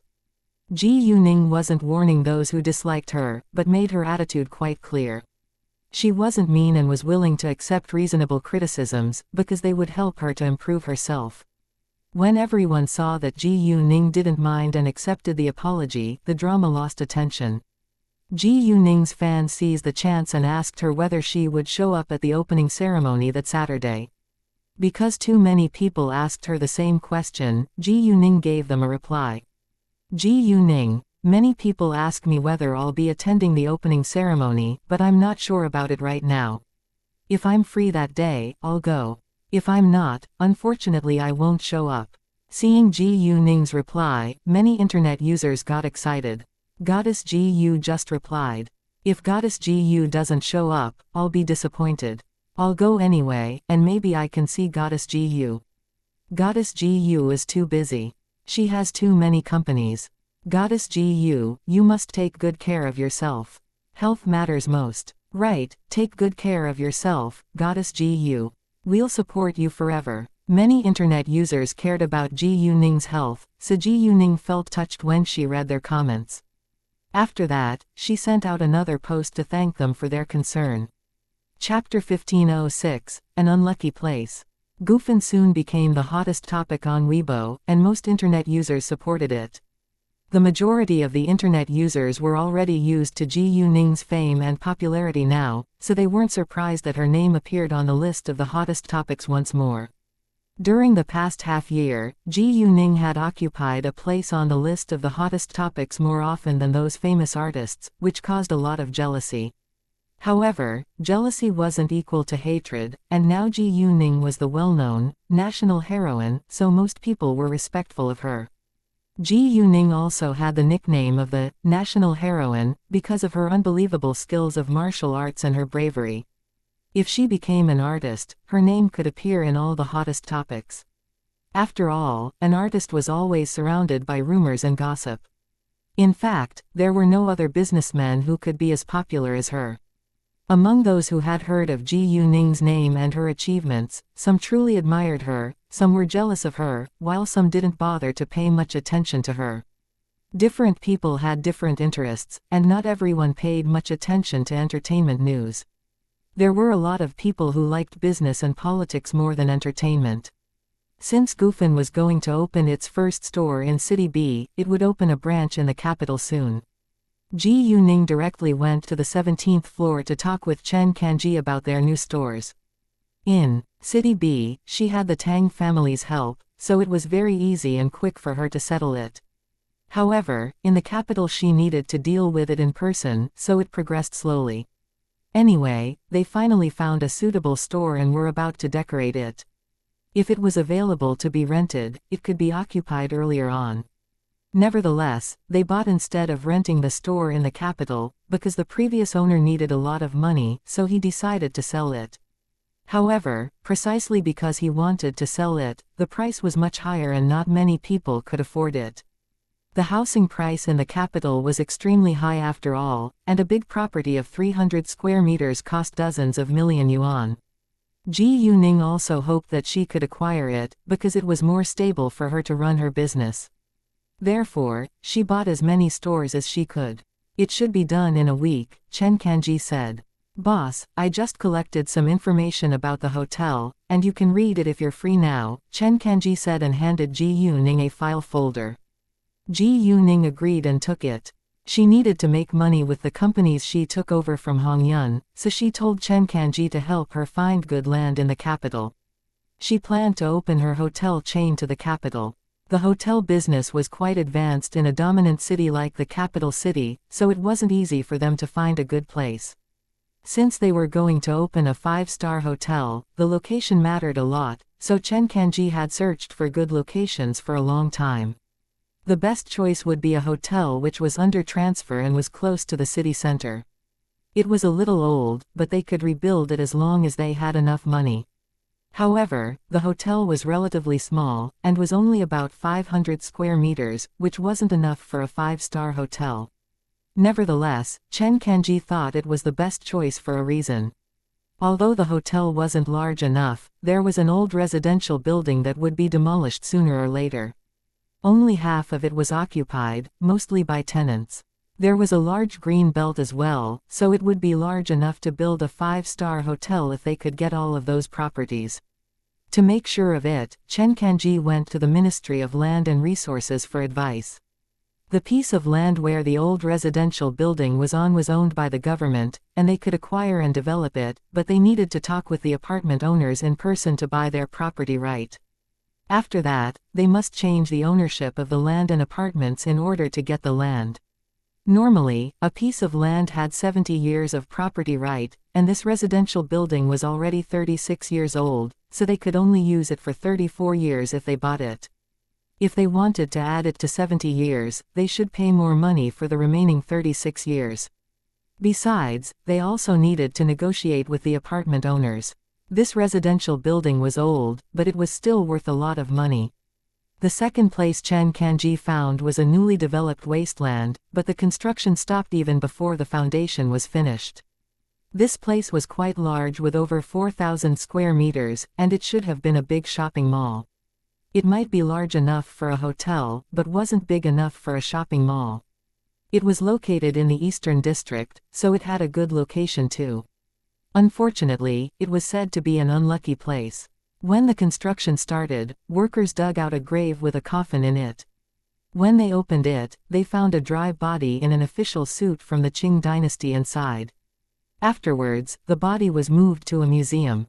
However, strange things happened later, and many workers got into accidents one by one at the construction site. At the beginning, they didn't take it seriously, but someone died in the end, so they began to believe that this place was haunted. As a result, the construction came to a halt. Chapter 1507. let's see the construction site. Ji Yuning remembered what had happened at the abandoned building in City B last time, and believed that there must be ghosts who were causing trouble. After looking at its pictures and location, Ji Yuning was very satisfied with it. Therefore, she decided to go see it. The third place Chen Kanji found was also a good place, but it was very close to the first place. Even if Ji Yuning was going to buy it, she wouldn't build a hotel on it, because it wasn't a smart decision to build two hotels which were so close to each other at the same time. Quality was more important than quantity when it came to luxurious hotels. Therefore, Ji Yuning planned to buy it first and leave it there till she needed to use it in the future. Chen Kanji showed her more places, but Ji Yuning wasn't very interested in them.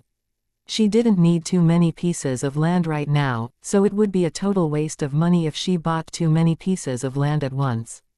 Most of the pieces of good land were held by the government waiting for a high bid, so it wasn't easy for Chen Kanji to find them. You can prepare to buy the first and third land, and I'll go to see the second land before I make a decision, Ji Yuning said. Although she had suspicions that the trouble was caused by ghosts, she wasn't 100% sure of it. If there was a serious problem she couldn't deal with, she wouldn't buy the second land. As for the first and third land, Ji Yuning trusted Chen Kanji, and believed that he could handle it well. Chen Kanji was a very outstanding manager, and could manage the company well on behalf of Ji Yuning. After that, Ji Yuning had to have a talk with Nguangyao.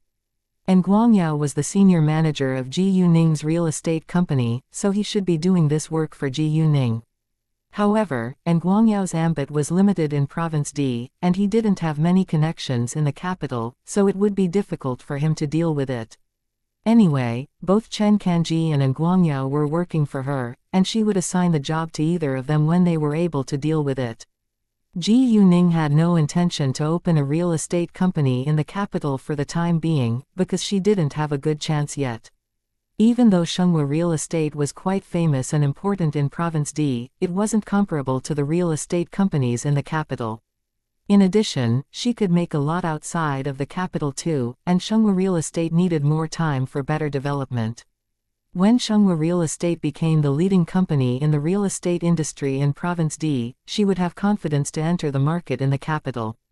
Actually, Chen Kanji had doubts about the unlucky construction site, but he didn't ask further about it. Because Ji Yuning had acquired a haunted construction site in City B once before and nothing strange ever happened again, Chen Kanji believed that she could solve this problem. It was also the reason why he placed the second land among the choices even though he heard that it was an unlucky place. In his eyes, Ji Yuning was really incredible, but he knew that he shouldn't ask her about something he shouldn't know. After that, Ji Yuning left. She knew that Wu Shunhua was still spying on her, so she told Kei to drive her. Ji Yuning, Gao Yi, and Chao Ya sat on the rear seats of the car and successfully avoided Wu Shunhua. Ji Yuning went there along with Gao Yi and Chao Ya in order to fill them in on some secrets. Both Gao Yi and Chao Ya were mentally stronger than ordinary people, so she wasn't worried that they would be scared. They left for the eastern district from the southern district, which took them over 40 minutes on the road. There was a circle of blue iron sheets around the construction site to stop people from walking inside. Gao Yi stopped the car at the gate of the construction site, and noticed that the iron gate was open. Seeing that, Ji Yuning frowned with dissatisfaction. Since this place was unlucky, the door should be closed tightly. What if someone accidentally got inside and had an accident? Thinking of that, Ji Yuning opened the car door and walked to the gate. When she was about to enter the construction site, she saw a boy stumbling over in tears. At the same time, Ji Yuning noticed a flow of black smoke circling above the center of the construction site. It wasn't thick, nor thin. Only Ji Yuning was able to see it. Something terrible must have happened, and the boy was scared by it. Ji Yuning took out several power crystals right away, and told Gao Yi and Chao Ya to take a pill before they walked inside. After that, she walked towards the young boy. "Please help. Help my older brother Zhaolin," the young boy shouted to Ji Yuning once he saw her. Saying that, he stumbled onto the ground. Ji Yuning helped him get back to his feet at once, then asked, "What happened?" My older brother Xiaolin just fell into a pit, and he is unconscious now. Nobody can wake him up, the young boy cried in fear.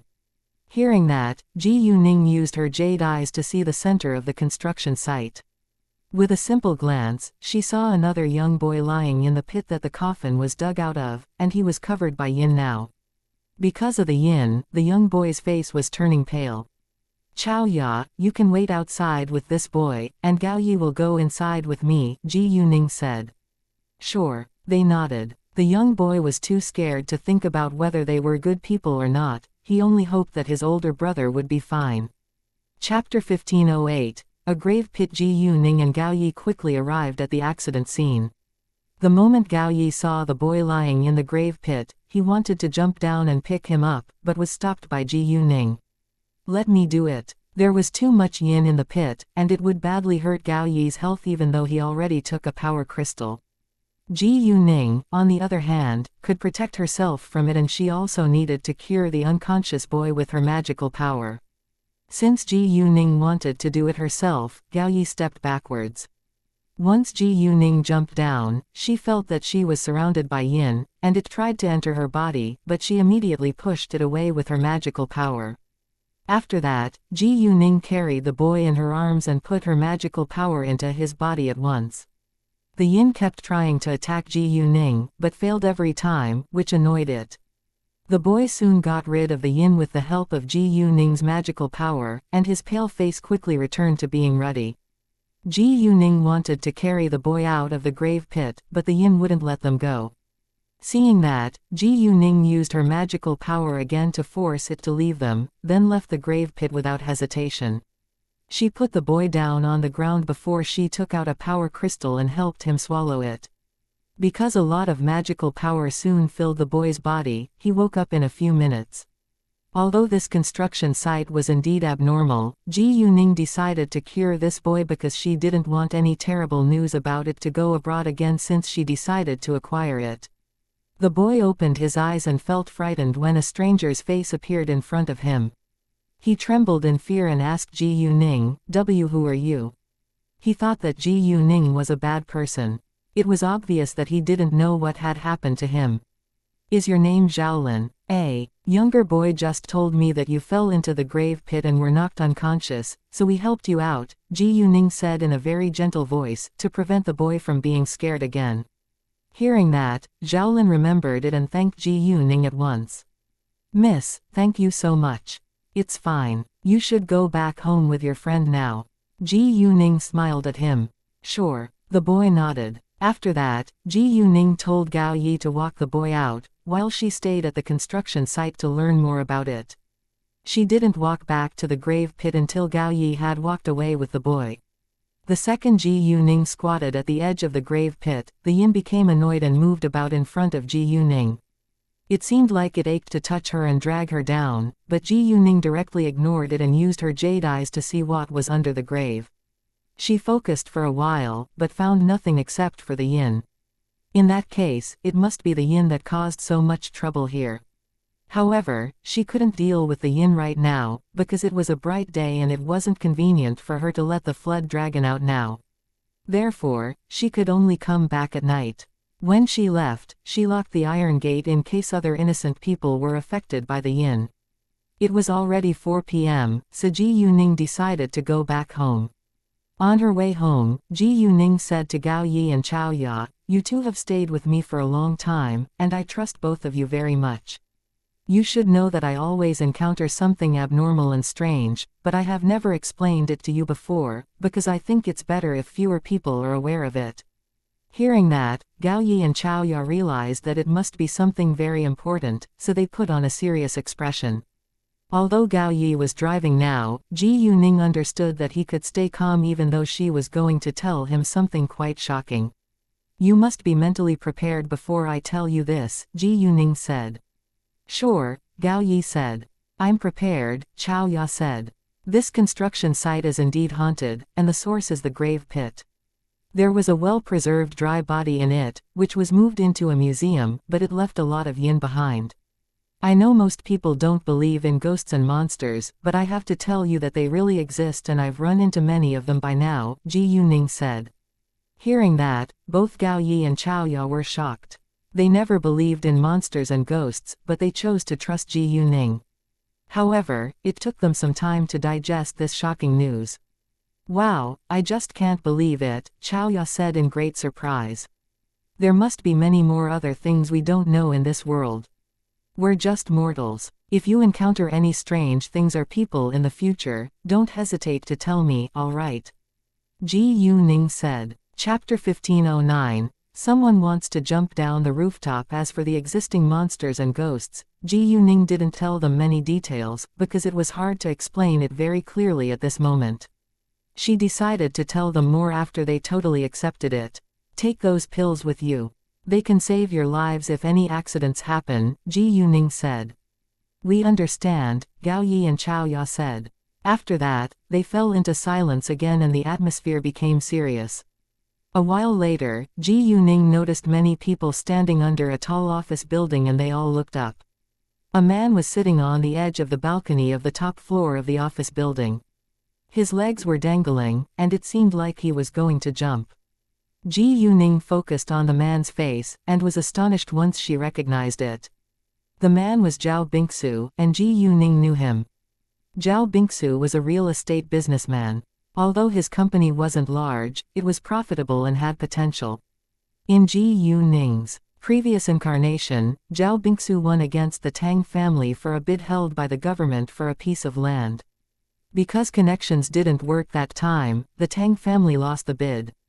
If there was a huge gap between them, Tang Bingsun would accept the result, but there wasn't, so Tang Bingsun hated Zhao Bingsu afterwards. Before long, he ordered Tang Aining to damage the houses built by Zhao Bingsu. The Administration for Industry and Commerce got involved in it and forced Zhao Bingsu to stop selling them. As a result, Zhao Bingsu suffered a great loss and went bankrupt. Luckily, he didn't have debts and kept his house and car. Ji Yuning didn't know what had happened to him after that. Since she had done many bad deeds in her previous incarnation, she decided to help those who were in crisis because of her if she met them. It was her way of making up for the bad deeds she had done.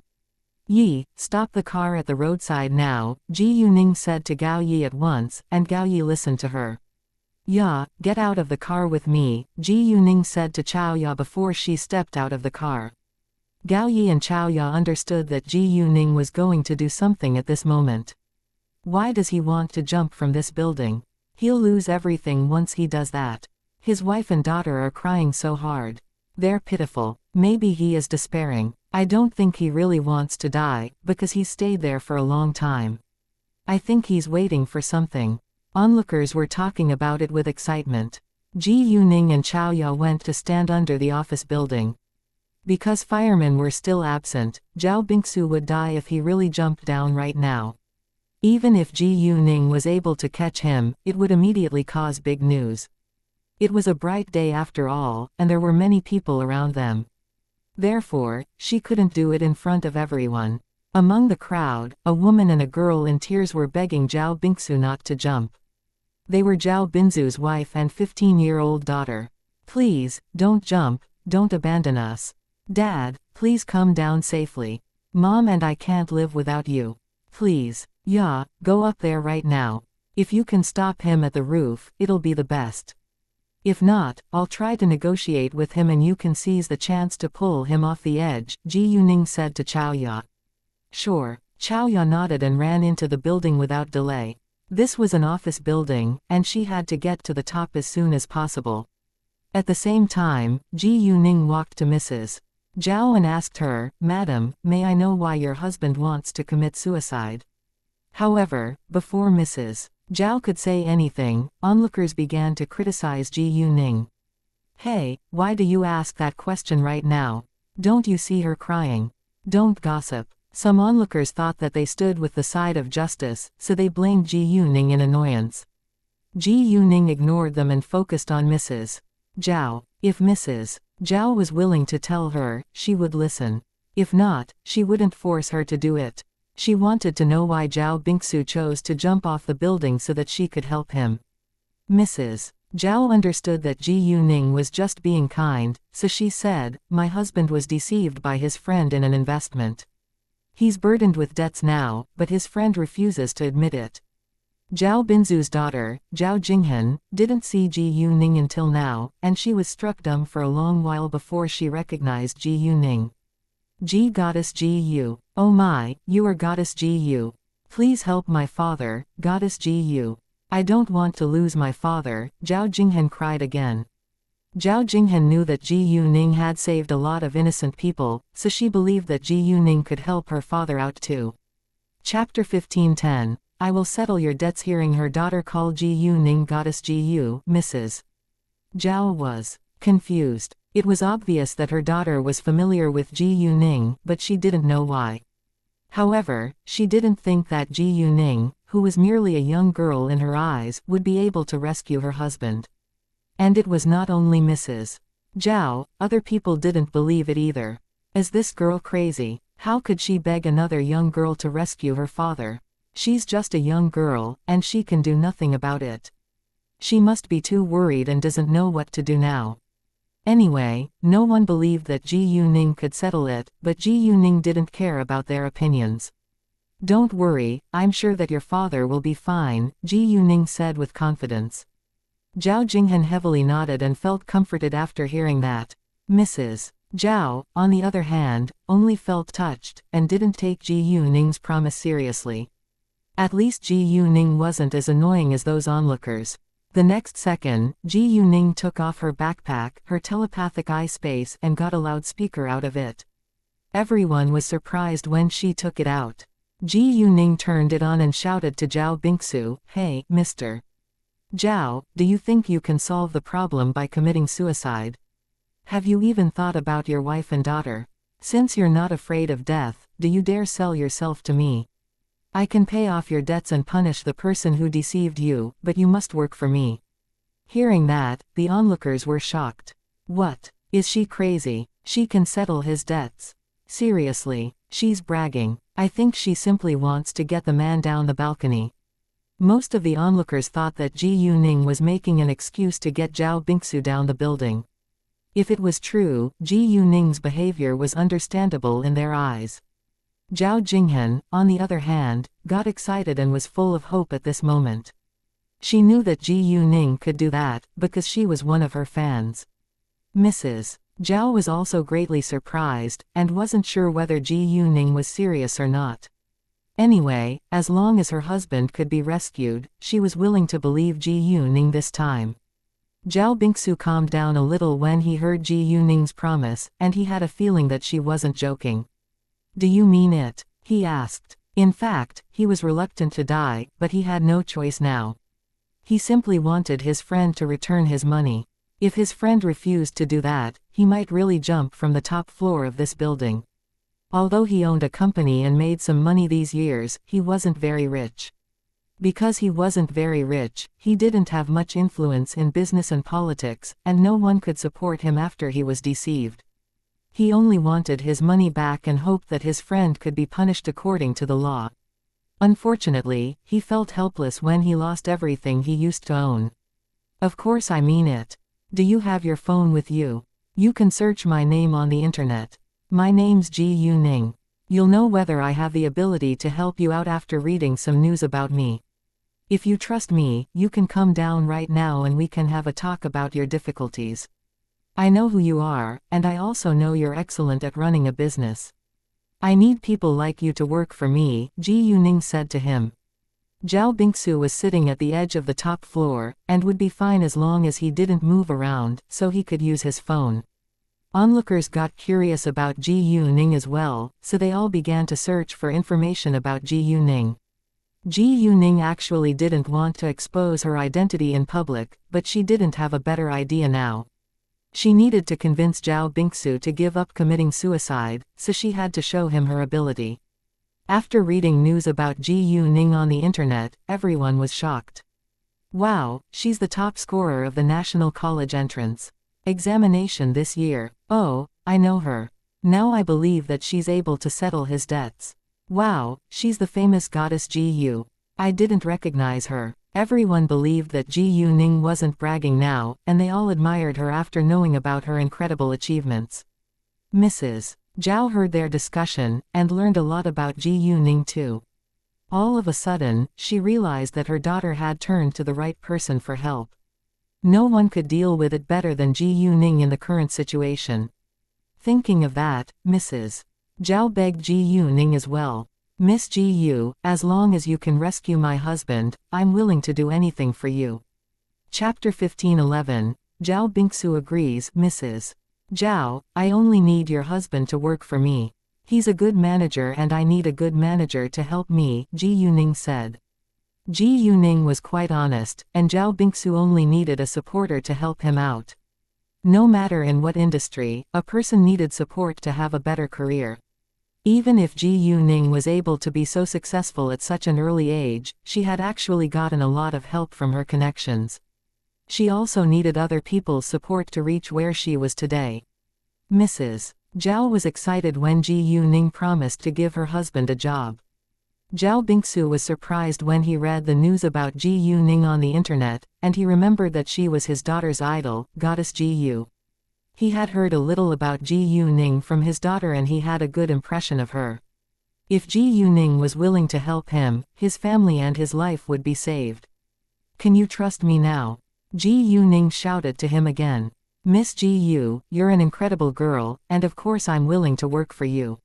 I'm coming down right now, Zhao Bingsu said with excitement, because he saw hopes. Great. Ji Yuning nodded. Hearing that, everyone was curious. They couldn't hear what Zhao Bingsu was saying on the roof of the building, but it seemed that Ji Yuning could. How was it possible? They couldn't believe it. Mrs. Zhao, you will see your husband soon. He's coming down, Ji Yuning said. Really? That's wonderful. Both Mrs. Zhao and Zhao Jinghan beamed with tears in their eyes. The next second, Zhao Bingsu stood up in their sight. Right when everyone believed that he was going to step backwards, a scary accident happened. Someone pushed Zhao Bingsu before he could turn around and walk away from the edge. He lost his balance and was pushed from the roof. Oh, my. Everyone was shocked and terrified under the building. Mrs. Zhao and Zhao Jinghan were totally stunned and Mrs. Zhao almost passed out. Why would Zhao Bingsu suddenly fall from the roof? Didn't he agree to come down? Nobody knew what just happened, but Ji Yuning understood that it couldn't be an accident. Although other people couldn't see it because the roof was far above their heads, Ji Yuning was able to see it clearly. Luckily, just as Zhao Bingsu fell to the next floor, a hand reached out from the window and caught his hand, stopping him from falling, so he was hanging by the window. The person who caught him was Xiaoya. Because someone blocked the door to the rooftop, Xiaoya listened to Ji Yuning and didn't intrude inside. Instead, she went to the room beneath where Zhao Bingsu sat in case he jumped all of a sudden. She was indeed very smart and brave. There was no one else in the room, so nobody stopped her. When the people under the building saw that Zhao Bingsu was caught by hand, they felt relieved. Xiaoya was unusually strong, so it wasn't difficult for her to pull Zhao Bingsu up to the room. In the end, Zhao Bingsu was rescued. People couldn't help but begin to applaud under the building. Mrs. Zhao and Zhao Jinghan cried again, but those who wanted him to die were anxious. The way to the rooftop was blocked and 4 people waited. Behind Zhao Bingsu, they were those who had cheated Zhao Bingsu of his money. One was the chairman of Xingtong Building Materials, Wu Yongguang. One was its manager, and the other 2 were secretaries. Xingtong Building Materials wasn't large, nor was it small, it had over 100 million yuan in assets. Most importantly, it was Wu Yongguang's only company, and he cared about it very much. The other 3 people were aware of the real reason why Zhao Bingsu wanted to commit suicide. They were Wu Yongguang's people after all, so they wouldn't tell anyone anything about it. Wu Yongguang trusted them, so he told them to help him today. In fact, Wu Yongguang didn't want Zhao Bingsu to die right here, because it would cause him trouble. However, Ji Yuning showed up out of blue, and he knew that Ji Yuning certainly had the ability to help Zhao Bingsu. He was afraid that he would be put in jail if Ji Yuning was involved, so he decided to push Zhao Bingsu from the building. Unexpectedly, Zhao Bingsu still didn't die, and was caught by someone on the next level. Wu Yongguang was in a panic now. He warned the other 3 people to keep it a secret and made up an excuse saying that it was an accident. Wu Yongguang's future was very important to their own benefits, so they agreed without hesitation. After that, they went down as well.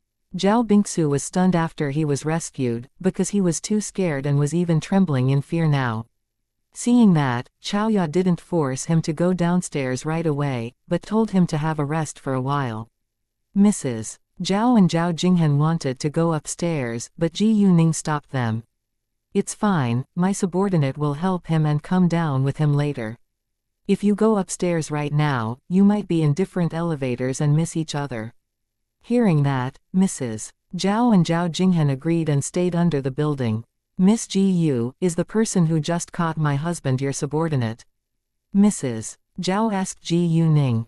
She thought that she should thank the person too. Chapter 15:12, It's not true.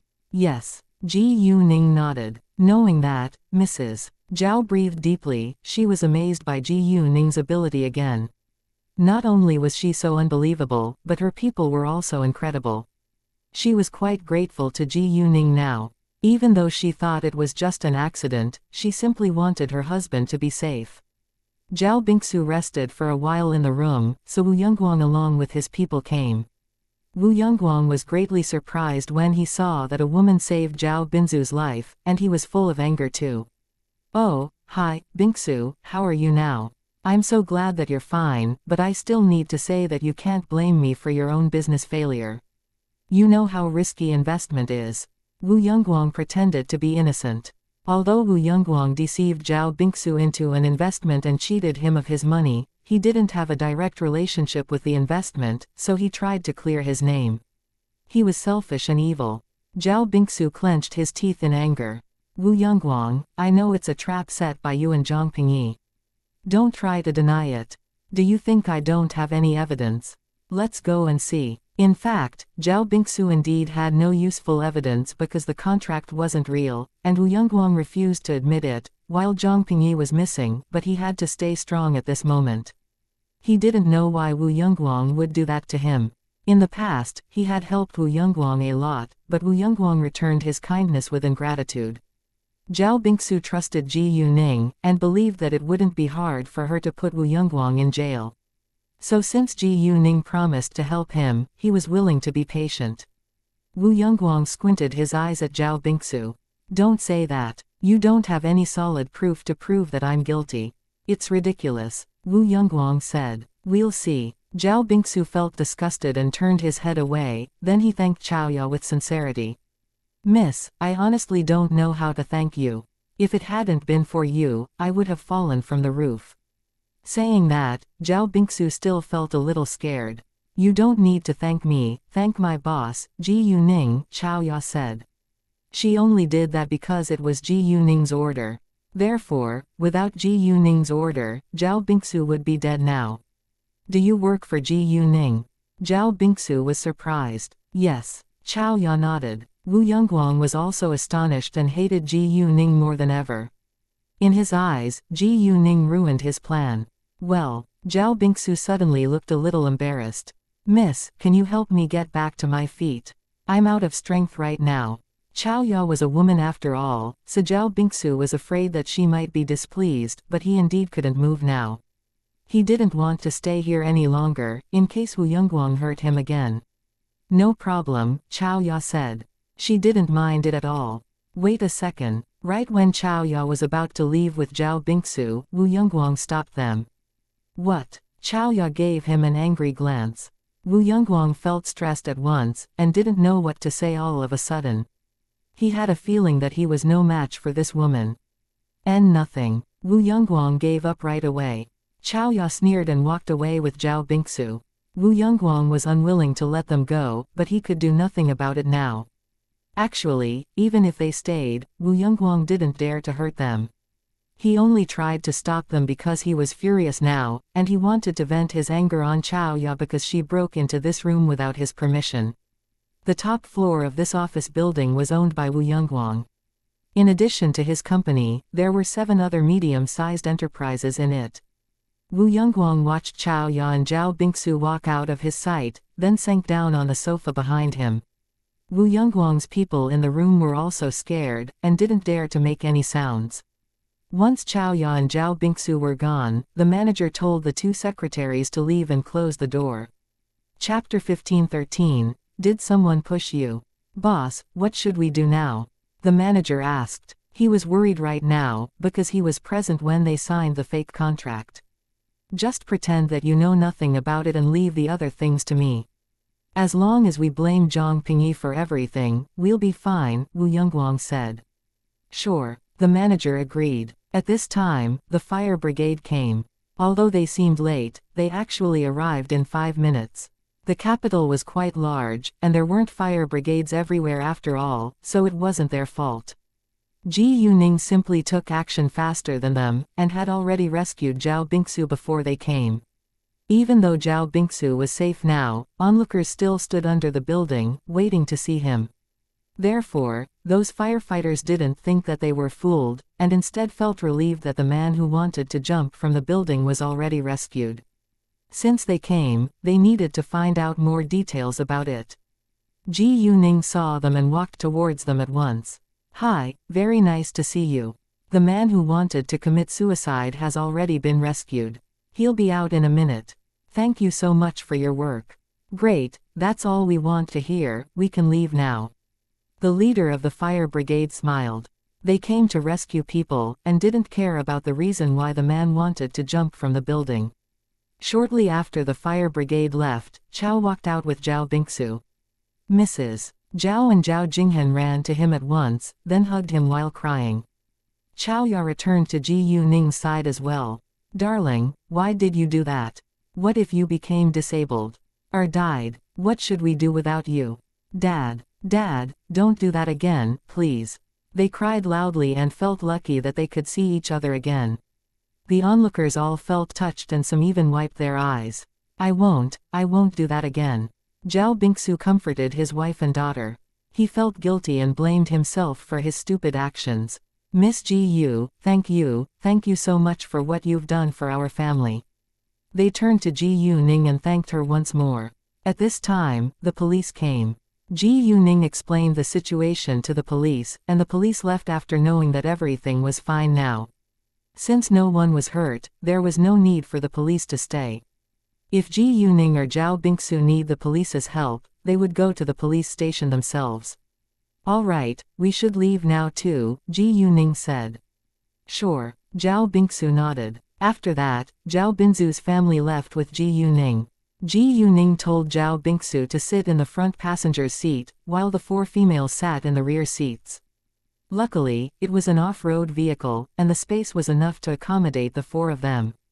Yi, let's go to the Wangdang Hotel for now, Ji Yuning said.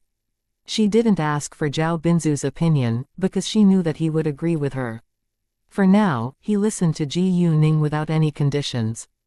Mr. Zhao, did someone push you just then? Ji Yuning asked all of a sudden.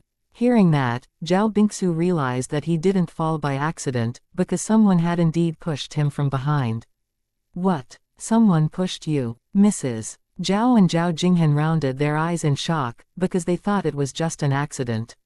You're right. Someone did push me just then, but I don't know who did it, because there were 4 people at the rooftop, Zhao Bingsu said. Ji Yuning nodded, then took out her phone to call Kay. She told him to check the surveillance cameras around the office building. Mr. Zhao, could you please tell me what happened? Ji Yuning asked Zhao Bingsu after finishing the call with Kay. Well, the thing is. Zhao Bingsu told Ji Yuning the story. It turned out that Zhao Bingsu and the owner of Xingtong Building Materials, Wu Yongguang, were schoolmates in college, and they had a good relationship with each other. Both of them started a company after their graduation, but Zhao Bingsu was luckier than Wu Yongguang and made more money than him as well. Although there were countless rich people in the capital, Wu Yongguang was still jealous of Zhao Bingsu. However, because Zhao Bingsu thought of Wu Yongguang as his friend, he never hesitated to help him when Wu Yongguang needed his help. After several years, Zhao Bingsu's company had over 500 million yuan in assets, while Wu Yongguang's had over 100 million yuan in assets too. Unfortunately, Zhao Bingsu went bankrupt 2 years ago. Ji Yuning was aware of his bankruptcy and felt a little guilty when Zhao Bingsu mentioned it. Zhao Bingsu sold his company afterwards, and only had a house and a car now. Chapter 15:14. Thank you, Miss Gu. However, although he didn't have more money now, he still needed to support his family, so he had to sell his car later. His car cost him 1,000,000 yuan when he bought it, and he had driven it for 3 years, so it was only sold for half of its price as a second-hand car. Therefore, Zhao Bingsu opened a small restaurant with 500,000 yuan. Although he didn't make as much money as before, his family could still live a happy life. He didn't need others' help because his life was still good. Zhao Bingsu and his family lived a peaceful life for 2 years. However, about a month ago, Wu Yongguang found him and told him that his friend just got a profitable project and invited him to join them. It wasn't a huge investment, but they could get a triple payback if they invested 10 million yuan in it. Wu Yongguang talked about that investment with Zhao Bingsu because Zhao Bingsu told him that he still wanted to run a successful business again. Even though he didn't have much money now, his house was worth over 10 million yuan. Zhao Bingsu felt interested in the project, and he also trusted Wu Yongguang. However, to his astonishment, Wu Yongguang cheated him out of his money. In the end, he lost his house and a lot of money. Actually, the project was real, but it had no relationship with Wu Yongguang's friend and the contract was fake too. It was a complete fake. Zhao Bingsu reported it to the police, but it would take forever for the police to catch the criminal.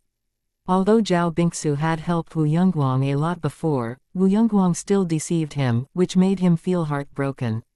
Ji Yuning had sympathy for Zhao Bingsu, because she knew how greedy some people could be. Although Zhao Bingsu was a skilled businessman with good character, Ji Yuning still needed to investigate it. When did you sign the contract? Ji Yuning asked. June 12 at 6:30 p.m., room 303, XX Hotel, Zhao Bingsu said. Who was there? Ji Yuning continued. Wu Yongguang, his secretary, the manager of his company, and his friend, Zhang Pingyi. Zhang Pingyi is the man who signed the contract with me, Zhao Bingsu said. Didn't you bring a lawyer with you? Ji Yuning asked. Hearing that, Zhao Bingsu felt embarrassed. Because I trusted him back then, I didn't bring a lawyer with me. Actually, Zhao Bingsu still felt that it was hard to believe that his old friend, Wu Yongguang, would deceive him. Ji Yuning could understand it. How did Wu Yongguang respond to it? Ji Yuning asked. He said it has nothing to do with him, and told me to find Zhang Pingyi, but Zhang Pingyi is missing, Zhao Bingsu said angrily. In that case, they had to find evidence that Wu Yongguang was Zhang Pingyi's accomplice. Without clear evidence, it was impossible for Zhao Bingsu to win the case. Most importantly, he had transferred his money to Zhang Pingyi. As a result, they had to find Zhang Pingyi and figure out his relationship with Wu Yongguang as soon as possible. Ji Yuning still needed K's help this time. How much do you know about Zhang Pingyi? Ji Yuning asked. Not much. I only know that his name is Zhang Pingyi, and he's 40 this year. He was born in the capital, Zhao Bingsu said. When did you transfer the money to him? Give me his banking details, Ji Yuning said. Zhao Bingsu took out his phone right away and told Ji Yuning the needed information. Without delay, Ji Yuning sent Ka a message and told him to help her find Zhang Pingyi. I'll do my best to help you get enough evidence, Ji Yuning said. Thank you, Miss Ji Yu, Zhao Bingsu thanked her with sincerity. Oh, may I know why you want to help me, Miss Ji Yu? He thought that Ji Yuning wouldn't help him for no reason. They weren't friends after all. All he knew about her was that she was a talented businesswoman and the famous goddess Ji Yu. Well, I coincidentally saw you, and I've heard of you before. I know you built up your company from nothing, and it was very successful before you went bankrupt. I need a good manager now, so we can help each other, Ji Yuning said. Although there were many successful businessmen who started from scratch, it wasn't easy at all. Besides, many businessmen were involved in bribery, but Zhao Bingsu was different. He was honest and down to earth. My company is short-staffed at this time, and I just met you coincidentally, so I think fate brought us together. I don't trust people without any experience, but I know that you're a senior manager, and I just did you a favor, so I believe that you won't easily betray me, right? Ji Yuning said. She wanted absolute loyalty from her people. Although she helped Zhao Bingsu because she felt guilty for what she had done to him in her previous incarnation, it didn't mean that he could be accorded any special treatment. If he wasn't qualified to be a good manager, Ji Yuning would use another way to compensate him. Chapter 15:15. Lord Long. Zhao Bingsu agreed to work for Ji Yuning to return her favor. Ji Yuning had saved his life after all, so he definitely wouldn't betray her. Ji Yuning would also pay him for his work so that his family could live a decent life. Zhao Bingsu wasn't worried about his salary. I have the intention to hire you, but it still depends on you whether you can do the job well. I hate dirty tricks, so you must be honest and upright. Even if we're going to compete against our business enemies, we shouldn't break the law and common moral standards. You can settle your debts once I successfully help you get your money back, so you don't need to work for me for free. I'll pay you according to your performance, Ji Yuning said. Zhao Bingsu was grateful to her, but she wouldn't take advantage of him. Miss Ji Yu, Zhao Bingsu was touched and didn't know what to say now. At this moment, he was willing to do anything for Ji Yuning. However, he felt it was too good to be true. If you're willing to work for me, it'll be best. If not, I won't force you to. Once you become one of my subordinates, you should listen to my orders, Ji Yuning said. Miss Ji Yu, of course I'm willing to work for you, and I won't disappoint you, Zhao Bingsu said at once. On their way, Zhao Jinghan kept glancing at Ji Yuning with admiration and curiosity. She always dreamed to see her goddess Ji Yu one day, but she was surprised that her dream became reality because of her father. In that case, she could have a closer relationship with Ji Yuning. Zhao Jinghan felt nervous in front of Ji Yuning, because she was Ji Yuning's fan. Ji Yuning was her idol and she looked up to her. Ji Yuning felt Zhao Jinghan's admiring gaze, but she didn't give her any response. Zhao Jinghan was simply glancing at her, but didn't ask her anything. Although Zhao Jinghan wanted to talk with Ji Yuning, she didn't have courage. When they arrived at the Wangdeng Hotel, Ji Yuning directly took out her black card so that everything would be free for them. Zhao Bingsu was surprised once he saw the black card.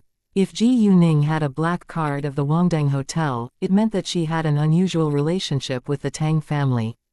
It was shocking news to him.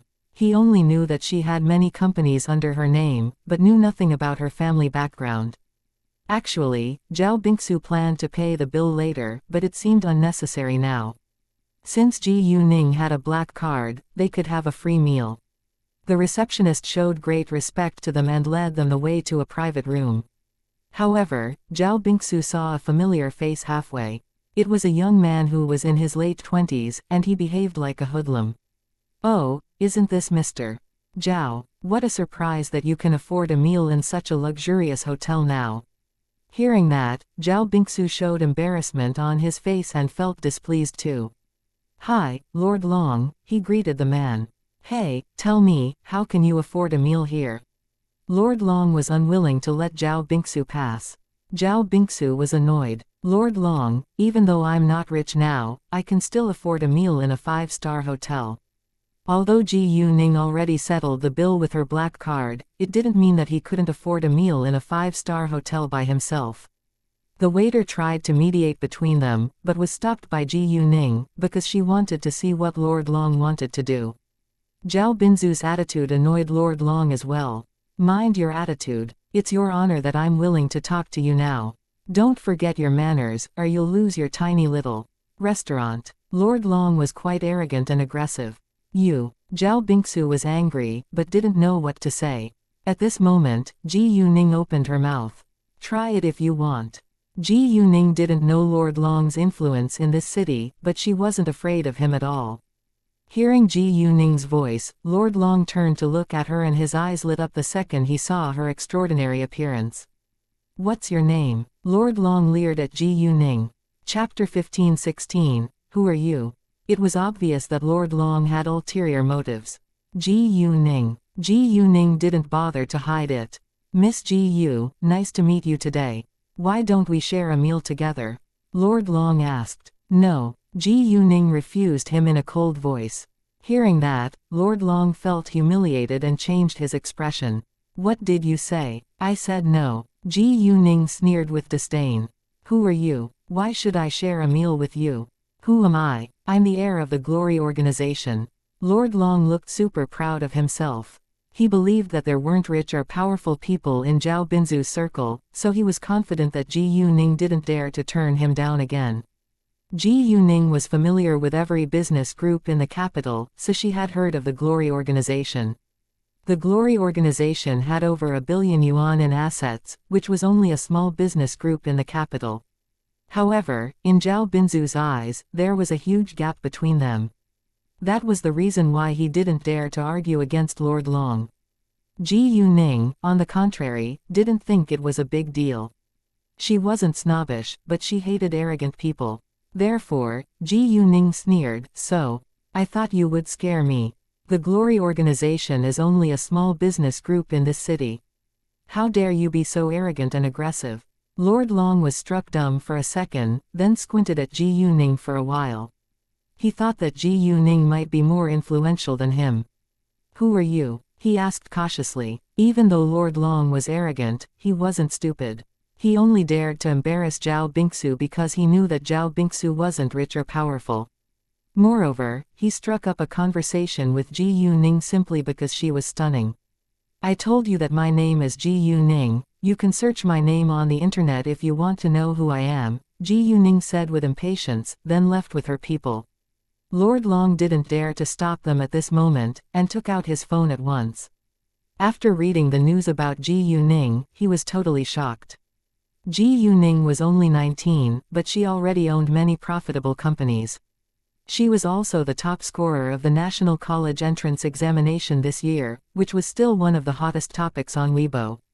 She was a kung fu master too. Lord Long felt scared in retrospect. The next second, he became curious about her relationship with Zhao Bingsu. Anyway, since Ji Yuning was willing to defend Zhao Bingsu, it meant that their relationship wasn't ordinary. They could be relatives. In that case, he couldn't make fun of Zhao Bingsu anymore. With Ji Yuning's help, it would be very easy for Zhao Bingsu to become rich again. Actually, Lord Long didn't have any grudge against Zhao Bingsu, they simply had a few disagreements, so he had never really hurt Zhao Bingsu. Lord Long calmed himself down, then directly ran back to his private room. In the private room, 2 men and 2 women were sitting around a table, and they were all Lord Long's friends. They were confused when Lord Long ran back in panic. "Didn't you leave to pick up Dong Zhe? Why are you suddenly back? You look terrified." "Oh, I totally forgot." Lord Long realized that he forgot to pick up Dong Zhe just then. "It's not important, but I almost offended an important figure just then." "What? Who?" His friends were scared and immediately asked with concern, "Are you all right?" "A girl named Ji Yuning." "I'm fine now," Lord Long said. "Ji Yuning? Who's Ji Yuning?" "A girl named Ji Yuning. Is she the founder of Jade Beauty Jewelry and Kuzi?" Lord Long's friends began to talk about Ji Yuning, and one of the women was familiar with Ji Yuning. She was a loyal customer of Jade Beauty Jewelry and Kuzi, and almost every one of her female friends were using them. Women were the target customers of skincare and makeup products after all. In addition, both Jade Beauty Jewelry and Kuzi were quite famous now. Chapter 15-17. Don't mess with her. The other men didn't know who the founder of Jade Beauty Jewelry and Kuzi was, but they had also heard of the 2 brands. "The founder of Jade Beauty Jewelry and Kuzi is a girl." "Right," Lord Long said in fear. "She's much richer than us if she's really the founder of Jade Beauty Jewelry and Kuzi." Although men weren't the target customers of Jade Beauty Jewelry and Kuzi, they knew that they were very profitable. "She isn't only rich, but also has powerful connections. I also heard that she has a close relationship with Master Tang in City B," said the woman who was familiar with Ji Yuning. Wealth didn't mean everything, because power and connections were even more influential than wealth in some situations. If a successful businessman only had money but didn't know any powerful people in politics, it wasn't likely that his business would be thriving for long. Money could buy many things, but it needed protection from power. Although senior officials in the government normally weren't rich, they could easily deprive rich people of their wealth. Moreover, business couldn't survive without the government. Therefore, the majority of businessmen ached to have support from the senior officials in the government. As long as they had help from the government, it would be much easier for them to run their businesses. The Tang family in City B, however, was the most dominant family in both business and politics. What? The Tang family in City B? I don't know many details about it, but she is indeed very influential. Without delay, they took out their phones to search for information about Ji Yuning on the internet. Oh, Ying, why don't you go to pick up Dong Zhe now? I'm too shocked to move right now, Lord Long said all of a sudden. He thought that he couldn't drive right now. Sure. Ying nodded and left. The others stayed in the room, watching the release conference of Jade Beauty Jewelry. After watching it, they were stunned and didn't know what to say. They also learned about Ji Yuning's other companies, and were very sure that they shouldn't mess with her. Ji Yuning asked Zhao Bingsu after they finished ordering, "Uncle Zhao, do you have any grudges against the man called Lord Long?" She needed to know more details about it so that she could help Zhao Bingsu if he needed her help. "Nothing serious, we've just had a few arguments," Zhao Bingsu said. "He's always like that, arrogant and aggressive in front of those who are poorer than him, but I don't think he will dare to cause us trouble again after knowing who you are." Ji Yuning nodded, then began to talk about business with Zhao Bingsu. "Since you're willing to work for me, I should be honest with you. I have a real estate company under my name, and it's in City F, Province D. The company has shopping malls, 5-star hotels, 5-star restaurants, and so on. Anyway, they're worth about 7 billion yuan in all," Ji Yuning said. Hearing that, Zhao Bingsu's family was shocked. Zhao Bingsu couldn't believe that Ji Yuning was even much richer than he thought. Ji Yuning continued, "My real estate company is Xianxia Real Estate. Its headquarters is located in City F for the time being, but it'll be moved to the capital in the future. The executive is in Guangyao, so he'll be your supervisor." No matter how experienced Zhao Bingsu was, he couldn't replace in Guangyao. Zhao Bingsu was surprised again when he heard that it was Xianxia Real Estate, because he had heard of it before. Zhao Bingsu was involved in the real estate industry as well, so he was quite familiar with the leading companies in the industry around the country. He had heard of Xianxia Real Estate, but didn't know much about it. All he knew about it was that Xianxia Real Estate had successfully gotten a piece of haunted land in City B last year. Other land developers had suffered strange things there, but everything went back to normal after Xianxia Real Estate took it. It was very surprising, so he paid a lot of attention to the news. To his astonishment, Ji Yuning was the owner of Xianxia Real Estate. Chapter 15:18. A lifesaver. If he hadn't heard of the strange things that had happened at the haunted land before, he would have believed that it was simply a trick played by Xianxia Real Estate in order to get the piece of land. "I plan to build 2 5-star hotels in the capital, and I've chosen 2 good places for them. We can start construction after I buy them. However, because Xianxia Real Estate is in City F, and there are several ongoing construction sites, we need to hire more people in the capital. You will be the general manager for Xianxia Real Estate in the capital, so you'll be in charge of recruitment and business deals. I will of course arrange for some people to help you, and you'll take part in some business events with me too, which can help you expand your circle," Ji Yuning said. Ji Yuning understood that Zhao Bingsu had his own circle, but he needed to expand it. Zhao Bingsu wasn't the owner of his previous small real estate company anymore, and he would become the general manager of Xianxia Real Estate in the capital. Since Zhao Bingsu was working for her, she would do everything she could to help him grow. Although the Xiangning organization wasn't established yet, many people in the industry were aware that Ji Yuning was the owner of Fenghua Entertainment, Jade Beauty Jewelry, and Kalane. Once the construction and decoration of the office buildings of the Xiangning organization were done, it would be officially established. They didn't need to wait for long, so a month was enough. Zhao Bingsu was surprised that Ji Yuning would let him be the general manager for Xianxia Real Estate in the capital. Ji Yuning ignored his astonishment and added, "Let's be candid here, although a real estate company with dozens of billions of yuan in assets isn't large, it isn't small either, so you should know it's not an easy job." Hearing that, Zhao Bingsu put on a serious expression at once. "Miss Ji Yu, I understand, and I'll do my best." He knew that it would be stressful, but he was willing to accept this challenge. Ji Yuning then gave Zhao Bingsu her name card. Come to the headquarters of my business group at 10 a.m. tomorrow to sign the contract. You can call me when you arrive there, and I'll arrange for someone to pick you up. Sure, Zhao Bingsu agreed. After a while, the dishes were all placed on the table, and they began to enjoy it. Zhao Bingsu's life had a new chapter, but Wu Yongguang was in a bad mood now. He didn't talk about it with Zhang Pingyi, because he already decided to let Zhang Pingyi shoulder the blame. However, he was still anxious before it was settled. He had the idea to attack Ji Yuning first so that she wouldn't have time to help Zhao Bingsu, but he didn't dare to take action after finding out about her achievements. Ji Yuning was much richer and more influential than him. He also wanted to kill Zhao Bingsu, but Ji Yuning wouldn't let him get away with it if he really did. Zhao Bingsu worked for Ji Yuning now, so she would protect him. There was nothing he could do now, so he was quite worried. He wondered if he should return the money to Zhao Bingsu and hope that Zhao Bingsu would forgive him, but he was reluctant to do that. He was unwilling to take money out of his pocket right now. Besides, Zhang Pingyi had already shared the money with him, so he would suffer a loss if he needed to return Zhao Bingsu's money. Thinking of that, Wu Yongguang felt cornered. He regretted cheating Zhao Bingsu now. Ji Yuning drove Zhao Bingsu's family home after the meal. Zhao Bingsu didn't think it was appropriate because he was only Ji Yuning's subordinate. However, Ji Yuning insisted on it, so Zhao Bingsu agreed.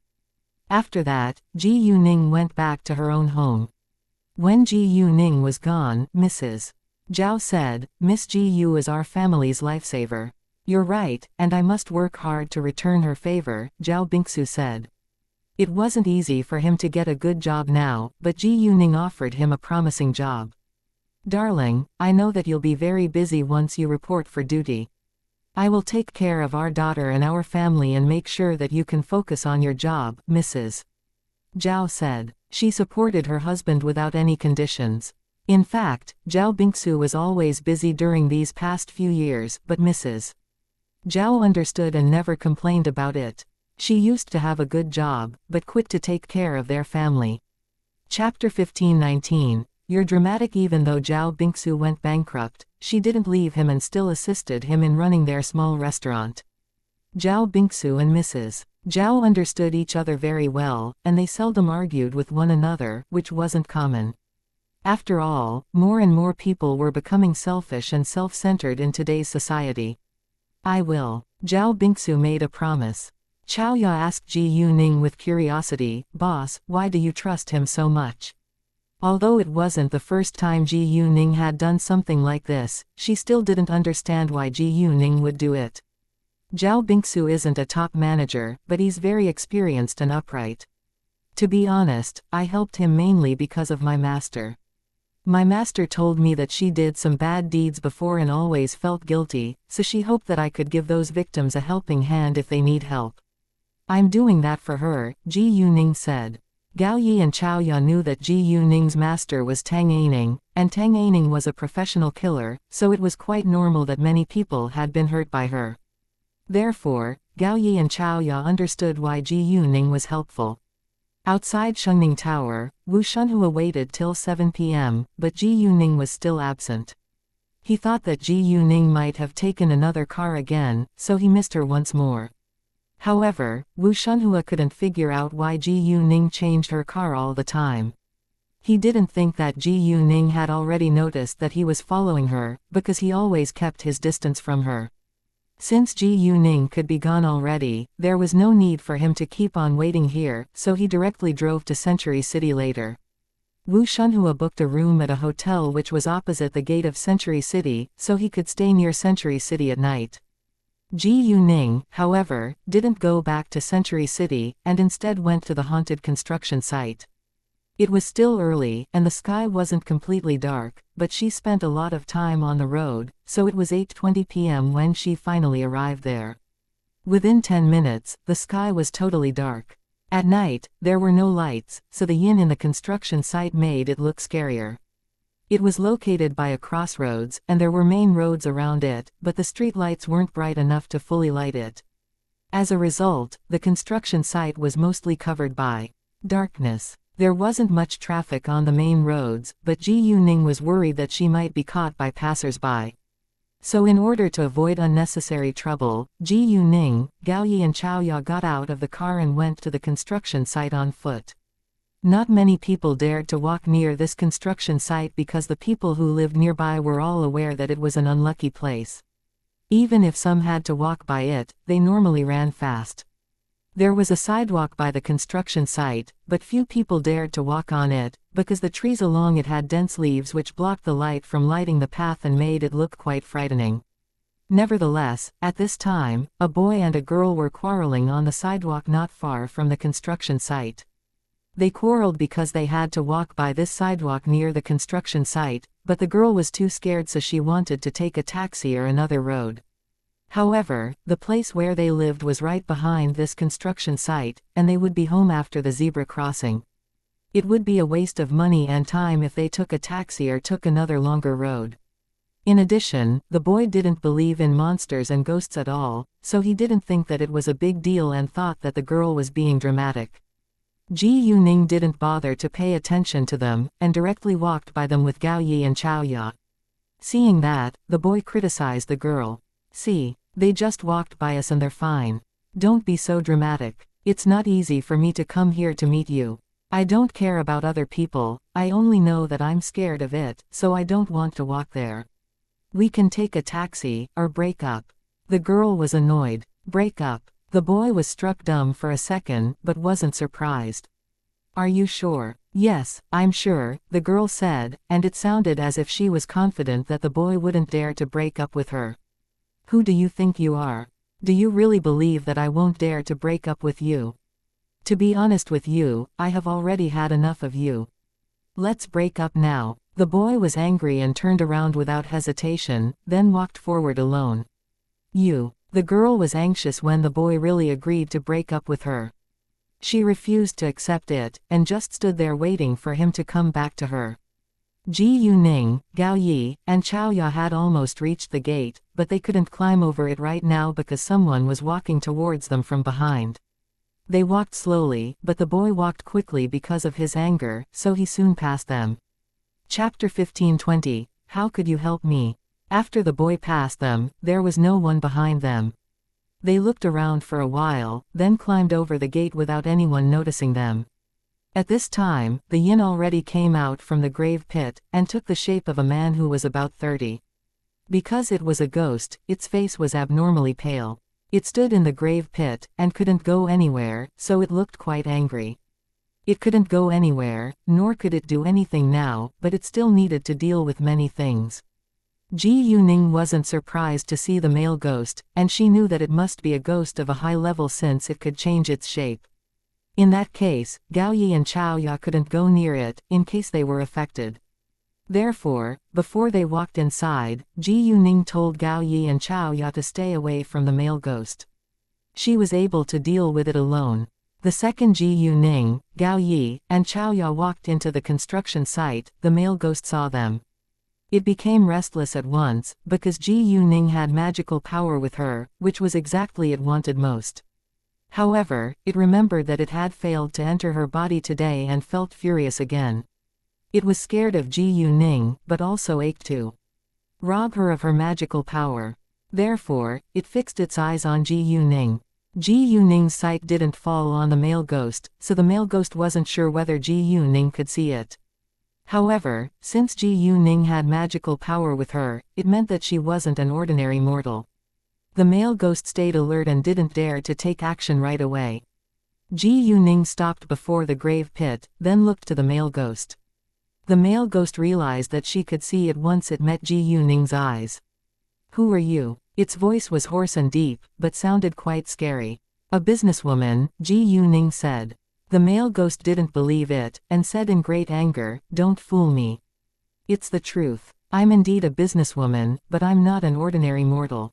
I like this place, and I plan to buy this piece of land, but strange things are constantly happening here because of you. I think I should deal with you first," Ji Yuning said slowly. Gao Yi and Xiaoya stood 7 meters away from Ji Yuning. They could hear her, but couldn't see the male ghost.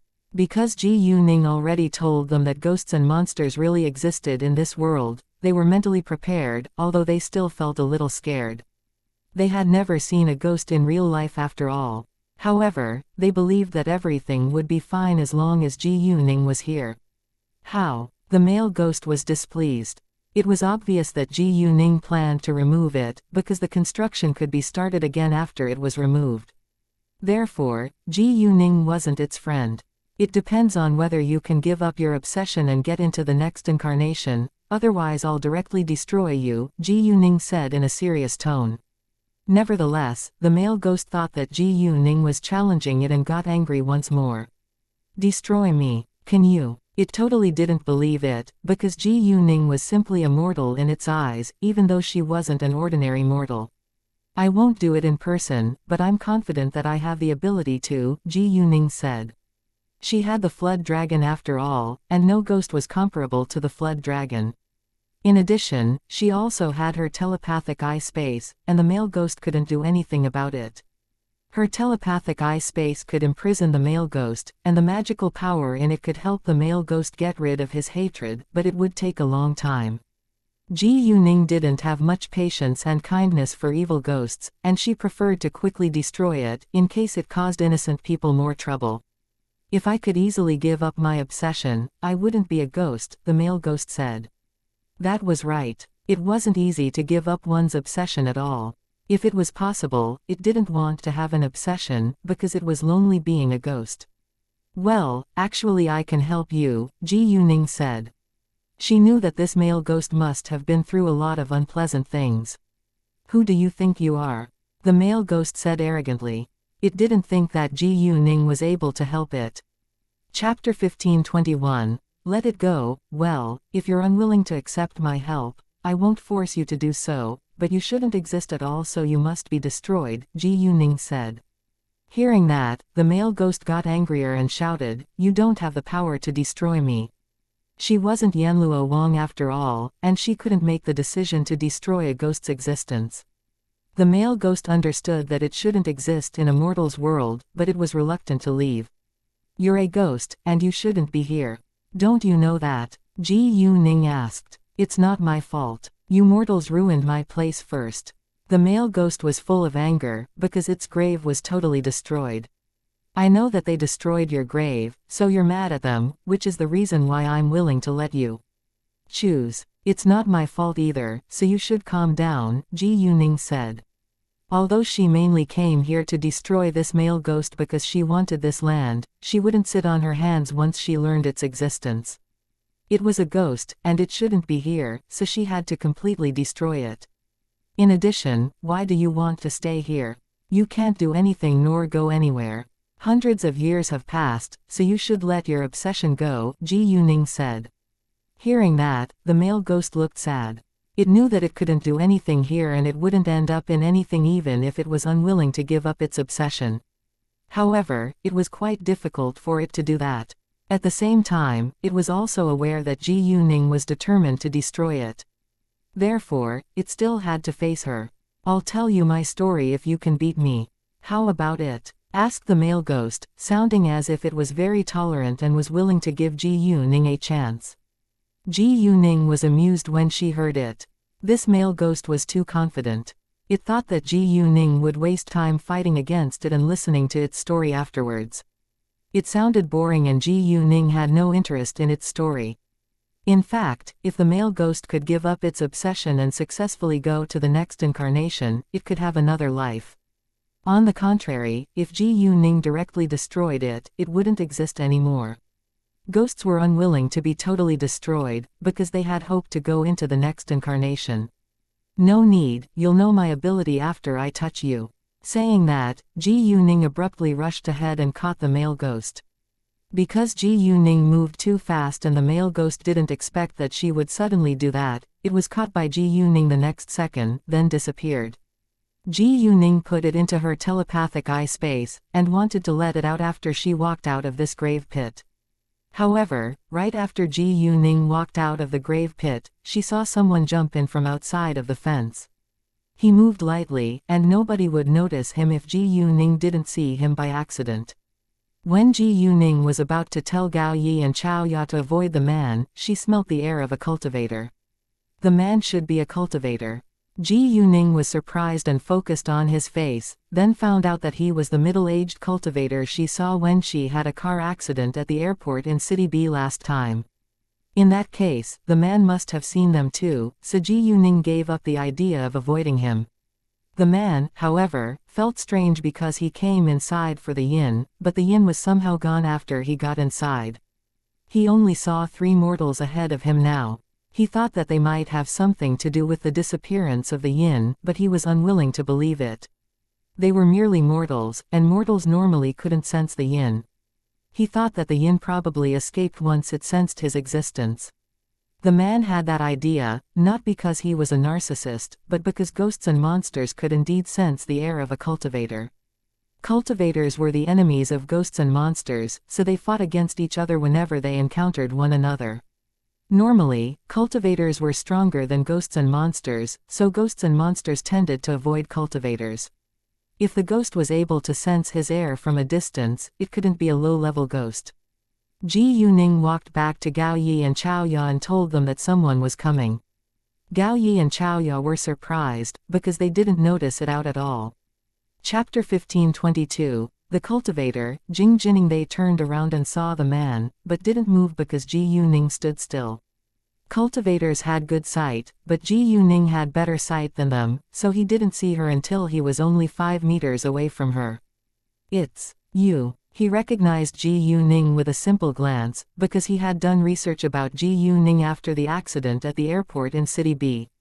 In fact, he admired Ji Yuning's abilities and achievements, because she was very outstanding among her peers.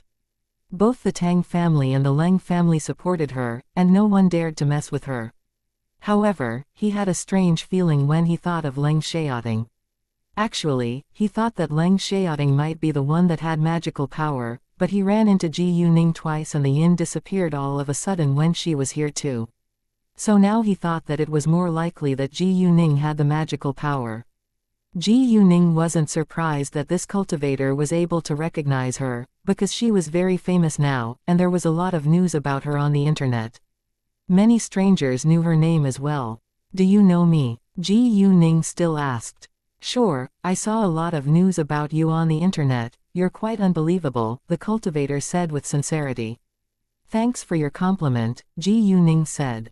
Oh, it's very late now. What are you doing here? Asked the man curiously. He knew that Ji Yuning came here for a reason. Ji Yuning said, I know this land has a bad reputation, but I want to build a 5-star hotel here.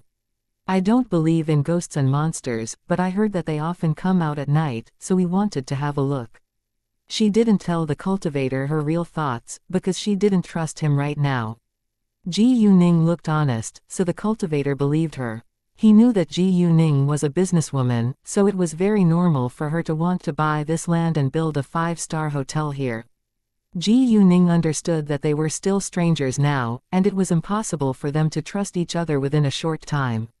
Both of them were smart people, and they knew that people acted when they met for the first time. Did you see it? Asked the man again. Unfortunately no, maybe it's already gone, Ji Yuning said. May I know why you're here too? I come here for the same reason. The man smiled. To be honest with you, my grandfather is a member of Mao Shan school, and he knows some Mao Shan skills. I learned some when I was a kid, but I've never seen a ghost before, although I've heard a lot of stories about ghosts. Actually, that was a total lie, but even though the man lied, Ji Yuning wouldn't point it out and pretended that she accepted his explanation. Oh, sounds interesting. Well, unfortunately Mao Shan school is decaying, and not many people are aware of it now, the man said, feeling sorry about it. Although it was a lie that his grandfather was a member of Mao Shan school, he indeed felt sorry for its decay, because he had a special relationship with it.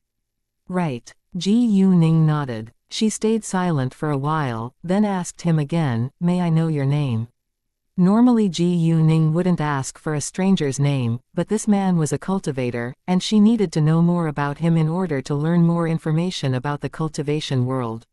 Moreover, Leng Xiaoting's mother was a member of the cultivation world too. My name's Jing Jining. I'm much older than you, so you can call me Uncle Jing if you don't mind, Jing Jining said. Jing Jining was happy to make friends with Ji Yuning because he had a good impression of her and wanted to figure out whether she had something to do with magical power. Ji Yuning aroused his curiosity. Chapter 1523. This man is strange in his eyes. Even Dongfang Ziyu, who was the well-known top female cultivator in the cultivation world, wasn't comparable to Ji Yuning. There was another reason why Jing Jining had a good impression of Ji Yuning. He knew that Leng Xiaoting was Ji Yuning's boyfriend, and he had a deep impression of Leng Xiaoting. Nice to see you, Uncle Jing. Ji Yuning beamed. She was also willing to make friends with him. Great, I'll directly call you Ji Yuning now, Jing Jining said. Well, since we're friends from now on, can we exchange phone numbers? Jing Jining said. Ji Yuning nodded and exchanged her number with Jing Jining. Jing Jining didn't know that Ji Yuning was willing to make friends with him for a purpose, but Gao Yi and Chao Ya were aware of it. At the same time, they also understood that Jing Jining tried to have a good relationship with Ji Yuning for a purpose. I think we can go back now, Ji Yuning said later. Because Jing Jining was here, Ji Yuning couldn't let the male ghost out now. Sure, let's go now. The yin was gone now, so there was no need for Jing Jining to stay here. Although he still wanted to figure out whether Ji Yuning had magical power, he wouldn't rush to ask her right away. Ji Yuning was very smart, and he was afraid that he might expose himself. Uncle Jing, may I know what you do? Ji Yuning casually chatted with him on the way. I'm a jade businessman, a broker to be specific, Jing Jining said. Brokers referred to manufacturers like wholesalers and retailers, who resold or leased purchased products for profit. They created time, place, and ownership utility. Brokers played the role of purchasing agents for their customers, buying various products to resell them to customers. Brokers included wholesalers, retailers, agents and brokers. Because not every jewelry businessman could cooperate with jade miners, many jewelry businessmen needed franchisees. So if a broker had many clients, he or she could make a fortune. Ji Yuning understood that the magical power of jade could help cultivators with their cultivation, so she wasn't surprised that Jing Jining was involved in the jade industry.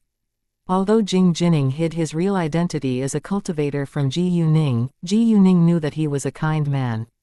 Uncle Jing, which jade miner do you work with? Ji Yuning asked. Yutian Jade Mining Company, City Rui, Province Yun, Jing Jining said. Jing Jining didn't know that Ji Yuning was also a jade provider, and Ji Yuning had no intention to tell him either. City Rui was the largest inland port in the southwest area of their country and it was an important jewelry distribution center. It was rich in jade resources, while City Tang was only a distribution center, so its resources weren't as good. Therefore, Ji Yuning planned to visit City Rui one day. She was too busy these days, and her jade company still worked well in City Tang, so she wasn't rushing to do that yet. After all, she had a pair of jade eyes, so it was very easy for her to find jade. When they walked out of the construction site, Ji Yuning asked, Uncle Jing, did you drive here or take a taxi? I took a taxi, Jing Jining said. We drove here. Do you need us to send you home? Ji Yuning asked. Thanks, but I'm staying in a nearby hotel, so I can walk back as a way of exercising, Jing Jining said. It was another lie, because he still wanted to go back to the construction site after Ji Yuning was gone. Sure, see you. Ji Yuning didn't insist. Once Ji Yuning left, Jing Jining went back to the construction site, but he found nothing useful. Chao Ya asked Ji Yuning, Boss, I think this man is strange. You're right, but he isn't a bad man. Actually, in addition to ghosts and monsters, cultivators also really exist. They're not mortals, and can live hundreds of years if their cultivation is at a high level, Ji Yuning said. Knowing that, Gao Yi and Chao Ya were shocked again. They couldn't believe that cultivators were real too. Luckily, they were already aware of the existence of ghosts and monsters, so it wasn't hard for them to accept cultivators now. Although Gao Yi and Chao Ya were curious about how Ji Yuning found out about ghosts, monsters, and cultivators, they didn't ask further about it. Ji Yuning would tell them if she wanted them to know. Since Ji Yuning agreed that Jing Jining was strange, Gao Yi and Chao Ya had a feeling that he was a cultivator, and they were right. The man you just saw is a cultivator, but I don't know his level. He is obviously making friends with me for a purpose, but he's been kind to me till now. Chapter 1524. Stay away from them. I'm also becoming friends with him for a reason, because I want to know more about cultivators. I think that I'm bound to go through many strange things, but I can't avoid them. So instead, I must continue to improve myself, Ji Yuning said. Gao Yi and Chao Ya always knew that Ji Yuning was mysterious, but now they found that she was even more powerful than they thought. At this moment, they also realized that there could be more difficulties ahead of Ji Yuning, but they were willing to stay by her side to protect her. If you run into some strange people like him again, stay away from them, Ji Yuning said. Although Ji Yuning often helped innocent people, she knew her own abilities very well. It wasn't her duty to save everyone, and she wouldn't do something which was out of her control. We understand, Gao Yi and Chao Ya said. When they got back to Century City, they went back to their own homes. Because it was still early, Ji Yuning took out her phone and began to chat with her friends in their WeChat group. She didn't have the idea to let the male ghost out right now, in case Baili Zongyang and Baili Zongshe found it. She planned to question the male ghost later when it was convenient for her to do so. Chu Peihan and others just received their admission letters to their dream universities. So they were excited to study in their dream universities in a few months. If no accident happened, they could major in their favorite majors. After chatting for a while with them, Ji Yuning went to read her friends' posts in WeChat Moments. Most people were fine, but Xu Qinyan seemed to be in a bad mood. Ji Yuning understood that she had worries. It was obvious that Xu Qinyan was seriously thinking about her relationship with Tang Qingyang, because Ji Yuana left many comments to encourage her to be brave. Ji Yuning didn't know what she could say at this time, so she left no comment. Bai Shuiyan also sent out a recent post, saying that she grew up a lot after being through something and she thanked those who had hurt her because they helped her grow strong. Ji Yuning took Bai Shuiyan as her friend. Although they seldom contacted each other because she was too busy, she still cared about her. After reading Bai Shuiyan's post, Ji Yuning was worried about her, so she sent her a message. Ji Yuning, how are you doing now? Before long, Bai Shuiyan replied to her. Bai Shuiyan, what a surprise that you would send me a message of your own accord. Bai Shuiyan, not bad, not very good. It meant that she wasn't in a good condition. Ji Yuning, I just saw your post from yesterday, and I'm worried about you. Bai Shuiyan, well, I just confessed my love to Alan yesterday, but he turned me down. I'm too young and not mature enough in his eyes. Ji Yuning understood that it was about Alan. Ji Yuning, it's your own personal affair, so I don't know what I should say, but it's difficult falling in love with someone who loves you too. Bai Shuiyan, I know. I'm just a little sad. After comforting Bai Shuiyan for a while, Ji Yuning began to read the recent news, especially news about her companies. Luckily, she didn't see any terrible news, and most internet users left positive comments on her companies. Ji Yuning also paid attention to news about Tang Xiaoxiao and other artists. Because of an empress of military blood, they gained much publicity. Artists needed publicity, or they would soon be forgotten by the audience. Some artists even did publicity stunts to attract people's attention. Even if there was only bad news about them, it was better than being ignored. However, bad news always went abroad faster than good news. Because too many onlookers loved gossiping, artists were under great pressure. There were rules in every industry, and they had to be mentally prepared for it. Some artists might do anything in order to get fame, which meant money in the entertainment industry. They didn't care whether people were complimenting or criticizing them, and only wanted attention. In fact, only artists with outstanding skills could stay famous for long. After a while, Leng Xiaoting suddenly called Ji Yuning. It was almost 12 a.m. now, but he knew that Ji Yuning normally went to sleep late. She wouldn't sleep until it was past 12 a.m. Therefore, he wouldn't interrupt her at this moment. Ji Yuning's phone was in her hands, so she picked up his call right away. Leng Xiaoting was surprised and joked. Are you waiting for my call? I'm not, but my phone is in my hands now, Ji Yuning said. Really? Leng Xiaoting smiled. Chapter 1525, Don't want to live longer than you. Ji Yuning pouted, but didn't argue with him. How's your cultivation these days? Not bad, I'm improving, Leng Xiaoting said. It took a long time for a cultivator to improve his cultivation, and Leng Xiaoting had already improved a great deal. Great, but you don't need to rush. Be patient, Ji Yuning said. Actually, Leng Xiaoting only wanted to be a cultivator at a high level because he wanted to protect Ji Yuning and find out the real reason for his mother's death. Ningning. Leng Xiaoting suddenly called Ji Yuning but stopped the next second. What's up? Ji Yuning asked with concern.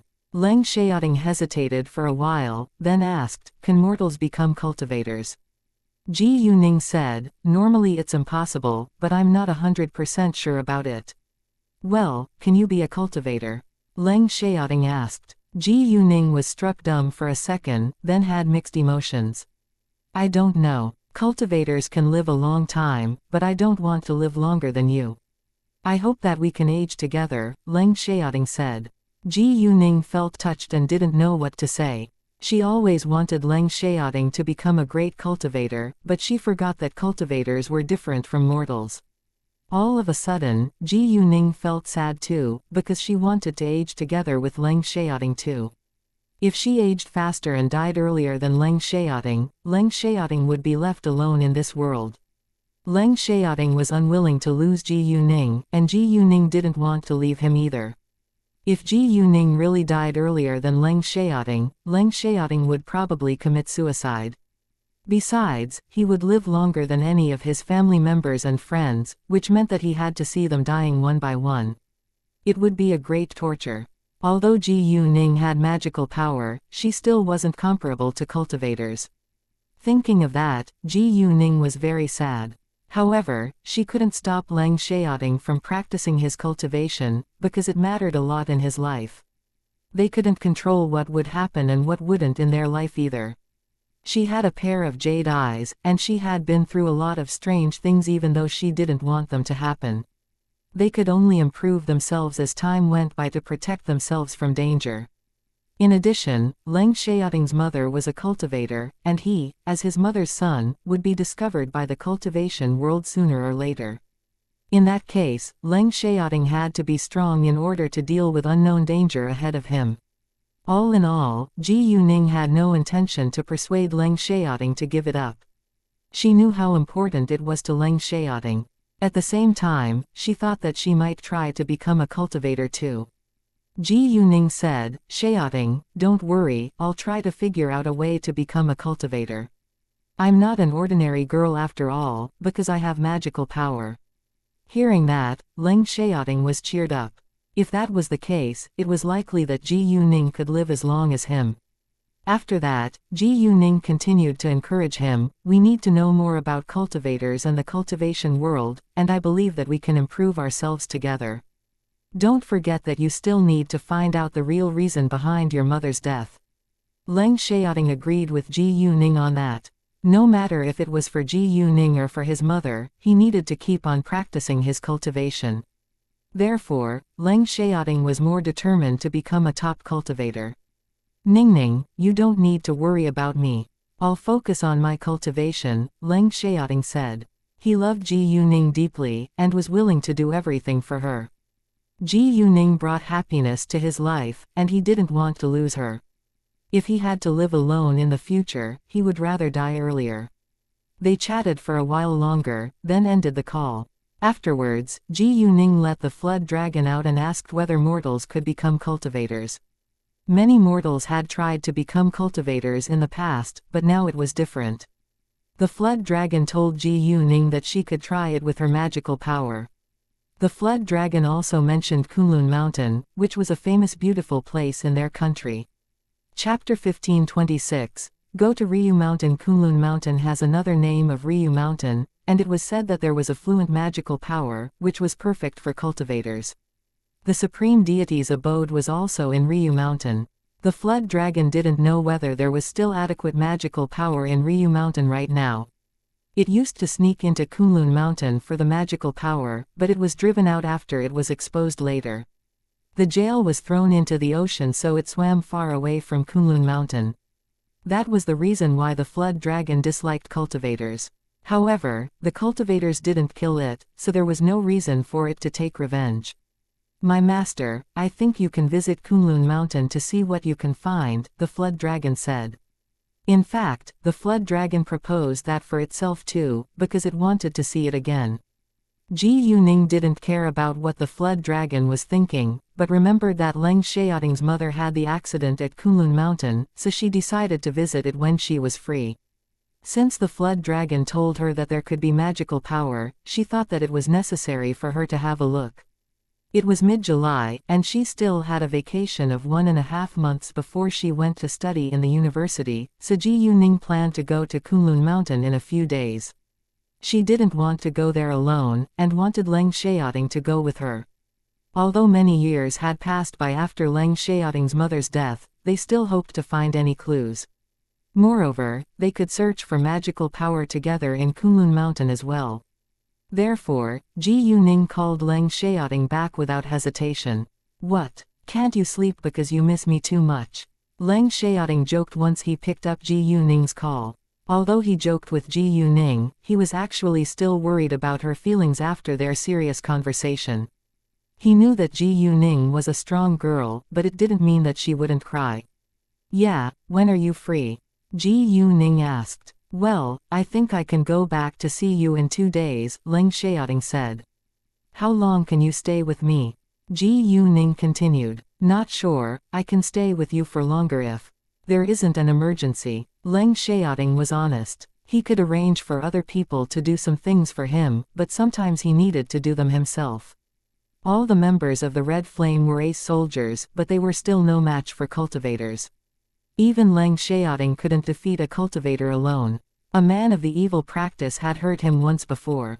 Although Leng Xiaoting was a cultivator now, he was at a very low level, and it took a long time for him to go up in levels.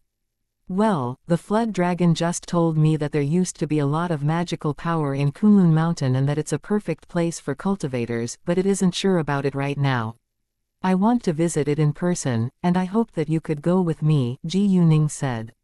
Leng Xiaoting got excited after hearing that, because he always wanted to visit Kunlun Mountain. He knew that there were many strange things in this world, and he was willing to take adventures with Ji Yuning. "Sure, I need 3 days to settle my work, but I'll meet you once it's done," Leng Xiaoting said. Leng Xiaoting was eager to see Ji Yuning and go to Kunlun Mountain with her, but he had to be patient. Even though both Leng Xiaoting and Ji Yuning had worries, they still had a good sleep. Gao Yi and Chao Ya, however, couldn't sleep at all after reading novels and other information about cultivators on the internet. Leng Xiaojia, Tang Yaxin, and Qi Ziyu couldn't sleep either. Leng Xiaojia felt much better now, but had lost a lot of weight and looked quite haggard and unhealthy. She hated her appearance now, and didn't want to look at herself in the mirror. Tang Yaxin always had nightmares at night because of Ji Yuning. She couldn't sleep well, so she was becoming increasingly weak. Chapter 1527. Baili Zongyang finds Wu Shunhua and Qi Ziyu successfully got enough of the drugs that he needed, but he was too anxious and worried that he might be caught at any moment. The next day, Ji Yuning didn't go for a run in the morning, but instead sparred with Gao Yi and Chao Ya in the yard. The yard was open, so Wu Shunhua was able to see her. Even though Wu Shunhua knew that Ji Yuning was a martial arts expert, he didn't know exactly how good she was at fighting.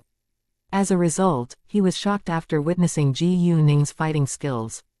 Although she wasn't comparable to cultivators, cultivators had the help of their special power after all.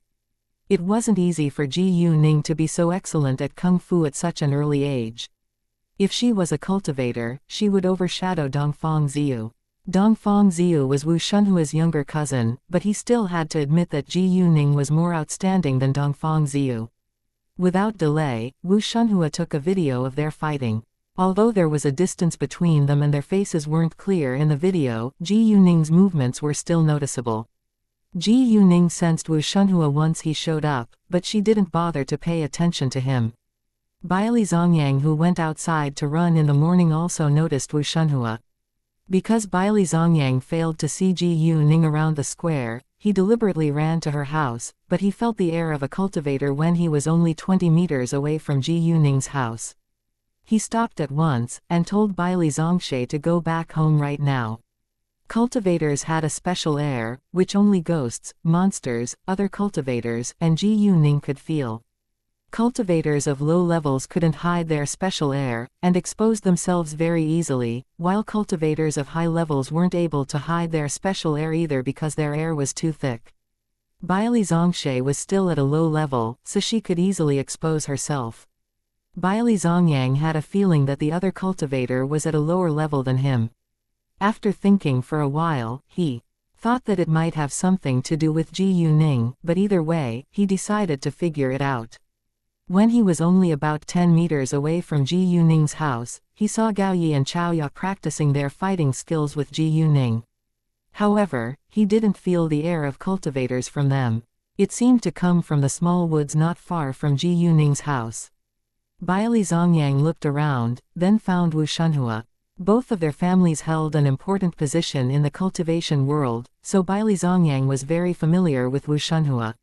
He was displeased the second he saw Wu Shunhua, because him showing up there meant that Wu Shunhua also found out about Ji Yuning's secret. Therefore, Baili Zongyang thought that he should tell Ji Yuning that Wu Shunhua was spying on her.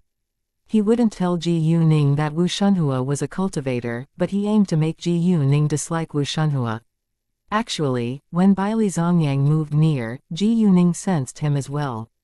She didn't bother to give him a look, because she was aware that Baili Zongyang was paying a lot of attention to her too. Wu Shunhua didn't notice Baili Zongyang's air, but Ji Yuning did.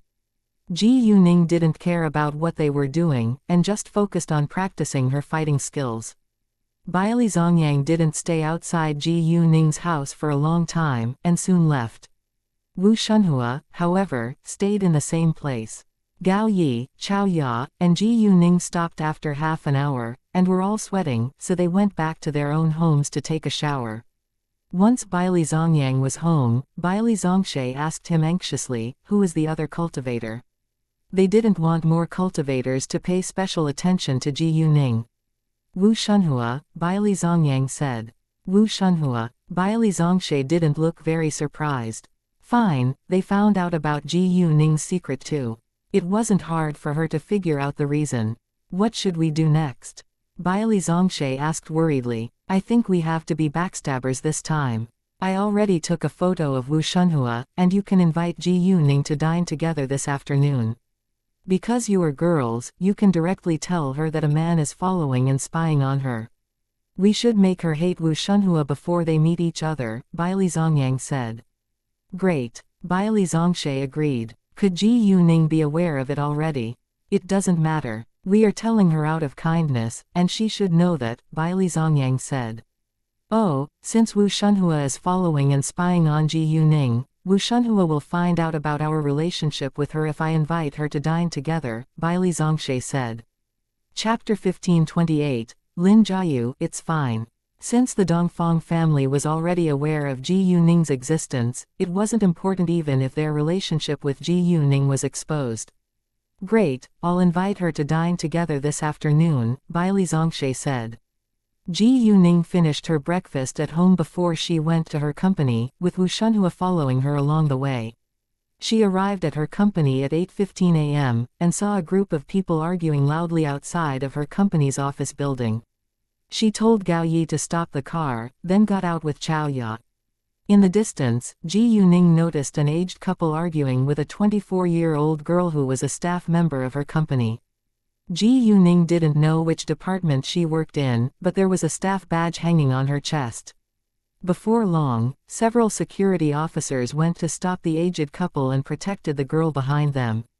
All the security officers in the Shunning organization were retired soldiers, so the aged couple was no match for them. You have no sense of gratitude at all. I raised you, and now your older brother needs your help for his marriage. Shouldn't you help him? How dare you refuse to do that? The old woman was quite aggressive. At this time, Song Mani walked out. She was the HR manager now. Ji Yuning wanted to see Song Mani's ability in such a messy situation, so she didn't stand out right away. How dare you come here again? I've never seen such disgusting parents like you before. You only care about your son, and ignore your daughter. Song Mani criticized them. It was obvious that it wasn't the first time that this aged couple had been here. In fact, this aged couple had already blocked the girl, whose name was Lin Jiayu, outside the office building yesterday, and Song Mani helped her out back then. Therefore, Song Mani knew the real reason why they came here and felt angry about it. Lin Jiayu's parents valued their son above their daughter, and they even tried to force Lin Jiayu to marry a rich old man for money which would be used for their son's marriage. The old rich man was violent and had divorced 3 times before. They simply wanted to sell Lin Jiayu for money and didn't care about her feelings at all. Not every parent was a good parent. Some parents were evil and didn't treat their children equally. Although the onlookers didn't know many details, they realized that Lin Jiayu was quite unlucky and had a pair of evil parents once they heard that her parents wanted to sell her for money for her older brother's marriage. Jesus, her parents are so disgusting. They are not qualified parents. They can't sell their daughter for money. It's evil and unacceptable. Hearing people's criticisms, Lin Jiayu's parents changed their expressions and felt furious from the humiliation. It's none of your business. Shut your mouth, shouted Lin Jiayu's mother. It was indeed their family's affair, but their dirty secret was exposed in public. You keep causing our company trouble, so we must stop you from doing that. If you don't leave right now, I'll call the police, Song Mani said. Song Mani wanted to help Lin Jiayu, but it was her family's affair after all, and it relied on Lin Jiayu to fight it back. Lin Jiayu must be strong to protect herself from her evil parents. If Lin Jiayu was too weak and gave in, nobody could help her out. Lin Jiayu's parents panicked a little but still argued. Don't scare us. She's our daughter, and we need to see her. I know your company is big, but you can't bully us. There are surveillance cameras everywhere, and the police will know who's making trouble here, Song Mani said with a calm expression. She didn't think that Lin Jiayu's parents could seriously hurt their company. In addition, Ji Yuning was her boss, and she believed that Ji Yuning was able to make sure that the company would be safe. Lin Jiayu's parents were mad. They wanted to beat Lin Jiayu, but Lin Jiayu was protected by several strong security guards now. Leave now, or I'll call the police, Song Mani said, taking out her phone. She hated people with no class. Lin Jiayu's parents wanted to grab her phone because they knew that the police would only take them away. However, it was impossible for them to get near Song Mani with the security guards around them. Lin Jiayu felt heartbroken now, and watched them in silence. She couldn't believe that her parents wouldn't hesitate to sell her for her older brother's marriage fee. Ever since she was a little girl, her parents had been treating her as if she was a maid. She had to earn the tuition fee to finish her education all on her own. She hated her parents, and what they did this time totally broke her heart. Chapter 1529, Have control of your own life. How much can you get by marrying Jiayu to the old man? Right at this moment, a male voice interrupted them and a man walked out of the crowd. Zhang Hao, what are you doing here? Lin Jiayu was surprised to see him. Zhang Hao didn't respond to Lin Jiayu right away, but coldly stared at her parents, waiting for their answer. Lin Jiayu's parents were struck dumb for a second, then showed obvious disdain on their faces. Zhang Hao was Lin Jiayu's boyfriend, but he wasn't rich, so Lin Jiayu's parents didn't approve of their marriage.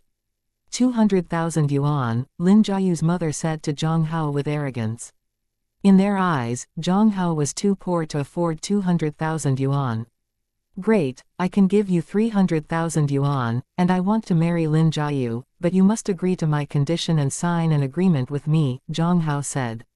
Hearing that, both Lin Jiayu and her parents were shocked. Zhang Hao, don't be silly. You can't afford it, and you shouldn't give them money at all.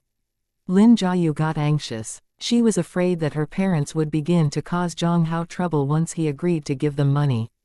Don't worry about me. I promise that I won't marry the old man. Jiayu, can you trust me this time? Zhang Hao asked Lin Jiayu in a serious tone.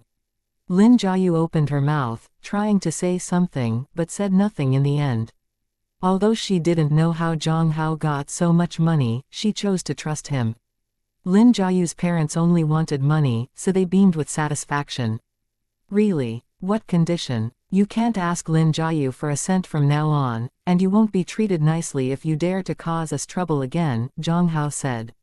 No problem. Lin Jiayu's mother agreed at once.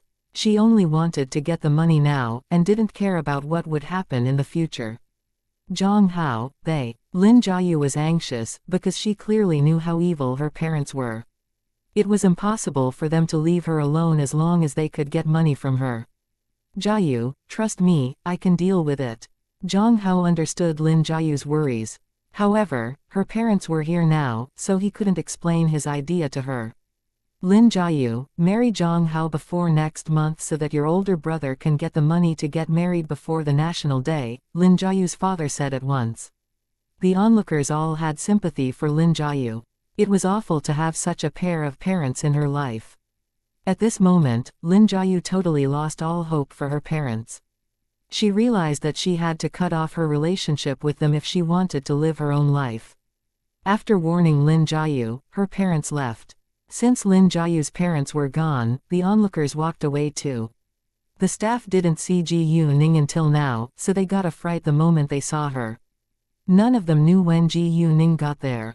It was already past 9 a.m. now, and they should be at work. They were worried that Ji Yuning might criticize them for watching the drama. It's fine. Go back to your work now, Ji Yuning said to them.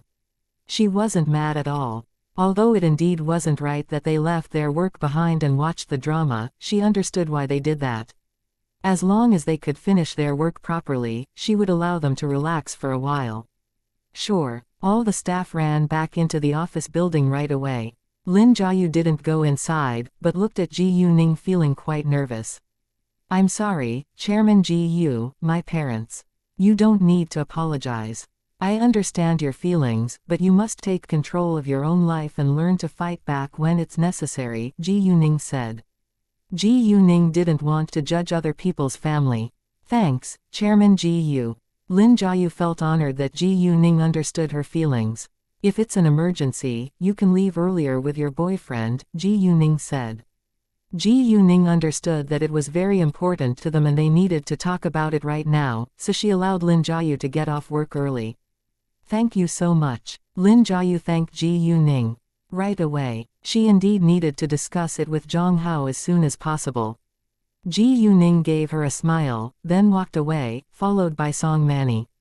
I honestly don't understand why some parents are so evil. I know that there are families which care about sons much more than daughters, but it's too much that they want to sell their own daughter for money. Song Manny said. Lin Jiayu's parents simply wanted to sell her for money by marrying her to an old man. This was the first time that Song Manny had witnessed something like that. Although she had heard of it before, she had never witnessed it until now. Right, there are all kinds of people in this world, and being weak means being bullied, Ji Yuning said. Her relatives also valued boys above girls, but Lin Jiayu's parents were even worse than her relatives. Chapter 1530. Zhao Bingsu reports for duty. Luckily, Ji Yuning's mother was independent and loved her very much. Lin Jiayu felt relieved after Ji Yuning was gone.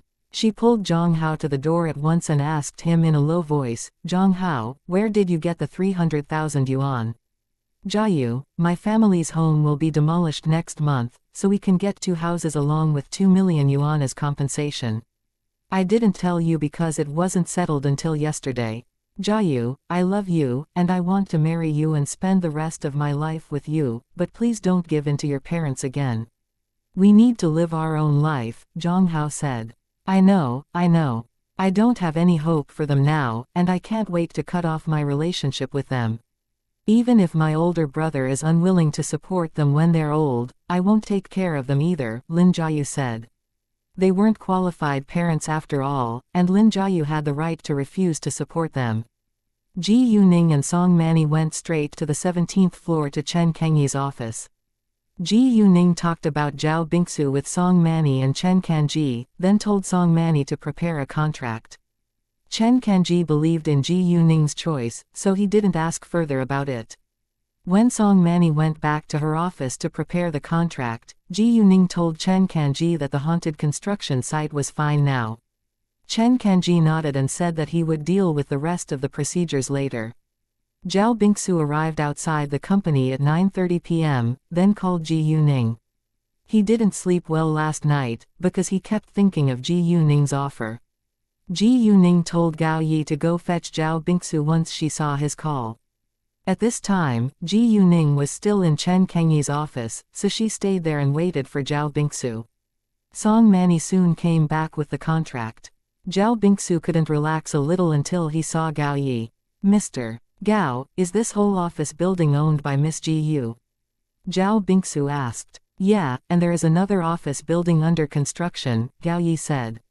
Hearing that, Zhao Bingsu was surprised. Even though he knew that Ji Yuning was very rich, he was still astonished by her wealth. Gao Yi brought Zhao Bingsu to the 17th floor, and Zhao Bingsu greeted Ji Yuning with great respect once he saw her.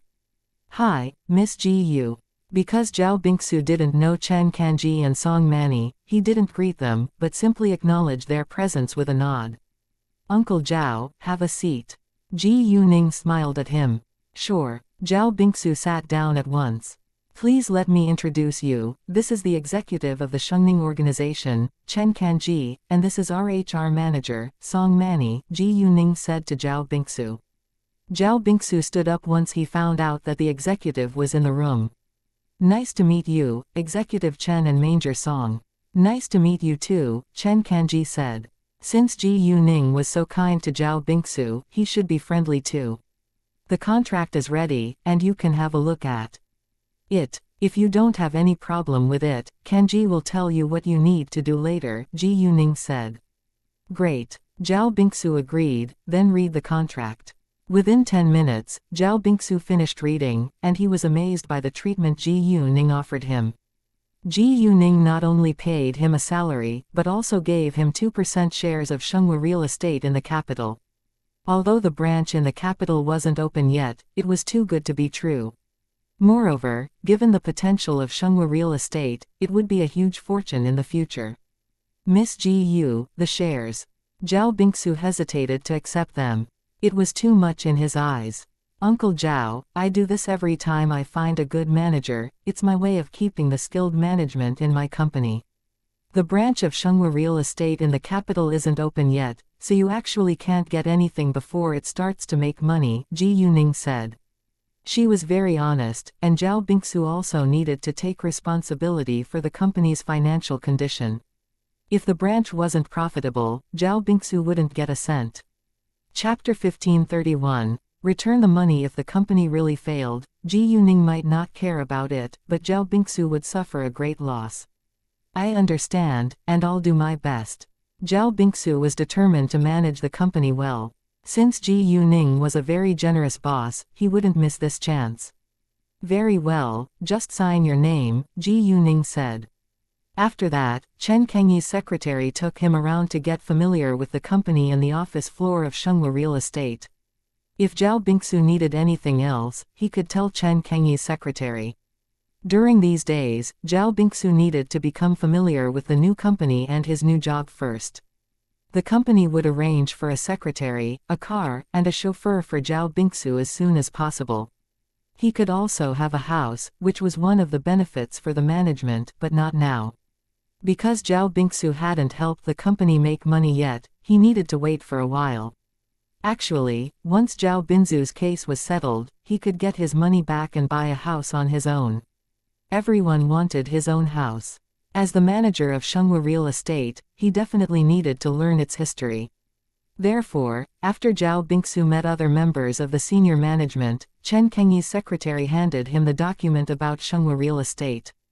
Zhao Bingsu was amazed by the unbelievable development of Xianxia real estate. Within a year, Xianxia real estate grew to have nearly 7 billion yuan in assets from 500 million yuan.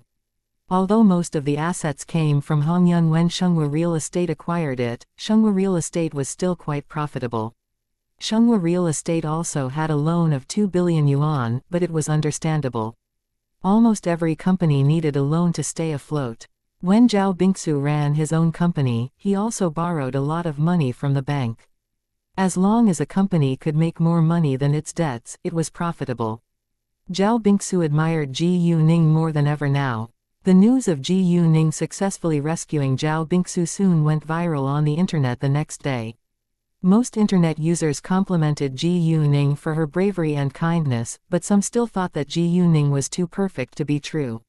However, Ji Yuning's loyal fans defended her as usual. Don't be so jealous. Some people are always jealous of rich people. I know goddess Ji Yu is extraordinary, but not everyone can be as helpful and outstanding as her. She's a very kind girl. Even though Ji Yuning's fans defended her whenever haters attacked her, there were always some internet users who criticized famous people for no reason. Because the news went viral, Zhang Pingyi saw it as well.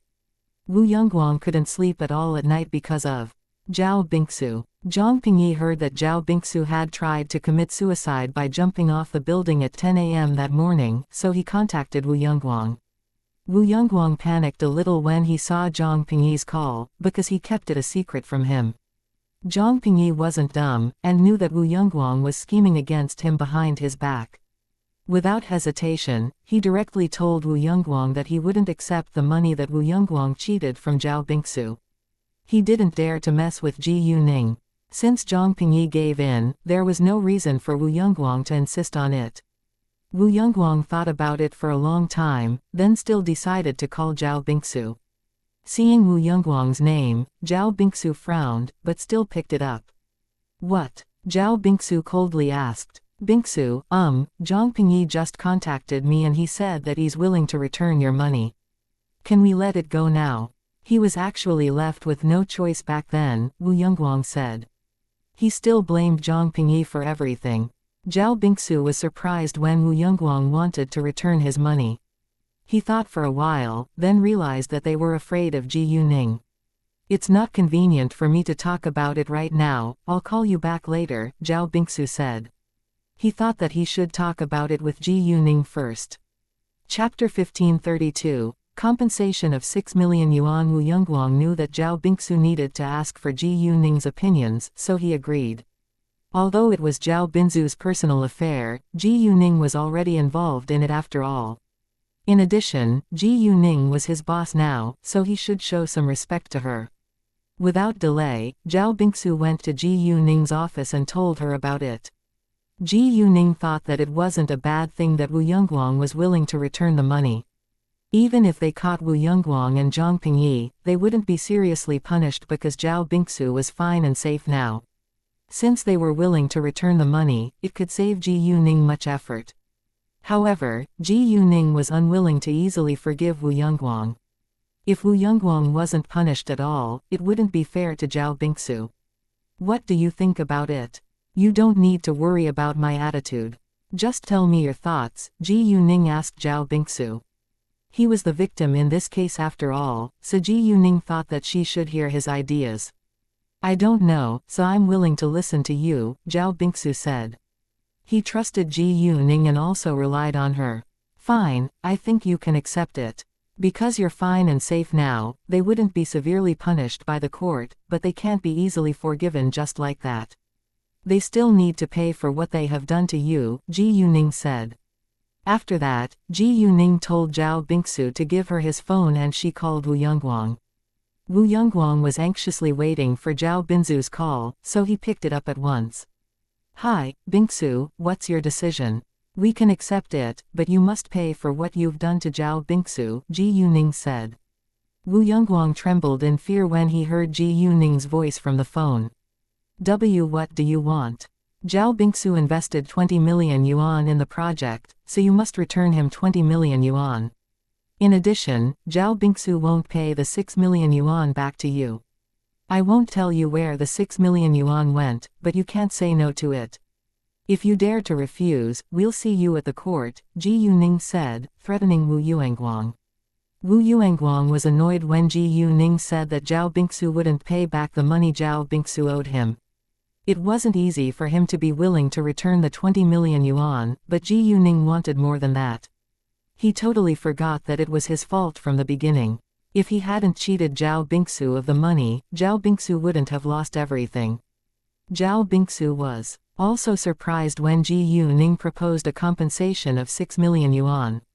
In his eyes, the compensation of 6 million yuan was too much. Although Zhao Bingsu thought it was too much, he said nothing since it was Ji Yuning's decision. Wu Yongguang was mad about it, but he didn't dare to refuse. He would be put in jail if he didn't agree with Ji Yuning on that.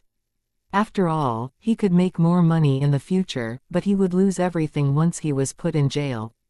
It would not only be his company, his family would also be destroyed if that really happened.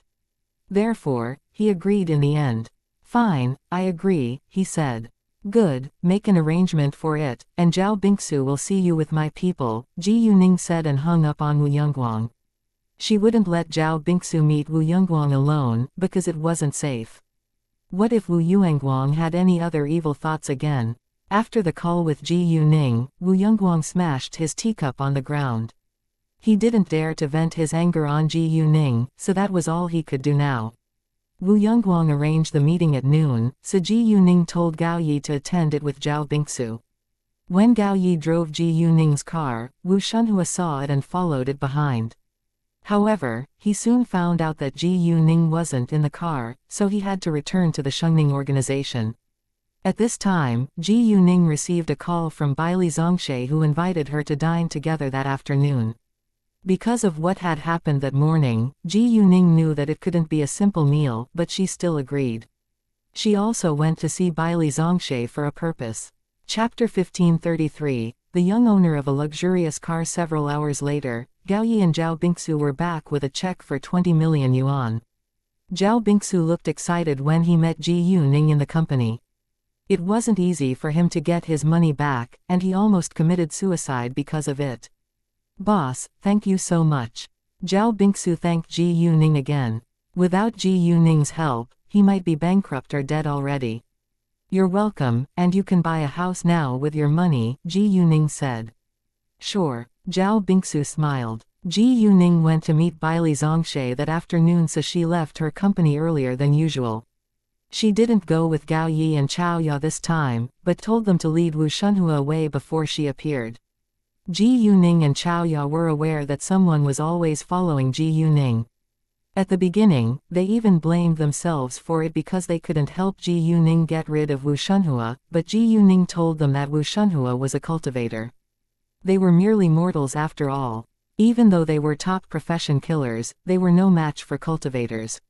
When Gao Yi and Chao Ya drove Ji Yuning's car away, Wu Shunhua indeed followed them again, then Ji Yuning drove another car out. This car was from City F, so the number plate showed that it was from City F. Ji Yuning didn't rush to see Baili Zhongshe, but she was already used to driving fast. Because she was excellent at driving, she could skillfully overtake other cars or cut into another lane. However, when she once again cut into another lane in front of a luxurious car, the owner of the luxurious car was furious. He was a young man and refused to swallow the anger, so he decided to teach Ji Yuning a lesson. There was a lot of traffic on the road, but it wasn't very crowded, so he accelerated and tried to force Ji Yuning to stop her car. Ji Yuning didn't pay attention to him until he tried to force her to stop her car. She realized that the man must be mad at her behavior earlier. However, Ji Yuning didn't care at all, because the man wasn't as skilled at racing as she was. Without hesitation, Ji Yuning sped up as well and left the luxurious car behind. The young owner of the luxurious car was struck dumb for a second, then chased after her. At once. Unfortunately, no matter how fast he drove, there was always a distance between him and Ji Yuning. Other drivers on the road kept criticizing them, because it was very dangerous.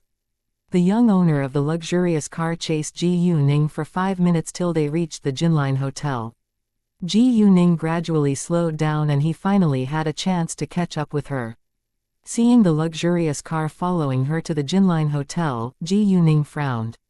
She threw her car key to a valet parker, then walked straight into the hotel.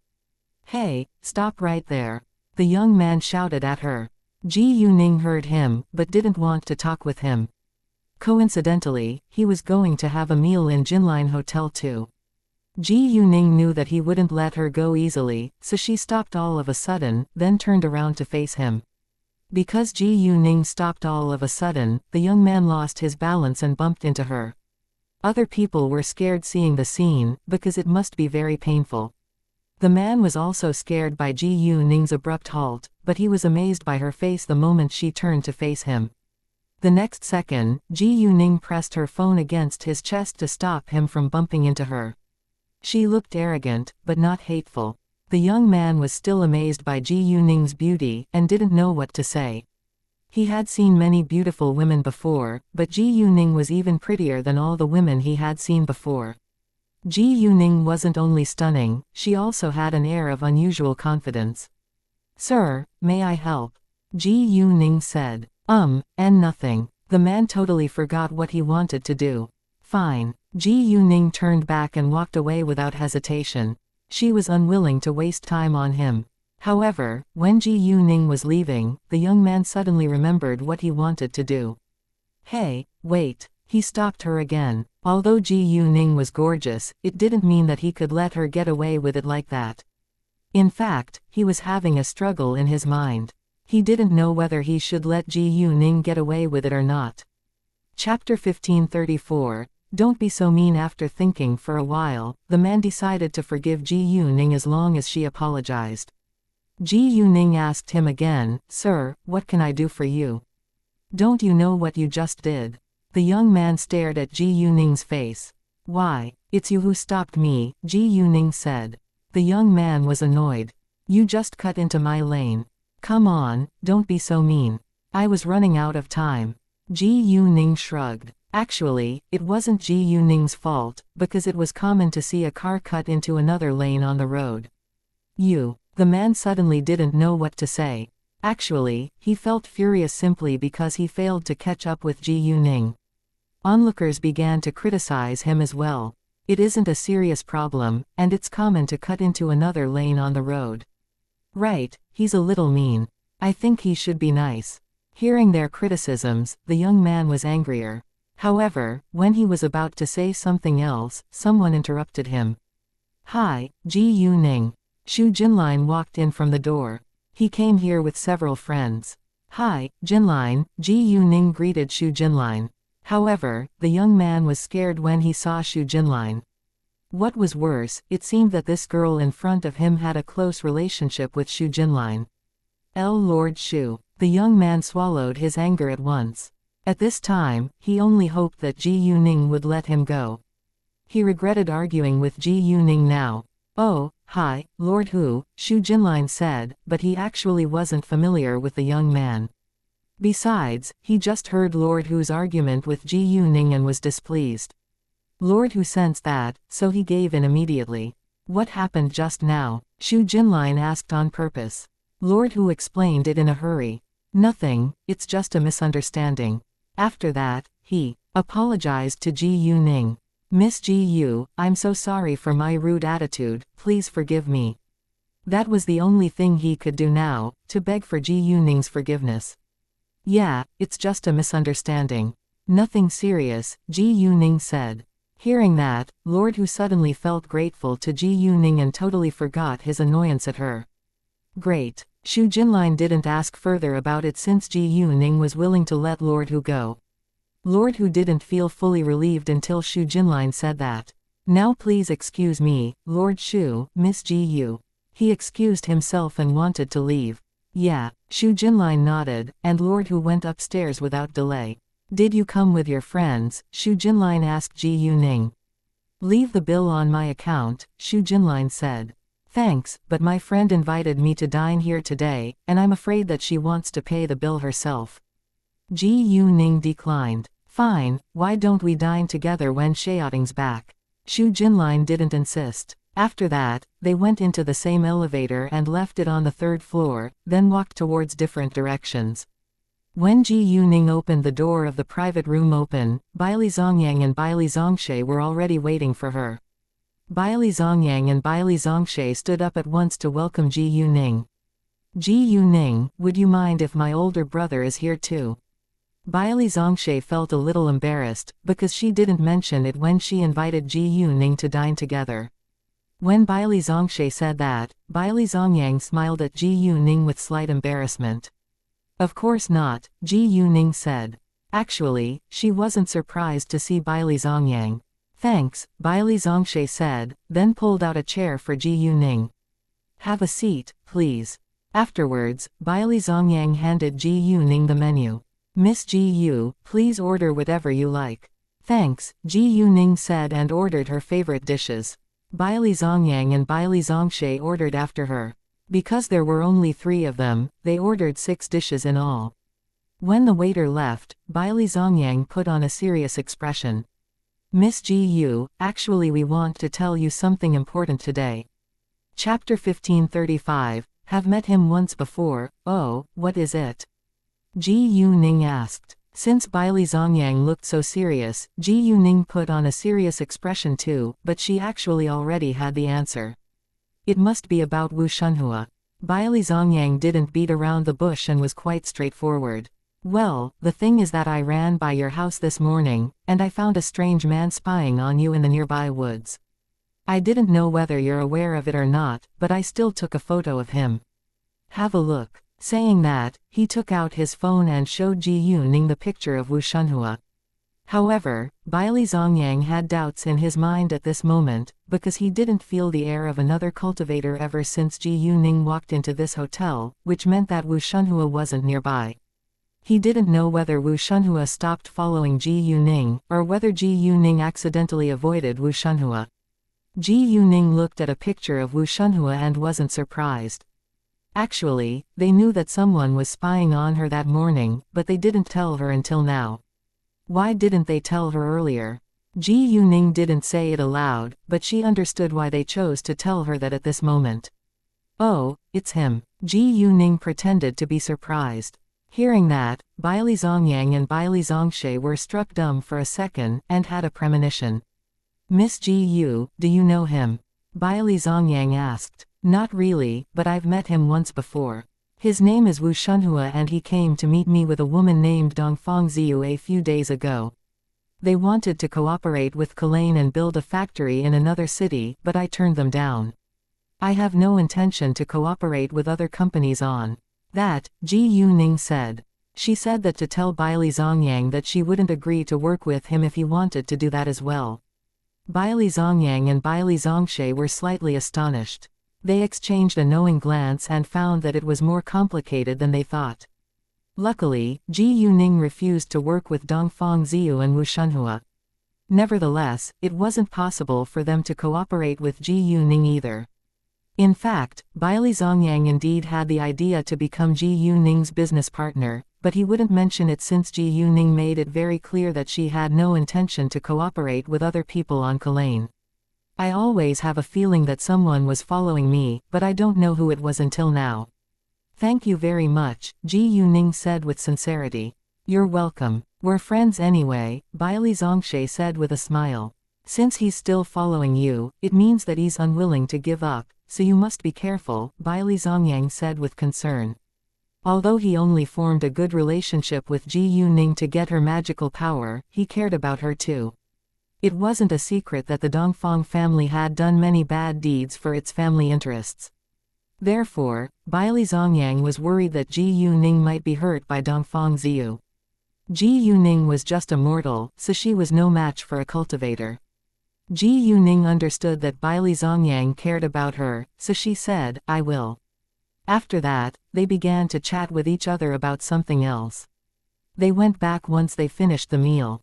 Because they all lived in Century City, they went back in the same way, but in different cars. When they entered Century City, both Ji Yuning and Baili Zongyang paid attention to their surroundings, but they didn't sense Wu Shunhua's air, so it was either that Wu Shunhua was absent, or he was far away from them. Nevertheless, since they couldn't sense his air, he couldn't see them either. Wu Shunhua now stayed in the hotel across the road from Century City.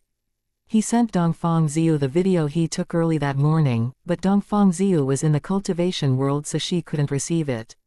It wasn't important, because Wu Shunhua simply wanted to tell Dongfang Ziyu that Ji Yuning was a martial arts expert. When it was almost 11 p.m., Ji Yuning disguised herself as Tang Aining, then put on a black casual suit before she walked outside. Although there were many surveillance cameras in Century City, there were dark corners, so it was easy for Ji Yuning to hide herself. She had to go to see Qi Ziyu and Tang Yaxin tonight, or they would probably think that she was already gone. After walking out of Century City, Ji Yuning directly took a taxi heading to the hospital that Tang Yaxin was in. It took her half an hour to get there. This time, Ji Yuning didn't bother to hide, but swaggered inside, because nobody would know her real identity. There were 2 bodyguards guarding outside Tang Yaxin's ward, and 2 bodyguards were playing on their phones on the sofa in the living room. It wasn't early, so Tang Yaxin and Ji Yijing were sleeping on their beds at this time. They couldn't sleep well these days, but sometimes they could successfully fall asleep. Because there were bodyguards in the ward, it wasn't convenient for Ji Yuning to get into it. She used her jade eyes to see what was on the floor above and beneath Tang Yaxin's ward. Chapter 1536. She has been here. Someone was staying beneath Tang Yaxin's ward, but the room above it was empty, so Ji Yuning decided to get into the inner room of Tang Yaxin's ward from the window of the upper floor. Because they needed to air the room, the window of Tang Yaxin's ward wasn't closed, so it would be very convenient for Ji Yuning to get into the room. Without delay, Ji Yuning got to the 8th floor and reached the ward, which was above Tang Yaxin's ward. It was nearly 12 a.m. now, so there was no one else in the passage. Ji Yuning sneaked into the room above Tang Yaxin's ward, then she took out ropes and fastened them tight. She slid down the ropes and successfully got into Tang Yaxin's ward through the window. Although it would be faster for her to use the flood dragon, other people might discover it. Many people were still awake at this moment, and some even walked around on the next floor, and the flood dragon was too huge to hide itself. Ji Yuning wanted to scare Tang Yaxin, but it wasn't necessary to wake her up. Ji Yuning moved lightly in the room. She didn't attract any attention from those bodyguards. Tang Yaxin and Ji Yijing were still asleep on their beds. Actually, if Tang Yaxin or Ji Yijing didn't call the bodyguards for help, they couldn't get inside casually. They only needed to listen to Tang Yaxin and Ji Yijing when they needed their help. Besides, it was beyond their imagination that someone would try to get into the ward by ropes hanging down from the upper floor. What Ji Yuning had done was incredible after all. Afterwards, Ji Yuning took out the stuff she had prepared before from the telepathic eye space. She had prepared Tang Yining's photos, but they were actually paintings. Ji Yuning was good at painting, so the paintings looked the same as Tang Yining's photos. Those who were familiar with Tang Yining would be able to recognize her face with a simple glance. Without hesitation, Ji Yuning pasted them everywhere in the room, so that Tang Yaxin would see Tang Yining's face all around her. There were big and small photos, but they were very clear. Ji Yuning understood that it was just a little mischief, but she didn't care about it as long as Tang Yaxin would be scared once more. After pasting the photos to the walls, Ji Yuning left using the ropes from the window. She didn't leave right away because she wanted to see Tang Yaxin's reaction when she woke up. Therefore, she threw a stone into Tang Yaxin's ward and deliberately interrupted her dream. Tang Yaxin and Ji Yijing were frightened by the sudden noise and opened their eyes at once. The bodyguards in the living room also heard it, but they didn't pay much attention to it. There was dim light in the inner room, but it was enough for them to see the photos clearly. Tang Yining shouted the second her sight fell on photos of Tang Yining. "Oh, no," she trembled in fear. Luckily, she didn't pass out. "What's wrong?" Ji Yijing was scared by Tang Yaxin's scream. Before Tang Yaxin could answer her question, she stood up and noticed the photos of Tang Yaxin all around the walls. What is going on here? Mrs. Tang, Miss Tang, what's wrong? The bodyguards standing outside moved to the door in a hurry, but they didn't dare to open it. Ji Yijing soon calmed down and said, "Come in now. All of you." Hearing her order, those bodyguards walked inside one by one, and were surprised as well when they saw the photos everywhere. Someone must have been here, but none of them noticed the person. However, it was hard for them to believe it, because they stayed awake outside all night and didn't hear any noises. "You've done a terrible job. Didn't you catch her?" Ji Yijing shouted at them in anger. Hearing that, those bodyguards felt embarrassed. No, don't come to me," Tang Yaxin said and covered herself in the quilt. "Mrs. Tang, I'm sorry, but we heard nothing unusual. We were guarding outside all night. The mercenary argued and explained. What do you mean? Do you think we've put these photos onto the walls ourselves? Ji Yijing was angrier. I didn't mean that, but I simply told you the truth, the mercenary said. So, can you explain the current situation to me now? Ji Yijing asked. The mercenary checked around for a while, then said, I think she must come in from the window. It wouldn't be difficult for her to do that. The window was still open. Ji Yijing was struck dumb for a second, then looked at the window. Chapter 1537, She came again, stop standing there and being stupid. Do something now and remove them. Ji Yijing shouted. She didn't want to see the photos any longer. In fact, Ji Yijing wanted them to chase Tang Aining, but she was worried that Tang Aining would come again if they were absent. As a result, Ji Yijing didn't let them leave. However, Ji Yijing forgot that Tang Aining could still do whatever she wanted even though there were bodyguards. Given what had just happened, Ji Yijing didn't dare to stay in the ward alone with Tang Yaxin anymore. Ji Yuning was satisfied with their reaction and left. Although they knew that she got into the room through the window, it was too late for them to catch her. Before Ji Yuning walked away, she used her jade eyes to see whether there were other people in the passage. Luckily, no one was outside, so Ji Yuning successfully left the hospital. Without delay, Ji Yuning took a taxi heading to the hospital where Qi Ziyu stayed. Ji Yijing called Tang Bingsun when the bodyguards were removing those photos, but Tang Bingsun was having sex with his mistress, Tian Feifei, at that moment. Ji Yijing stayed in the hospital with Tang Yaxin these days, and Tang Bingsun had already lost interest in Ji Yijing. They had been married for over 20 years, so Tang Bingsun had had enough sex with Ji Yijing. He wanted a younger woman who could arouse him. Tang Bingsun was displeased when someone interrupted him at this time, but he had to curb his anger when he saw the caller's name. If Ji Yijing suddenly called him in the night, it must be something about Tang Aining. Tang Bingsun moved off Tian Feifei's body to pick up the call. What? Tang Bingsun asked in annoyance. Darling, she came again. Ji Yijing cried. She didn't know what her husband was doing now, but cried the moment she heard his voice. Even though she calmed down in the ward just then to comfort her daughter, she panicked once she thought of her husband. She relied on Tang Bingsun, and it was her habit to turn to him for help whenever she encountered trouble. What happened? Tang Bingsun asked anxiously. It was bad news and he was worried. She came in from the window and none of the bodyguards noticed her. They're useless. She pasted countless photos of Tang Aining to the walls and Yaxin was scared. Ji Yijing felt strong emotions as she told Tang Bingsun everything she knew. She was even trembling in fear. At the same time, her heart ached for her daughter, because Tang Yaxin could have another breakdown after being frightened again. Tang Yaxin caused Tang Aining's death after all, so it was very hard for Tang Yaxin to accept it. Tang Bingsun frowned, but he didn't know what he could do now.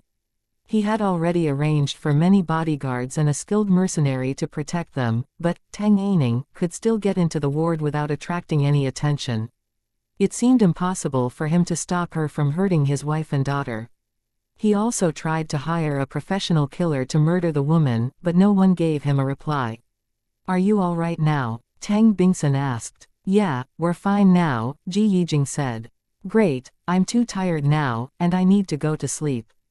I still have a lot of things to deal with in the company. I'm afraid that the woman will attack my company, Tang Bingsun said, which was a total lie. Sure, Ji Yijing believed his words. Actually, Tang Bingsun indeed felt exhausted recently, because he was burdened with affairs in both his company and family.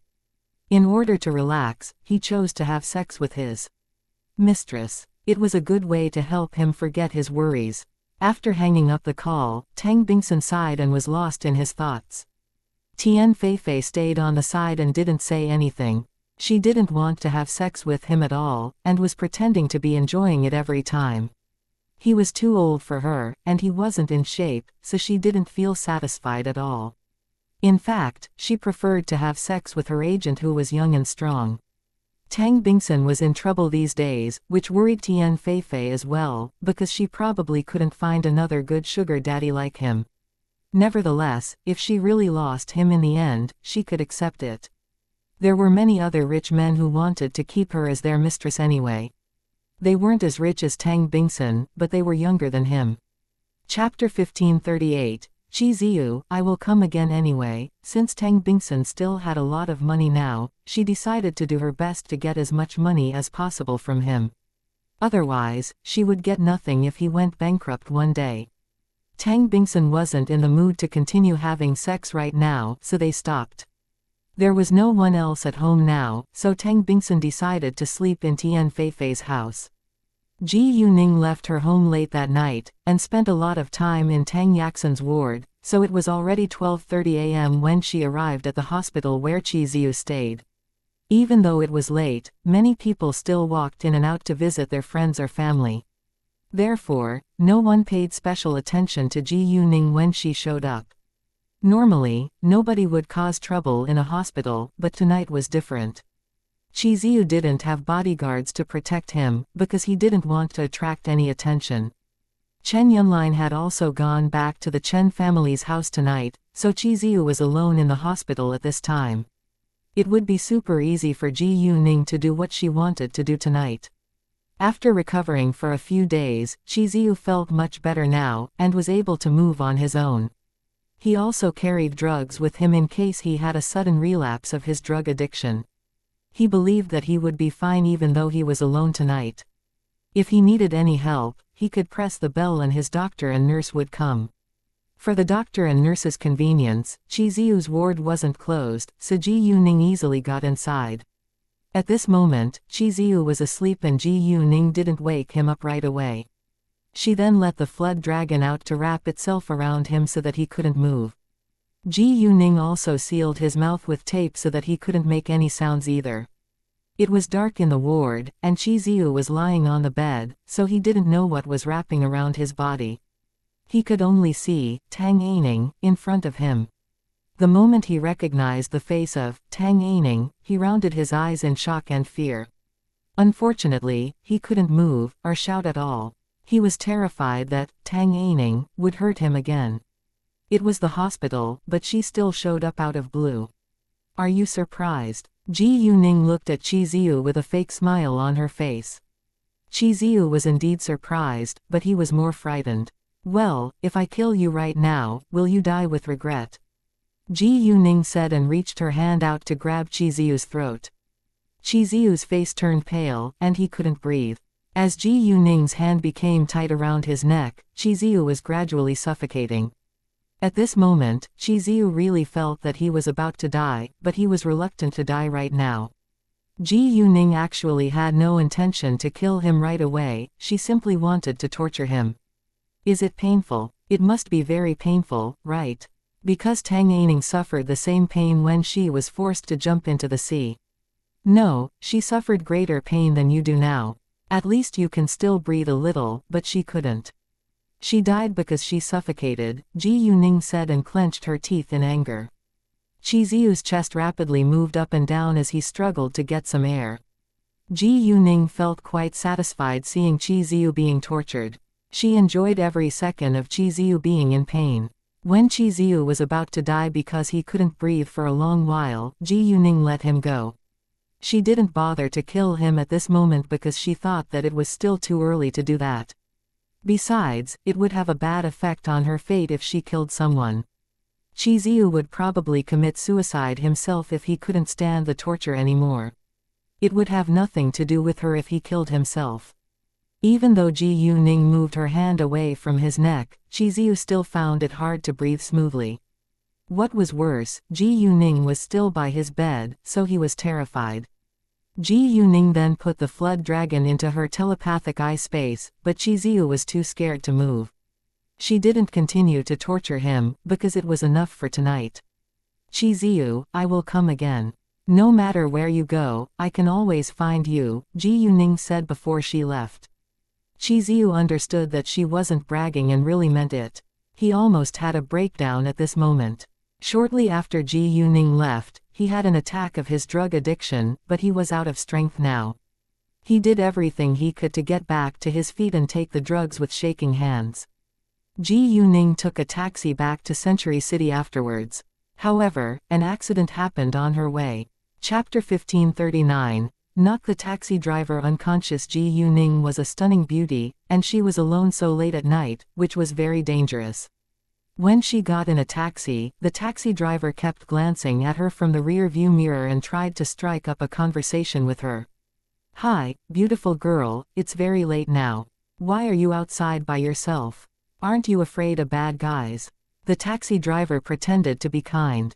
"I just visited a friend in the hospital, and I'm good at kung fu, so I'm not afraid of bad guys," Ji Yuning said. She could see that the taxi driver wasn't a good man, so she purposely said that to remind him to be careful. The taxi driver, however, didn't believe her. "Do you live in the capital?" he continued. "Not really," Ji Yuning said.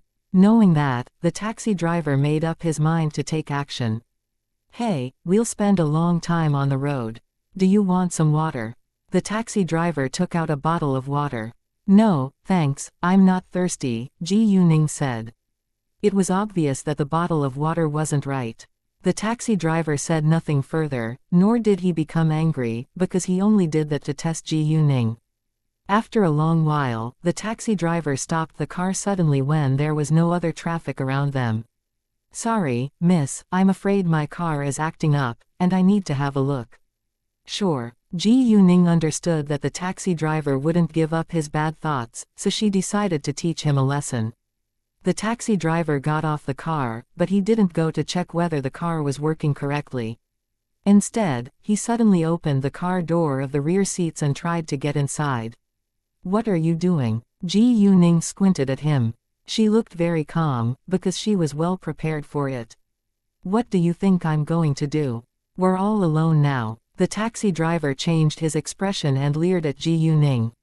Saying that, he closed the car door behind him, and Ji Yuning didn't bother to stop him. However, the next second, Ji Yuning hit his neck and he fell unconscious. Without delay, Ji Yuning found the car key from his pocket and drove the car on her own. She stopped outside of the side door of Century City, because she wanted to avoid the surveillance cameras. Before she went home, she beat the taxi driver, but she didn't injure him seriously. The taxi driver felt a lot of pain and opened his eyes, but Ji Yuning was already gone when he finally regained consciousness. What happened? The taxi driver could barely move and felt that he must have been beaten by someone earlier. Before long, he thought of Ji Yuning and realized that it must have been Ji Yuning who had beaten him. After all, Ji Yuning told him that she was good at kung fu, so she wasn't afraid of bad guys. He didn't take it seriously back then, but now realized that she wasn't lying. The taxi driver regretted trying to sexually assault Ji Yuning, and he was also mad at Ji Yuning for beating him. Unfortunately, he didn't dare to call the police in case he was arrested, so he had to swallow the anger. He was in a lot of pain and couldn't drive now, so he called his younger brother to help him. After that, he looked around and found out that he was at the place where Ji Yuning wanted to go. He didn't realize he was that stupid until now, because only rich or powerful people would have a house in Century City.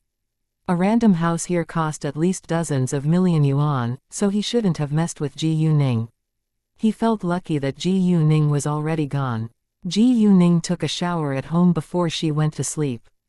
Early in the morning, everything was silent as the soft light appeared from the horizon. A beautiful ancient yard had wonderful views of a rock garden, pond, pink lotus flowers, and so on.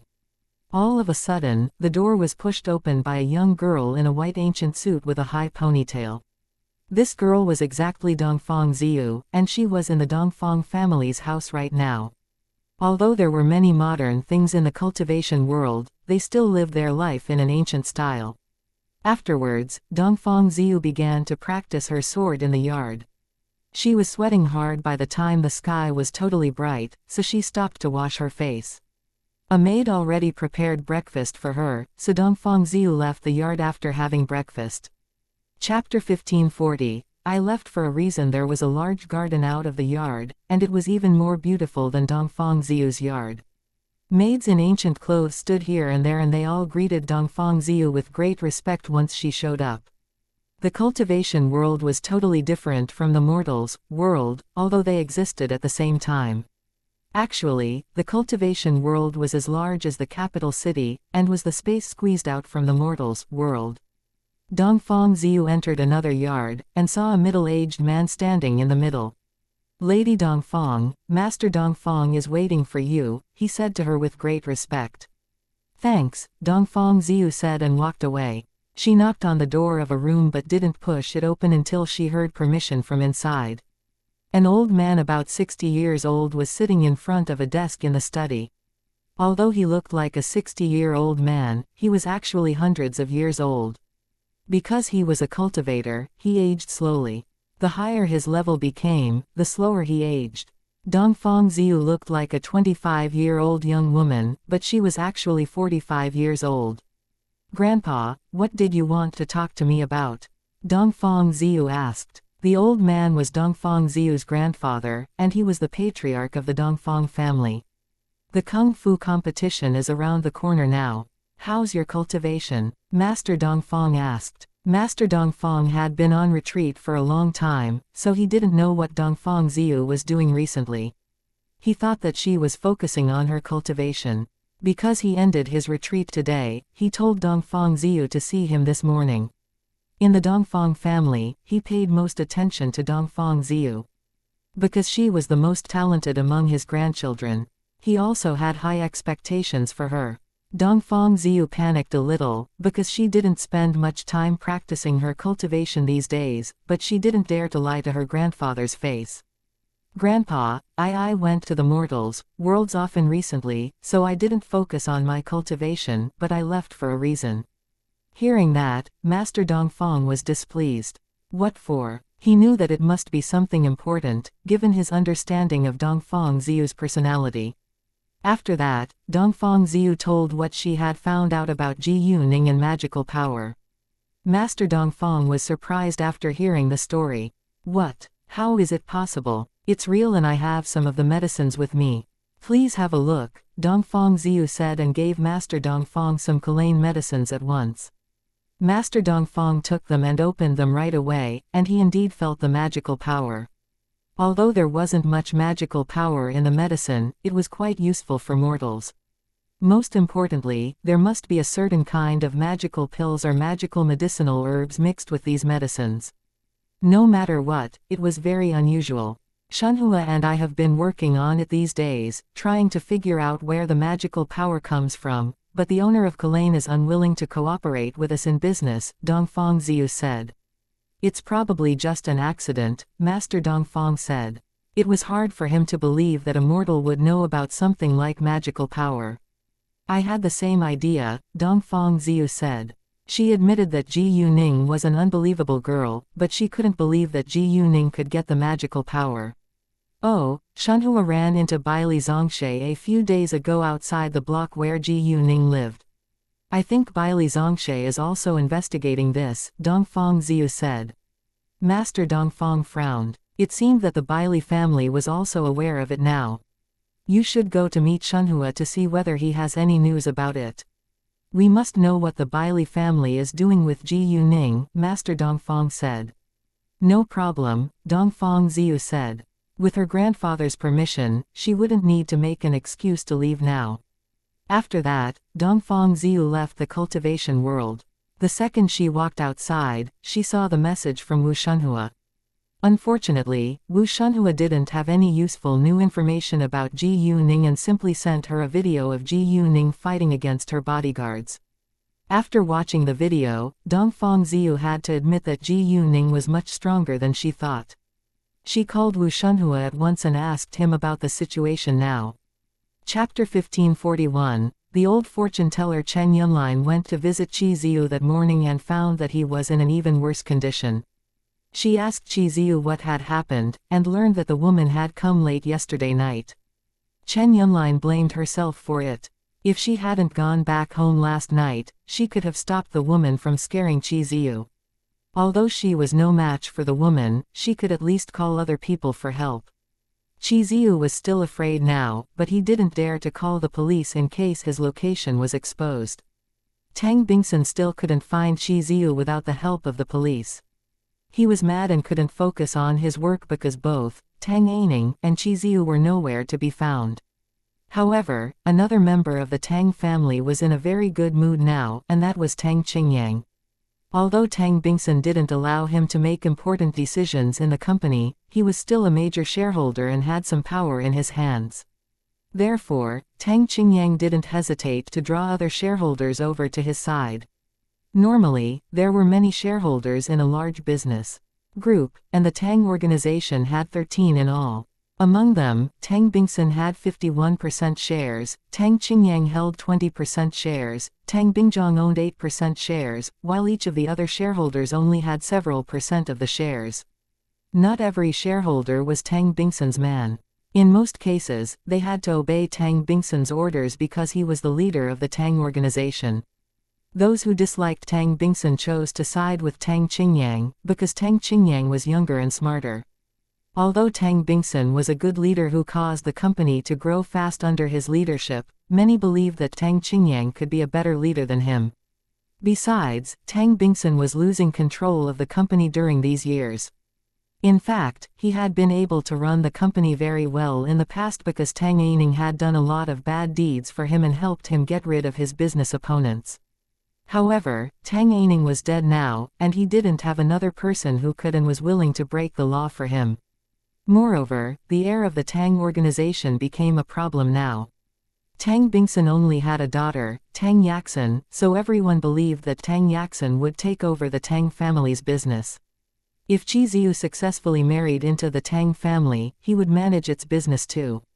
Even though Qi Ziyu wasn't as outstanding as Tang Qingyang, he wasn't bad either.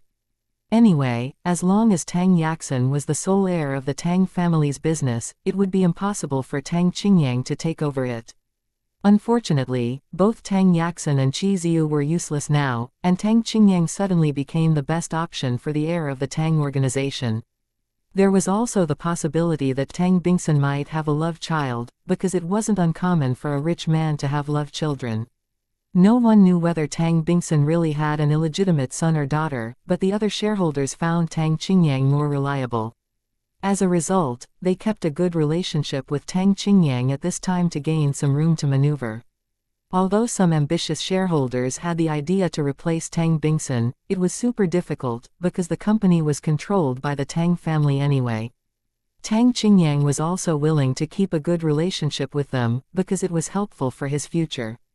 He also had something on almost half of the shareholders in case they suddenly betrayed him.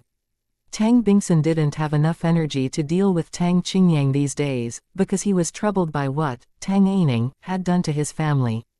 Xu Qinyan knew that Tang Qingyang was busy recently, so she didn't bother him, but she felt upset after losing touch with him for so long. Nevertheless, she still didn't understand her feelings towards Tang Qingyang, which made her feel restless. Ji Yuanna witnessed everything, but she couldn't do anything about it. And Tang Qingyang was occupied with work, so he didn't have time to think about his relationship with Xu Qinyan. In the morning, Ji Yuning suddenly remembered that the opening ceremony of Gufan was tomorrow, so she booked a plane ticket to City B. This time, she would go to City B alone, because Gao Yi and Chao Ya stayed to investigate the evil forces supporting Tang Bingsun. At 11 a.m., the phone in Ji Yuning's office rang. Normally, the call came from the office line in her company. Chairman Ji Yu, an old man wants to see you at the reception desk. He's unwilling to leave and is shouting loudly. Do you need us to chase him away? This was the first time that the receptionist had talked with Ji Yuning, so she was quite nervous. Since the old man came to her company and shouted to meet her, he didn't have her phone number.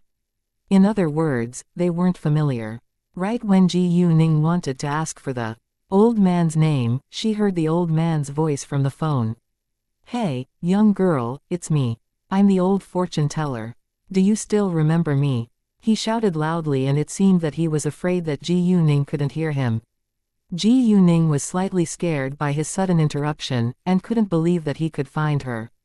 Chapter 1542. I had a dream. However, he shouted loudly in public, which might damage her reputation. Ji Yuning was annoyed and felt embarrassed. The staff in the hall were surprised when the old man said that he was a fortune teller. They couldn't believe that their boss needed a fortune teller. Ji Yuning argued at once. Chase him out right now. He's simply a liar and wants money. Sure, Chairman Ji Yu, the receptionist said at once. Hey, I'm not a liar, and I don't want your money.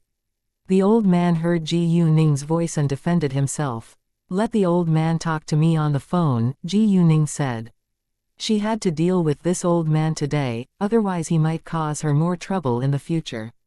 Sure, the receptionist said, then gave the receiver to the old fortune teller. Our chairman. The old fortune teller grabbed the receiver over and said, Hey, this is me, and I honestly have something important to tell you. I don't want your money. Although the old fortune teller just embarrassed Ji Yuning, he still insisted on seeing her. He was determined to see Ji Yuning today. If you want to read my hands or face, forget it. I'll never let you do that, Ji Yuning said. I promise it won't happen. I came to see you for something else, the old fortune teller said. Fine, let the receptionist talk to me now. Ji Yuning gave in. Great. The old fortune teller was delighted and gave the receiver back to the receptionist. Hi, Chairman Ji Yu, the receptionist said. Walk him to the elevator and tell him to come to the 18th floor, Ji Yuning said and hung up the call. The receptionist then led the old fortune teller to the elevator and told him to go up to the 18th floor. When the old man was gone, none of the staff began to talk about his relationship with Ji Yuning. They were respectful of Ji Yuning. Ji Yuning told Gao Yi and Chao Ya that the old fortune teller was coming, and that they could let him in. A few seconds later, the old man arrived and he saw Gao Yi and Chao Ya standing in the hall outside. Gao Yi and Chao Ya weren't surprised to see him, but they didn't understand why Ji Yuning was willing to meet him. They knew that it was impossible for Ji Yuning to allow this old fortune teller to read her face or hands, so it might be something else. Although they had a bad impression of this old man, they still treated him politely. Please follow me this way, Chao Ya said and walked ahead. After that, they stepped to Ji Yuning's office. Chao Ya knocked on the door and Ji Yuning told the old fortune teller to come in. Once the old fortune teller walked inside, he saw Ji Yuning sitting in front of the office desk with an annoyed expression. He knew that she was unhappy with his sudden appearance. Hi, been a while. How are you doing? The old fortune teller put on a broad smile, trying to please Ji Yuning. Not bad till you showed up, Ji Yuning said. The old fortune teller didn't mind her bad attitude and sat down on a chair. Ji Yuning then told Chao Ya to prepare a cup of tea for him. Well, I'm surprised by your unbelievable success at such an early age, the old fortune teller said and complimented Ji Yuning. It seemed that he came to chat with Ji Yuning. Actually, before the old fortune teller came here, he read a lot of news about Ji Yuning on the internet. He was amazed by her achievements. Thanks, but we can directly get down to the business, Ji Yuning said. Well, the thing is that I had a dream. The fortune teller began to tell Ji Yuning why he came here today. Hearing that, Ji Yuning sneered. She didn't understand why the old man wanted to tell her his dream.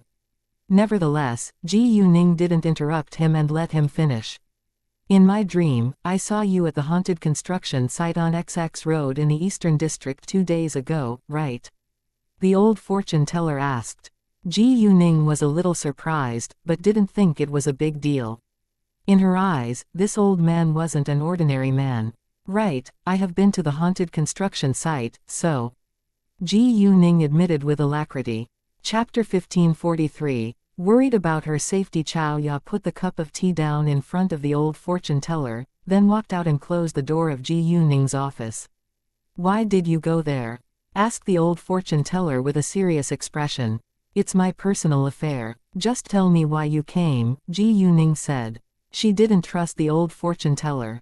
Besides, she went to the haunted construction site in order to deal with the male ghost, which was a secret that she wouldn't tell other people.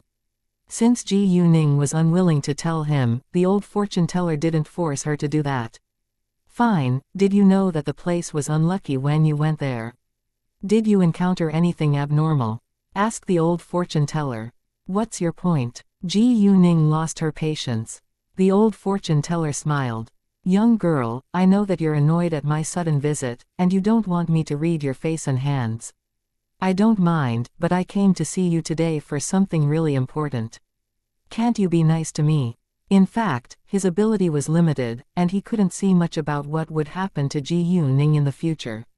If he could really tell Ji Yuning's fortune by looking at her face, he would have a lot to say after meeting her several times. Ji Yuning calmed herself down and softened her voice. Fine, can you directly tell me what else happened in your dream about me? All right, I'll be honest with you, but it's quite incredible in many people's eyes, so you must be mentally prepared. Even though you can't believe it, you must let me finish, the old fortune teller said. An ancient grave was dug out from the construction site not a long time ago, and there was a dry body in the coffin. I went there too, and I found the soul of the male body was left and stuck in the grave pit, but my ability is limited and I couldn't do anything about it. The strange thing is that I suddenly felt that the dry body was different yesterday, and it began to rot. Saying that, the old fortune teller focused on Ji Yuning's face to see her expressions.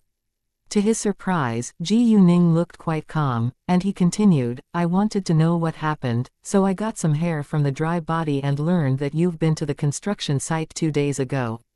I went to the construction site early this morning again, and I found the soul of the body was gone. It must have something to do with your appearance, so I was afraid that it might possess your body.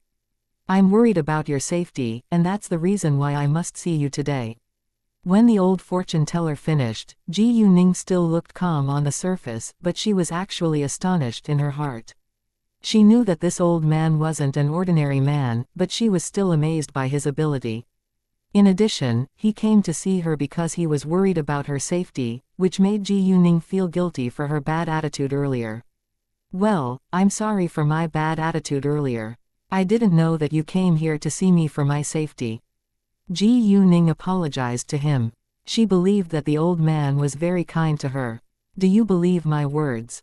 The old fortune teller didn't care about Ji Yuning's attitude towards him, but he was surprised that Ji Yuning stayed calm and believed his words without any questions. Is what you just told me true? Ji Yuning asked him all of a sudden. Of course it's true, the old fortune teller said at once. He really wanted Ji Yuning to trust him. Great, I believe you, Ji Yuning said. She didn't look scared or surprised from the beginning to the end, which made the old fortune teller feel strange. Why don't you look surprised or scared at all? The old fortune teller asked. He thought that Ji Yuning should at least show fright or shock on her face. However, it seemed that Ji Yuning was already aware of the existence of ghosts. Well, if you think that the male ghost is able to possess my body, can you see it in my body now? Ji Yuning asked the old fortune teller. In fact, the male ghost was in her telepathic eye space now, but she believed that the old fortune teller couldn't see that. No, I don't see it, or I wouldn't be so calm while talking with you now, the old fortune teller said. Hey, can you tell me why you look so calm? Because I've met a man like you before and he told me many things about ghosts, I can accept it, Ji Yuning said. That was a lie. Hearing that, the old fortune teller nodded. Oh, why did you go to the construction site? The old fortune teller asked curiously. Ji Yuning said, I want that land, and I plan to build a hotel there, but everyone told me that it was haunted, so I went there to have a look. Chapter 1544, The Fortune Teller, Xianxia, don't you feel it's strange? Asked the old fortune teller. Not at all, Ji Yuning said. Ji Yuning didn't feel anything was strange, and the old fortune teller didn't ask further about it either. Actually, if Ji Yuning could feel anything that was strange, he would be surprised. Well, a ghost has been there anyway, so I can help you pay more attention to the construction site if you want. What if it comes back? I'll figure out a way to get rid of it, the old fortune teller said. He really wanted to help Ji Yuning. Ji Yuning felt touched, but felt cornered. She could deal with the male ghost on her own, and she didn't know how to explain it to the old fortune teller. What's wrong? The old fortune teller saw Ji Yuning's expression. Thank you very much for your kindness, but I don't think I need it now. I'll contact you if I need it in the future, alright? Ji Yuning said. The old fortune teller frowned, but understood that Ji Yuning was unwilling to let him be involved in this. Fine, you're the boss. After that, he took out his name card and gave it to Ji Yuning. This is my name card, I normally stay in the capital. Call me if you need my help. Sure. Ji Yuning took his name card. This is my name card, and you can call me too if you need my help. Ji Yuning gave her name card to the old fortune teller.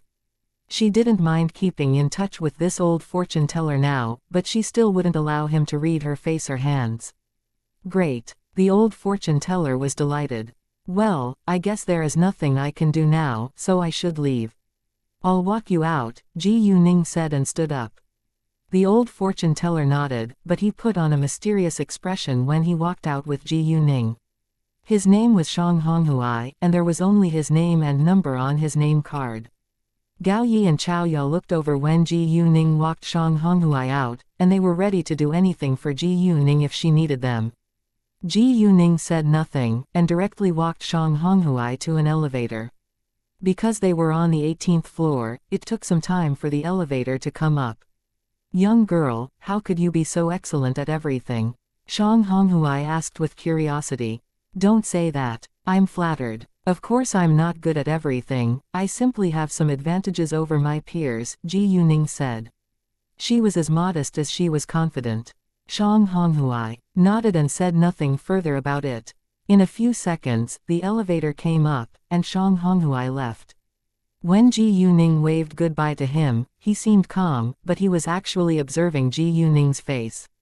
The second the door of the elevator closed, Shang Honghui squinted. Ji Yuning was a complicated young girl, and he believed that she was destined to be outstanding.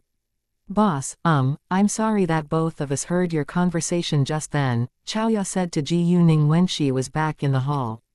They didn't mean to eavesdrop on Ji Yuning's conversation with the old man, but they had too good hearing.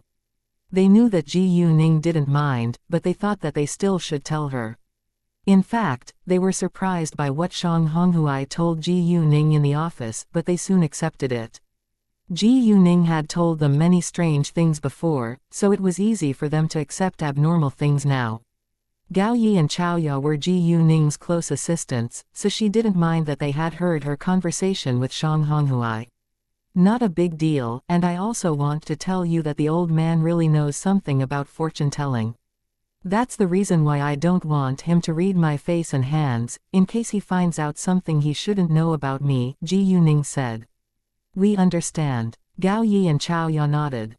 No one wanted to expose his or her secrets. When Shang Honghui was gone, Ji Yuning continued dealing with her own business. About half an hour later, Ji Yuning received a message from Qi Tianlin asking her whether she was free now. Ji Yuning gave him an affirmative answer. Qi Tianlin then told her that he had reached the same level as her in the game, and he wanted to play around with her. Ji Yuning got curious and logged in the game later, but she found that Qi Tianlin's ID in the game was the future emperor. It was obvious that he gave himself that name in order to look like a couple with Ji Yuning. Leng Xiaoting would be displeased if he saw that. Ji Yuning then made an excuse and told Qi Tianlin that she was busy now. Qi Tianlin had doubts about it, and thought that Ji Yuning was probably unwilling to play the game with him, but he knew that Ji Yuning was busy with her business, so he didn't insist. Anyway, he was unwilling to force Ji Yuning to do what she didn't want to do. Afterwards, Ji Yuning sent Leng Xiaoting a message and told him that Qi Tianlin wanted to play the game with her. Chapter 1545, An Enemy in Love. She wanted to know whether Leng Xiaoting would be displeased. If he didn't mind it, she would agree to play the game with Qi Tianlin. Although it was just a game, Qi Tianlin had an ID which looked to be a couple's name with hers. Therefore, Ji Yuning thought it was necessary for her to ask for Leng Xiaoting's opinions. Leng Xiaoting didn't give her a reply right away, so Ji Yuning thought that he must be busy now. Actually, Leng Xiaoting already read her message, but he didn't immediately reply to Ji Yuning because he was in a bad mood. If Qi Tianlin didn't have an ID which looked to be a couple's name with Ji Yuning's, he wouldn't mind, but Qi Tianlin did. He knew that Qi Tianlin liked Ji Yuning, so it was a challenge to his ability. After thinking for a while, Leng Xiaoting logged in the game and changed his ID to be the husband of the future queen. It might seem childlike, but he accepted the challenge. After that, Leng Xiaoting sent Ji Yuning a message back. Leng Xiaoting, sure, but I must join you and you can't be in the same team with him. Ji Yuning was amused, but she accepted his conditions. Ji Yuning, when are you free? Leng Xiaoting, between 12 p.m. and 2 p.m. Ji Yuning, great, he and I will be in different teams, and we can beat him together. Afterwards, Ji Yuning suddenly remembered that she didn't tell Leng Xiaoting that she was going back to City B today. If she didn't tell him, he would be upset when he found she was absent. The opening ceremony would be held tomorrow, and she planned to go back to City B this afternoon and come back to the capital the day after tomorrow. She would leave for Kunlun Mountain once she came back to the capital, so she wouldn't have much time to spend with Ji Yuman and her other family members. She wasn't sure when Leng Xiaoting would be back in the capital, so they wouldn't book the plane tickets until he was back. Ji Yuning sent Qi Tianlin a message later and invited him to play the game after 12 p.m. In fact, it was not only Ji Yuning, Qi Tianlin was also busy, so it wasn't easy for them to find some free time to play the game together. It was already 11:30 a.m. now, so Qi Tianlin agreed. When it was 12 p.m., Ji Yuning received a message from Leng Xiaoting and Qi Tianlin at almost the same time, asking her whether she was prepared. Ji Yuning told Leng Xiaoting that she was logging in. Without delay, she told Qi Tianlin that they would be the leaders in different teams so that they could compete against each other. In that case, she wouldn't be in the same team with Qi Tianlin. Qi Tianlin didn't think it was a problem, so he agreed. Once Ji Yuning logged into the game, she saw many messages and many players wanted to add her as their friend. Ji Yuning spent some time adding them as her friends. After that, she suddenly noticed that Leng Xiaoting's ID was changed in the game, and she was amused by his childlike behavior. She had a jealous boyfriend, but she was happy with it. The second Ji Yuning made a team, she added Leng Xiaoting as her teammate. Other players needed Ji Yuning's permission to join her team, but she actually didn't care who would be her other teammates, because she was confident that they could win. Qi Tianlin frowned in annoyance when he saw the ID of the husband of the future queen, but he didn't know that the player was Leng Xiaoting. Anyway, many of Ji Yuning's fans made up an ID which followed Ji Yuning's ID in the game, like the knight of the future queen, the lover of the future queen, and so on. Other players also noticed the two unusual IDs in the two teams. One was the husband of the future queen, while the other was the future emperor. Some of them began to joke about it. Player A, hey, the husband of the future queen, you have a rival in love now, but we'll support you since we're in the same team. Player B, right, we'll support you to protect Goddess Gu. Although it was a joke, Leng Xiaoting was displeased and couldn't wait to teach Qi Tianlin a lesson. The husband of the future queen, no matter who tries to steal my wife from me, they will be beheaded. Player A, wow, sounds so cool. I like it. Player B, me too. Player C, I'm so excited now. Qi Tianlin was displeased too when he saw the above messages, but he didn't bother to argue with them. Ji Yuning wore a resigned look, because these players were adding fuel to the flames. Qi Tianlin soon had enough teammates, so the game began. When the two teams reached the battle stage, they were ready to fight against each other. Leng Xiaoting directly faced Qi Tianlin once he stepped on the stage. Because his level was higher than Qi Tianlin's, his role in the game was more powerful as well. Other players were also in fierce fights, and Ji Yuning helped her teammates sometimes. A short while later, Qi Tianlin's teammates were all dead, and he was alone on the stage. Ji Yuning was left with two teammates, so only 3 members of her team stayed on the stage. However, Ji Yuning and Player A didn't go to help Leng Xiaoting but stood aside and watched his fight against Qi Tianlin, because it was quite obvious that Leng Xiaoting was at an advantage. Chapter 1546, A Jealous Husband. However, within only a short time, a huge gap between Leng Xiaoting's and Qi Tianlin's ability appeared, and it was quite easy for Leng Xiaoting to behead Qi Tianlin in the game now. Both Ji Yuning and Player A saw it, so they didn't go to help Leng Xiaoting. Not only Ji Yuning and Player A, but other players also noticed that Leng Xiaoting was enjoying humiliating Qi Tianlin in the game. Chi Tianlin was annoyed, because it was just a game to him, and he didn't understand why his opponent in the game took it so seriously. Even though Chi Tianlin knew that he was doomed to fail, he didn't give up fighting against his opponent before he was beheaded. Is the husband of the future queen, enjoying humiliating the future emperor. He can directly behead him, but he doesn't do that. It's quite obvious that the husband of the future queen doesn't want to finish the game too early. I think the husband of the future queen is jealous. Why don't you find the name as the couple's name with the future queen? I think he must be the husband of the future queen. Really? Wow, this suddenly became funny. The future queen has a jealous husband. Chi Tianlin actually took the husband of the future queen as another player in the game, so he didn't take it seriously. He would be mad at Ji Yuning if he found out that the player was Leng Xiaoting.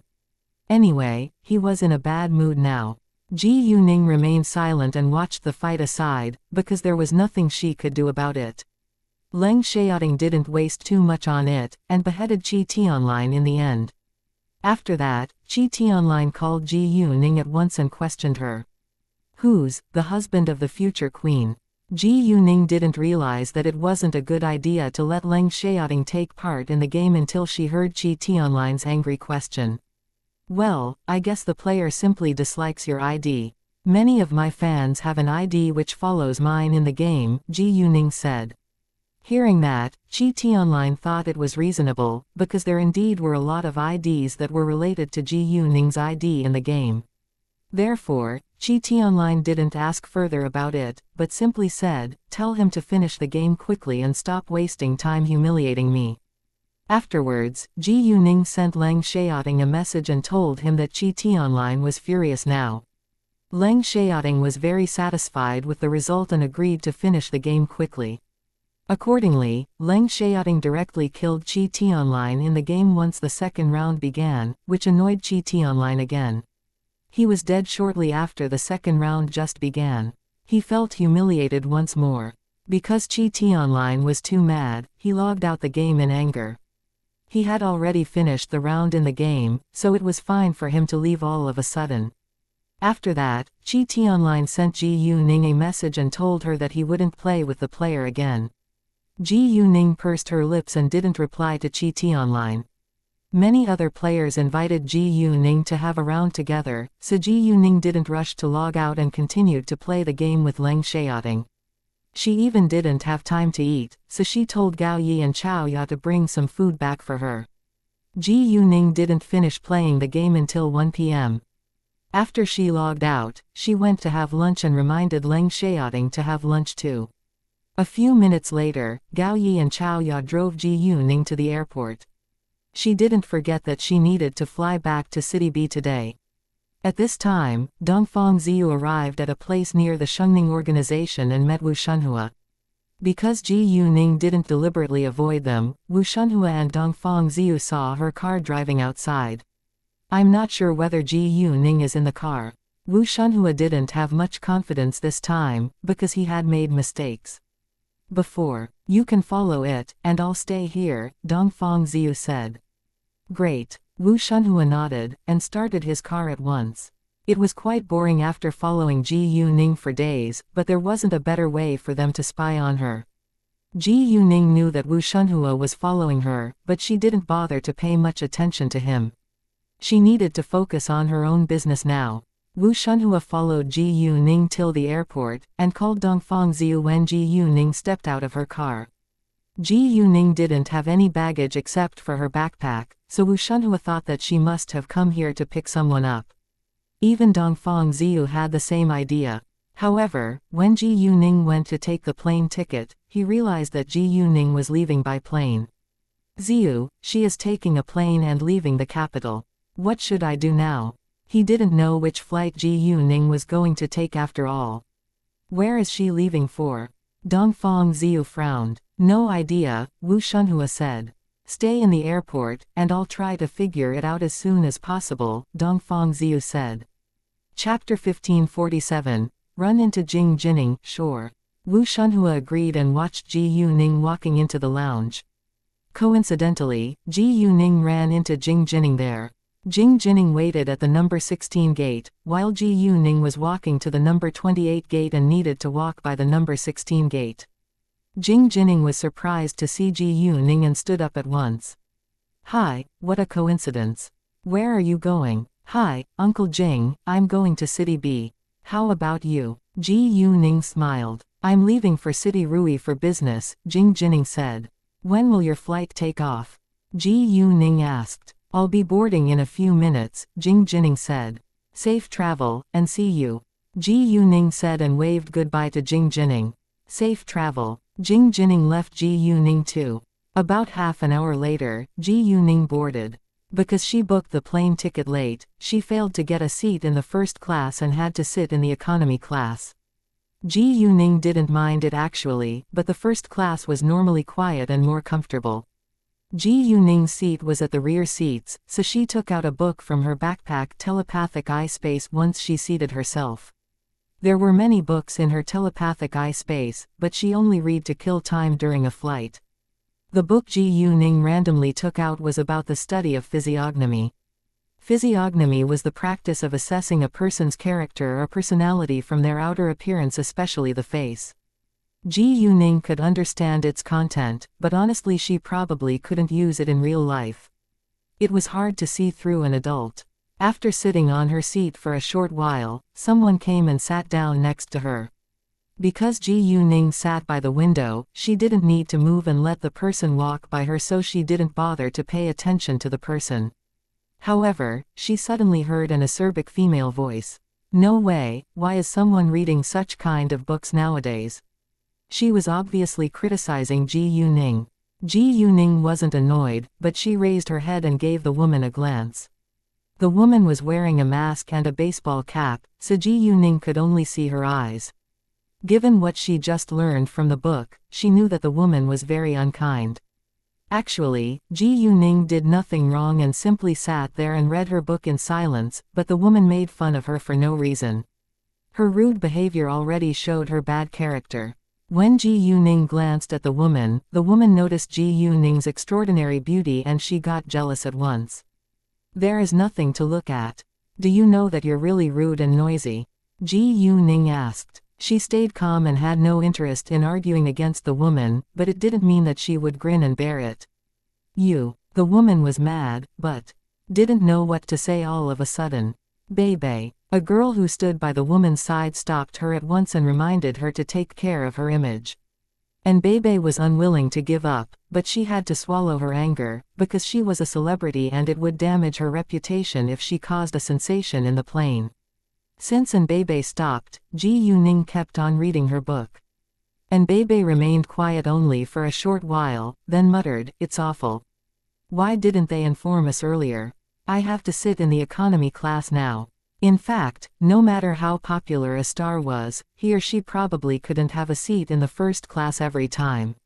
Sometimes, they were out of time and choices, and had to book a ticket in the economy class. Not every artist cared about it, only those who were self-centered and arrogant would complain about it, because even though they disliked the economy class, they had to take the plane in the end. Afterwards, Bebe began to play on her phone. When she read news about Tang Xiaoxiao, she became jealous again. Tang Xiaoxiao is quite lucky. I thought she was doomed to fail after what Fan Xishuan did last time, but someone helped her out. Ji Yuning was slightly surprised when she heard Tang Xiaoxiao's name, and it was obvious that Bebe didn't get along with Tang Xiaoxiao. No matter how lucky Tang Xiaoxiao is, she isn't comparable to you at all. She's working for a small entertainment company now, and she has no future there, and Bebe's assistant said at once to please her. Of course Tang Xiaoxiao isn't comparable to me. Jen dumped her for me precisely because I'm more popular and better than her. And Bebe was quite proud of herself. Hearing that, Ji Yuning felt it was ridiculous. Although she couldn't see Bebe's face, she was very sure that Tang Xiaoxiao was much smarter than Bebe. And Bebe was really stupid, because she discussed it in a public place and other people could hear her conversation with her assistant too. Since Bebe believed that she was more popular than Tang Xiaoxiao, she must be an A- list actress in the entertainment industry. Chapter 1548. Tang Xiaoxiao is becoming increasingly better. Ji Yuning had read the list of famous actors in the entertainment industry, so she remembered all their names. And there was only one actress named Anbei in the entertainment industry. Without hesitation, Ji Yuning took out her phone and typed down the keyword, Tang Xiaoxiao's boyfriend, soon finding a lot of news about them. However, an actress appeared in almost every piece of news about Tang Xiaoxiao and her boyfriend. That actress was precisely Anbei.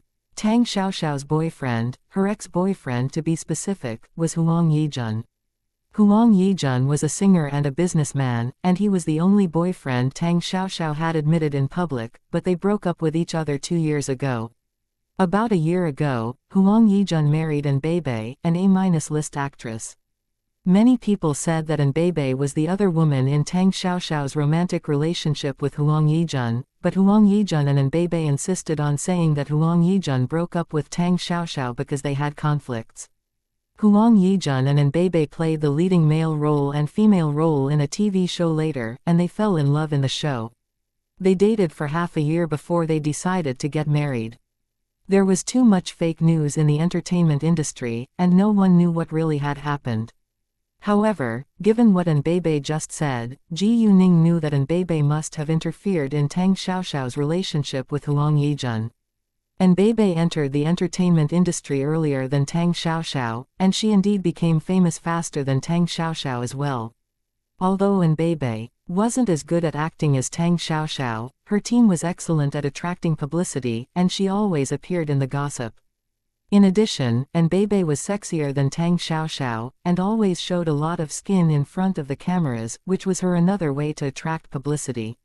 After she got married, Anbei became conservative and kept a distance from other males. Tang Xiaoxiao is becoming increasingly better, Ji Yuning said. She couldn't stand it any longer when someone was bad-mouthing her staff in front of her. Although it was normal for people to gossip about famous actresses, Anbei had stolen Tang Xiaoxiao's boyfriend and she had hurt Tang Xiaoxiao, so Ji Yuning had to stand out and defend Tang Xiaoxiao. Anbei turned to glare at Ji Yuning. Are you eavesdropping on our conversation? I don't need to do that, because you're very loud, Ji Yuning said with disdain. It was the truth, because many other passengers sitting around them also heard Anbei's voice. Anbei was annoyed, but didn't know what to say. Fine, since you're not eavesdropping on our conversation, tell me, why do you think Tang Xiaoxiao is becoming increasingly better? She's serving for Fenghua Entertainment, which is a newly established company in the industry. Even though it has gained some fame recently, it isn't comparable to other leading entertainment companies, Anbei said. You're right. Fenghua Entertainment is indeed a newly established entertainment company, and the competition is quite fierce in the industry, but Tang Xiaoxiao is as beautiful as she is skillful, so I believe she'll become more and more popular, Ji Yuning said. Naive. Anbei snorted. There are countless new faces coming out every day in the entertainment industry, and Tang Xiaoxiao will soon be replaced. In fact, Anbei didn't say it aloud that Tang Xiaoxiao would be easily destroyed if someone of power did something behind the scenes. Although Anbei didn't get along with Tang Xiaoxiao, their grudge wasn't enough for her to ruin Tang Xiaoxiao. She had simply stolen Huang Yijun from Tang Xiaoxiao, and it wasn't a very serious matter. I agree with you on that, but I think you're more likely to be replaced than Tang Xiaoxiao, because you have nothing to rely on in the entertainment industry, Ji Yuning said. Anbei was pretty, but wasn't much prettier than other actresses. Besides, she didn't have many works, nor a good character. Anbei was angry, but suddenly realized that Ji Yuning couldn't be a simple girl since she knew a lot about the entertainment industry. Do you know who I am? Anbei got nervous. I didn't know who you were until you said that you stole Tang Xiaoxiao's boyfriend from her, Ji Yuning said. She stayed calm and stared straight at Anbei's eyes. Hearing that, Anbei was sure that Ji Yuning already found out who she was. Ridiculous. Don't try to damage my reputation by making up fake news. Jen broke up with Tang Xiaoxiao before we were together. Anbei argued. Chapter 1549. Ji Yuning's fans in the plane. Even though Anbei was clearly aware that she had indeed interfered in Huang Yijun's relationship with Tang Xiaoxiao, she wouldn't admit it in public. It had happened about over a year ago, and she was still working in the entertainment industry now. You know whether it's true or not in your heart, but I hope you can stop bothering Tang Xiaoxiao to make news. Your fans are crazy and they'll attack Tang Xiaoxiao, Ji Yuning said. Tang Xiaoxiao needed news and publicity, but she couldn't show up often with Huang Yijun and Anbebe in the news, because only she would be criticized in that case. Both Anbebe and Huang Yijun had many fans to defend them, and Tang Xiaoxiao alone couldn't compete against them. Actually, Tang Xiaoxiao had already been attacked for a long time by Huang Yijun and Anbebe's fans before. Tang Xiaoxiao, however, didn't say anything about Huang Yijun's relationship with Anbebe. She stayed silent, and only her fans defended her at that time. Even though Tang Xiaoxiao's fans drew more criticisms towards her, she didn't blame her fans for it. She knew that only her fans would believe her, and she felt grateful for what they had done for her. Huang Yijun and Anbebe didn't have moral standards, and neither did their fans. Their fans didn't care how they were able to be together. They were all selfish and believed that they would never be wrong. Therefore, in their eyes, Huang Yijun broke up with Tang Xiaoxiao because Tang Xiaoxiao wasn't good enough and Anbebe was a better choice. They admired stronger people, and would bully the weak. Anyway, fans always defended their own idols. Anbebe was annoyed again when Ji Yuning blamed her for what Tang Xiaoxiao had been through. Because Ji Yuning strongly defended Tang Xiaoxiao, Anbebe believed that she must be Tang Xiaoxiao's fan. Bebe, let it go. We don't need to argue with an unimportant stranger. Anbebe's assistant stopped her again in case she caused a scene in the plane. Anbebe was full of anger now, but she had to listen to her assistant. Fine, I can let you go this time, Anbebe said and turned her head away from Ji Yuning. After that, she began to read her script. The plane was about to take off, so the passengers needed to turn off their phones. Since Anbebe stopped arguing with her, Ji Yuning ignored her and continued to read her book. However, about an hour later, Anbebe suddenly felt very uncomfortable and was short of breath. Anbebe thought it was because of her mask, so she took it off at once, but she still found it hard to breathe normally. Because Anbebe's assistant was asleep, no one noticed her abnormal reaction except for Ji Yuning. Ji Yuning frowned and asked, "Are you all right?" Even though she just argued with Anbebe, it didn't become serious, so she was still willing to help Anbebe. I can't breathe. Anbebe pressed her chest. Ji Yuning took out a power crystal at once and gave it to Anbebe. "If you trust me, take it." Anbebe hesitated for a few seconds, but still took it because she was in a lot of pain.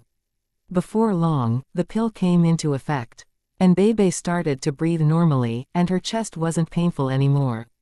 She was surprised and couldn't believe it. "Thanks." Anbebe thanked Ji Yuning with sincerity. She was a bad person in some aspects, but she wasn't dumb. Ji Yuning just saved her life, so she should thank her. When the plane was flying steadily in the air, several stewardesses walked about once in a while, but they kept glancing at Ji Yuning once they walked by her seat. Ji Yuning knew that they had probably recognized her. She didn't mind their looks, but said nothing. After a while, the plane finally landed at the airport in City B, and Ji Yuning needed to wait for a while to get off the plane because there were many passengers in front of her. When Ji Yuning stood up later, two stewardesses got excited and walked towards her. "Hi, Miss Ji Yu, we're your fans. Can we take some photos together?" a stewardess said with anticipation in her eyes. Several passengers heard it and turned to look at Ji Yuning with surprise. They thought that Ji Yuning might be a celebrity. Anbebe was surprised too, because she didn't know Ji Yuning's identity. She stared at Ji Yuning for a while, and thought that Ji Yuning could be a new actress in the entertainment industry. Chapter 1550. I'm Tang Xiaoxiao's boss. Because other passengers didn't recognize Ji Yuning, they weren't excited. The stewardesses were delighted when Ji Yuning agreed to take photos with them, and they took out their phones at once. "Thank you, Miss Ji Yu." They thanked Ji Yuning afterwards. After that, the stewardesses walked away, and Anbebe asked Ji Yuning with curiosity, "Are you an artist as well?" Anbebe frowned. "What do you do then?" "I'm a student," Ji Yuning said. Ji Yuning looked very young and she indeed seemed to be a student, but Anbebe didn't believe that she was an ordinary student. Anyway, since Ji Yuning was unwilling to tell her more details, Anbebe didn't ask further about it. When they walked out of the plane, every stewardess politely greeted Ji Yuning. "See you, Miss Ji Yu."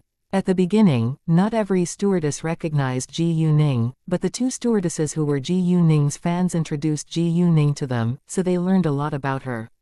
Although they didn't recognize Ji Yuning, they had heard a lot about her companies, especially Jade Beauty Jewelry and Kuzi. Because all of them were using Kuzi and they agreed that it was the best skincare products they had ever used. And Bebe was more curious about Ji Yuning's identity after seeing every stewardess greeting her with a broad smile. You can't be an ordinary student if they all know you. I honestly don't know what other jobs can be as popular among people as artists.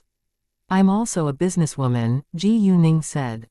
A businesswoman. And Bebe and her assistant were both surprised, because Ji Yuning looked even younger than 20. In addition, she must be a successful businesswoman for so many people to be familiar with her face. However, in Anbebe's eyes, Ji Yuning was too young to be a very successful businesswoman. I'm Tang Xiaoxiao's boss. All right, I need to go now, Ji Yuning said and hurried away. She purposely told Anbebe her identity for Tang Xiaoxiao's sake. As long as Anbebe went to learn more about her, Anbebe wouldn't dare to disdain Tang Xiaoxiao anymore, which could help Tang Xiaoxiao avoid unnecessary conflict. Tang Xiaoxiao worked for Ji Yuning after all, and Ji Yuning would do what she could do to protect her staff. Anbebe was astonished. If Ji Yuning was Tang Xiaoxiao's boss, she must be the owner of Fenghua Entertainment. To her astonishment, the owner of Fenghua Entertainment was such a young girl. Even though Fenghua Entertainment was a newly established company in the entertainment industry, it was still quite unbelievable that a young girl built it up. Jesus, the owner of Fenghua Entertainment is a young girl. She must be kidding. Let's check it now. And Bebe's assistant took out her phone and immediately searched for information about the owner of Fenghua Entertainment on the internet. Within seconds, she saw Ji Yuning's name and photos associated with Fenghua Entertainment. At this time, they had to accept that the owner of Fenghua Entertainment indeed was a 19-year-old girl. Without delay, the assistant searched for more news about Ji Yuning. After reading the news, she was totally shocked. All the famous new companies she had heard of during this year, like Jade Beauty Jewelry, Kuzi, Kalane, Charm, were founded by Ji Yuning. And Bebe was wearing Jade Beauty Jewelry as well, and she liked its designs. As for Kuzi, both Bebe and her assistant were its loyal fans. Even though Kuzi wasn't international, it was quite effective. And Bebe was an actress and she cared a lot about her appearance, so she loved Kuzi as long as it helped her become prettier. In fact, Kuzi had gained a lot of fame by now, and its prices weren't low either, but it wasn't an international brand yet. Actually, it was not only Bebe, many other actresses were using Kuzi too. All in all, she couldn't live without Kuzi now. In addition to Kuzi, Kalane medicines were also effective, and Bebe used them often because she sometimes got injured during filming. And although Bebe didn't have charm gowns, she had a good impression of this brand. Surprisingly, they were all founded by a young girl. Wow, I can't believe that Tang Xiaoxiao's new boss is so rich. Bebe's assistant exclaimed. Bebe had told her that Fenghua Entertainment was simply a new entertainment company without much influence, but now it seemed that she was wrong. With Ji Yuning's support, it would be very easy for Tang Xiaoxiao to achieve a dominant position in the entertainment industry. Huang Yijun was a businessman too, and a shareholder of a big entertainment company, but he wasn't comparable to Ji Yuning at all. Huang Yijun's connections were limited in the entertainment industry as well. Ji Yuning, however, had many more powerful connections than him. Chapter 1551. Go to the store of Gufan. And Bebe wasn't dumb, and knew that Ji Yuning told her that she was Tang Xiaoxiao's boss for a reason. Ji Yuning must be warning her not to cause Tang Xiaoxiao trouble again. Because she had an old grudge against Tang Xiaoxiao, and Ji Yuning must be worried that she would stand in Tang Xiaoxiao's way. Actually, although Bebe indeed disliked Tang Xiaoxiao, she didn't bother to cause Tang Xiaoxiao trouble. If she really did that, Tang Xiaoxiao wouldn't be able to stay in the entertainment industry now. It wasn't difficult for her to make Tang Xiaoxiao lose her jobs. She didn't find fault with Tang Xiaoxiao, not because she felt guilty for what she had done to her, but because Huang Yijun felt a little guilty. So he told Anbei not to pick on Tang Xiaoxiao. Most importantly, Tang Xiaoxiao didn't fight back when she was amid criticisms, otherwise Anbei would have tried to ruin her. Anbei was unwilling to leave the entertainment industry after all, and her reputation mattered a lot to her career. In fact, even though Anbei had no intention to argue with Tang Xiaoxiao again, it didn't mean that other people wouldn't stir things up between them. There were too many people who were jealous of famous artists in the entertainment industry, and the media also wanted big news. Therefore, she stopped arguing with Tang Xiaoxiao, but the news about their grudge never disappeared. However, after Ji Yuning had saved her life and told her that she was Tang Xiaoxiao's boss, Anbei decided to avoid having conflict with Tang Xiaoxiao again. If it hadn't been for Ji Yuning's help, she could have died in the plane earlier. Ji Yuning didn't call anyone to pick her up, but took a taxi back to Wufu Hills before she drove towards the store of Gufen. Her car had been parked there for a long time, so she needed to bring it back to City B. She wouldn't drive it back, she would directly put it into her telepathic eye space and go back by plane. Ji Yuning wasn't sure whether she would have time for dinner in the Tang family's house, so she didn't tell Ji Yuman and her other family members that she was back, in case they would be waiting for her. After that, she called Gao Weikao and asked him whether he was in the store now. Gao Weikao was in the store now, because the opening ceremony was tomorrow, so he was quite busy today. He needed to check whether everything was ready and in the right position. Once Ji Yuning arrived at Wufu Hills, she drove her own car to the store of Gufen. Every time she went out in her Lamborghini, she would always be the focus of people's attention. When Ji Yuning drove into the parking lot of Fengsheng Shopping Mall, a car followed her. There were two young men in it. "Come on, let's have a bet. Do you think the driver is a man or a woman? Whoever loses will pay the bill tonight," the man sitting on the driver's seat said. "I think it's a man." The second the man sitting on the driver's seat finished what he was saying, the man on the front passenger's seat gave his answer. "Great, then I'll say it's a woman," the man sitting on the driver's seat said. In order to figure out whether the driver of the luxurious car was a man or a woman, they stopped their car near Ji Yuning's car. When Ji Yuning got out of her car, the man sitting on the driver's seat laughed. "I win. You'll pay the bill tonight." "Not a big deal." The man on the front passenger's seat didn't mind it at all, because they were close friends. "By the way, the girl is gorgeous and looks familiar," the man sitting on the driver's seat added. "Come on, every beautiful girl looks familiar to you," his friend joked. "I mean it," he argued, but couldn't remember where he had seen the girl before. "All right, but you see too many people every day.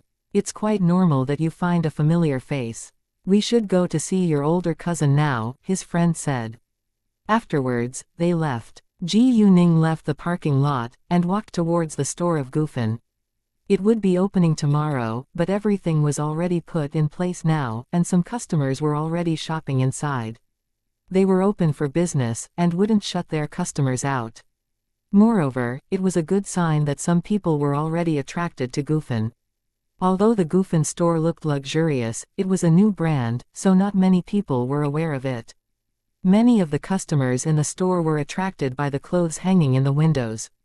There were all kinds of international clothing brands in a big shopping mall in a large city, and there actually wasn't a big difference among their designs. In fact, Gufen wasn't very special when compared with other brands. Chapter 1552. Everything is ready. However, it still had its own style, because it was founded by Ji Yuning and she wouldn't copy or plagiarize other designers' work. Even though clothes were basically the same, some were more attractive than others. Gufen could easily attract people's attention by a simple glance, so many customers were willing to walk into the store. Once Ji Yuning showed up, a saleswoman greeted her with great respect. "Nice to see you, Chairman Ji Yu." Because Gao Weikao had introduced their boss to them earlier, they were aware that Ji Yuning was their boss. In addition to that, Ji Yuning was also their idol, because she had many great achievements at a very young age. He's in the storeroom now, the saleswoman said. Great, you can go to do your work, and I'll look around by myself, Ji Yuning said. Sure. The saleswoman walked away at once. Several customers stayed in the store for a long while, and they were quite interested in the clothes. Miss, I didn't see much news about Gufen on the internet. Is it a new brand? Why is the store so luxurious and the prices are very high, a woman said. Saleswoman A explained right away. Gufen is indeed a new brand, but it's a high-end brand, so the quality is guaranteed. Have you heard of Jade Beauty Jewelry or Kuzi? Gufen is built by the same founder. I've heard of Jade Beauty Jewelry and Kuzi, and I'm a fan of them. Said woman A with excitement. I'm using Kuzi products as well. If they're founded by the same person, I believe Gufen can be popular too. Woman B said. Both Jade Beauty Jewelry and Kuzi have gained a lot of fame within a short time, so I think Gufen will be next, woman C said. I agree. I think this dress looks beautiful and I like it, but you won't open until tomorrow. Can I have a discount today if I'm going to buy it? Woman A asked. Saleswoman A replied, of course you can, and you can also have a chance to play the lucky draw tomorrow. We've prepared 30 gifts for those who can win a prize. Tomorrow. In addition, if you're one of the first 100 customers who spend over 1,000 yuan in our store, you can have a gift within 500 yuan from our store for free. The three women were excited the second they heard the news. They could afford expensive clothes, so they weren't poor, but no one would say no to discounts and gifts. Of course it's real, and we have flyers over there. Please wait a second. Saleswoman A walked to a nearby coffee table and picked up several flyers. She walked back to the three women later and shared with them the details of the activity. The three women took the flyers and began to read it. After a few minutes, they were sure that the activity was real. Oh, I must buy this dress in that case, said woman A. Can I try on that dress? Said woman B to saleswoman A. I'm going to buy some clothes too. Woman C said. Wonderful, let's start shopping now. Woman A was thrilled. All of them were eager to buy their favorite dresses. Once someone paid the bill first, more and more people joined it. Gao Weikao didn't know that Ji Yuning was already in the store, but he knew that she would be here at any second. Therefore, he left the storeroom and walked to Ji Yuning the moment he saw her. Hi, boss, I'm sorry I was absent for a while, Gao Weikao said. It's fine. I just arrived, Ji Yuning said with a smile. How is everything going now? Everything is ready, Gao Weikao said. Ji Yuning nodded, and she trusted Gao Weikao's ability. Afterwards, Gao Weikao elaborated on the whole process to Ji Yuning. When it was almost 6 p.m., Ji Yuning was about to leave, but Gao Weikao asked her whether he could use her fame to advertise the opening ceremony of Gufen. Ji Yuning agreed, because she also wanted to make full use of her fame and popularity. Gao Weikao then took several photos of Ji Yuning looking around in the store. Without hesitation, he posted the photos on Weibo and Ji Yuning reposted it. Chapter 1553, What do you want to talk to me about? Till now, Gufen only had a few thousand followers on Weibo, and most of them followed it because of Ji Yuning. So it wasn't enough advertisement for Gufen if they relied on its Weibo account. On the other hand, Ji Yuning already had over 10 million followers, and most of them were her loyal fans, so they were quite active. After reposting the post, Ji Yuning called Ji Yuman and asked her whether they had eaten yet. It was a little late now, so the Tang family had probably already finished dinner. If they hadn't eaten yet, she would go back and have dinner with them. If they had, she would dine outside before she went back home. Ji Yuman told Ji Yuning that they hadn't had dinner yet. Ji Yuning then told Ji Yuman that she would go to meet them later, and they could have dinner together. Ji Yuman was excited once she learned that Ji Yuning was back in City B now. So she immediately told Tang Haifeng the good news. Give me the phone. Give me the phone now. Tang Haifeng was excited too. Why didn't you call me when you came back to City B? Tang Haifeng complained. He wasn't seriously criticizing Ji Yuning, but he felt a little upset. Well, I just wanted to surprise you, Ji Yuning said. She was always like a little girl in front of her grandpa.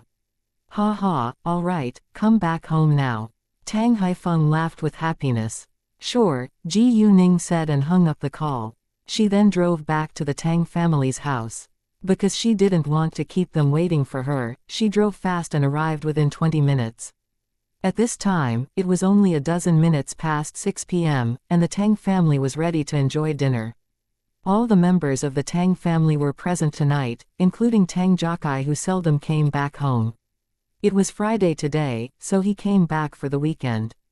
The Tang family had nothing to worry about now, and everyone got along well with each other, so they were in a good mood.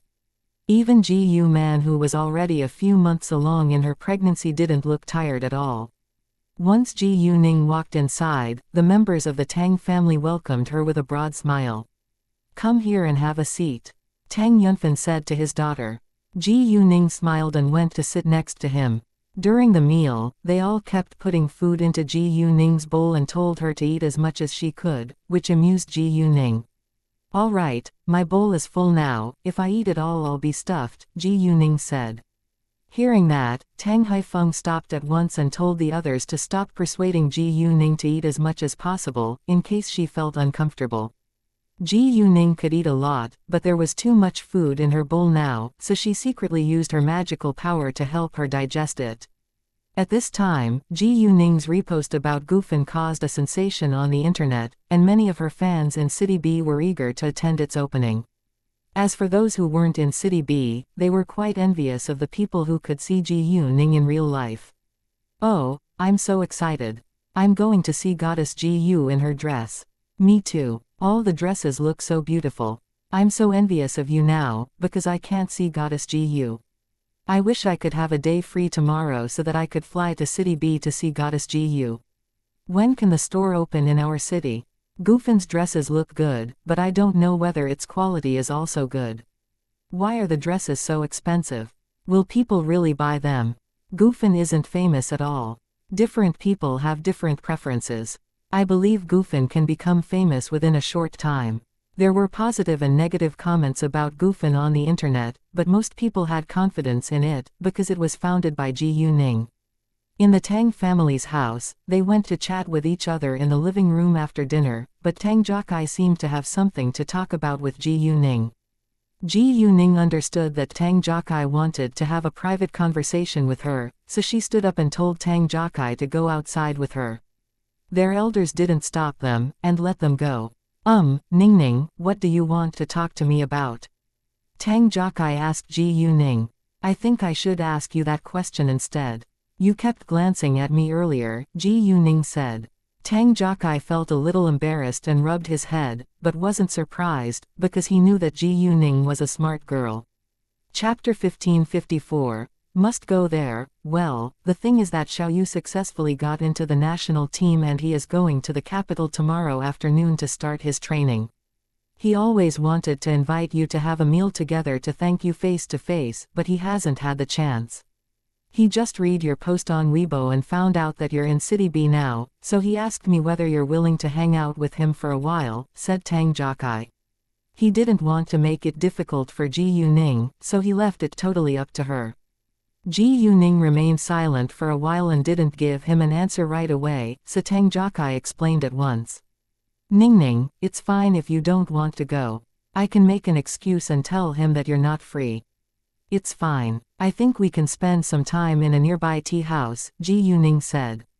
Although Ji Yuning didn't think it was necessary for Tang Xiaoyu to thank her face to face, he was Tang Jokai's friend after all. Since Tang Jokai invited her to hang out together, she wouldn't reject. Actually, if Tang Jokai thought that it wasn't important, he would directly turn it down. Ji Yuning didn't want to go too far or stay outside for too long, because it wasn't easy for her to come back home and she had to leave tomorrow. She wanted to spend more time with her family. Ningning, are you sure you're willing to hang out with them? Tang Jokai asked again. Of course, Ji Yuning said with a smile. Great, I'll call Xiaoyu right now, and tell them to come over. I know there is a good tea house nearby, and Grandpa often goes there with his old friends. We can go there tonight. Tang Jokai said. It wasn't 8 p.m. yet, so they had an hour to hang out together. Tang Xiaoyu only wanted to see her and chat with her for a while, so an hour was enough. As long as Ji Yuning agreed to see him, Tang Xiaoyu was more than happy and didn't care where they would meet and how long they could stay with each other. After that, Ji Yuning told her family that she needed to go out for a while. Her family reminded her to be careful and to not come back too late. Ji Yuning and Tang Jiakai didn't leave the Tang family's house until Tang Xiaoyu and his friends had almost reached the appointed place, because it would only take them several minutes to reach the tea house, while Tang Xiaoyu was farther away. Tang Xiaoyu also sped on the road to prevent Ji Yuning from waiting for him for too long, so he arrived in 20 minutes.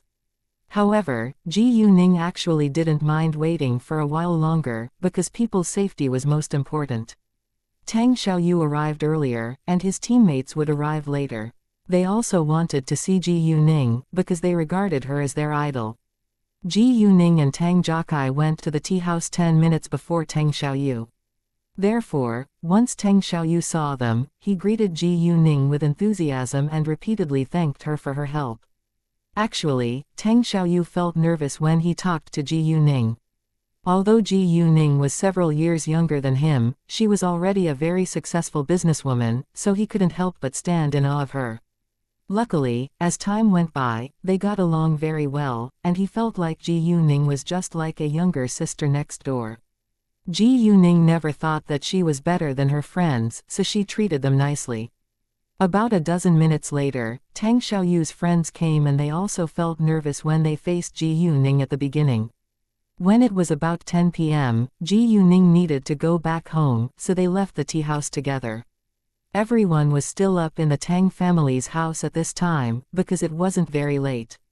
Normally, they went to bed at 11 p.m., so Ji Yuning chatted with them for a while, before they all went back to their own rooms. Leng Xiaoting sent Ji Yuning a message and asked her what she was doing now, so she told him that she was with her family, and would call him later. Once she was back in her room, she called Leng Xiaoting.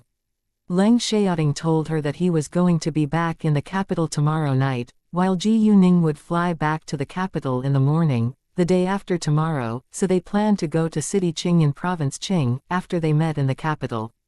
Kunlun Mountain was very large, so they would mainly visit the Supreme Deity's abode in Death Valley.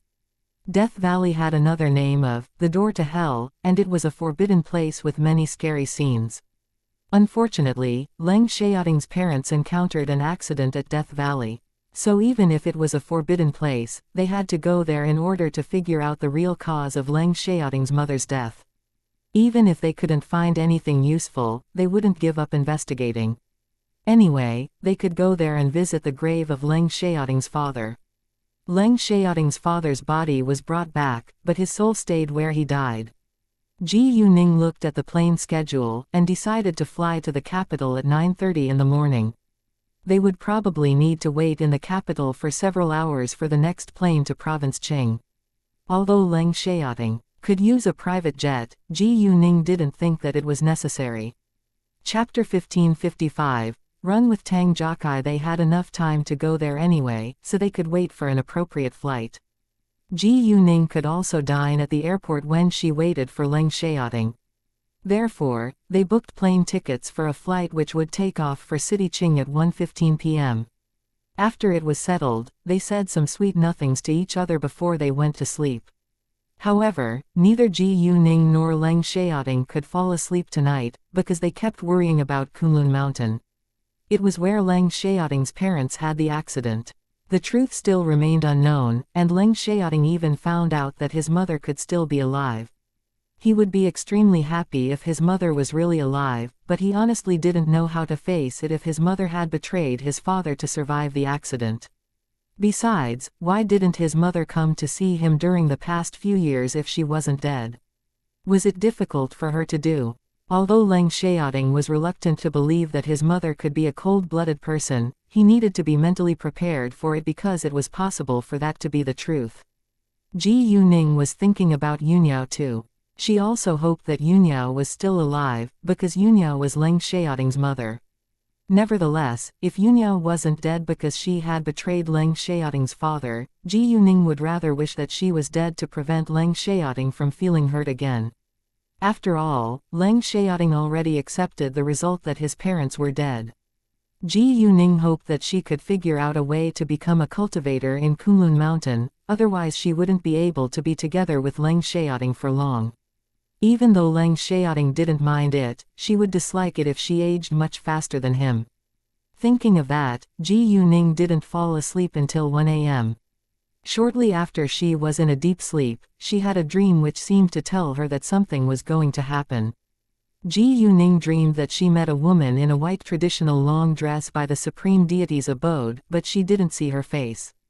The woman stood there in silence, and looked quite charming.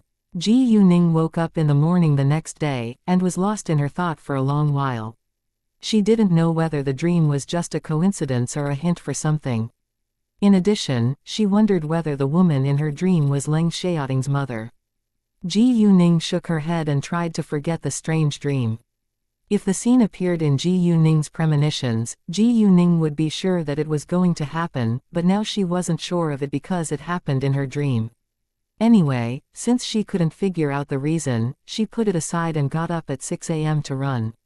Morning, Grandpa. Ji Yuning saw Tang Haifeng walking out of his room once she walked downstairs. Old people slept less, so he got up very early. Good morning, Lady Ning, Quan Bohang said to Ji Yuning. Morning, Uncle Quan. Ji Yuning smiled at him. Ning, why did you get up so early? You can sleep for a few more hours, Tang Haifeng said. I'm already used to it, and I want to go for a run now, Ji Yuning said.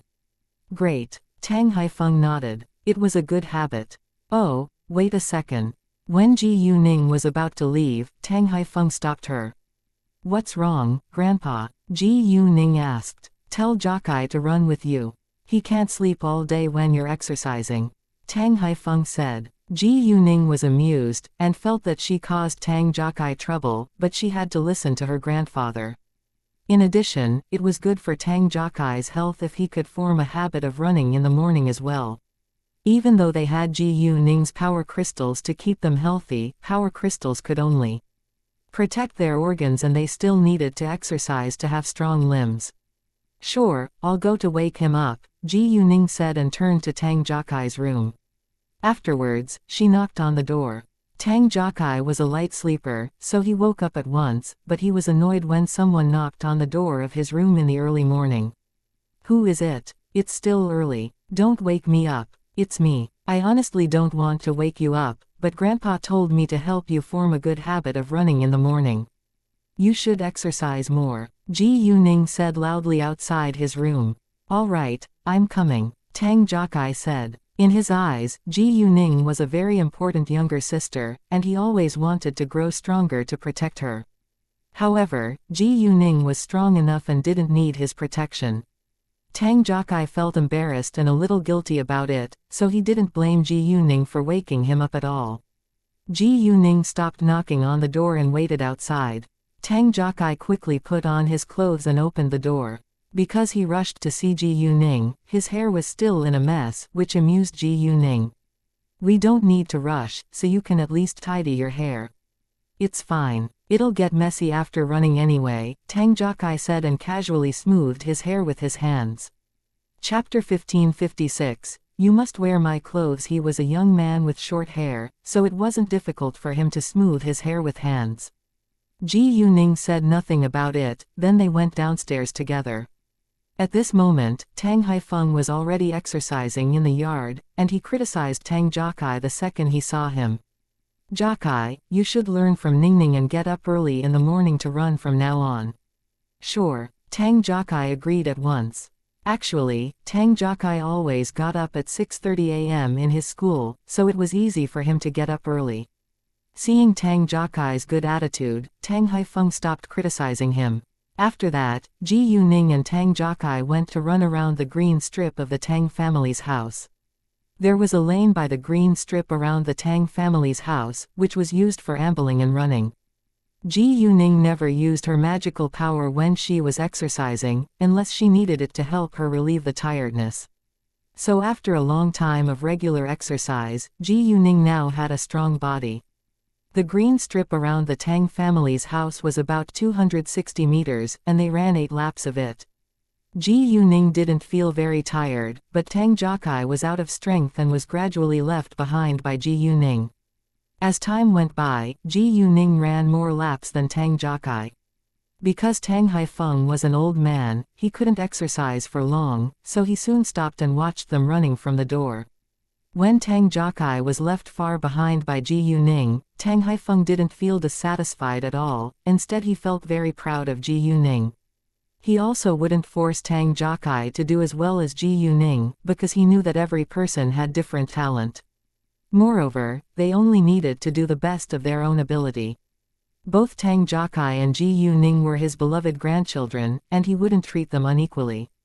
In the end, Tang Jiakai did 20 laps, while Ji Yuning ran 40 laps. Although Ji Yuning wasn't exhausted, she also needed to stop for some fresh air. "Ningning, how many laps have you done?" Tang Jiakai asked Ji Yuning. 40, Ji Yuning said. "What, 40 laps? Why don't you look more tired?" Tang Jiakai was greatly surprised. "I'm already used to it," Ji Yuning said with a smile. "All right, come back for breakfast now," Tang Haifeng shouted to them. After that, Ji Yuning and Tang Jiakai went back to take a shower before they enjoyed their breakfast. When they sat down by the dining table, the other family members gathered together too. However, before Ji Yuning finished her breakfast, Cao Wenxin ran inside and criticized her loudly. "Ningning, why didn't you tell me that you're in City B now? How dare you forget me?" Cao Wenxin didn't know that Ji Yuning was back in City B now until she read her post on Weibo. Ji Yuning felt embarrassed and apologized at once. "I'm sorry, it's my fault. Please forgive me this time, and I'll tell you first the next time, alright? Fine, I can forgive you because of your good attitude, but it can't happen again. By the way, you should send me a dress from your new brand as a gift to make it up to me," Cao Wenxin said. Since Gufan was owned by Ji Yuning, it was very easy for her to prepare a set of clothes for Cao Wenxin. In addition, it was Ji Yuning's new company, so she had definitely prepared gifts for her family members. "Of course I have a gift for you, and actually I've prepared a gift for every one of you. Each of you will have a set of clothes from my new brand, and you must wear my clothes to attend the opening ceremony." Ji Yuning said. She planned to use her family as a great ad. Even though they knew that Ji Yuning would give them a gift, they were still surprised when she said it aloud. "No problem," Cao Wenxin said with a smile. "Well, of course we'll put on your clothes since your new brand has just been established," Zhang Lihua said. "Sure, we support you," Tang Haifeng said. It was his granddaughter's new brand, and he was more than willing to help her advertise it. The other family members also agreed happily. In fact, they dressed casually in their daily life, and would only put on designers' brands at important events. After all, everyone liked comfortable clothing. "Ningning, I'm afraid I can't go this morning, because I have something important to deal with today," Tang Yunheng said, "but I do hope your business can be profitable as always." "Thank you, Uncle Yunheng. It's totally fine if you're busy today," Ji Yuning said. It was just an opening ceremony, and Ji Yuning didn't mind if any of her family members couldn't come. While the Tang family was enjoying breakfast, Dongfang Ziyu and Wu Shunhua were also having their breakfast in the capital, and they overheard some people around them talking about Ji Yuning. The store of Ji Yuning's new clothing brand is opening today, and she'll be there. Chapter 1557. Go to City B. I wish it were in the capital, so I could go. Hearing that, Wu Shunhua took out his phone at once to search for news about Ji Yuning's new clothing store, then he found the post about Gufan on Weibo. After reading it, he knew where Ji Yuning would show up today. Dongfang Ziyu arranged for someone to find out where Ji Yuning went yesterday, so she knew that Ji Yuning was in City B now, but she still didn't know the specific place until now. "Drive me to the airport, I'm going to City B now," Dongfang Ziyu said and stood up in a hurry. Wu Shunhua frowned. "It's already 7:20 a.m. now, so you'll miss the opening ceremony even if you can take the closest flight to City B. Besides, we've been following her for a long time, but still haven't found anything useful. I don't think this time will be different. He didn't dare to stop Dongfang Ziyu from doing what she wanted to do, but he honestly felt it was meaningless. Dongfang Ziyu was struck dumb for a second. She had to agree with Wu Shunhua, and she would indeed miss the opening ceremony even if she flew to City B right away. However, she was unwilling to give up. Even though they had found nothing useful after following Ji Yuning for a long time, she still hoped that she could find something useful in City B. Therefore, Dongfang Ziyu made up her mind to fly to City B by herself while Wu Shunhua would stay in the capital. She had already arranged for someone to pay special attention to Ji Yuning's schedule. As long as Ji Yuning booked a plane ticket, she would know. In the Tang family's house, Tang Yunhang went to work after breakfast, and other family members waited for the clothes from Ji Yuning's new brand. Once the clothes arrived, they were excited and gathered around them. Look, there are our names on them. Tang Jokai picked up a gift box with his name on it. Without delay, each of them got their box and opened it with excitement. It was as if they hadn't seen new clothes in years. Tang Jokai opened his gift first. In it there was a pair of dark gray cropped plaid pants, a black but rather fancy t-shirt, and a pair of white casual shoes inside. Because it was summer, their clothes were all summer clothing. Cao Wenxin had a black suit with black high-heel sandals. She also got a bag, which was an extra accessory for the women. Ningning, you have great taste, and I like them. I should try them on right now, Cao Wenxin said with satisfaction before she ran upstairs to her room. I want to try them on now too. Tang Jokai ran away as well. When they all had their clothes, they went to try them on too. A while later, they walked out in their new clothes. I like this suit, Tang Haifeng said. He was quite satisfied with the clothes Ji Yuning chose for him. Ji Yuning also put on her new Gufan clothing, which was a casual suit. She was very young after all, so there was no need for her to dress like a mature woman. Both Ji Yuman and Zhang Lihua were in a dress and looked elegant. Ji Yuman was pregnant, so Ji Yuning prepared a pair of flat shoes for her. Gufan had all kinds of clothes for people of different ages. The opening ceremony would begin at 10 a.m., and Ji Yuning needed to arrive there before 9 a.m. So when it was about 8:30 a.m., Tang Jokai, Cao Wenxin, and Ji Yuning left together. Tang Haifeng and the others would come later. Because Ji Yuman was pregnant, it wasn't good for her to stay in a crowded place for long, so they would arrive 10 minutes before the ribbon cutting. There was nothing else for them to do at the opening ceremony after all, so they could arrive late. Neither Tang Jokai nor Cao Wenxin drove today, so they went in Ji Yuning's car. The second Ji Yuning got in the car, her phone kept ringing, so Ji Yuning told Cao Wenxin to drive her car so that she could have time to deal with the news messages and calls. Most people congratulated her on the new store, but Chi Tianlin directly scolded her for not informing him earlier. Ji Yuning was displeased with his tone, so she argued. Chi Tianlin, I know that we're friends, but it isn't my duty to report to you when I'm back in City B. Chi Tianlin didn't mind Ji Yuning's unkind attitude, but Cao Wenxin and Tang Jokai were shocked. Although their families were the top families in City B, they were still scared of illegal gangs, because they were cruel and violent. Chapter 1558. Can't wait to see her. Ji Yuning, on the other hand, wasn't afraid of Chi Tianlin at all, and she had even pointed a gun at him when they met each other for the first time.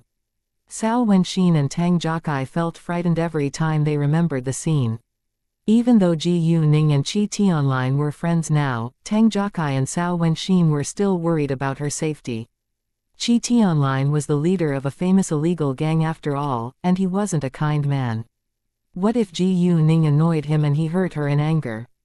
Are you free tonight? Why don't we share a meal together? Chi Tianlin said in a domineering tone. No, I need to stay with my family, Ji Yuning said. How about tomorrow? Chi Tianlin asked again. Sorry, I need to fly back to the capital tomorrow, Ji Yuning said. Seriously? Chi Tianlin was displeased with a frown. I need to deal with something important tomorrow, Ji Yuning said. Before Ji Yuning could finish, Chi Tianlin hung up on her. Ji Yuning didn't mind, and continued to reply to her messages and answer other calls. Because there was a lot of traffic on the road, they took nearly 40 minutes getting there. However, it was still several minutes away from 9 a.m. At this time, countless people already gathered together outside the Gufen store. The majority were Ji Yuning's fans, with only a small number of them being passers-by. This is a new store, right? Yeah, but there are already many people here. I've never heard of Gufen before. It's a newly established brand, but the founder is also the owner of Jade Beauty Jewelry and Kuzi. What? Do you mean the 19-year-old girl? Hearing the discussion of passers-by, Ji Yuning's fans felt quite proud of her. Right, the founder of Gufen is Ji Yuning, the talented businesswoman, the genius, the kung fu master, and my goddess. Goddess Ji Yu is my idol too. I can't wait to see her. It's still early now. I can wait, but I must see her today. Many passers-by who didn't know that this store was owned by Ji Yuning were surprised, because they had heard about her. Ji Yuning was quite famous on social media after all. Nevertheless, some still had a bad impression of Ji Yuning, because they thought that Ji Yuning was too ambitious and impetuous. In their eyes, Ji Yuning built her business empire too fast. Actually, both Jade Beauty Jewelry and Kuzi were new brands, but she didn't hesitate to build another new brand. Although Ji Yuning had enough money and ability, she was too young when compared with other successful businessmen. In fact, most people who had a bad impression of Ji Yuning were jealous of her to some extent. Her business developed smoothly, and she made a lot more money than her peers. Wow, there are so many people. Cao Wenxin was surprised too when she saw the large crowd outside the store. It proves that Ningning is really charming, Tang Jiakai said with pride. He ached to tell the whole world that Ji Yuning was his younger cousin. Ji Yuning was one of his family members, and he felt super proud of her. Right, Ningning indeed is very charming. Cao Wenxin agreed. Ji Yuning smiled when she heard their conversation, but didn't deny it. Although she wasn't as popular as those A-list stars, she was famous too. There were also many haters who disliked her on the internet, but she didn't care about their opinions. She felt grateful for her fans' support, but she wouldn't hesitate to defend herself when it was necessary. Once Cao Wenxin, Tang Jiakai, and Ji Yuning appeared, they were the focus of people's attention. The three of them were all good-looking people, so it was hard for other people not to pay attention to them. Most importantly, they looked quite attractive in their new clothes. Oh, Goddess Ji Yu is here. She is coming. Chapter 1559. Thank you for your support. Many people who recognized Ji Yuning surrounded her at once and kept screaming her name. Goddess Ji Yu. Goddess Ji Yu. Goddess Ji Yu, I'm your biggest fan. I love you, Goddess Ji Yu. Thank you for your support. Ji Yuning smiled at her fans. Oh my, I finally saw Goddess Ji Yu in real life. She's even more beautiful than her photos on the internet.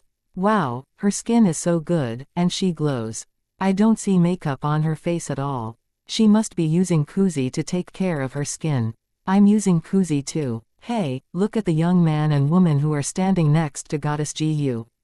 They're good looking as well. I love her dress. She looks so elegant. I want to buy her dress. I just saw the dress in the store. Really, I want to try it. Be careful. Don't push other people around, and don't get hurt in the crowd, Ji Yuning said when the crowd became restless and noisy.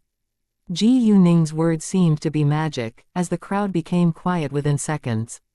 After that, Ji Yuning walked into the store, followed by many people. Luckily, the store was spacious, and could accommodate a lot of people. They hired a lot of security guards today to prevent any accidents from happening. Several minutes later, the invited reporters were present. Because it was a business interview, Ji Yuning selected several media to come. She was also the first interviewee. They had talked about the content of the business interview early on, so the reporters were aware of what they should ask about and what they shouldn't. Ji Yuning answered their questions with a smile on her face and left a good impression on the audience. Afterwards, the invited guests came, and most of them had attended the opening ceremony of Jade Beauty Jewelry last time. People of the Tang family, the Lei family, the Tangguang organization, the Xianxia organization, the Jinlin organization, and so on showed their faces too. They had appeared at the opening ceremony of jade beauty jewelry last time, but they caused a sensation again this time. There were too many guests today, so Ji Yuning couldn't stay with her family the entire time, because she needed to welcome her important guests. Tang Haifeng and others understood her work, and they could entertain themselves. Therefore, Ji Yuning went to chat with her guests. Many people in the high society knew about Ji Yuning's family connection with the Tang family, but she didn't bother to show off, so not everyone was aware of it. Some people still believed that Ji Yuning only had a good relationship with the Tang family. Actually, even if she only had a good relationship with the Tang family, it was quite shocking because the Tang family was super influential in City B. When it was 10 a.m., Ji Yuning gave a speech before they cut the ribbon. Ji Yuning didn't need to stay in the store for long after ribbon cutting, so she went to have a meal with her important guests. Because Ji Yuman was pregnant, she didn't join Ji Yuning and went back home with Tang Yunfen. Tang Haifeng and the others also went home. Ji Yuning's work was done after she finished the meal with her important guests, so she directly went home to spend more time with her family and left the rest of the work to Gao Weikao. Gufen's opening ceremony gained a lot of attention for it. Although many people bought the clothes of Gufen for Ji Yuning's sake, its quality deserved its prices. Many internet users were attracted to the news about Gufen's opening ceremony, and they began to talk about it. Some admired Ji Yuning's ability, while some disliked her way of running a business. They thought that she only relied on her connections to run a profitable business. However, no one could be successful without other people's help. In addition, the products or services provided by Ji Yuning's companies were of high quality, which mattered most in consumers' eyes. Even though Gufen and Ji Yuning raised many discussions, many internet users left positive comments on them. Because both jade beauty jewelry and kuzi were quite successful, more and more people believed that Ji Yuning was a smart businesswoman. It wasn't easy to have one successful business, but Ji Yuning had many under her name. Moreover, it was understandable if any of her companies weren't profitable, because businessmen learned from failure. No one was perfect in this world, and everyone had his or her own strengths and weaknesses. Ji Yuning was already quite outstanding among her peers. Chapter 1560. I hate her. Dongfang Ziyu didn't arrive at the Gufen store until 2 p.m. At this time, the opening ceremony was already over a long time ago. She was so late because she was caught in a traffic jam on the way to the airport that morning. When she finally arrived at the airport, she had to wait for a whole hour for the closest flight. After nearly 2 hours of flying, she arrived at the airport of City B at 12:30 p.m. She went to take a taxi later, and wasted a lot of time on the road, so she missed the opening ceremony of Gufen and failed to see Ji Yuning. Dongfang Ziyu was quite upset, but it wasn't appropriate for her to ask the staff where Ji Yuning went. She was afraid that Ji Yuning might find out that she was following her all the way here. Even though she could make an excuse to see Ji Yuning, they weren't even friends. They had only met each other once before, so it would be strange if she purposely came to City B to see Ji Yuning. Anyway, she could wait for Ji Yuning's next trip. Right at this moment, Ji Yuning booked a plane ticket to the capital, and Dongfang Ziyu soon received the news. She knew that the plane that Ji Yuning was going to take would take off at 9:30 a.m. tomorrow. Without hesitation, Dongfang Ziyu booked a plane ticket for the same flight as Ji Yuning. She decided to follow Ji Yuning and go to the capital. After that, she went to have a rest in a hotel. In the afternoon, Tang Yunrong and her husband came to visit the Tang family. Ji Yuning had told them that she also had prepared clothes from Gufen for their family. Therefore, they came to have dinner with the Tang family and picked up their gifts. Tang Yunrong hadn't seen Ji Yuning for a long time, so she happily agreed to share a meal with her. Except for Tang Jiayong, who was in country Y now, all of the other members of the Tang family gathered together that night. Leng Xiaoting went back to the capital in the evening, and he directly went back to the Leng family's house to see Master Leng because Ji Yuning wasn't there. Leng Xiaojia was still in the hospital now, but luckily her condition was getting much better day by day. Master Leng, however, was upset these days, because he learned the truth about Leng Xiaojia's sickness. He went to visit Leng Xiaojia 2 days ago, but didn't tell Zhang Shuyuan that he was coming, so Zhang Shuyuan and Leng Xiaojia didn't pay much attention to what they were saying. Because Leng Xiaojia had suffered a lot of pain, she hated Ji Yuning more than ever. Why wasn't Ji Yuning killed last time? I hate her. Leng Xiaojia clenched her teeth. She wished that Ji Yuning had been killed in the car accident last time. Because she believed that Ji Yuning must have found out that she was the mastermind of the car accident, so she was heavily beaten because of Ji Yuning too. She knew that Ji Yuning purposely refused to help her. However, even though she knew that Ji Yuning did that on purpose, she couldn't do anything about it in case her dirty secret was exposed. Actually, if Ji Yuning hadn't stopped Leng Xiaoting would have disabled Leng Xiaojia early on. Leng Xiaojia knew it very well, so she only dared to curse at Ji Yuning behind her back. Unfortunately, she didn't know that Master Leng was listening to their conversation outside the ward. Master Leng was totally shocked when he heard that. He didn't know what Leng Xiaojia was talking about, but he had a feeling that it was something serious. Master Leng was an old man of great wisdom, and he soon realized that Leng Xiaojia must have schemed against Ji Yuning before. As a result, Ji Yuning had heavily beaten Leng Xiaojia. In that case, he understood why Ji Yuning refused to help Leng Xiaojia. Master Leng was full of anger once he figured out the truth. However, Ji Yuning said nothing about it for his sake. Master Leng curbed his anger and forced himself to calm down so that he could hear what Zhang Shuyuan and Leng Xiaojia were going to talk about. All right, stop cursing her. What if other people find it out? Zhang Shuyuan stopped Leng Xiaojia. I just hate her, Leng Xiaojia said. No one will know. Chapter 1561, Master Leng finds out the truth. All of a sudden, Master Leng kicked the door of the ward open in anger. What if I find out? Master Leng shouted loudly. Both Zhang Shuyuan and Leng Xiaojia were scared when they saw Master Leng and they were struck dumb. To their astonishment, Master Leng showed up out of blue. Father, when did you get here? Zhang Shuyuan asked. I wouldn't know what Leng Xiaojia had done if I didn't come here today. Master Leng said, then turned to question Leng Xiaojia. Tell me, what did you do to Ji Yuning behind my back? Leng Xiaojia opened her mouth, but didn't know what to say all of a sudden. Father, you must have heard it wrong. It's a misunderstanding, Zhang Shuyuan said and tried to deny it. She knew it wasn't easy to fool Master Leng, but she was reluctant to admit it. I'm not deaf, and they aren't either. Master Leng angrily shouted. He came with his security guards today, and they were all Ace Special Forces. Well, Zhang Shuyuan didn't know what to say now. Master Leng was an old man, but he wasn't dumb. What has Leng Xiaojia done to Ji Yuning?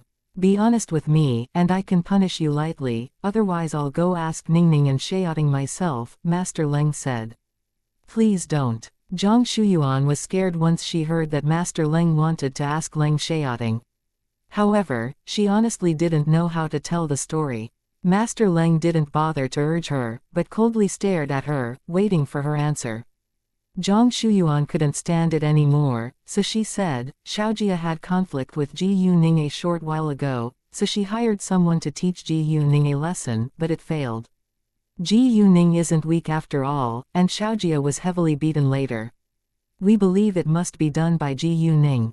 Zhang Shuyuan dropped many details, in case Master Leng was angry at Leng Xiaojia. Unfortunately, Master Leng saw through Zhang Shuyuan, and he knew that Zhang Shuyuan was deliberately making it sound not very serious. Besides, Master Leng knew Ji Yuning very well, and Ji Yuning wouldn't beat Leng Xiaojia if Leng Xiaojia hadn't done something serious to hurt her. Anyway, Leng Xiaojia must have done something terrible to Ji Yuning and Ji Yuning had survived. What exactly did she do? Master Leng lost his patience. Zhang Shuyuan panicked. Tell me now. I don't have patience with you, Master Leng said. Father, Xiaojia simply wanted to teach Ji Yuning a lesson, and she had no intention to hurt Ji Yuning badly, but the person she hired was unreasonable. He took action without our permission and directly hit Ji Yuning with a car, but I promise that Ji Yuning was fine. What? He hit Ningning with a car. Master Leng was shocked and furious. It was totally unacceptable in his eyes. Master Leng almost had a heart attack from the anger. When and where did it happen?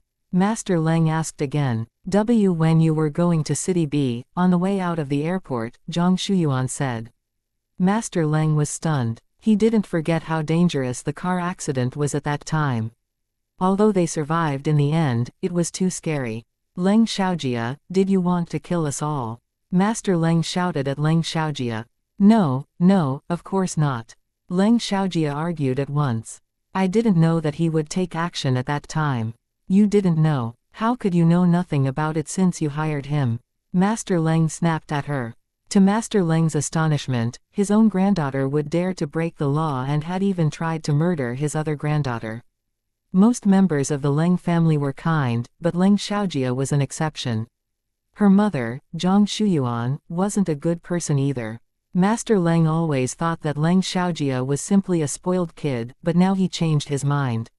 What Leng Xiaojia had done to Ji Yuning was illegal, but Zhang Shuyuan failed to stop her. Chapter 1562. She already got over it. If Zhang Shuyuan allowed Leng Xiaojia to do whatever she wanted without limiting her inappropriate behavior, Leng Xiaojia would become totally spoiled. Zhang Shuyuan was frightened by Master Leng's criticisms and didn't dare to say another word. Leng Xiaojia left the bed and knelt down in front of Master Leng.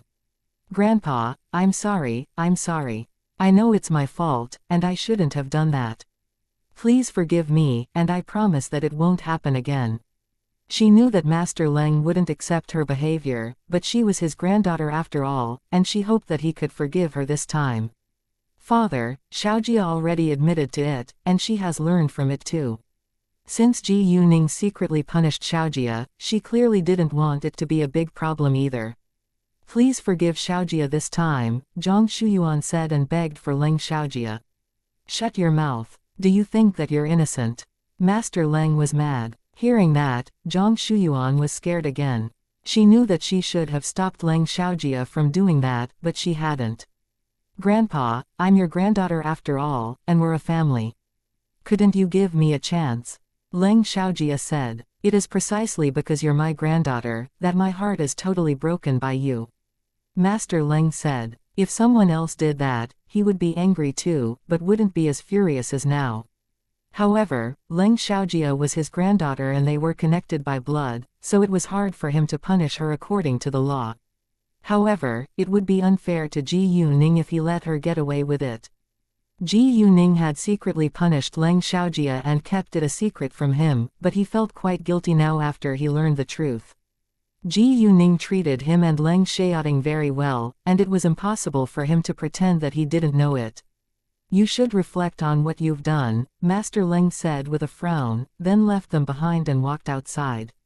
Leng Xiaojia and Zhang Shuyuan didn't know what Master Leng would do, so they stayed in the ward in fear. Master Leng thought that he should talk about it with Leng Xiaoding once Leng Xiaoding was back. Because of it, Master Leng couldn't sleep or eat well these 2 days and looked haggard. Leng Xiaoding was worried when he went back to the Leng family's house and asked, Grandpa, are you all right? I'm fine, Master Leng said, but it was obviously a lie. Do you think I'm a fool? Leng Xiaoding said. Master Leng knew that Leng Xiaoding wouldn't be easily fooled, but he needed to summon up his courage to tell Leng Xiaoding the story.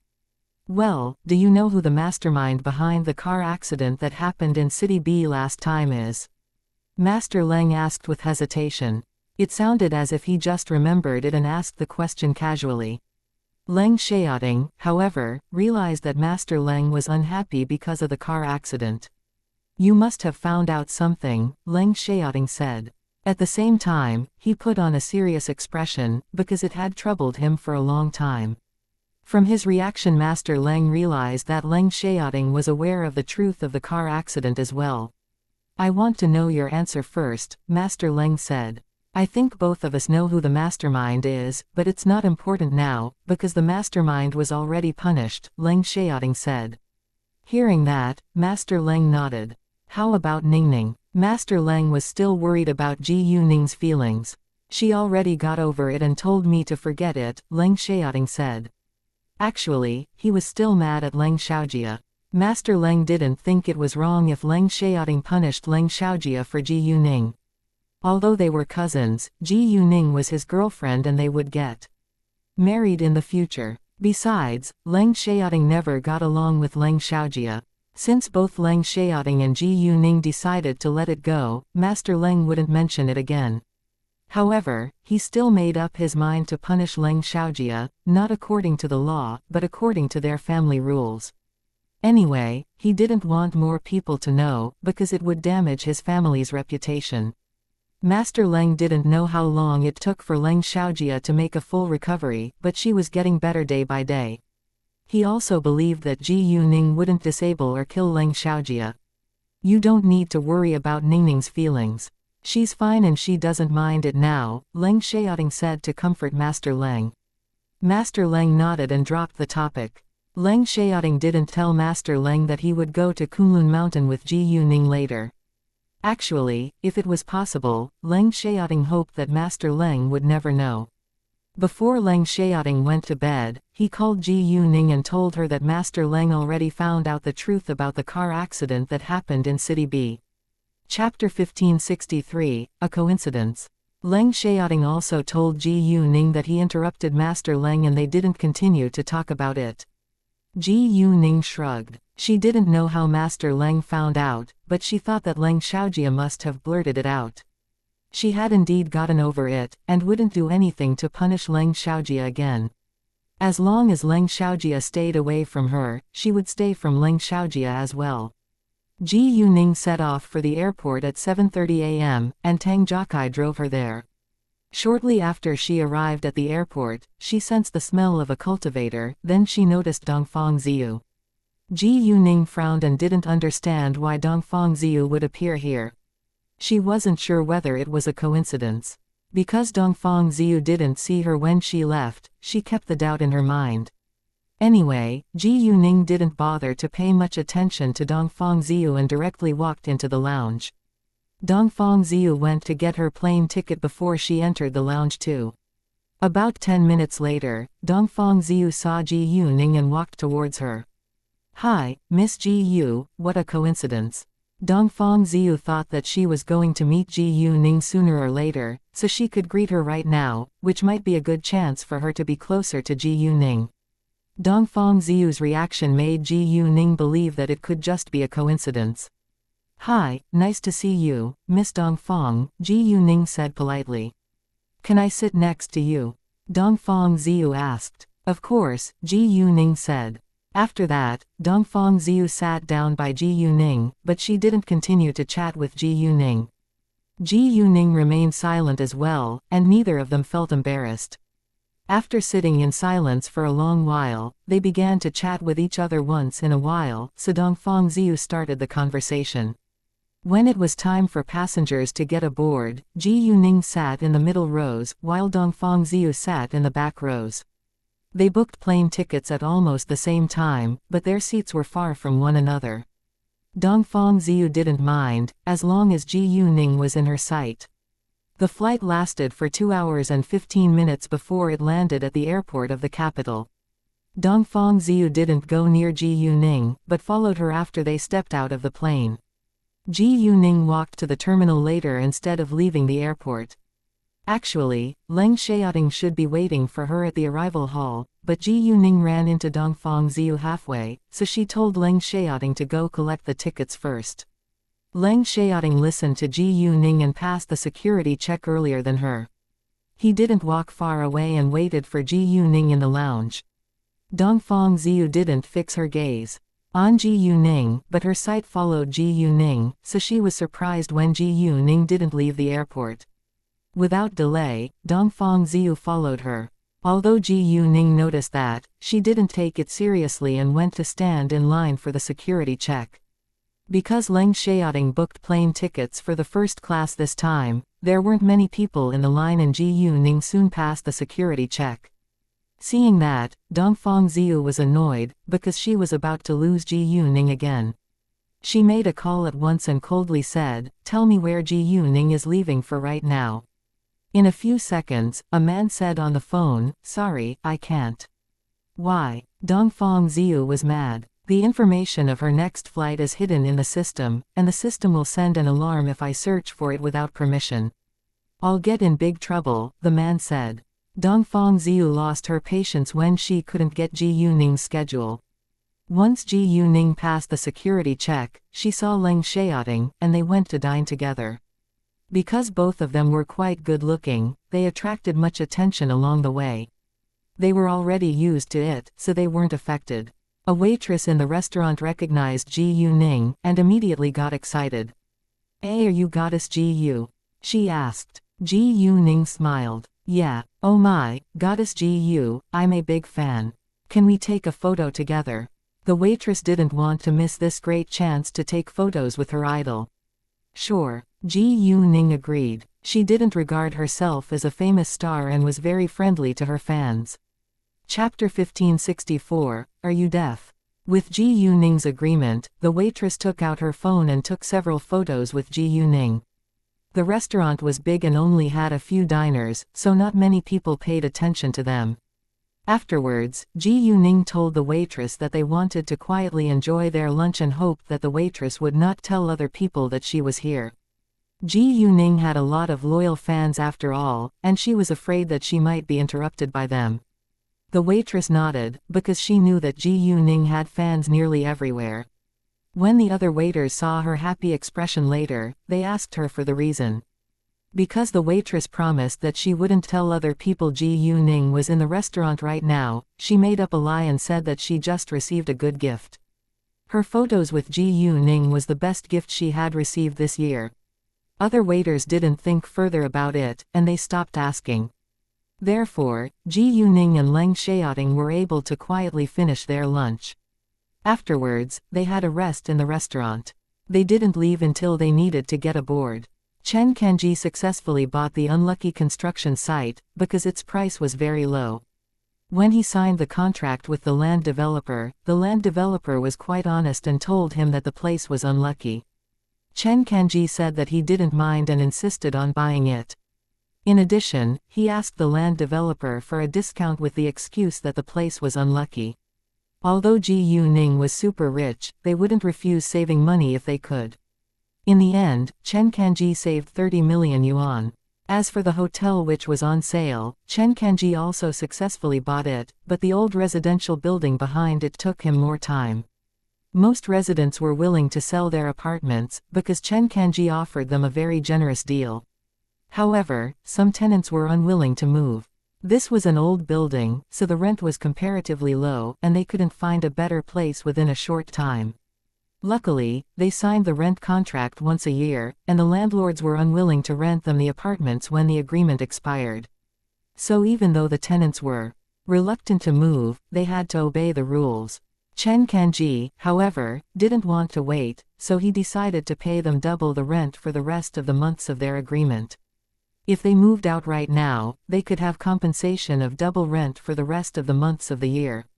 In other words, they could get a lot of money. They had to move out anyway, so it was better for them to move with compensation. Nevertheless, they still needed time to find another place to live. Chen Kanji agreed and gave them a few days to do that. As for the third piece of land, the acquisition didn't go very smoothly, because another land developer wanted it too. Although the seller of the land had agreed to sell it to Chen Kanji, they hadn't signed a written agreement yet. As a result, only the higher bidder could get it. Ji Yuning and Leng Xiaoting went into the plane amidst people's attention, and passengers kept glancing at them when they walked to their seats because they were too attractive to be ignored. There were countless beautiful men and women in this world, but Ji Yuning and Leng Xiaoting had an air of great elegance. Ji Yuning sat on a window seat, while Leng Xiaoting sat on the aisle seat. Because of his extraordinary appearance, a woman tried to strike up a conversation with him. "Hi, you're really handsome. Are you a star?" the woman asked, sounding as if she was a pickup artist. Leng Xiaoting, however, directly ignored her. Ji Yuning gave the woman a glance, but said nothing. "Hey, I'm talking to you." The woman was a little displeased. Leng Xiaoting still ignored her, so the woman suddenly shouted to him, "Hey, you, are you deaf?" She raised her voice all of a sudden, and many passengers sitting around heard it. No one liked the woman's impolite attitude, but the woman was too selfish to realize that she was being quite rude in a public place. Ji Yuning was annoyed and stared at the woman. "Miss, please don't forget your manners, and you look ugly when you try to strike up a conversation with my boyfriend." "So what? I don't care whether he's your man or not." The woman felt humiliated, and she was jealous of Ji Yuning too when she saw Ji Yuning's stunning face. Leng Xiaoting was angry at this moment and gave the woman a glare, which scared her so much that the woman shut her mouth at once. "You just tried to strike up a conversation with my fiancé," Ji Yuning said. Chapter 1565, I can kill you with a bullet, you. The woman was mad. "I just complimented him and said that he's handsome. I simply wanted to know whether he's a star or not. Why didn't he reply to my question out of politeness?" It sounded as if it was Leng Xiaoting's fault. "Because he didn't want to talk with you, and you can't force other people to talk with you," Ji Yuning said. "It's rude." Although Leng Xiaoting was indeed a little impolite when he directly ignored the woman, he simply didn't want to talk with her. Many passengers agreed with Ji Yuning, and thought that the woman was a troublemaker. "You." The woman was struck dumb for a second, but didn't know what to say now. "Miss, if you continue to bother us, I'm afraid that we can only complain to the flight attendant," Ji Yuning said. Hearing that, the woman was furious and stood up at once. She pointed at Ji Yuning, shouting, "Do you want to complain about me? Do you know who I am? My father is the major shareholder of this airline. I can chase you out of this plane." At this moment, two stewardesses ran over and asked in a hurry, "What happened?" "This woman tried to strike up a conversation with my fiancé, but my fiancé didn't want to talk with her. She felt humiliated and got mad all of a sudden. I told her not to bother us, but she wanted to chase me out," Ji Yuning said. She wasn't afraid of this woman at all. The stewardess put on a serious expression, and didn't doubt Ji Yuning's words, because they were in a public place and it was hard to hide the truth. Besides, the woman's behavior was shameless. "Miss." The stewardess turned to face the woman and wanted to stop her from causing more trouble in the plane, but the woman interrupted her. "The shareholder of this airline, Fang Shuping, is my father, so you two should get them out of this plane right now." The two stewardesses were surprised when they heard that, but they didn't give in. "Miss Fang, even if you're the daughter of a shareholder of our airline, you don't have the power to chase our passengers out of the plane." "They did nothing wrong," said a stewardess. "You." Miss Fang was furious. At this time, Leng Xiaoting took out his officer certificate and showed it to Miss Fang. "This is my officer certificate, and I need to fulfill a mission right now. If you dare to make it difficult for me, I can directly shoot you. I don't care who your father is." Miss Fang was struck dumb when she saw Leng Xiaoting's officer certificate. She couldn't believe that Leng Xiaoting was a major general at such a young age. She knew that a major general was a very important position in the army. In her eyes, Leng Xiaoting was too young to be a major general, but anyway, he indeed had the power to kill her. Besides, if she dared to attack an officer, especially a senior officer, she could be put in jail according to the law. Even if she didn't dare to attack Leng Xiaoting, it was still illegal for her to chase him out of the plane when he needed to fulfill a mission. Actually, if she had known that Leng Xiaoting was a senior officer in the army, she wouldn't have dared to strike up a conversation with him. It was not only Miss Fang, the two stewardesses were also shocked by Leng Xiaoting's title. The other passengers didn't see his officer certificate, but they heard what he just said, so they knew that he couldn't be an ordinary soldier. Many people held great respect towards soldiers in this country, because soldiers protected them and served the country. In addition, their work was always dangerous, and not many people were willing to risk their lives in their jobs. Anyway, it was Miss Fang's fault this time. Even if Leng Xiaoting wanted the flight attendants to chase Miss Fang out of this plane right now, it was understandable, because what she had done and said was unacceptable. Miss Fang's father was a shareholder of this airline, but it didn't mean she could do whatever she wanted.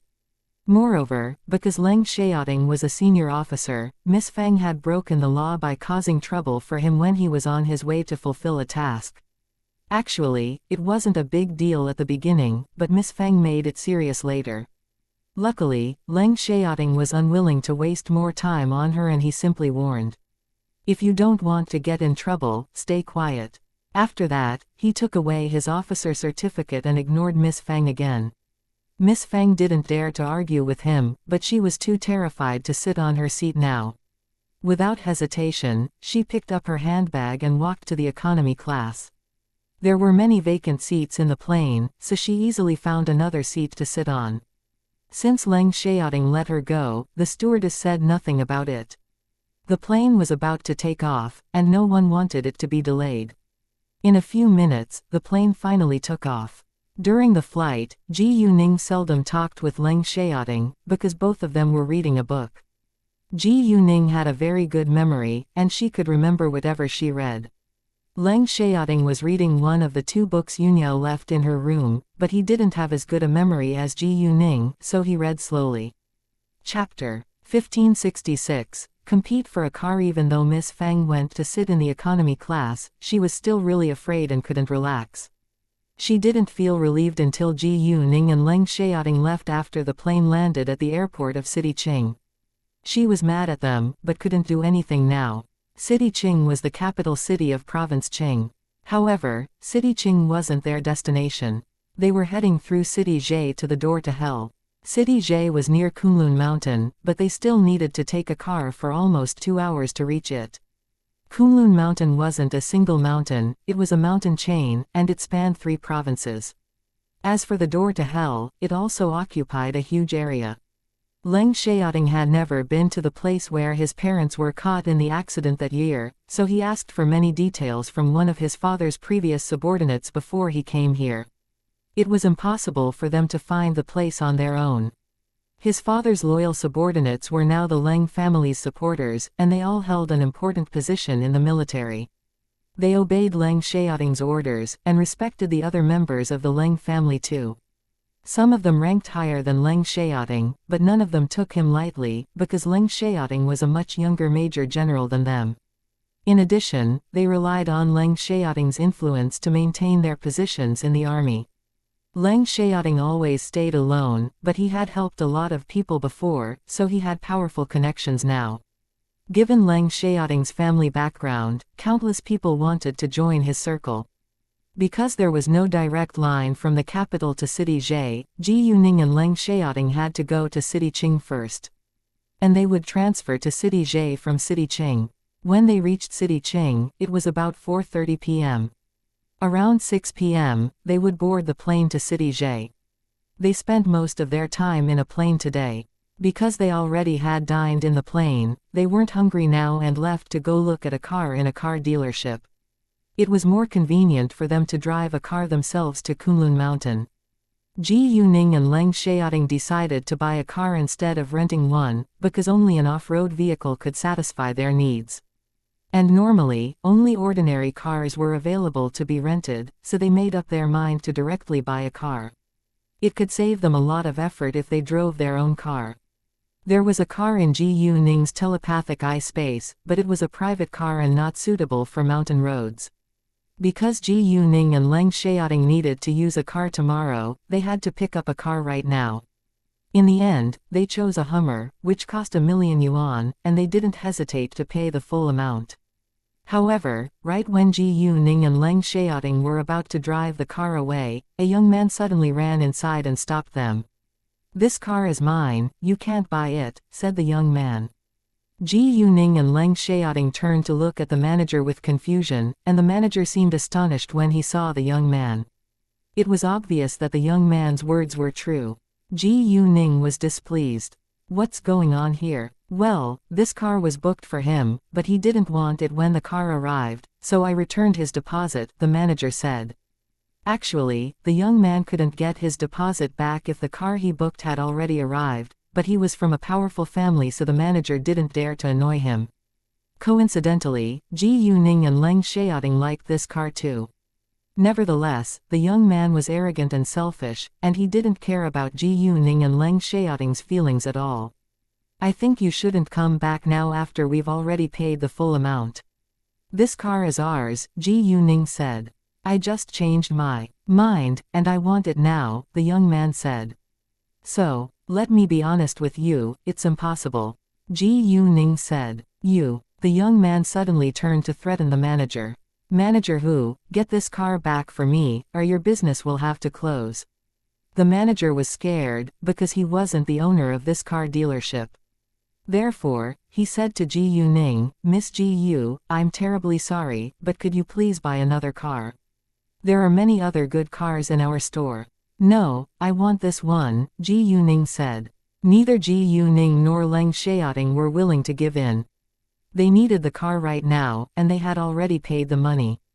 Chapter 1567, The Deputy Mayor, well. Manager Hu didn't know what to do now. He was reluctant to annoy the young man anyway. Do you know who I am? Do you know who my father is? My father is the deputy mayor of City Zhe. The young man looked quite proud. A deputy mayor was indeed a senior official in the government, but Ji Yuning wasn't afraid at all. Oh, your father is the deputy mayor of City Zhe. So, Ji Yuning cocked her eyebrow. No matter who the deputy mayor of a large city was, he should be smart and clearly know who he could offend and who he couldn't mess with. Anyway, this young man was merely damaging his father's reputation. Manager Hu was scared when the young man said that loudly in public. This young man was too arrogant to realize that it could damage his father's career in politics. So, I want this car back. The young man looked down his nose at Ji Yuning. Xiaoting, throw him out and beat him to the ground, Ji Yuning said to Leng Xiaoting without hesitation. Sure, Leng Xiaoting couldn't wait to do that. When Leng Xiaoting stood up and walked towards the young man couldn't help but step backwards in fear. Don't you dare. Because Leng Xiaoting was tall and strong, he looked quite weak compared to Leng Xiaoting's build. Sir, please. Manager Hu tried to stop them from causing trouble here. If the son of the deputy mayor of their city was injured in their car dealership would be in trouble too. Unfortunately, before he could finish his sentence, Leng Xiaoting directly kicked the young man's stomach and the young man was kicked a few meters away. Seeing that, everyone was shocked by Leng Xiaoting's strength. The young man was kicked out of the door, before heavily falling to the ground.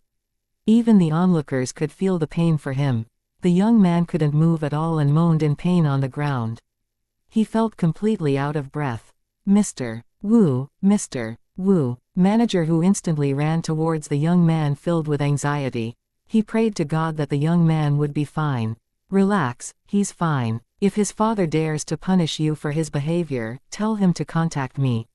You already have my phone number, right? Ji Yuning said to Manager Hu. Manager Hu was a kind man, and she didn't want him to be involved in trouble because of them. Ji Yuning left her phone number on the contract and Leng Xiaoting's name was on it too. Miss Ji Yu, why don't you stay here and wait for our deputy mayor to come? You can deal with it before you leave, Manager Hu said. He was unwilling to face their deputy mayor alone. No need to bother. I can handle it now, Leng Xiaoting said and took out his phone. He walked away and dialed a number. A minute later, he came back and told Manager Hu to wait for a while. How dare you kick me? I'll make you regret doing that. Mr. Wu was finally able to say something, but his body was still in great pain. Facing his threat, neither Ji Yuning nor Leng Xiaoting bothered to give him a glance. Afterwards, Mr. Wu turned to glare at Manager Hu. Call the police and an ambulance now. Manager Hu didn't answer him right away, but turned to ask for Ji Yuning's opinions. Ji Yuning said, there is no need to call the police. Just call an ambulance. Ji Yuning knew that Leng Xiaoting already handled it with a simple call. Since Leng Xiaoting already made a call, there was nothing to worry about. Mr. Wu was furious. He didn't hear what Leng Xiaoting said on the phone, but he didn't believe that Leng Xiaoting was more influential in City Zhe than his family. Call my father first. Mr. Wu opened his mouth again. Before Mr. Wu could finish his sentence, Ji Yuning interrupted him. No need either. Your father is on his way. Hearing that, Mr. Wu was struck dumb. He couldn't believe that Ji Yuning was able to contact his father. He thought that Leng Xiaoting probably did that. At this time, he started to guess who they were. Either way, Mr. Wu didn't dare to say another word now. He had to wait for his father's arrival. All of a sudden, his phone rang in his pocket. He was surprised, and other people thought that the caller might be their deputy mayor. Chapter 1568, Put it on speaker because Mr. Wu was in great pain, he couldn't get the phone out of his pocket himself. Get it out for me. Mr. Wu shouted to Manager Hu. Manager Hu ran to help him get his phone at once. Once Manager Hu saw the caller's name, his hand slightly trembled in fear, because it was indeed their deputy mayor. At this moment, Manager Hu believed that Leng Xiaoting was more influential than Mr. Hu's family. Mr. Wu, it's the deputy mayor, Manager Hu said. What? Mr. Wu couldn't believe his ears. All of a sudden, he had a premonition. Mr. Wu didn't answer the call right away, but looked at Ji Yuning and Leng Xiaoting with mixed emotions. Put it on speaker, Leng Xiaoting said. Manager Hu stared at Mr. Wu for his opinions. Do it. Mr. Wu didn't care about it now. The second the call was answered, Mr. Wu heard his father's angry loud voice. Couldn't you stop causing trouble every day? Don't you know there are some people you can never mess with? You'll ruin our family one day.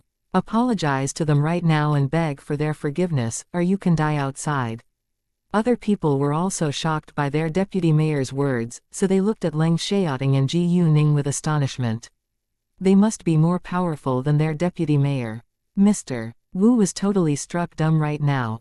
He ached to ask his father who they were, but he felt too embarrassed to do that at this moment. However, he clearly knew that he had bad luck today.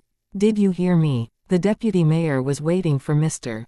Wu's answer. Yeah, Mr. Wu agreed at once. With a click, his father hung up on him. Leng Xiaoting simply called a senior official he knew, and the senior official called an important official in City Qing later, then the important official called the deputy mayor of City Zhe. Although the deputy mayor didn't know whom his son had offended, he knew the person must be an important figure. He didn't want his career to be ruined by his stupid son. Moreover, he knew his son very well, and he was sure that it must be his son's fault. Although Leng Xiaoting was bullying his son this time, his son tried to bully them first. Ji Yuning and Leng Xiaoting weren't afraid of the deputy mayor, but they didn't want the staff in the car dealership to get in trouble because of them. After the call with his father, Mr. Wu immediately apologized to Ji Yuning and Leng Xiaoting. I'm sorry for what I did. Please forgive me this time, and I promise that it won't happen again. He didn't dare to vent his anger on them now. Normally, he relied on his father's power and influence to bully other people, but now his father's influence was useless. Let's go now. Leng Xiaoting ignored Mr. Wu, and wanted to leave with Ji Yuning. Mr. Wu already apologized, so there was no need for them to waste time here. No one dared to stop them, so they drove the car away. Manager Hu felt relieved, because he was out of trouble too. Mr. Wu watched Ji Yuning and Leng Xiaoting leaving from his sight, but he still couldn't move. A while later, the ambulance came and Mr. Wu was sent to the hospital. Ji Yuning and Leng Xiaoting went to dine together before they stayed in a hotel. That night, Ji Yuning and Leng Xiaoting didn't have sex, because they weren't in the mood. As they were approaching Kunlun Mountain, they felt very sad and kept thinking about what would happen after they entered the door to hell. Leng Xiaoting mostly worried about whether Ji Yuning could become a cultivator. He wasn't sure whether his mother was still alive now. Even if his mother was really dead, he could stay calm, because his mother had passed away for over a dozen years anyway. However, if Ji Yuning couldn't become a cultivator, it would seriously affect their future. They didn't sleep well that night, but they stayed energetic. The next day, they got up at 7 a.m. and left for Kunlun Mountain. Kunlun Mountain was tall and cold, so Ji Yuning prepared winter clothes in her telepathic eye space. After 1.5 hours, they arrived. Because they came very early, there weren't many people. Most people stayed outside the door to hell, and only a few visitors dared to enter it. After all, it was a dangerous place. Leng Xiaoting's parents had fallen from a cliff when they were chasing a criminal. Although they were skilled fighters, they still unfortunately lost their lives. Besides, Leng Xiaoting's parents' enemy was too strong. All in all, nobody knew exactly how dangerous the door to hell was. Chapter 1569, The truth of Leng Xiaoting's parents' death. It was said that the shepherds living in Kunlun Mountain would rather let their cattle and sheep starve to death on the Gobi Desert because they had no fat grass to eat than let them enter the lush, ancient and silent deep valley of Kunlun Mountain. Because this valley was the Death Valley, covered with wolf fur, bare bones, hunters' steel guns, and deserted hills and solitary graves, conveying a terrifying breath of death to the world. Ji Yuning thought that there were probably troublesome ghosts or monsters, which was more reasonable in her opinion. However, scientists believed that it was only due to geomagnetic variation, weather variation, terrain variation and many other factors that caused such a dangerous place to be born. It wasn't wrong. The door to hell was indeed a place where the weather was fickle, the terrain was rugged and dangerous, with mountains, cliffs, valleys, quagmires, and pools. Peaks, valleys and water pools were fine, because they could easily be seen, but the quagmire was super dangerous. If one wasn't careful, it would be difficult for him or her to get out of it once he or she stepped into it. Therefore, Ji Yuning used her jade eyes to see what was under the ground along the way to avoid quagmires. The road got more and more rugged as they went deeper, so Ji Yuning and Leng Xiaoting had to leave their car and begin to walk. Walking wasn't difficult for them, because they were quite used to walking for a long distance. After they got out of the car, Ji Yuning put it into her telepathic eye space. There was no one else around them, so Ji Yuning wasn't worried at all. Leng Xiaoting was already aware of her telepathic eye space, but he was still surprised when he witnessed it. It took about half an hour for them to get to their destination on foot, and they needed to refer to their map to make sure that they were on the right way. Unfortunately, they could only know the approximate location from the map instead of the exact cliff. Although Leng Xiaoting had several old photos of the accident scene, over a dozen years had passed and everything was different now. Even though Ji Yuning had a pair of jade eyes, they still spent a lot of time searching for the exact cliff. Luckily, they finally found the place where the accident happened that year. They walked about for a while, but failed to find anything useful, but they didn't leave right away. Instead, they took out candles and spirit money to pay their tribute to Leng Xiaoting's parents. Mr. Leng, Mrs. Leng, I'm your daughter-in-law. Xiaoting and I have come to visit you today, Ji Yuning said. Although Leng Xiaoting remained silent, he felt quite sad at this moment. Mr. Leng, we found out Mrs. Leng's real identity, so I'm afraid that she's still alive, and we. Ji Yuning continued. However, before she could finish, the flame suddenly went up high, which surprised Ji Yuning and Leng Xiaoting. Ji Yuning stopped at once and exchanged a glance with Leng Xiaoting. They didn't understand it, and took it as a coincidence. If Xiaoting's mother is really alive, we really want to. Ji Yuning said again, and the flames went up high all of a sudden again. Ji Yuning and Leng Xiaoting realized that it couldn't be a coincidence. It must be a hint for something. In order to make sure of it, Leng Xiaoting calmed himself down and cleared his throat before he said, "Father, I'm Xiaoting. I came to visit you today, and I have the doubt that my mother is still alive. If you can hear me, please help us find her." The second Leng Xiaoting finished, the flames went up high once more, and strange pictures flashed by in the fire. In the pictures, a man and a woman in camouflage were fighting against another man in a black robe. Because the pictures were vague, they couldn't see their faces, and the man in camouflage was forced to jump off the cliff by the man in a black robe. The woman in camouflage tried to grab him, but the man in a black robe waved his sleeve and dust along with stones on the ground were immediately sent up into the air. The violent storm spun quickly and attacked the woman with great force. The woman wasn't prepared and several stones pierced through her body, then she fell off the cliff in an instant. At this moment, Ji Yuning clearly saw the pair of cruel eyes of the man in a black robe. There was also a big mole under the corner of his right eye, but she still couldn't see his face. The next second, two bodies were lying under the cliff. Both of them were in camouflage. The man lay down with his face up, while the woman faced the ground. After a while, a person came into the picture and replaced the woman in camouflage with another body. That was the end of the pictures. Although Ji Yuning couldn't see their faces from the beginning to the end, she was sure that the man and the woman in camouflage must be Leng Xiaoting's parents. As for the man in a black robe, he couldn't be simple, because he could easily cause a violent storm with dust and stones by waving his sleeve. Ji Yuning believed that he must be a senior cultivator. She didn't know whether the man was a member of the good practice or the evil practice, but she remembered the big mole under his right eye. She was confident that she could recognize him as long as she was able to see him. Chapter 1570. Familiar taste. Ji Yuning was also sure that the person who replaced Yunyao's body with another body wasn't the man who killed Leng Xiaoting's parents, but it still remained unknown whether they were in the same group. It was complicated. Even if Yunyao's body was taken away, it didn't mean that she was still alive. Luckily, Yunyao hadn't betrayed Leng Xiaoting's father. Instead, she was attacked by their enemy right when she wanted to rescue Leng Xiaoting's father.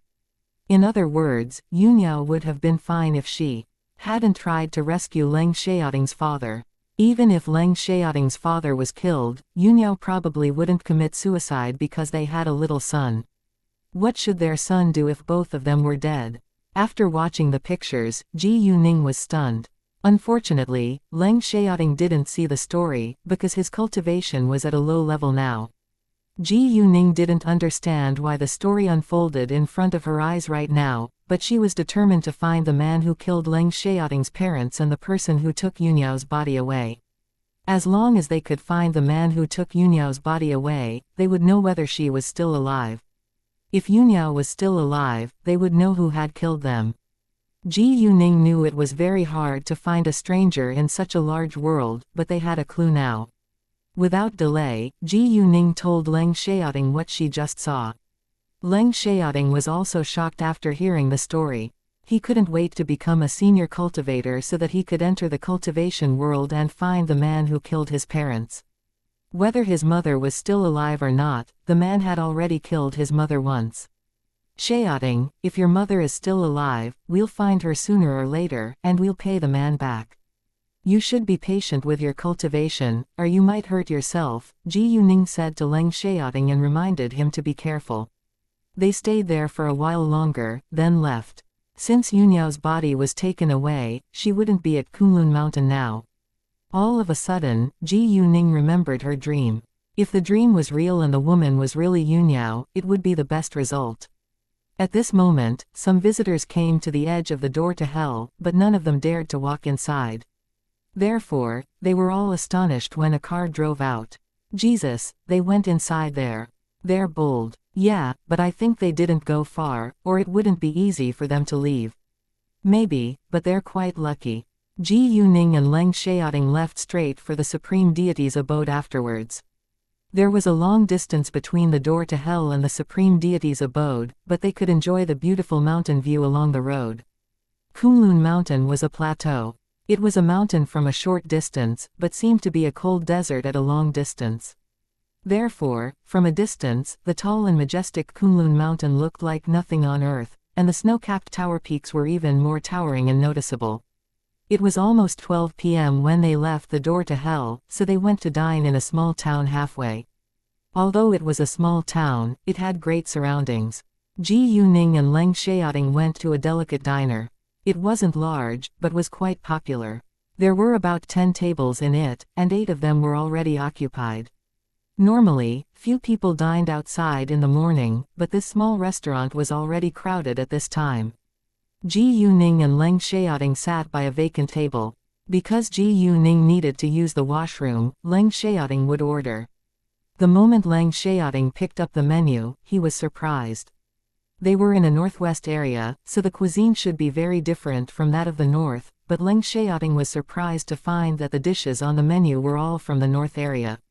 Most importantly, he saw many of his favorite dishes from during his childhood. He hadn't eaten them for a long time, because they made him feel sad and only his mother had cooked them for him in the past. Ever since his mother passed away, he had deliberately forced himself to forget them. It was like a taboo in his life, and it took him a long time to get over it. He was starving now, so he didn't care about the taste and only wanted to have some food. After that, he randomly ordered several dishes. Ji Yuning came out of the washroom and they began to enjoy the meal together. Leng Xiaoting ordered 5 dishes in all. He had several mouthfuls of the food, then was struck dumb for a second because it tasted so familiar. The dishes made him think of his mother again. Leng Xiaoting couldn't help but eat more of the food. After the meal, Ji Yuning and Leng Xiaoting continued to go on their road. Shortly after Ji Yuning and Leng Xiaoting were gone, a woman in an apron walked out of the small restaurant and watched their car moving out of her sight. "What's wrong, boss?" asked an attendant. "Nothing, I just feel that they look a little strange," the woman said and walked back to the small restaurant. Chapter 1571. Stay in the Kunlun sect's place. Ji Yuning and Leng Xiaoting spent an hour on their meal, and they arrived at the supreme deity's abode in another hour. Actually, it was a long trip, but Leng Xiaoting drove very fast, so they saved a lot of time. Because the supreme deity's abode was a tourist attraction, there were many visitors. The supreme deity's abode was a natural plateau lake. It was very large, with an average elevation of 4,470 meters, about 12,000 meters long from east to west, and about 5,000 meters wide from north to south. The deepest part of the lake was 21.9 meters. Its water was sparkling, green as if it had been dyed, clear and translucent. There were also waterbirds gathering, flying over the lake, or playing in the water. The golden breeze was refreshing, and it was a peaceful scene everywhere. Most importantly, Ji Yuning sensed magical power here, although it was rather thin. Unfortunately, they couldn't stay for a long time, because they still needed to deal with their own things after a few days. The supreme deity's abode was quite large, but only a small corner of it was open to visitors. Ji Yuning and Leng Xiaoting came here for a serious purpose, so they weren't in the mood for touring. Even though the view was breathtaking, they didn't have time to appreciate it. For now, they had to find the Kunlun sect, which was built at the top of the peak. However, the peak was spacious and long, and they had no idea which direction they should go in, so they had to leave the crowd and let the flood dragon out to lead the way. Therefore, Ji Yuning and Leng Xiaoting walked to the opposite side of the crowd. Along the way, Ji Yuning used her jade eyes to observe the surroundings, but she found nothing special. With the help of her jade eyes, she didn't hesitate to search for the Kunlun sect's place all around the mountain. Even if she failed to find it right now, it didn't mean that it didn't exist, because the supreme deity's abode was too large and there were many mountains in view. When Ji Yuning and Leng Xiaoting were far from the crowd, Ji Yuning let the flood dragon out. She told the flood dragon to help them find the Kunlun sect. Although this wasn't the first time Leng Xiaoting had seen the flood dragon, he still felt nervous when he saw it again. The flood dragon was disappointed once it felt the thin magical power around it. Well, the magical power nowadays is hardly comparable to how it was in the past. I'm so sad about it. Where is the Kunlun sect? Ji Yuning asked. Let me have a look at the surroundings first, the flood dragon said. Sure. Ji Yuning nodded. When the flood dragon was about to move upwards, an idea dawned on it and it said to Ji Yuning, "Why don't you sit on me? I'll carry you to the peak and point at the Kunlun sect's place for you." Ji Yuning thought it was a good idea, so she told Leng Xiaoting to wait for her at the foot of the mountain, then climbed on the flood dragon's body. The flood dragon moved rapidly, and soon arrived at the peak. They had a broad view at the top and could see most of the supreme deity's abode. The flood dragon focused for a while, then made sure of the direction of the Kunlun sect. However, it could only see the approximate location, and the buildings were invisible. Because there were tall mountains one after another, it was all white in their view. The Kunlun sect's place was far from where they were right now, and it would take forever for them to reach there on foot, because there were no plains and they had to climb over mountains. If they wanted to avoid the mountain road, they would take a longer way. In the past, senior members of the Kunlun sect would go outside and come back by flying their swords. There were many senior cultivators in the Kunlun sect anyway. Ji Yuning and Leng Xiaoting wouldn't walk there, because it took too long. There were no plains either, so they couldn't drive. In that case, they needed to rely on the flood dragon. The flood dragon couldn't fly before it transformed itself to be a dragon, but it could jump. When it jumped, it flew for a short distance. Therefore, both Ji Yuning and Leng Xiaoting climbed onto the flood dragon's body and the flood dragon jumped all the way to their destination. Because the flood dragon repeatedly moved upwards and downwards, Ji Yuning and Leng Xiaoting felt like they were taking a roller coaster, which was quite exciting. On their way, they ran into several rabbits, and Ji Yuning told the flood dragon to catch one for their dinner tonight. Ji Yuning and Leng Xiaoting had no plan to go back today, and they decided to stay in the Kunlun sect's place for several days. Although the Kunlun sect's place had been empty for years and it wasn't comfortable to live in, it could protect them from rain and wind. And there was a quilt in Ji Yuning's telepathic eye space, so they didn't need to worry about how they slept tonight. Ji Yuning even had pots and spices in her telepathic eye space, so they could cook later. The flood dragon easily got a rabbit. Chapter 1572, Magic Instruments. Because the flood dragon moved fast, they arrived at the place within 10 minutes.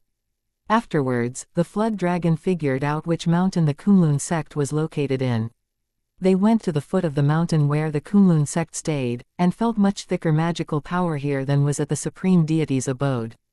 Leng Xiaoting was excited as a cultivator, and couldn't wait to start his cultivation right here. However, he didn't do that, because they still needed to climb up the mountain. In the past, the Kunlun sect was a leading orthodox sect among cultivators, but now it had disappeared for hundreds of years. Although many people came here to climb the mountain for exercise, they never went deep. The Kunlun sect was located in the middle of Kunlun Mountain, so no one was aware of it nowadays. Ji Yuning and Leng Xiaoting didn't hesitate to climb up the mountain, but they didn't sit on the flood dragon's body this time. They needed some time to observe the surroundings along the way. Because a dominant sect had stayed here before, there were stairs for people to climb up and down. The road was a little slippery because of accumulated snow, but Ji Yuning and Leng Xiaoting weren't affected. Ji Yuning didn't put the flood dragon back in her telepathic eye space, she let it out to keep them company. There was no one else around them anyway, and the flood dragon could tell her more about the Kunlun sect. Leng Xiaoting's cultivation was still at a low level now, so he wasn't able to understand other creatures' languages. The flood dragon didn't know much about the Kunlun sect, but Ji Yuning merely knew nothing about it. Because the Kunlun sect is the most powerful sect among the cultivators in the ancient time, it had many martial arts cheats, but I don't know whether they still exist now, the flood dragon said. Cultivators need to practice its cultivation and kung fu skills in order to do the best of his ability. Ji Yuning then told Leng Xiaoting what the flood dragon explained to her. In the past, senior cultivators could start to learn to fly with their swords, but it needs magic instruments, the flood dragon added. Ji Yuning conveyed that message to Leng Xiaoting, then asked the flood dragon, what are magic instruments? They're weapons with magical power and most of them are knives and swords, the flood dragon said.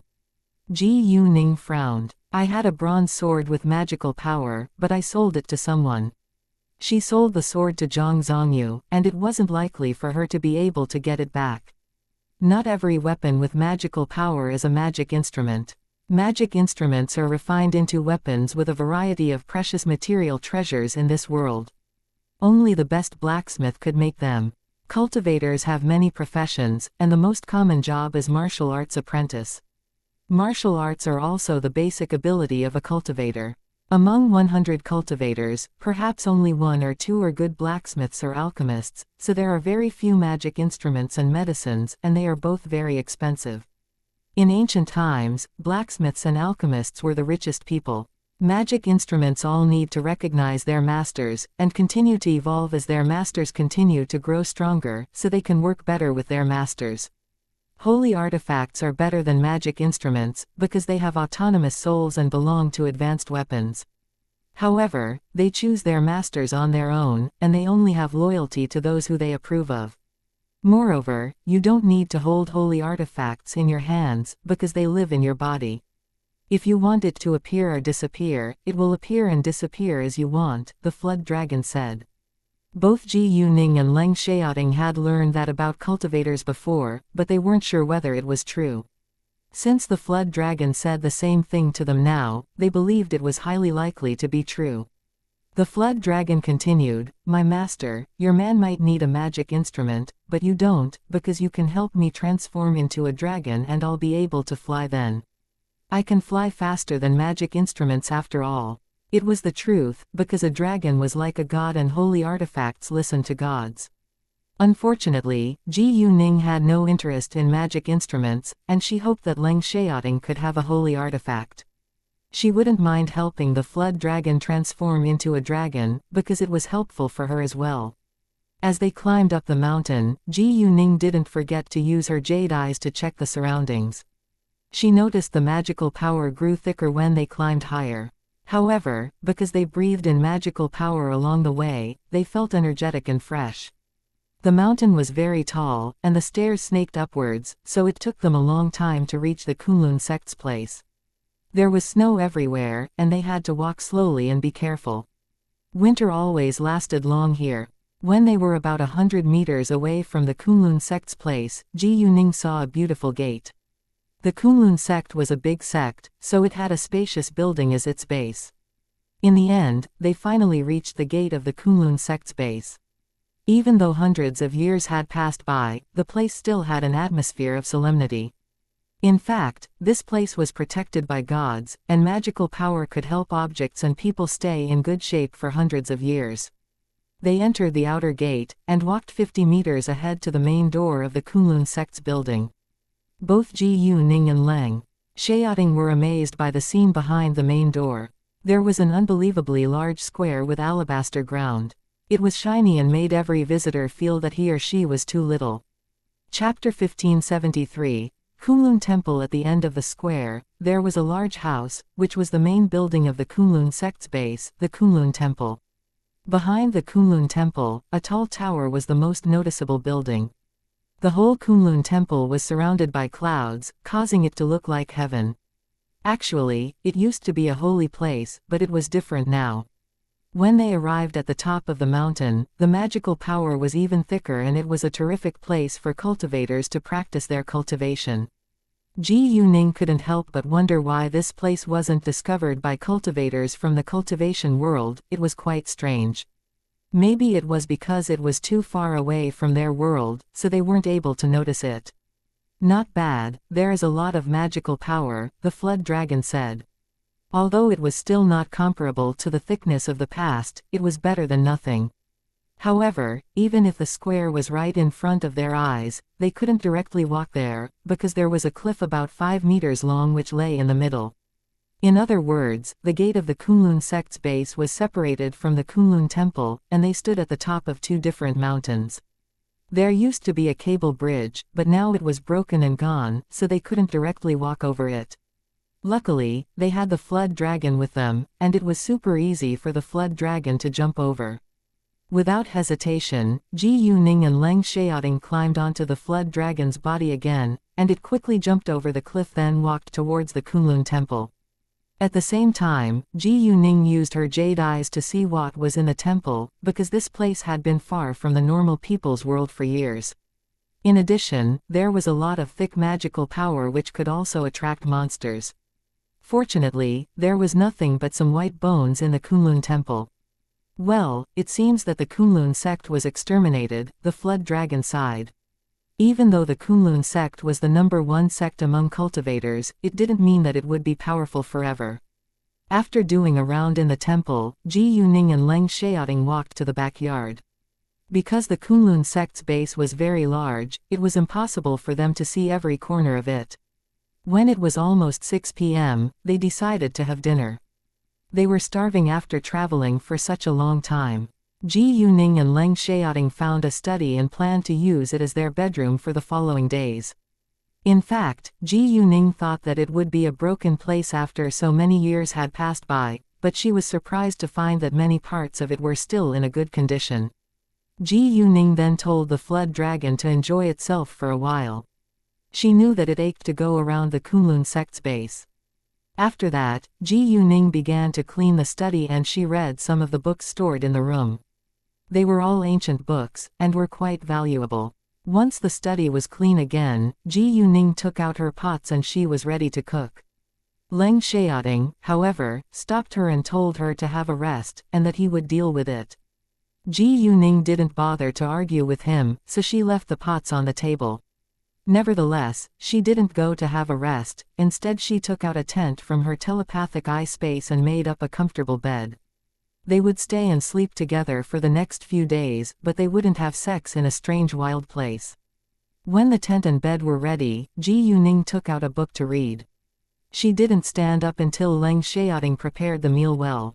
There was no signal, so Ji Yuning forwarded her calls to Chao Ya's phone, because her family would be worried about her if they couldn't get through to her. In the ancient times, people used traditional characters, so it was a little difficult for Ji Yuning to read them. Ji Yuning knew a lot of things, but she wasn't familiar with everything. So when she had some trouble with the content, she ran to ask Leng Xiaoting. To her surprise, Leng Xiaoting understood many traditional characters. Leng Xiaoting was able to read traditional characters because of Master Leng. Master Leng liked traditional characters very much, and he always practiced his handwriting in traditional characters.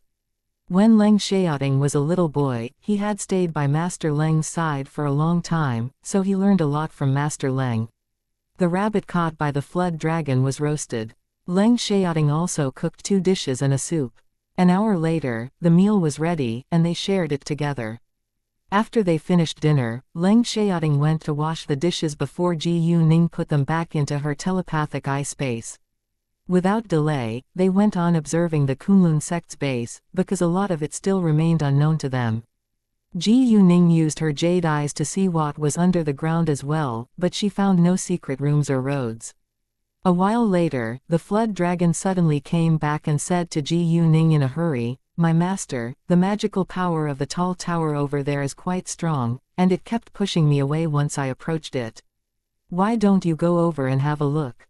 Hearing that, Ji Yuning got curious and agreed at once. The tower sat at the top of another mountain, and there was another gap in the middle without a bridge, so Ji Yuning and Leng Xiaoting again reached there with the help of the flood dragon. Once they moved near the tower, they indeed felt thicker and stronger magical power, but it came from the tower itself, and the magical power around the tower was still thinner. The tower had 9 floors. Ji Yuning didn't go inside right away when they stood in front of the tower. Instead she used her jade eyes to see inside first.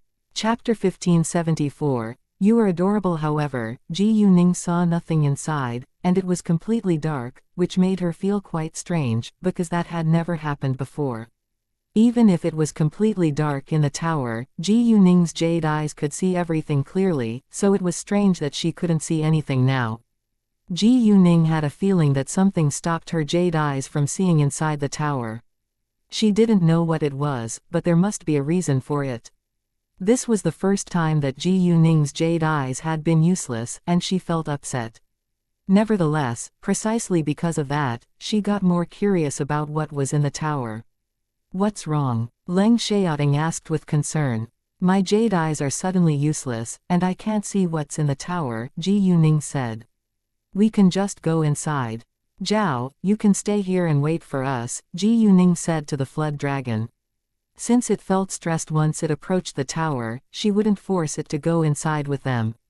"No problem, master," the flood dragon said. After that, Ji Yuning and Leng Xiaoting walked forward together, but Leng Xiaoting moved a step ahead of her and protected her with his body.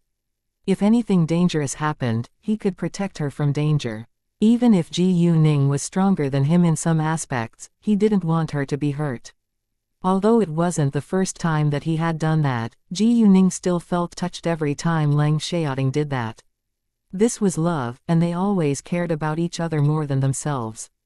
As they approached the tower, the magical power grew thicker, but they didn't feel as stressed as the flood dragon had felt.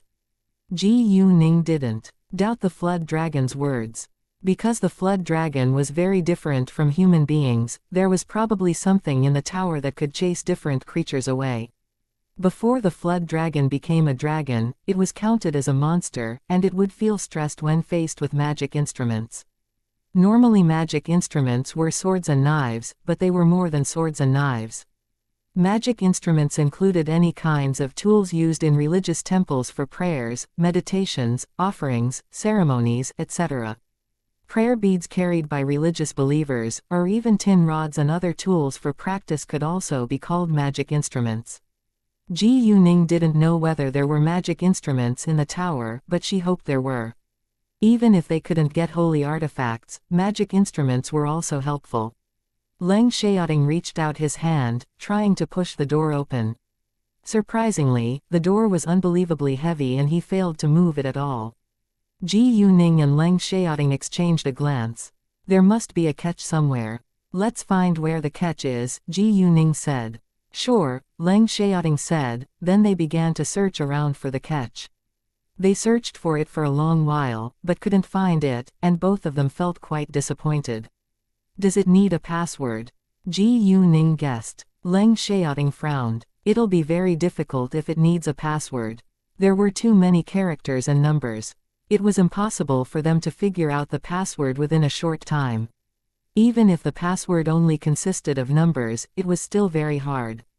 Let me have a try, Ji Yuning said. Actually, she had no confidence at all, but she simply thought that she should do something. Leng Xiaoting was curious about what she would do and say. The next second, Ji Yuning suddenly said to the door, abracadabra.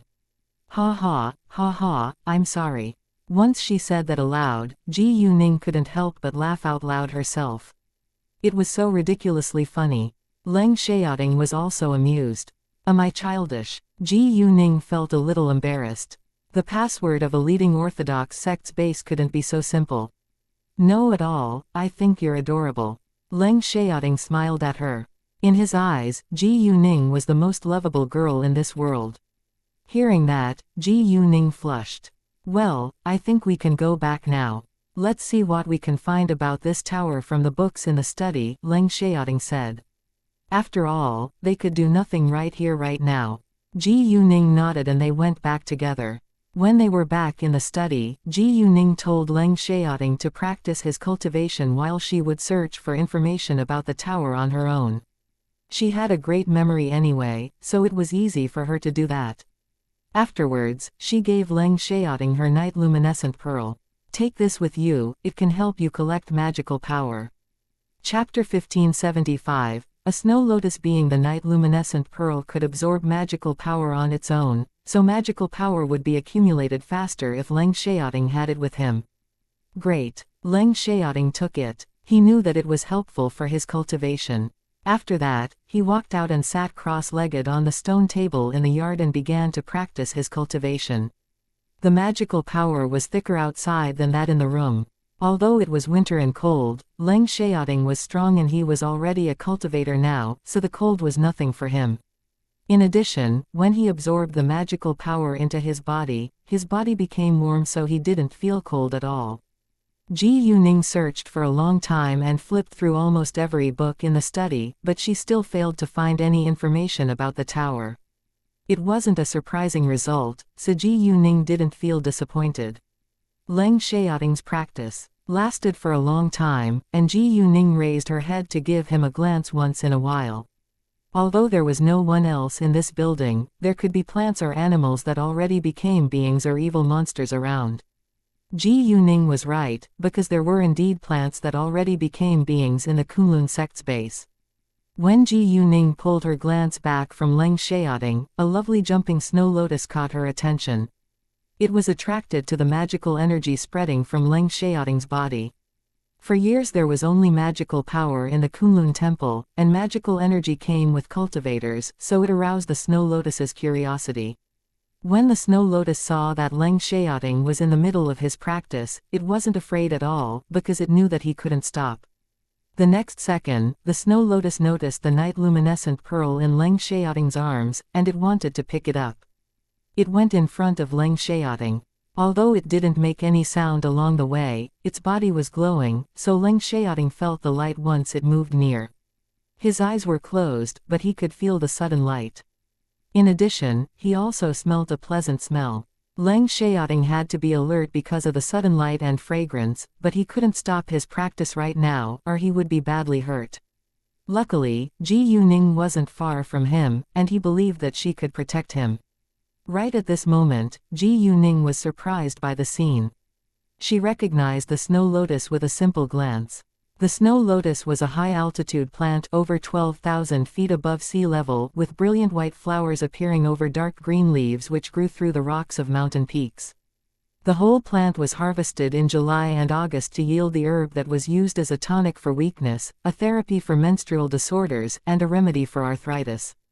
Due to the harsh environment of the snow lotus and the strong demand for its use in traditional herbalism, the snow lotus was quite rare. A snow lotus which was over 50 years old could be as effective as Ji Yuning's magical power. It was hard to find a snow lotus nowadays. Even if people could find some snow lotuses now, they weren't old or effective enough. There were cultivated snow lotuses on the market as well, but their effect as medicinal material was small. Cultivated snow lotuses could only help to improve one's physical condition but couldn't cure any illnesses. Ji Yuning was afraid that the snow lotus would interrupt Leng Xiaoting the moment she saw it, but then she thought that it wasn't a bad thing. Because this snow lotus had already become a being, it must be over 100 years old. A snow lotus being could be more effective than Ji Yuning's magical power. In cultivators' eyes, a snow lotus being was even better than a great magical pill. If a cultivator could take a snow lotus being, he or she could directly own its cultivation. In that case, the cultivator could go up 3 levels at the most.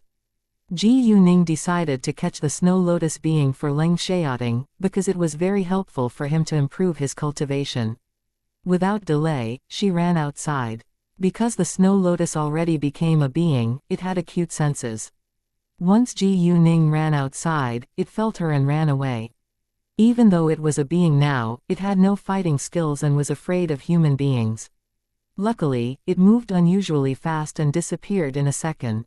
Ji Yuning had a pair of jade eyes, so she knew where the snow lotus being was hiding itself, but she hesitated to chase after it. What if something else appeared when she was absent? The snow lotus being was very important, but Leng Xiaoting's safety was more important. Therefore, Ji Yuning gave up for the time being. She would search for it after Leng Xiaoting finished his practice. However, right at this moment, the flood dragon came back and said with great excitement, "Master, I just found a snow lotus." Chapter 1576, Chase the Snow Lotus. The flood dragon came back because it smelt the snow lotus. A snow lotus wasn't only helpful for cultivators, it was also useful for monsters and ghosts. The flood dragon was quite excited, but unfortunately it lost the snow lotus. The flood dragon lost the hint of the snow lotus, not because he moved slower than it, but because the snow lotus was tiny in its eyes. The flood dragon was too large, so it was very easy for the snow lotus to hide from the flood dragon. The snow lotus quickly ran into a gap between rocks, and the flood dragon couldn't do anything about it. Besides, the flood dragon didn't want to make loud noises in case Leng Xiaoting was interrupted. Luckily, as long as the distance between them was shorter than 10 meters, the flood dragon could still smell the snow lotus and followed it up here. "I just found it too, but it ran away. You can stay here and guard Xiaoting. I'll chase it," Ji Yuning said. If she could catch the snow lotus, she wouldn't forget to share it with the flood dragon. Leng Xiaoting couldn't absorb the energy of the whole snow lotus, because he was still at a low level. It might hurt his body if he took the whole flower. In addition, the flood dragon had helped her a lot by now, and she should offer it something helpful for it to become a dragon. She was the flood dragon's master, and it would do her good too if the flood dragon still had loyalty to her after it became a dragon. Ji Yuning wasn't afraid of any mortals, but there were many creatures other than mortals in this world. She wasn't sure whether she could protect herself well if she encountered strong ghosts or monsters. Even the flood dragon was stronger than her, and she was able to tame it only because she had the telepathic eye space. Anyway, the flood dragon was her greatest helper now. "No problem." The flood dragon agreed. It stayed to guard Leng Xiaoting, and Ji Yuning chased the snow lotus at once. She wasn't actually slow, but she was much slower than the snow lotus. Because the snow lotus could move along dangerous cliffs and tall mountains while Ji Yuning could only be quick on flat ground, she had no advantage in the chase. In fact, she was even worse than the flood dragon because the flood dragon could jump and fly for a short distance, but she couldn't. However, she was reluctant to give up.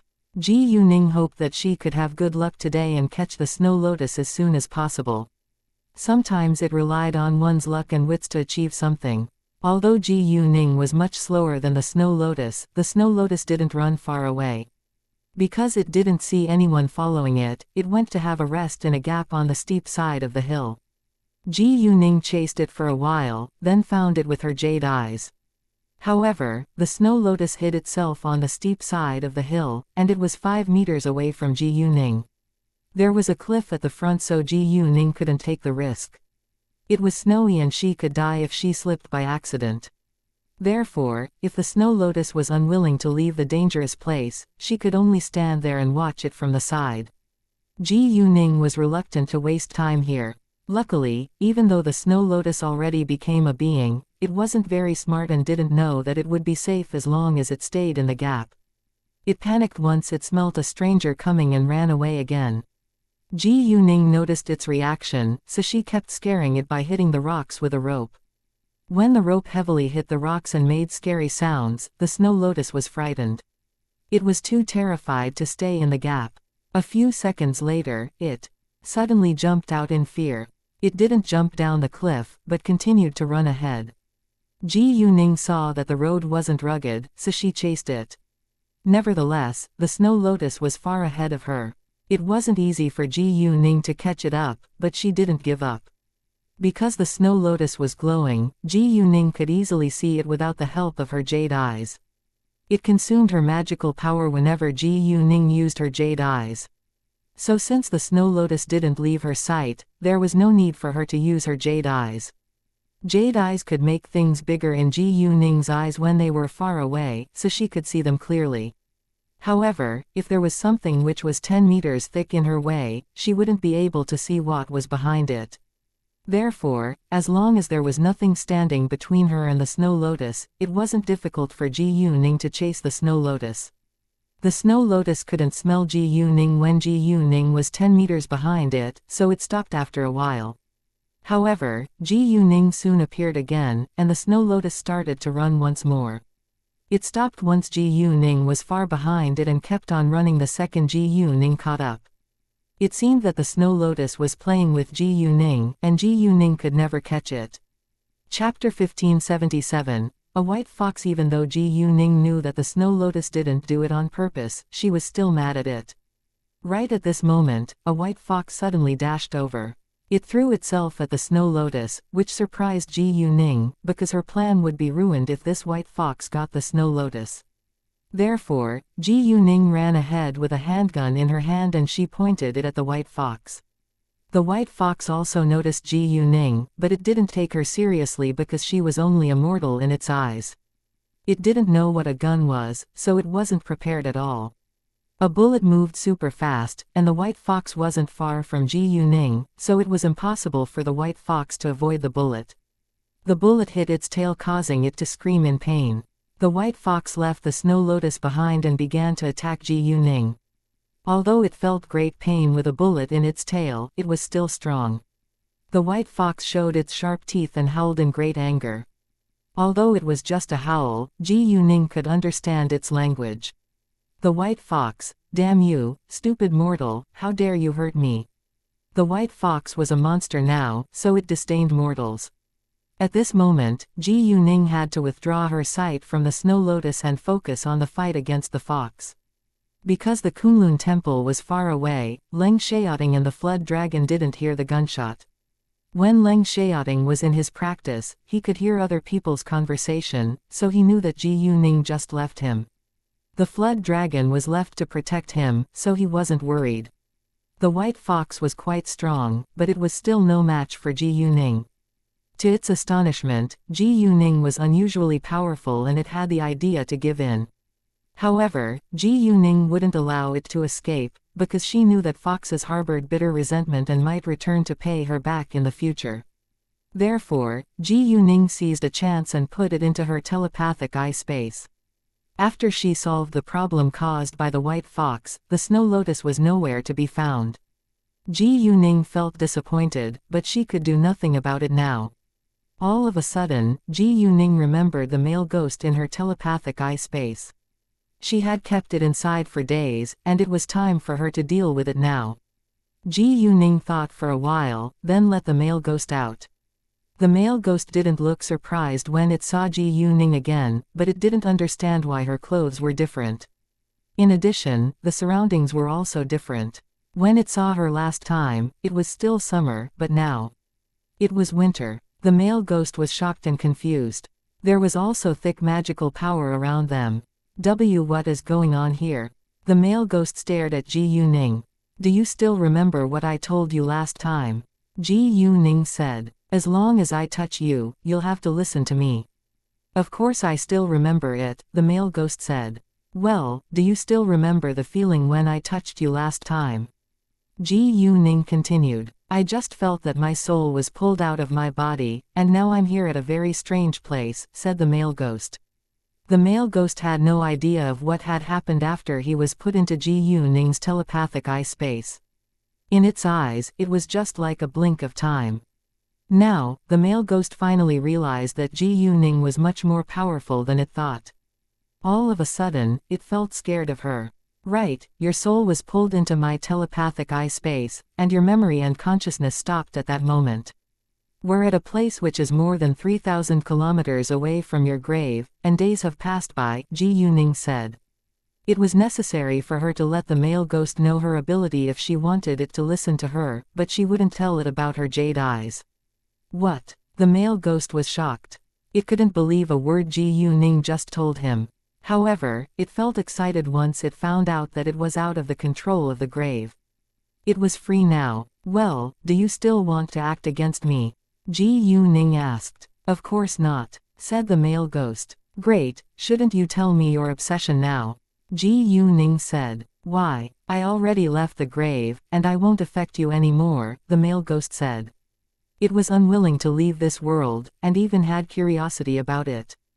Ji Yuning changed her expression, because she was displeased when the male ghost changed its mind. Although Ji Yuning wouldn't force it to go into the next incarnation, it would be a troublemaker if it stayed here. Chapter 1578, Punished by Gods. If you stay in the mortals' world, it's against the rules and you'll be punished by the gods, Ji Yuning said. So what? I've stayed here for a long time, and nothing has happened, the male ghost said, and didn't think it was a big deal. It had heard of the punishment from the gods, but had never witnessed it before, so it had doubts about it. In addition, even if it really existed, it hadn't encountered it yet. Anyway, it was unwilling to leave right now. Instead, it decided to live its life by following its heart this time. Thinking of that, the male ghost looked more determined. What do you want to do here? Ji Yuning asked. To improve my cultivation without doubt, because there is thick magical power, said the male ghost and showed great ambition in its eyes. It wanted to have a normal body to live in, and it had a chance to live like an ordinary person if it was able to reach a high level. It's not easy, Ji Yuning said. In fact, it took years for a ghost to obtain a real body to live in by improving its cultivation with magical power. Ji Yuning didn't think that this male ghost had patience for it. Besides, it carried heavy grudges, so it was impossible for it to only do the right things. I want to give it a try, said the male ghost. Are you sure? Ji Yuning asked. Yes, I'm sure. The male ghost nodded, and it felt slightly annoyed that Ji Yuning kept asking it questions like that. Fine, I'm afraid I can't stop you right now, Ji Yuning said and took out a porcelain bottle from her telepathic eye space. Since fate brought us together, I can help you if you really want to improve your cultivation. This is a bottle of magical power crystals, that you can take if you want. Ji Yuning opened the porcelain bottle in case the male ghost didn't believe her. Once it was opened, the male ghost smelt the pure, thick magical power and its eyes lit up. Thank you so much. The male ghost was thrilled. It was fully attracted to the magical power crystals, so it didn't think further about why Ji Yuning did that. It reached out its hands to take the bottle. However, right when its hands were about to touch the porcelain bottle disappeared and Ji Yuning caught its hands the next second. The male ghost was scared, but it was already put back into Ji Yuning's telepathic eye space again. The porcelain bottle was simply a bait. Ji Yuning brought this male ghost out, so she shouldn't allow it to stay here after she knew what it planned to do. If the male ghost was unwilling to tell her his obsession, she could only purify it with the help of her telepathic eye space. It was also possible that she would tell the flood dragon to destroy it one day in the future. Ji Yuning sighed after she put the male ghost back in her telepathic eye space, then she walked back. When she got back to the Kunlun temple, it was already past 12 a.m. Leng Xiaoting was still waiting for Ji Yuning in the yard. Because he didn't know where Ji Yuning went and when she would come back, he stayed in the same place waiting for her. He was worried about Ji Yuning, and hoped that she would be fine. The flood dragon was absent at this moment, because Leng Xiaoting felt uneasy when it was with him. The flood dragon understood that Leng Xiaoting wasn't weak, so it left once he finished his practice. Nevertheless, the flood dragon didn't go far, but stayed in a corner of the yard. It was curious to know the latest condition of the snow lotus. "My master, how is it?" asked the flood dragon once it saw Ji Yuning. "I didn't catch it, but I'll search for it later," Ji Yuning said. It wasn't a surprising result. The flood dragon trusted Ji Yuning, and didn't think that she was lying. It had known Ji Yuning for a long time, and knew Ji Yuning very well. Even if Ji Yuning wouldn't share the snow lotus being with it, she would still give it something else as reward. In addition, Ji Yuning indeed failed to catch the snow lotus today. After that, the flood dragon left and Ji Yuning walked into the temple. "Ningning, are you all right?" Leng Xiaoting walked towards her at once. "Why don't you go into the room? It's cold outside," Ji Yuning asked. She knew that Leng Xiaoting stayed in the yard because he was worried about her, but she hoped that he would take good care of himself too. "I was worried about you," said Leng Xiaoting. Ji Yuning smiled and they went into the room together. Afterwards, Ji Yuning told Leng Xiaoting what she had gone through with the snow lotus being. Chapter 1579, Tang Bingsun finds Qi Ziyu. Leng Xiaoting absolutely wanted to get the snow lotus after knowing about its great effect, but he was unwilling to see Ji Yuning being so tired because of him. However, he couldn't stop it, because Ji Yuning was determined to do what she planned to do, so Leng Xiaoting only reminded her to be careful.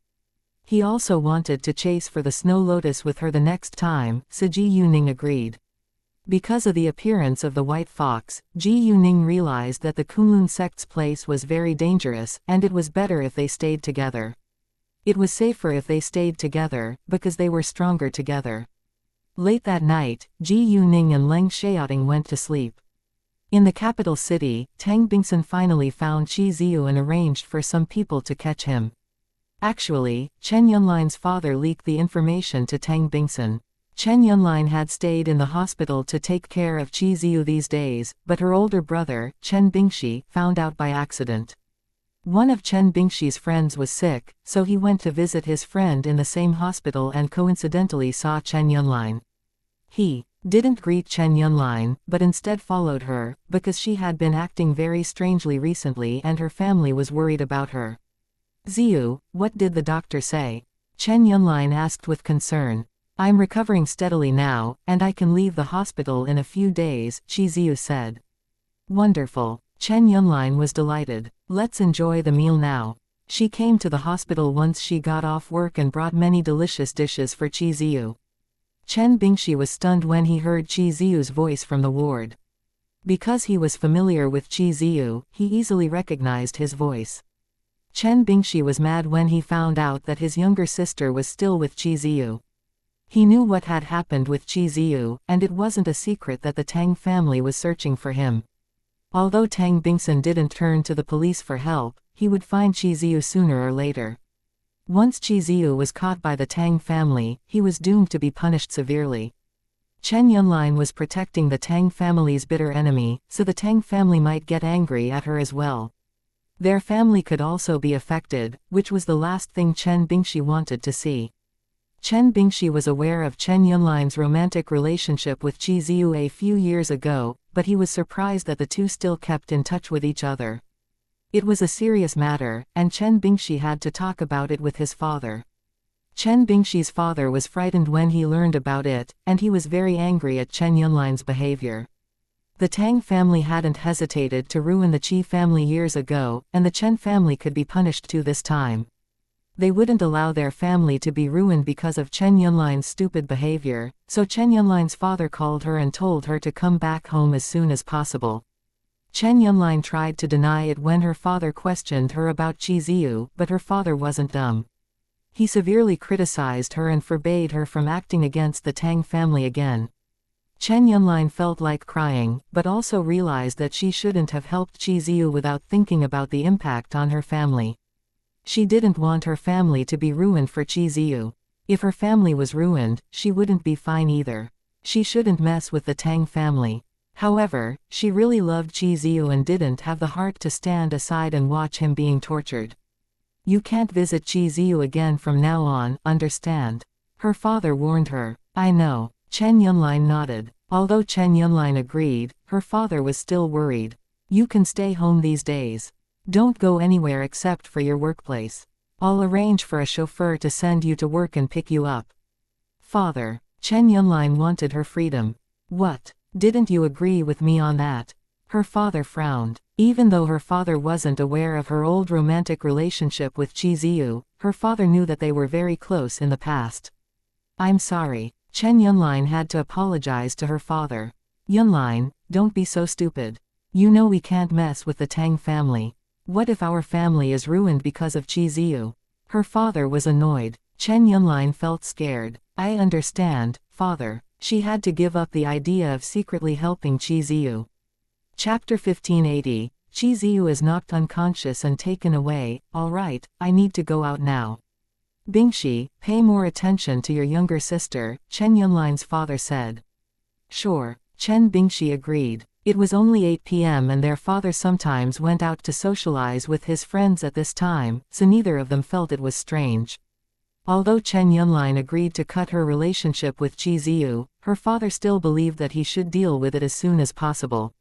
He was left no choice but to be a bad guy now, so he decided to report it to the Tang family. As long as the Tang family found Qi Ziyu, Chen Yunline and their family would be safe. The Tang family was too powerful, and he was unwilling to risk their family's future. In addition, the Tang family might have a good impression of him if he helped them find Qi Ziyu. Anyway, he hoped that his family could stay safe. Because there was a huge gap between the Chen family and the Tang family as to their social status, Chen Yunline's father didn't have Tang Bingsun's number. So he had to turn to his friend who was an official in the government for help. This friend had a close relationship with him, so he didn't bother to hide his intention to contact Tang Bingsun from his friend. His friend didn't ask further about it and agreed to help him. However, his friend didn't dare to just give him the number of Tang Bingsun's secretary, and needed to ask for permission first. Chen Yunline's father completely understood. A few minutes later, his friend called him back and gave him the number of Tang Bingsun's secretary. Without delay, Chen Yunline's father called Tang Bingsun's secretary and said that he hoped to have a meeting with Tang Bingsun as soon as possible. At this time, Tang Bingsun was working overtime in his company and his secretary was by his side, so his secretary reported it to him. Tang Bingsun was excited when he heard the information about Qi Ziyu. Once he caught Qi Ziyu, he would go on to catch Tang Aining, which was actually a bigger problem for him. Tang Bingsun agreed to meet Chen Yunline's father.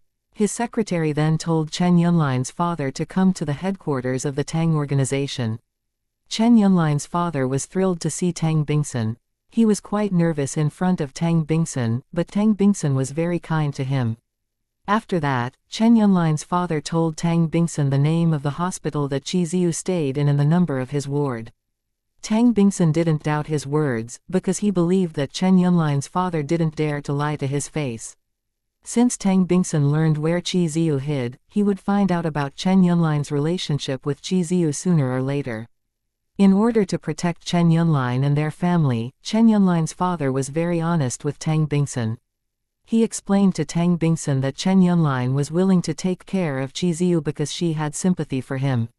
Tang Bingsun actually didn't care about Chen Yunline, because all he wanted to do now was to catch Qi Ziyu. Because Chen Yunline's father reported it to him, Tang Bingsun should thank Chen Yunline's father in some way, but not right now. Although the Chen family was much poorer than the Tang family, it didn't lack money. Besides, Tang Bingsun tended to build a good image in front of other people, especially outsiders. When they finished the conversation, Tang Bingsun repeatedly thanked Chen Yunline's father, then told his secretary to walk Chen Yunline's father out. Chen Yunline's father soon left. Without hesitation, Tang Bingsun arranged for some people to find out whether Qi Ziyu was really staying in the hospital right now. Once he made sure of it, he decided to take Qi Ziyu away in the night. There were too many people in the hospital before midnight, so he needed to be patient. He wanted to attract as little attention as possible. Because Tang Bingsun had an illegal gang to help him, he didn't need to catch Qi Ziyu himself. Moreover, those gangsters were used to doing bad deeds, and it was pretty easy for them to catch a man. Everything went smoothly as Tang Bingsun wanted. Qi Ziyu was soon taken away by a group of strong men. Although many nurses and doctors saw them, nobody dared to stop them. As for other visitors in the hospital, they had already run far away. It wasn't their fault, because Qi Ziyu was only a stranger to them. It wasn't their duty to risk their lives to rescue a stranger, especially when they had no idea what was going on. A doctor called the police after the group of gangsters left, but the police didn't arrive until Qi Ziyu had been taken away for a long time. So when the police wanted to chase them, they were nowhere to be found. Chapter 1581. Go to the tower again. It was late at night as well, so it was very difficult for the police to chase the criminals. Besides, those gangsters were experienced criminals, and they knew where they should hide. Tang Bingsun wasn't in a hurry to see Qi Ziyu, because Qi Ziyu was already in his people's hands. Qi Ziyu was knocked unconscious before he was taken away, but he caught a glimpse of the group of strong men. When he woke up again, he was locked in a dark, dirty underground room.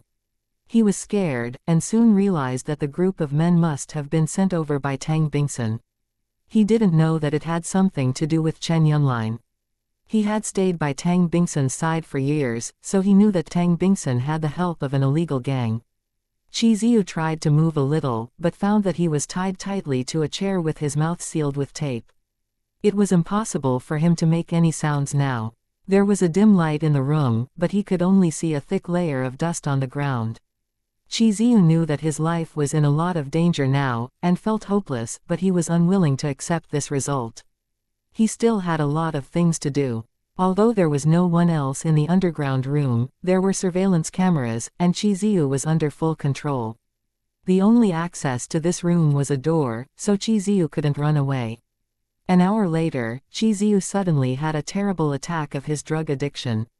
It was excruciating torture for him, and the chair fell down and heavily hit the ground during his struggle, which awakened the man who was sleeping before the monitor. The man realized that Qi Ziyu was having an attack of drug addiction, because he was quite familiar with that reaction. After that, he reported it to his leader at once, because they received an order that Qi Ziyu couldn't die. Another man came later and helped Qi Ziyu take some drugs and unsealed his mouth. Qi Ziyu was on drugs now, so he could easily die if he couldn't breathe properly. They were in a remote place, and no one could hear him even if he shouted loudly. However, even though they didn't care about how Qi Ziyu shouted, they still warned him to be quiet, or they would stop helping him take drugs. Qi Ziyu knew that he couldn't escape this time. He fell into despair, and didn't dare to shout another word. It was useless. The police searched for him for a whole night, but found nothing. When they found out that Qi Ziyu was taken away by a group of gangsters, they lost interest in this case and gave up. Ji Yuning and Leng Xiaoting got up early the next morning.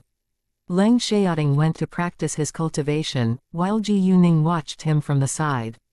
After a while, she went to prepare breakfast for them. Leng Xiaoting had to stay in a quiet place for his practice, so Ji Yuning did her best not to interrupt him.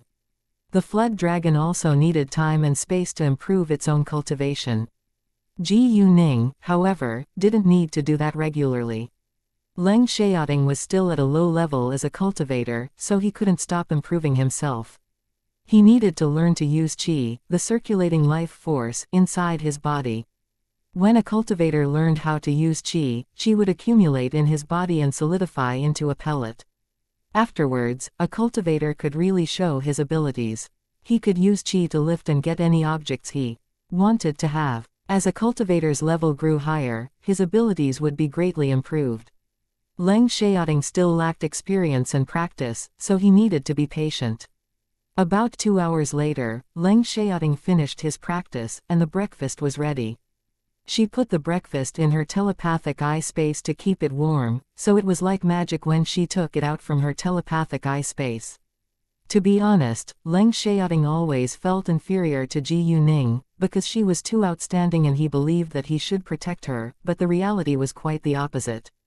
Therefore, he made up his mind to work harder on his cultivation in order to protect Ji Yuning, because he knew that there was a lot of unknown danger ahead of them. Have some food, and then we can go to the tower again later, Ji Yuning said. Sure, Leng Xiaoting agreed. He was curious about the tower too.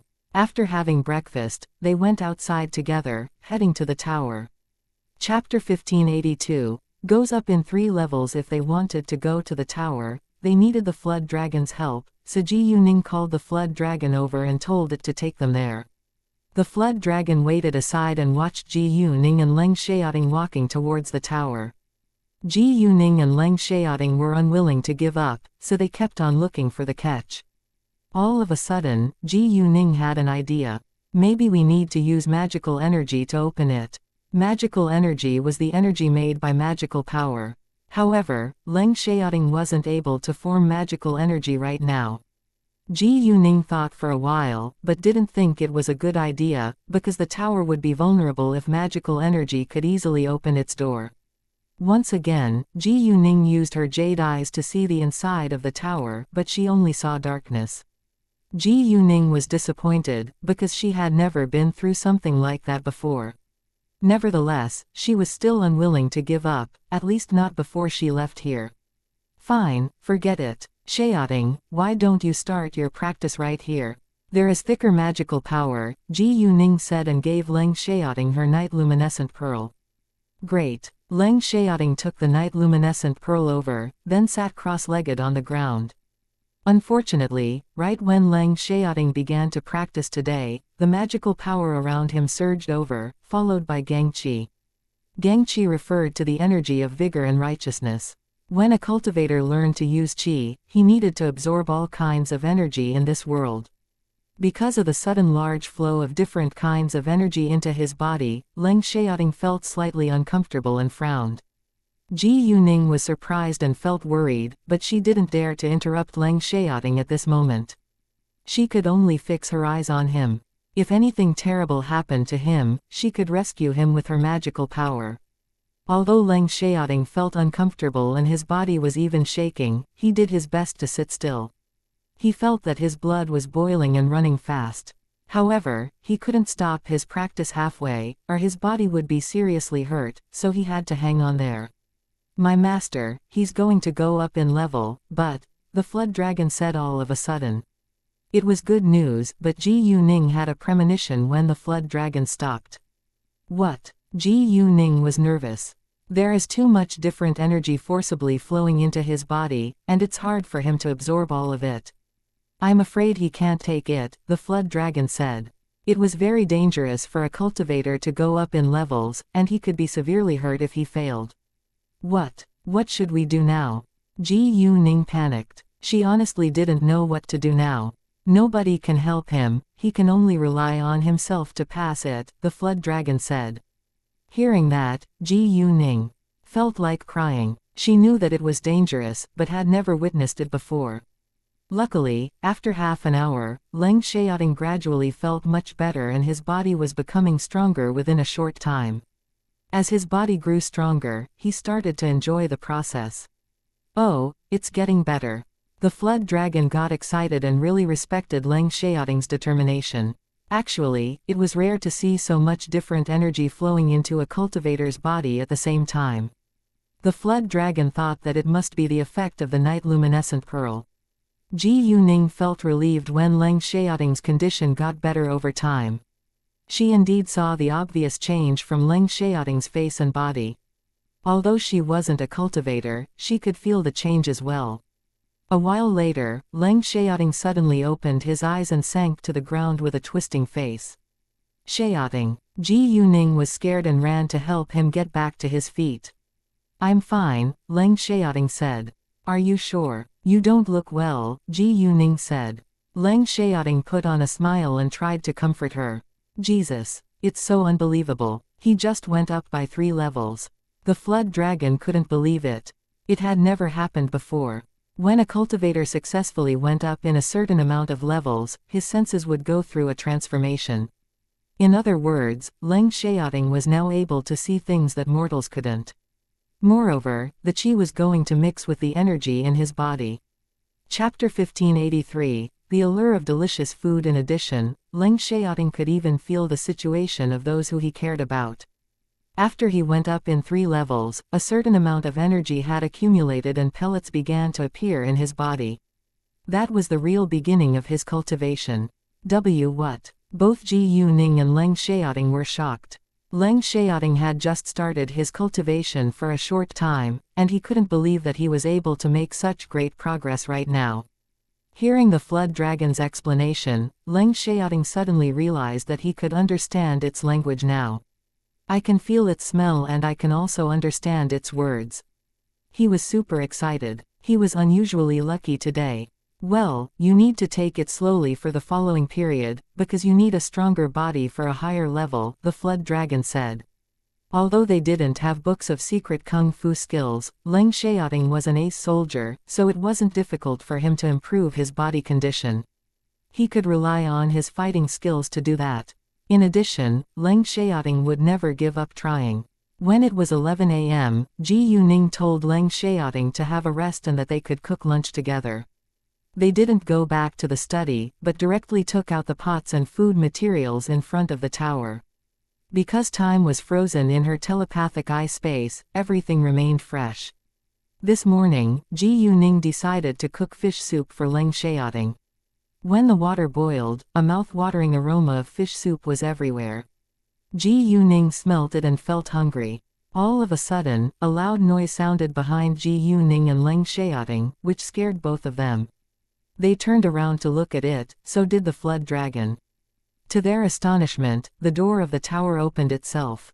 Before they could figure out what was going on, the pot with fish soup inside flew straight into the tower.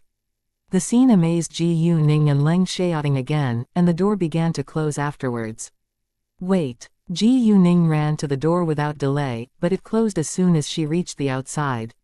Ning. Leng Xiaoting actually felt relieved when he found that Ji Yuning was shut outside.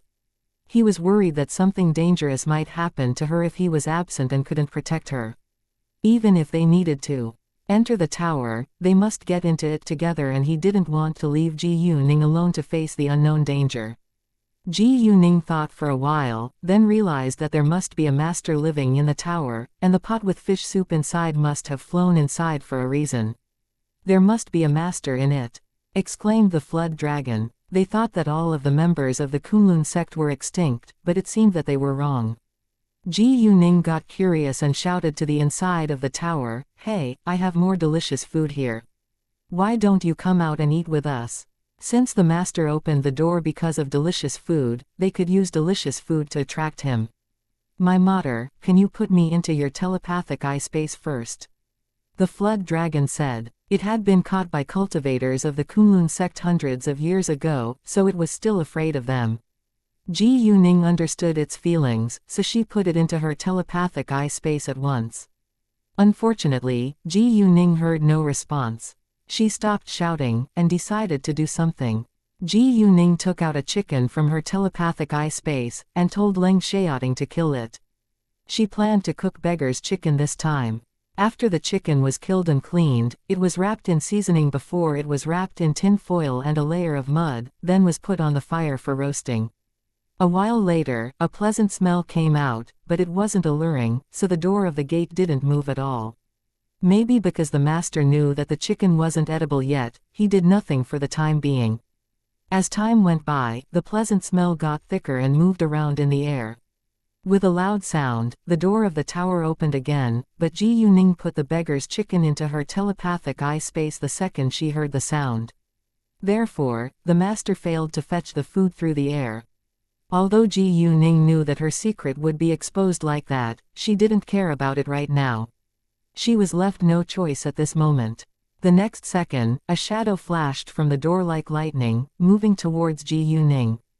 Because it moved too fast, neither Ji Yuning nor Leng Xiaoting could see the person's face clearly. Leng Xiaoting was frightened and protected Ji Yuning behind his back at once. However, he was too late. The shadow stopped in front of Ji Yuning's face, and it turned out to be an old man. He looked to be in his late 70s, but he could be hundreds of years old in reality. Move. The old man pushed Leng Xiaoting away with impatience. Leng Xiaoting was no match for him and was easily pushed away. The old man looked at Ji Yuning with great excitement. Where is the roasted chicken?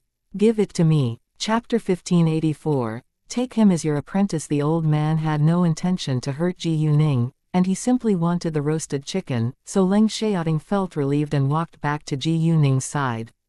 It's mine. Why should I give it to you? Ji Yuning said. Although both Leng Xiaoting and her weren't a match for this old man, she wouldn't grin and bear it. In addition, Ji Yuning didn't feel any unkindness from this man, so she was in the mood to joke with him. How will you be willing to give it to me? The old man frowned. Tell me who you're, Ji Yuning said. Hearing that, the old man looked confused. I don't know. Ji Yuning was surprised, but she figured it out quickly. This old man had stayed in the tower for hundreds of years, so he had probably lost his memories. Actually, it wasn't really important if he didn't remember who he was, and Ji Yuning didn't care much about it either. She was simply curious about him. Hey, I already answered your question. Where is the chicken? The old man was impatient. He urged Ji Yuning to give him the roasted chicken when Ji Yuning still hid it away from him. I didn't agree to give it to you even though you answered my question. Ji Yuning blinked at the old man and looked innocent. You. The old man was angry, so Leng Xiaoting stayed alert, in case he suddenly attacked Ji Yuning. However, the old man didn't do that, but glared at Ji Yuning. What do you want? Take him as your apprentice, and teach him your secret kung fu skills, Ji Yuning said, pointing at Leng Xiaoting. Even though Ji Yuning made that decision without asking for Leng Xiaoting's permission beforehand, she knew that he needed a kung fu master to help him. What? Both the old man and Leng Xiaoting were surprised. Leng Xiaoting didn't disagree, because he indeed needed a kung fu master to teach him. In fact, he felt touched that Ji Yuning was so considerate. Ji Yuning also observed Leng Xiaoting's reaction when she said that, and relaxed when he wasn't annoyed. Even though she said it for his good, she made the decision without his permission after all. Luckily, Leng Xiaoting had the same idea as her. The old man sized up Leng Xiaoting for a while, then showed satisfaction on his face. He's a talented cultivator that could accept different strong energies and go up 3 levels at a time.